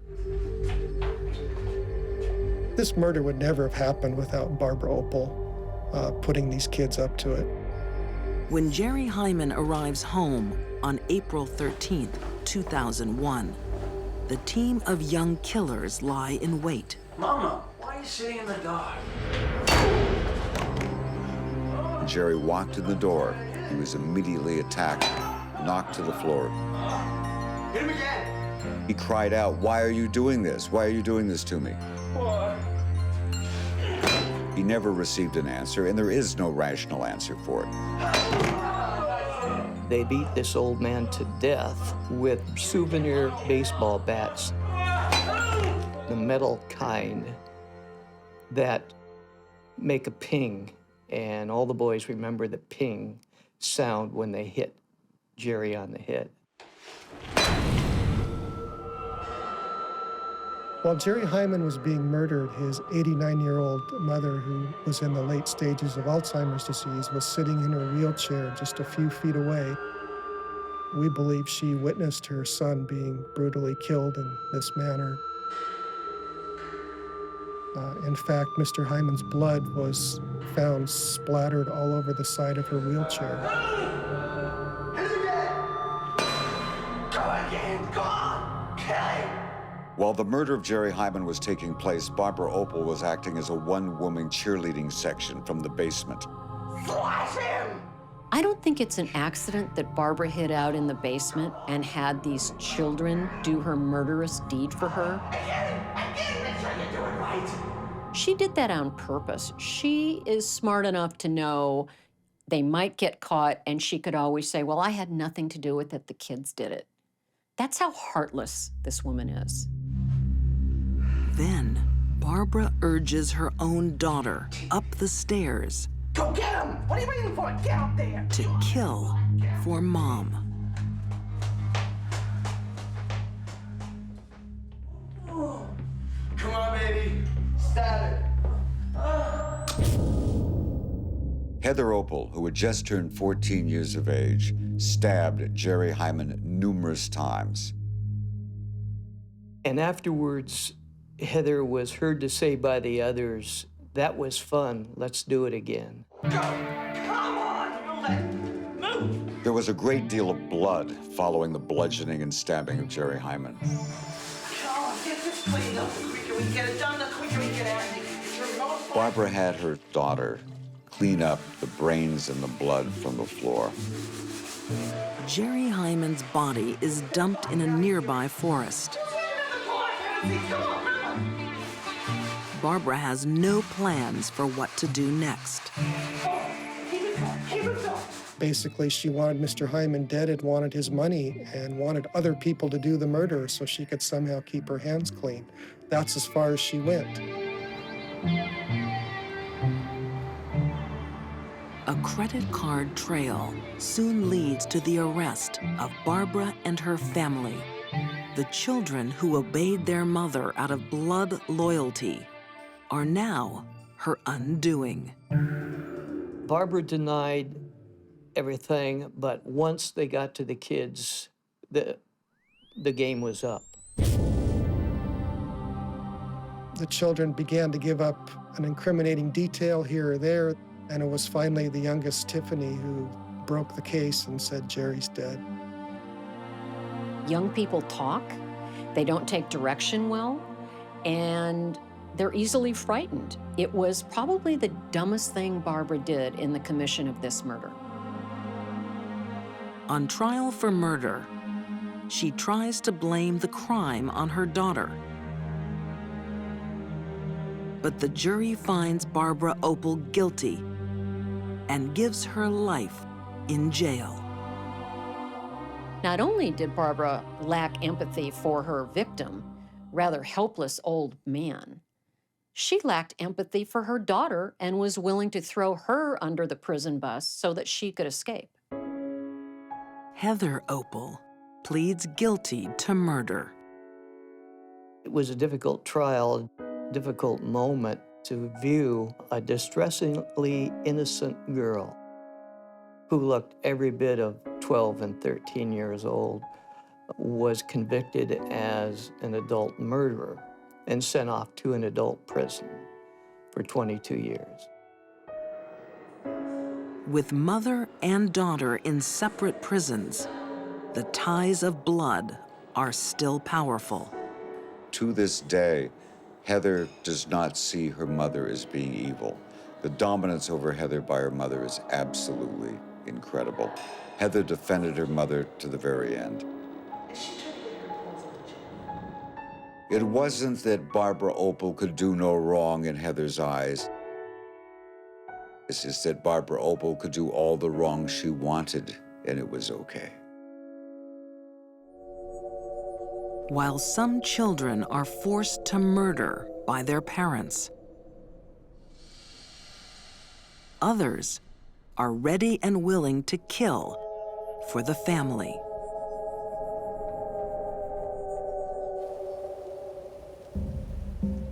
On the prairies of Kansas in the 1870s, passing travelers stop to see a Wild West medicine show. So I can see, looking in your eyes, that you're wondering how it is I can cure the The frontier men are mesmerized So as you can see here, I have my charts. by a beautiful young woman who offers spiritual cures Astrology charts. for earthly ills. Most important of all, my Ouija board. Kate Bender was a very pretty woman. It's been said that she had lips that would set any man dreaming. This root. She was around 5'6" and a very slender woman and very well endowed. To cure a young boy of his blindness. Yes, it's true. She had quite a bit of class. She wasn't like most of the women here in the prairie area. Miss Bender? Yes. Do you have anything that would cure a lovesick bachelor? A lovesick bachelor, of course. She was very outspoken and quite the talker. She did seances. I concocted my secret love potion, and it just requires one drop. Maybe she would laugh and flirt and this kind of thing. She was a lure. And the next time you see the woman you desire,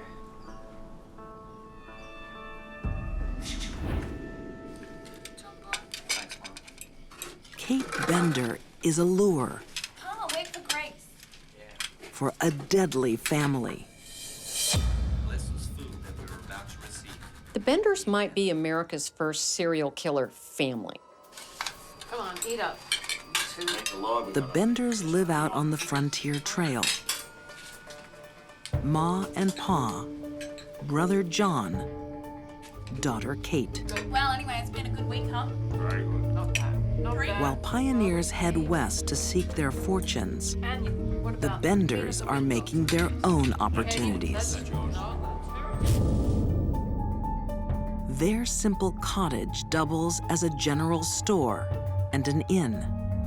They had the store and they had the table where they fed people. And now and then, if somebody stayed overnight, they had a straw mattress that they put in there. Even if a passing traveler hasn't seen Kate's medicine show, he will soon fall under her spell. Gorgeous horse. Nice to see you. Yeah, where are you heading? I was going to. But Kate's eyes are only for his money. Well, Kate was very talkative, very provocative, and she would engage all of the travelers in conversations after they analyzed whether they were worthwhile robbing or not. Kansas historian Wayne Hallowell says frontier travelers were enticing prey. People came with large sums of money, which $2,000 was a large sum of money in those days, to buy either a claim or to buy cattle and chickens or whatever to homestead their claims. I bet you're hungry. If Kate decides the man looks wealthy enough, he'll be invited in for a meal.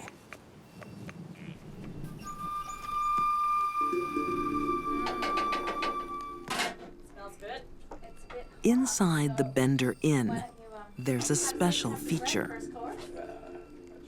And they had a canvas wagon top that they hung across the room to divide the public area from their living quarters. That wagon sheet is the key to a gruesome plan. So it's a shame you missed my spiritual talk. She'd put them in front of a chair that was pushed up against a canvas, and I can actually visualize her coming out, you know, very sexy. Kate Bender's smile is a final distraction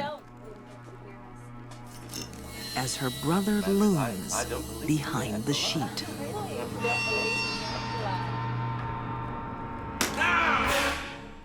The visitors who visited the inn were killed by having a blow in the back of the head. Yeah, well, maybe you should. And then Kate would slit their throats. I don't think anyone was really safe when Katie was around. If Katie wanted something from them, she was going to get it. No one stood in her way.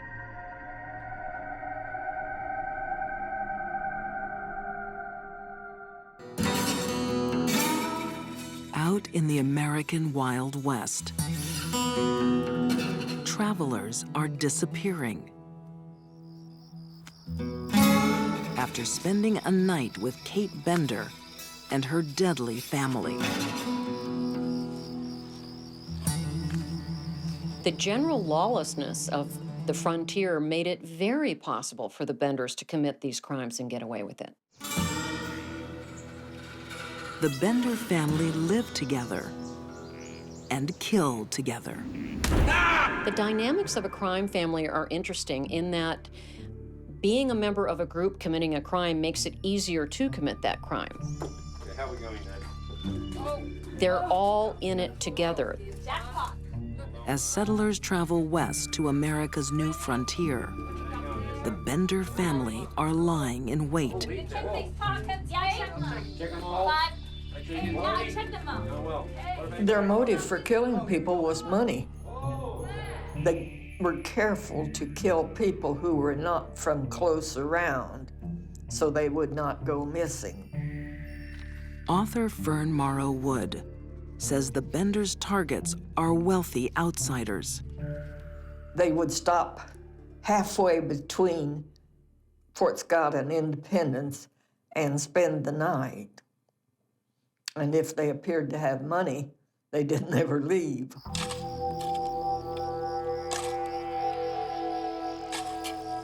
Ten strangers have gone missing on the trail that passes the Benders Inn.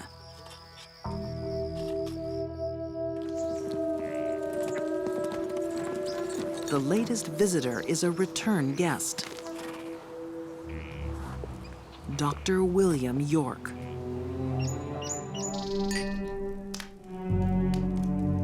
Like many frontier men, Dr. York is infatuated with Kate Bender. It's great to see you, Miss Kate. You know I read poems. I had heard that. But this will be the doctor's final visit. High intelligence and great learning. Explains your success in the medical field. Is there anything about a second marriage in there?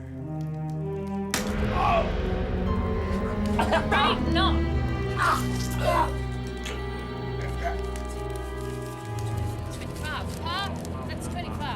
This time, the Bender family has made a big mistake. Dr. York was their undoing because he wasn't from far away, as the others were, and he left behind traces. After Dr. York disappeared, his brother started searching around and following his trail, and the trail ended at the Benders. His brother was Colonel York, who had been in the Civil War. He was a Civil War colonel who had recently become a Kansas State senator. And Colonel York was a man of action. When Colonel York rides up searching for his brother, he comes face to face with a dangerous killer. The idea that a woman would be involved in conning and luring men to their death, to their murder, clearly points to sociopathy. Howdy, man. I've been looking for my brother. His name is William York. Katie probably was a chronic liar by the time she was 5 or 6 years old. That's how she learned to con people. No, sorry. I've not seen this man around here. You certain about that?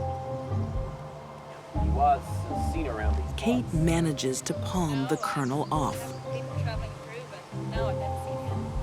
But the Benders realize their deadly business is in danger of being shut down.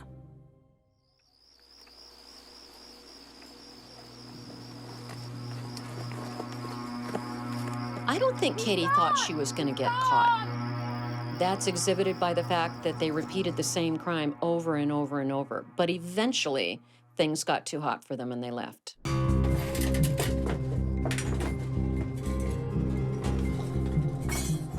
As far as known, they packed up quickly, they took off, they got into their wagon, and they went up to Thayer, which is only 7 miles away. And they bought train tickets and they split. Get out of here.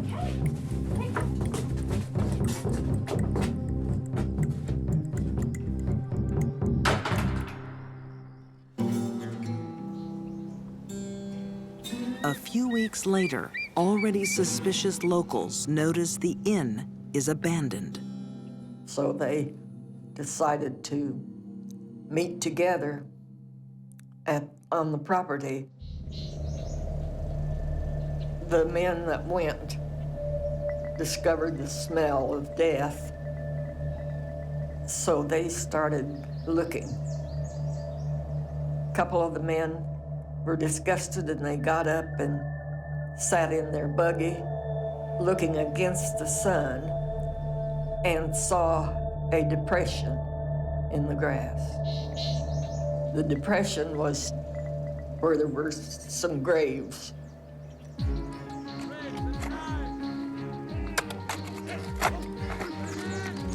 They told all the farmers to bring plows and shovels, picks.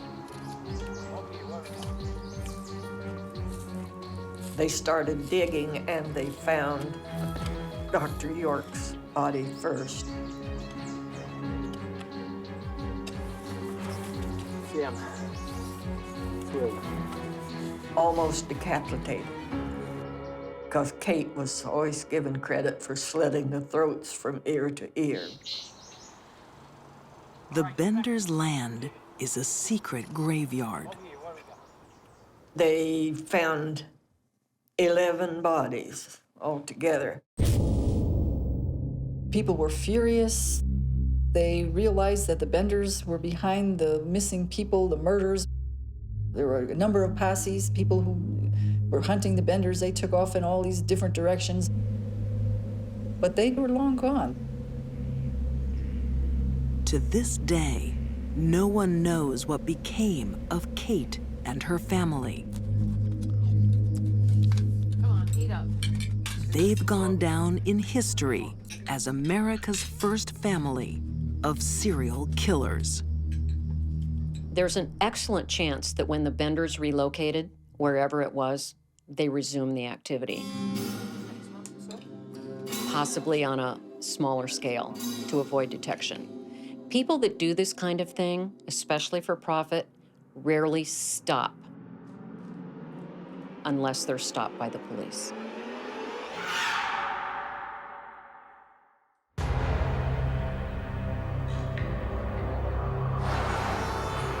Los Angeles, 1998.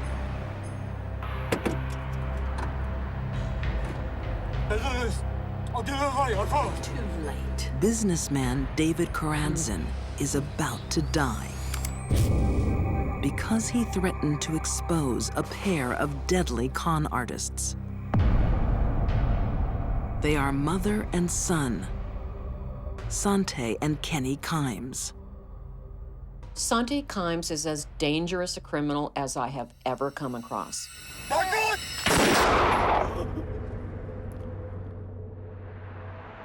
Sante Kimes crosses the country, leaving a trail of insurance scams, property fraud, and robbery. Sante Kimes is a grifter. Grifting is a term for the con, tricking someone into taking something from them. And that was what juiced her up, was the lie, the fraud, the stealing. Right at Sante's side, her own son, Kenny. It's one thing for a woman to commit a crime, but to involve her children in her crimes is unconscionable, and yet she had no problem doing it. Kenny is under his mother's control. She has turned him into a criminal and a killer.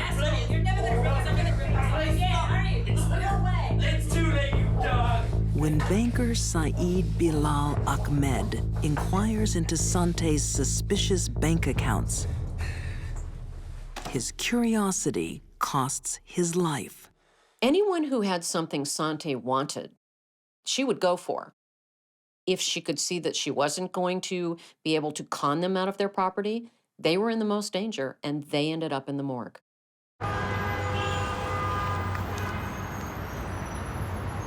New York City, 1998. Sante and her son are chasing the biggest target of their criminal career. Oh, hello. Nice to see you again. Wealthy socialite Irene Silverman. Come in. Would you like a cup of tea? Sante and Kenny pretend to be business partners, looking to lease an apartment.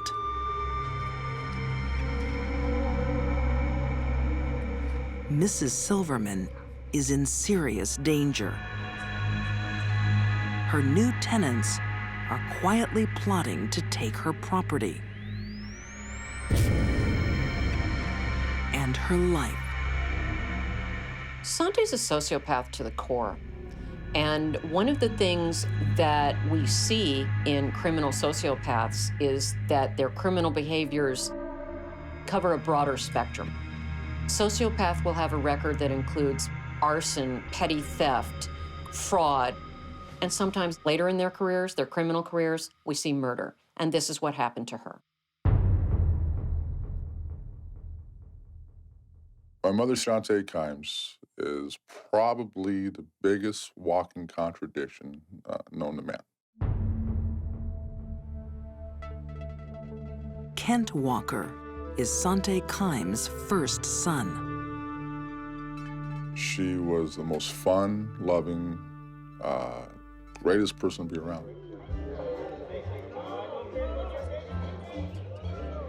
She had a charisma, a love of life. I went to a party at the White House, no less. She had an ability to take any situation, turn into fun, excitement. I, of course, was the life of the party, as always. Growing up, Kent remembers a glamorous mother. I met President Ford, and we had a lovely chat. She aspires to the high life and models herself on Elizabeth Taylor. To say I told them my husband was the ambassador of Lithuania. But Sante Kimes has another side. She was one of the most frightening people you ever want to meet. In terms of evil, I have a couple friends who are pretty high-powered attorneys, very well-renowned, who knows her, and they compared her to Charles Manson. This is good champagne.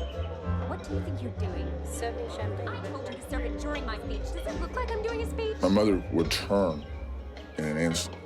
Get out of my sight. Get out of my sight. She can, at a drop of a hat, become vicious, angry, controlling, and sometimes violent. Do you think Elizabeth Taylor had to put up with this? Her whole life was basically a lie. There would be a little germ of truth, that first germ or seed, but then it would just blossom to this tremendous untruth. Few are safe from Sante's schemes and cons.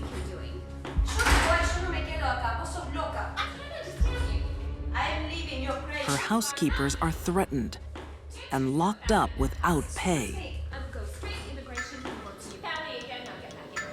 She keeps them as slaves.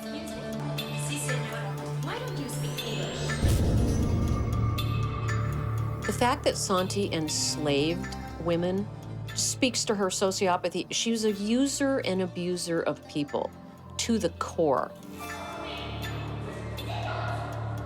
In 1985, Sante is arrested for slavery.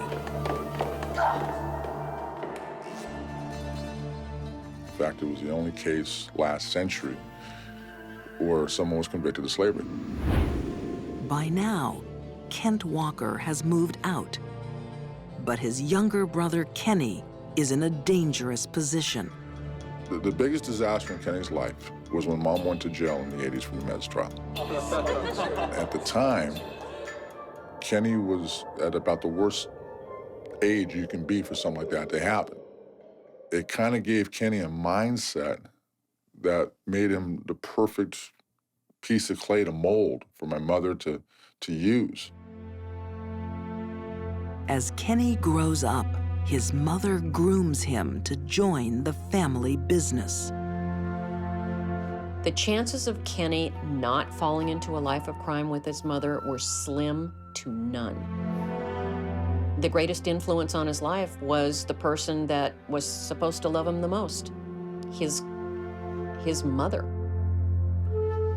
who was a criminal to the core.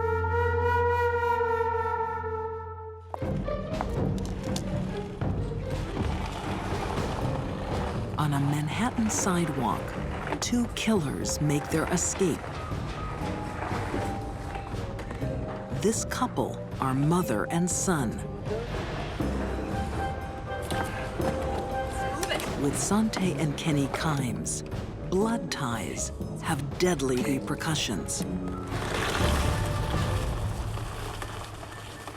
The familial bond, especially parent to child, can be unbreakable, making it almost impossible emotionally for a child to stand up to a parent who wants them to kill. 1 week earlier, wealthy socialite Irene Silverman holds court. Yep, I can still do all these movements even to this day. Really? Oh, yes. Yes, I'll show you. The ex-ballet dancer is owner of her own $7 million apartment block. That's the swan one. Her newest tenants are Sante and Kenny Kimes. Deadly con artists plotting Mrs. Silverman's downfall. Santi was dangerous to anyone that had something that she wanted, and if she sensed that that person could be manipulated, she would go for it. The pair forge property deeds, aiming to take control of Irene Silverman's apartment block. 4th of July, this weekend. So Everyone's going away on vacation. First, Mrs. Silverman has to disappear.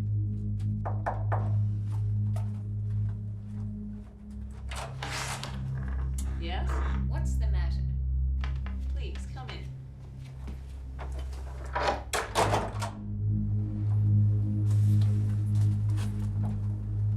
The blood ties of mother and son make these two criminals a deadly team. Well, you're evicted. I'm leaving.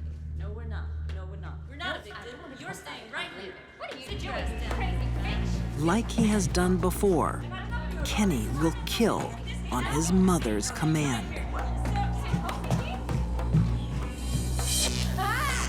A stun gun immobilizes Irene.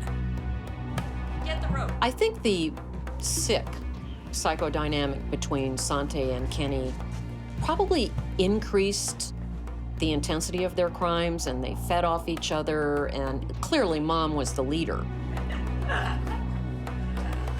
She was able to take basic, core, good values that every mother should have for their child and twist it to justify any action she did.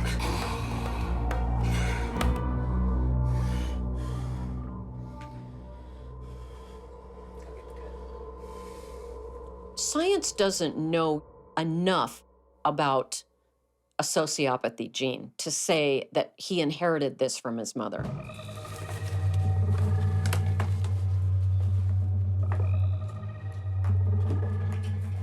It also could be that he learned bad behavior from her. Little boys love their mothers. They want to please them. And that is what he did as a big boy. In broad daylight, Sante and Kenny escape. Irene Silverman's body is never found. I have no doubt that Sante Kimes thought she would never be apprehended. And when that occurred, she never thought she would be convicted. One day later, the FBI arrests the Kimes on an unrelated fraud charge. In their car are all the tools of the deadly con artists. Guns, masks, rope, forged property deeds, and $30,000 in cash. Had she not been stopped, she would have been grifting and murdering until the day she died. In 2000, mother and son face an extraordinary trial. They're convicted on no less than 60 criminal counts, from forgery and burglary to murder.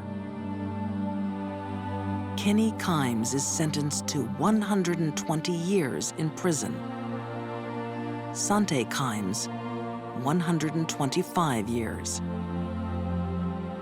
I right then had to confront myself with the fact that I then knew that my mother and my brother were murdered.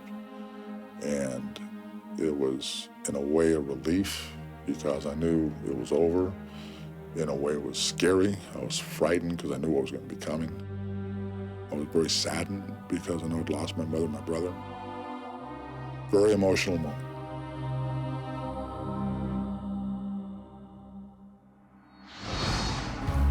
Blood ties can be a powerful force for evil. When her mother asked her to kill, Heather Opal said yes. Kate Bender lured human prey for her killer family. And Sante Kimes twisted a son's love to her own murderous ends. For these deadly women, the family that stayed together, killed together. Murder ran in their bloodlines.